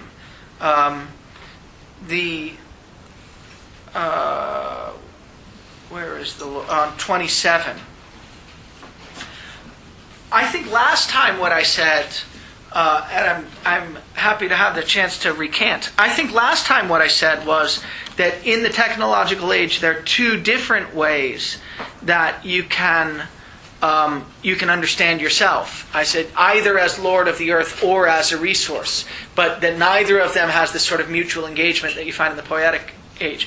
I think actually now exalting yourself to the posture of Lord of the earth is what happens in what Heidegger calls the last metaphysical age, which is the Nietzschean age, that's characterized by will to power.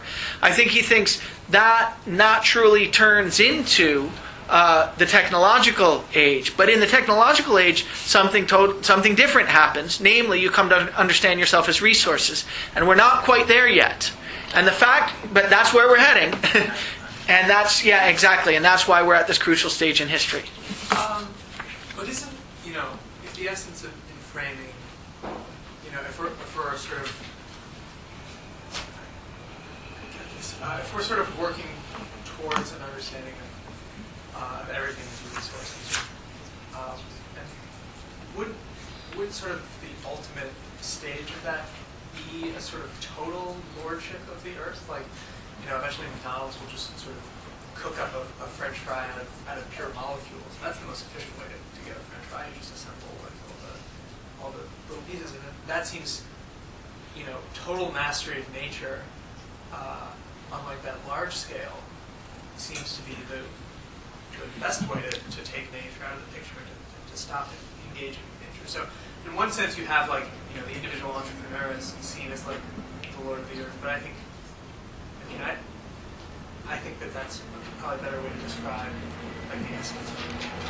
Well, so I think to get at what it's like for us to be resources, I think it's helpful actually to think of this Borgman example. So remember, Borgman says, look, as technological devices get more and more complicated, we have a different relationship to them than we ever used to. I mean, my dad, when he grew up, fixed cars. That's what people did.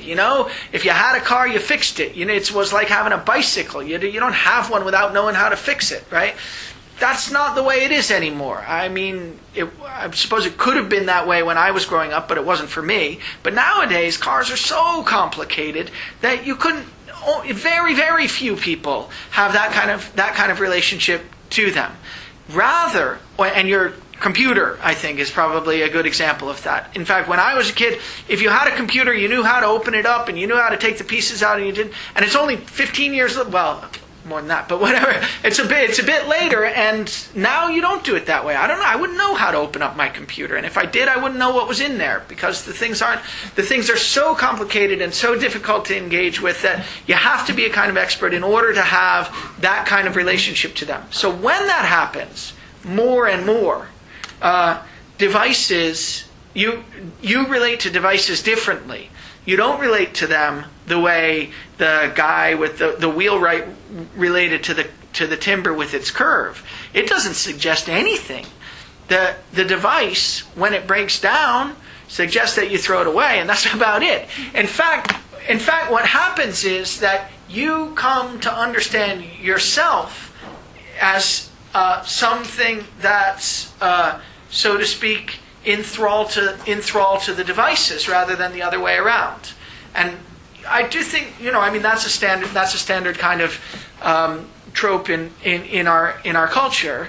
And I think that when that gets carried out to its conclusion, not its logical conclusion, but a teleological conclusion. When it gets carried out, then ultimately what you get is an understanding of yourself as a resource that's optimized by these more efficient things that work on you. And maybe you get it, for instance, now in medicine, or in healthcare. Maybe you get it in athletics, where you have this ability to optimize your physical capacities through certain kinds of technological intervention, so on. So I think it's not crazy to think that's a natural reading, quite early reading, but a natural reading of the direction of the culture. Oh, sorry. First, no, go ahead, Billy. I was just asking. We were talking about how this destining of framing has a goal, which is kind of to cut off the other possibilities. Yeah. Does every understanding of being have its own kind of goal or teleological conclusion, or is it just in framing? They're all destinings, so they all have their own sort of telos. They're all headed towards something. And in particular, they maintain themselves in such a way as to head towards that. And what we're asking about now is, what's the difference in the way that the poietic understanding of being maintains itself? It maintains itself as a kind of openness. People living within it feel drawn to develop themselves as beings that are open to possibilities suggested to them from without. And what I'm suggesting here is that in the enframing understanding of being, we feel drawn to close ourselves off to possibilities that are suggested to us from without, so that the understanding of being, so that enframing as an understanding of being ultimately is driven towards this characterization of itself as something that just tells you how things are, rather than a mode of revealing to which you're open. That's the idea. Yeah. So, question about why enframing is special. So you've been using words like economical, efficient, but I feel like maybe there's a little more to be said about them. Are we taking their definitions as what people in our technological age take it to be as? For instance, economical revenue minus cost is, if you maximize that, you're being economical. Or is there something more to be said? So like revenue can be anything, cost can be anything. And that is what closes off all these other understandings of being. Is there like another bridge to be tied between notions of economic efficiency to the way that framing perpetuates? Good. Let me think about it for a second.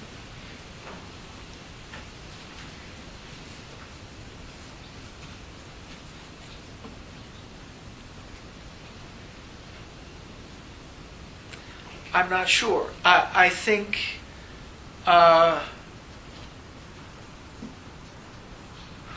I think ultimately, well, I'm not sure.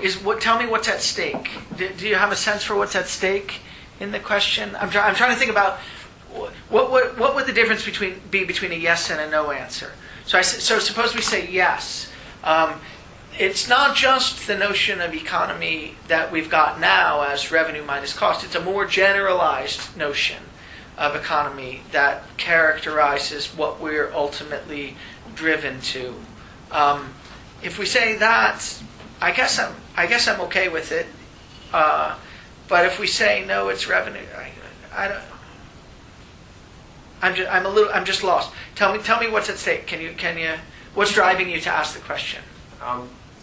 So I'm seeing that there should be some kind of self-referential way in which practices perpetuate themselves. Good. And you're sort of making the point that it's by us trying to be economical and efficient. I'm trying to understand, what does being economical, what does being efficient mean? Is it meaning that we have in our understanding of being now, or is there some sort of more deeper way of putting it, or more? Okay, good. So I guess it is up for grabs what it means. I think we have an intuitive sense and we feel ourselves driven to it. It means, in the first order intuitive sense, not wasting time, not wasting money, not wasting resources, using them in the most flexible way that you can, so that, if you've got, I think of the, sort of James Bond or MacGyver kind of character who can use anything for anything. So I take it that somehow that's what we feel ourselves driven towards in our sort of lives, even our lives as students, our lives as business people, our lives as James Bond type spies. Every way of life has a domain in which it feels driven to that. But the laws that characterize what it counts to be efficient or economical in each of those domains will probably be the same, I think. Ultimately, in the end, the most efficient, most general story we'll be able to tell about ourselves will be one that that characterizes every domain and characterizes every practice in every domain. So insofar as economics is devoted to businesses only, it's not going to be able to do it. That's the best I can do. Unless you want to follow up. I guess one stab that I was thinking of is saying that laying in the presumption of being efficient is that anything can be had as an input or anything can be had as an output. And in that presupposition comes this leveling where you have no meaning. Yeah, well, I think that's ultimately what we're led to. I think that's right. That's the most general story. That's the most flexible story. I think that's the sort of the telos. That's what we're headed towards. I think that's right. I think that's the telos. I don't think we're there yet. I think it's fortunate that we're not there yet. And it's fortunate that we're not there yet precisely, let's lay this out, precisely because if we were there, there wouldn't be anything left in us, in our culture, of the practice of being open to possibilities from without that can strike us and that we can help to develop. So that's to say that really would be the end point of history. We would become stagnant. We would only be resources that were dealt with by things outside of us, and that we would no longer be human in that instance. So at that point, would we even have a piece like what Borgman says with this wheelwright? No, we wouldn't have anything like that. That would be completely gone. That's right. And that's the sense in which the current technological age is drives out the possibility of all other modes of destroyed or yeah. For like fuel or something. We would be used, as batteries or something. Yeah, exactly. When you say that we would be resources that with things outside of us, what would those things be? If all resources are interchangeable and input and output become interchangeable, this constant closed system of circulating. Yeah, that's right. It would be completely devoid of meaning. Either there would be no humans, or humans would be used in a way that was no different from the way any other kind of device was used. But the big thing is, I don't know what it would look like. We're not meant to know what it would look like. What we're meant to know is that the danger, the supreme danger, is that we could get stuck in, be driven to a way of being closed off from everything that's the essence of us. So we could be driven to this way of no longer being open in any way to being struck by things from outside of us at all, right? So when you say resources dealt with by things outside of us, you just mean other resources? Yeah, other technological devices or something. Yeah, roughly. It's not clear to me that Heidegger has a clear vision of what the end point is, other than that we would no longer understand ourselves as in any way that's like what's good about the way the wheelwright understands himself. Right? It wouldn't be possible for us at this end point of history to walk among the sunny woodland hills in this mood of being open to being struck by a certain way of developing a possibility. that wouldn't be a possibility anymore at the end point of inframing, and we're in danger of its no longer being a possibility, and that's the supreme danger. It's quite, as we say it's quite bleak. So maybe we should go on to the saving possibility. Because okay. Well, let's try that. Let's go on to the saving possibility, because he thinks that this extreme danger is also, which is, by the way, in terms of the first sentence, the danger of the essence of inframing, which is the danger of inframing and trapping the truth of its own coming to presence within oblivion. Right? That means inframing no longer being recognizable to us as a mode of revealing. That's the oblivion. Entrapped within oblivion. Totally closed. And when it's entrapped within oblivion, we understand it as obviously and naturally true that everything is resources to be used in these flexible ways. And in understanding it to be obviously and naturally true, we close ourselves off to the possibility that any other modes of revealing are available. And in fact, we close ourselves off to the possibility that inframing is itself a mode of revealing. Okay, so what happens? How do we get out of it? Let's turn to happier places. So let's turn to page 41.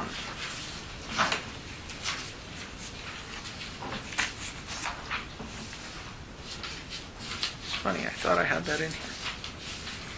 Okay. How is the turning going to happen, if it's going to happen? Well, the danger is that inframing hides itself as a mode of revealing. Yet, now in the middle of 41, in the danger there holds sway this turning about, the first full paragraph of 41. The coming to presence of inframing is the danger, because inframing hides itself as a mode of revealing. As the danger, being turns about into the oblivion of its coming to presence. That's what inframing does. The oblivion of its coming to presence is you're no longer recognizing it as something that's given to you from without. It turns away from this coming to presence, and in that way simultaneously turns counter to the truth of its coming to presence. In the danger, there holds sway this turning about, not yet thought on. So we haven't noticed this yet, but in this danger of inframing hiding itself as a mode of revealing, there's the possibility of this turning.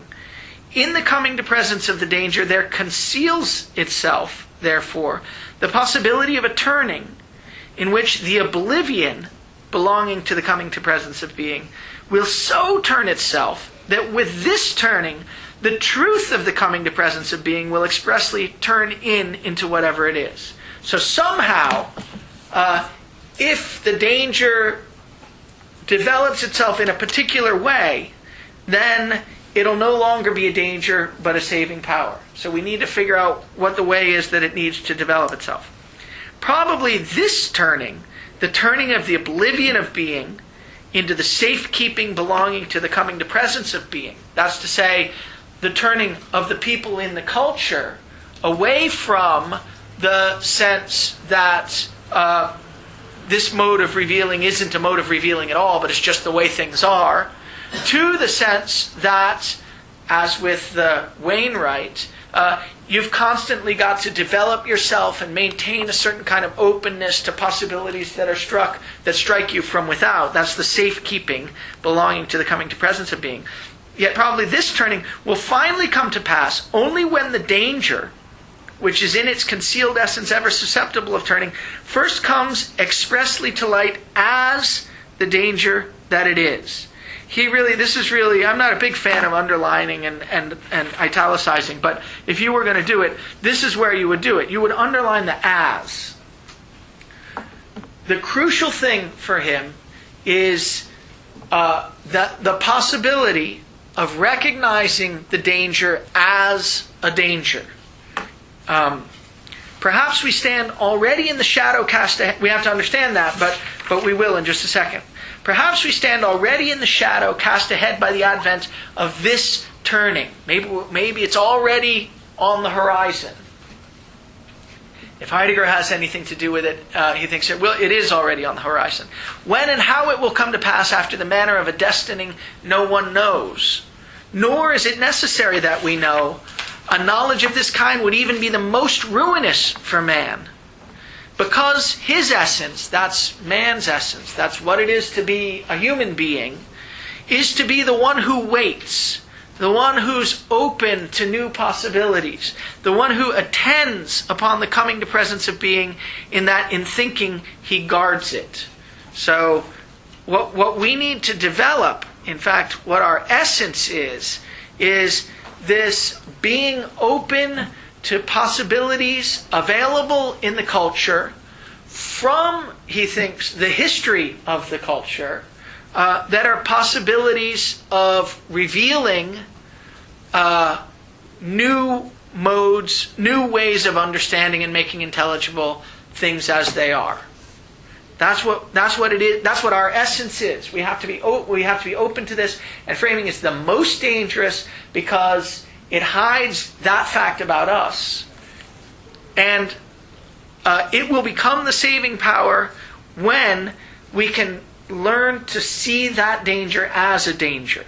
So he goes on and says this kind of thing. What happens there where the danger comes to pass as the danger, and is thus for the first time unconcealedly danger? So the move is to say, look, enframing is the most serious danger of all. Why is it the most serious danger of all? Well, it's the most serious danger of all not only because it hides itself as a mode of revealing. Every mode of revealing does that. But it hides that there are modes of revealing. That's what it does. In the poietic mode, when you lived and understood yourself to be living and developing the possibility of living in an openness to what's given to you from without, you weren't living in such a way as to hide that there are modes of revealing. You were understanding yourself as developing yourself so as to be receptive to them. But in the current technological age, it's not only that the current mode of revealing is hidden, it's that there are modes of revealing is hidden. That's the danger.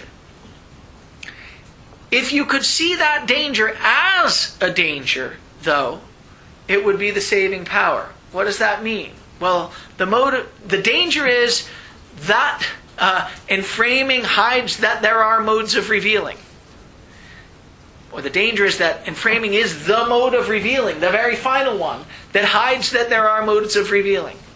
So if you could see the danger as a danger, what would you see? Well, you would see enframing as that mode of revealing that hides that there are other modes of revealing. So if you see the danger as a danger, it's totally turned upside down. It's no longer dangerous. It was dangerous because it hid that there were from you the possibility, the fact that there were modes of revealing.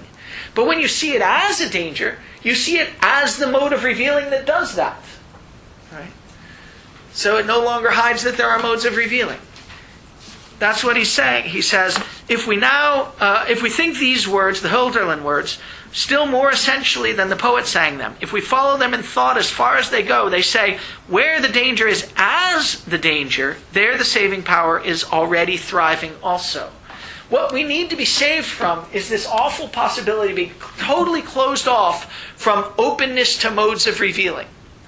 If we could learn to understand enframing as the mode of revealing that's dangerous because it closes us off to the possibility that there are modes of revealing, then recognizing that would itself save us from the danger that enframing holds within itself.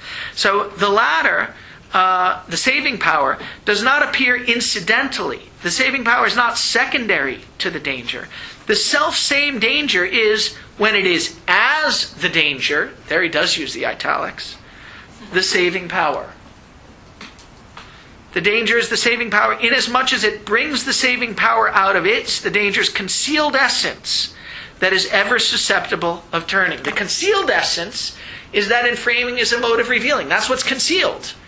It's concealed that there are any modes of revealing at all, and in particular that this is one of them. The saving power is bringing this out, that this is the essence that's concealed. Okay, that's the crucial move. That allows you to get from this, what he calls entrapping within oblivion, right? This totally being closed off to the possibility that there's anything to be open to at all, to being turned around so that you understand not only that there are modes of revealing, but in understanding anything as a mode of revealing, you open yourself up to the possibility that there might be others. And how do you do that, does Heidegger think? Heidegger actually thinks that the thinker has a crucial role to play. Heidegger thinks that the job of the thinker is the job of going through the history of being, identifying all these different understandings of being, so that you can be sensitive to the ways in which they're still at work, albeit only marginally, in the current epoch, in the current age. Right? So the fact that we're a historical culture, according to Heidegger, has to do with the fact that the way our current understanding of being still contains, our current practices still contain remnants of prior understandings of being. We have remnants of the nurturing understanding of being, maybe in parenting, say, right? Maybe if there's any place where it's not just okay, but you sort of would feel bad if you weren't involved in a nurturing relation to something, it's got to be in parenting, right?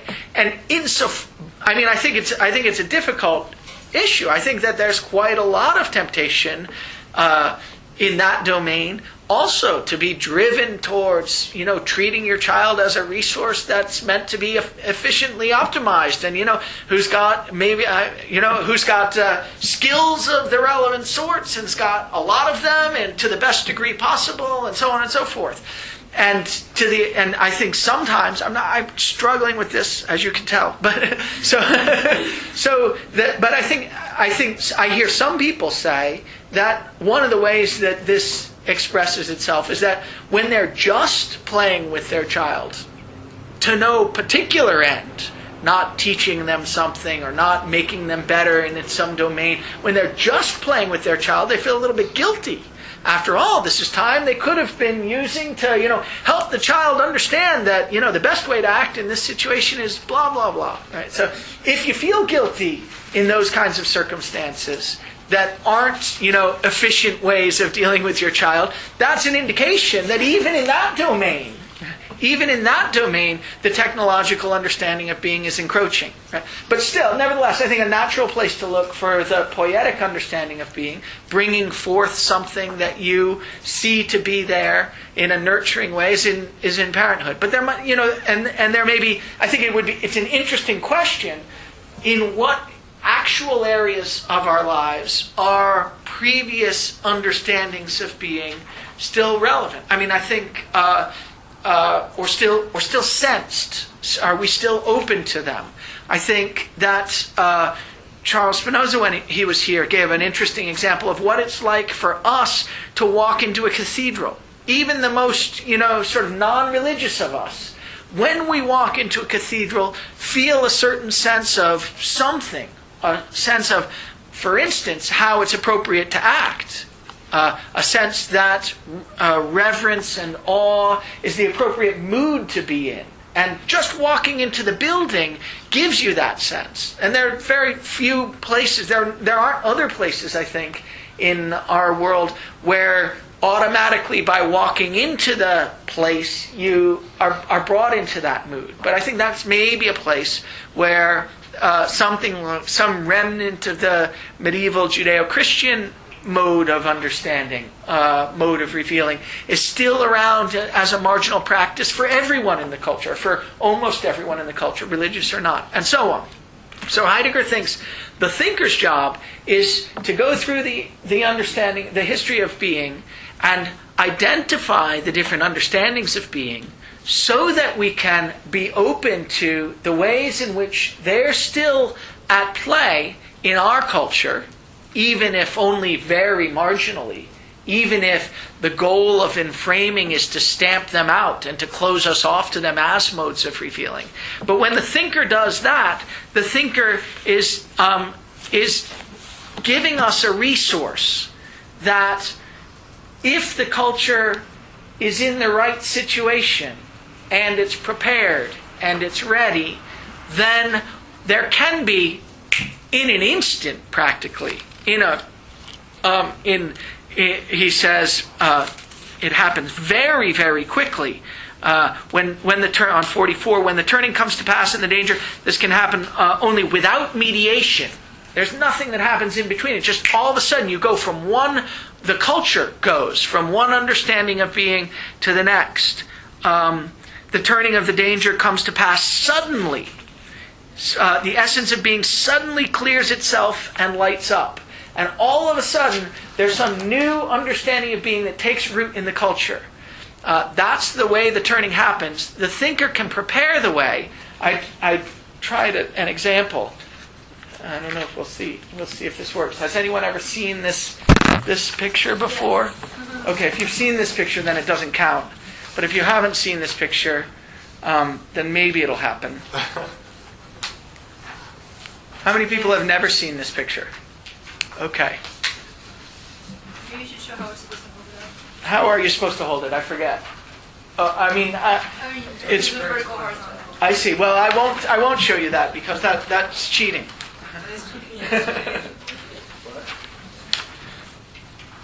Okay, everyone's got a copy of this picture? Okay.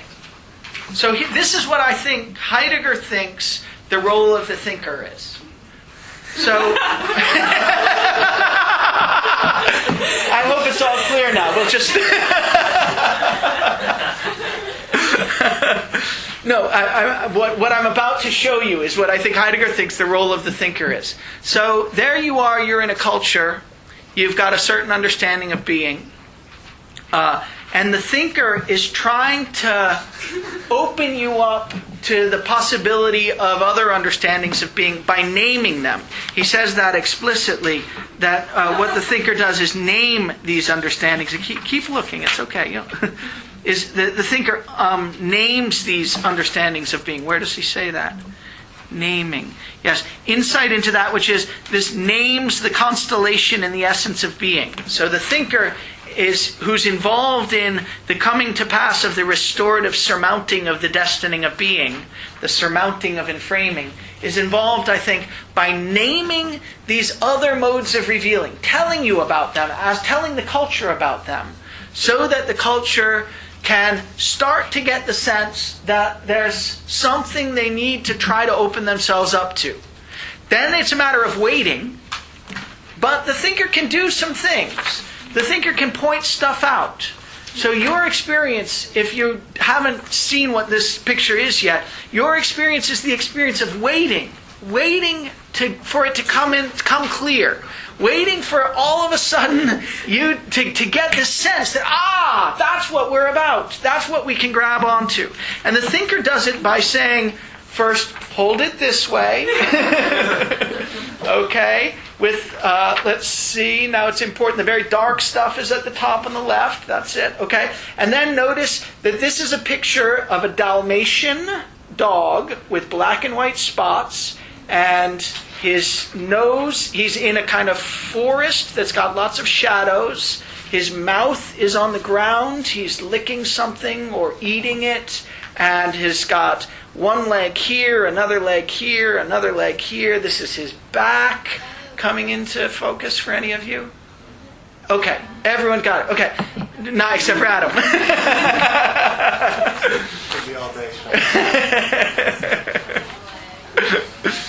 But see, if enough people get it, we can all help Adam. And we'll bring him along, and the practices will gather. Okay. So, and when you get it, it's a homework assignment, Adam. When you get it, it comes as an insight that comes suddenly. You all of a sudden experience, you get a gestalt shift. I think this gestalt shift is Heidegger's characterization of what happens when you move from one understanding of being to another. The thinker can't make it happen, but the thinker can prepare a culture for it to happen by naming the understanding of being that they're in, by naming the possible new understandings of being, and by encouraging them to develop the practice of being open to these new possibilities. That's the role that the thinking power has. The thinker has in turning the danger of enframing into a saving power. Yes, and then, just to be clear. Yeah. The ways of being that the thinker is going to be listing are old ones, right? Historical ones, yeah. And so it's not necessarily that we'll be returning to one of those. It's just That's right. The fact of realizing that they are sort of the act of sort of realizing that there can be multiple ones will pave the way for a new one that the thinker hasn't come up with. Yes, that's right. But the new one will be related to the old ones in important and interesting ways. Now, in what those ways are, we can't tell until we've gone through the transformation. But insofar as we're a historical culture, it will be a matter of taking up some range of these marginal practices and bringing them to the center, so that we have a new understanding of being organized around them. Wendy? I just have I think it's a similar concern about about prediction, about how far you can go in saying that something's related to something else without actually saying anything about its related to this. Because presumably, I mean, this is speaking like very abstractly, I might be wrong. If you say that, well, the epoch coming up is going to be, it's not going to be any of these. You're already making some sort of prediction, and then you're saying it's going to be related in a certain way. That rules out at least some like very far off, Well, to say that we're a historical culture means that we're not going to invent it out of whole cloth. So he is committed to that. That's part of his metaphysical view about the way the practices can work. Right? That they can gather in different ways, and you can create some new ones. But the new ones that it's possible for you to create are going to be constrained. Yeah. So the worry is just that you can call that prediction in some way. So Yeah, but it's prediction sort of without substance. I mean, it tells you the form of the thing without telling you anything about its details. So, and that's right. And in fact, I think Heidegger thinks that there are at least two possible ways that it can happen for us. One is a kind of polytheistic way, and the other is a monotheistic way. And he seems to go back and forth between these, both in the Turning and in the question concerning technology. So, in the Turning, on page 47, he says, "Only when man, in the disclosing coming to pass of the insight by which he himself is beheld, renounces human self-will." That's what the culture has to do. Renounce human self-will in favor of a kind of openness to possibilities striking you. When you renounce human self-will, but possibilities that you've prepared yourself for being struck by, and been prepared by thinkers, for being struck by, and projects himself toward that insight away from himself, only then does he correspond in his essence to the claim of that insight. That's to say, only then do you become open to resonating with or being receptive to the possibilities that are there waiting to give themselves to you in the culture. In thus corresponding, man is gathered into his own, eignet, man most becomes himself, because you get the right relation to being. This is the relation of preparing yourself to be open to to being struck by the practices. That's what it is to safeguard being, to preserve being. In thus corresponding, man is gathered into his own, that he, within the safeguarded element of world, may as the mortal look out toward the divine. That's one of the options. That's a very cryptic reference to a paper that we'll read later called The Thing, where Heidegger describes the possibility of things thinging, which are something like very local events, like the event of a celebratory dinner, in which everything comes to matter, people understand their roles in the context of the celebratory dinner, they're brought out in their best way in those roles, everything shines, but it only happens for a moment, and the way that it happens in that context need not be related to the way it happens in some other context. So there, in the Thing essay, he talks about the fourfold: earth, sky, mortals, and divinities. And that's one characterization of the way in which we can be open in a local context to things given to us from without. The other way, otherwise, he says, that's to say, otherwise, you won't get this local fourfold thing, which is really a polytheistic thing. One God shines at one celebratory dinner, at another occasion a totally different God shines, and people take on totally different roles, and there's no way to reconcile them. But the other case is a more unified case. For the God, in that case you get a God that is a being and stands as a being within being, and its coming to presence, which brings itself disclosingly to pass out of the worlding of world. That's a work of art working. That's a monotheistic version where one work of art, when it's working, makes sense of what it is for everything to be in a unified way and a sort of relatively stable way. And he's basically saying, look, I don't know what's going to happen. We could go into polytheism. We could go into a different kind of monotheism organized around a different kind of work of art.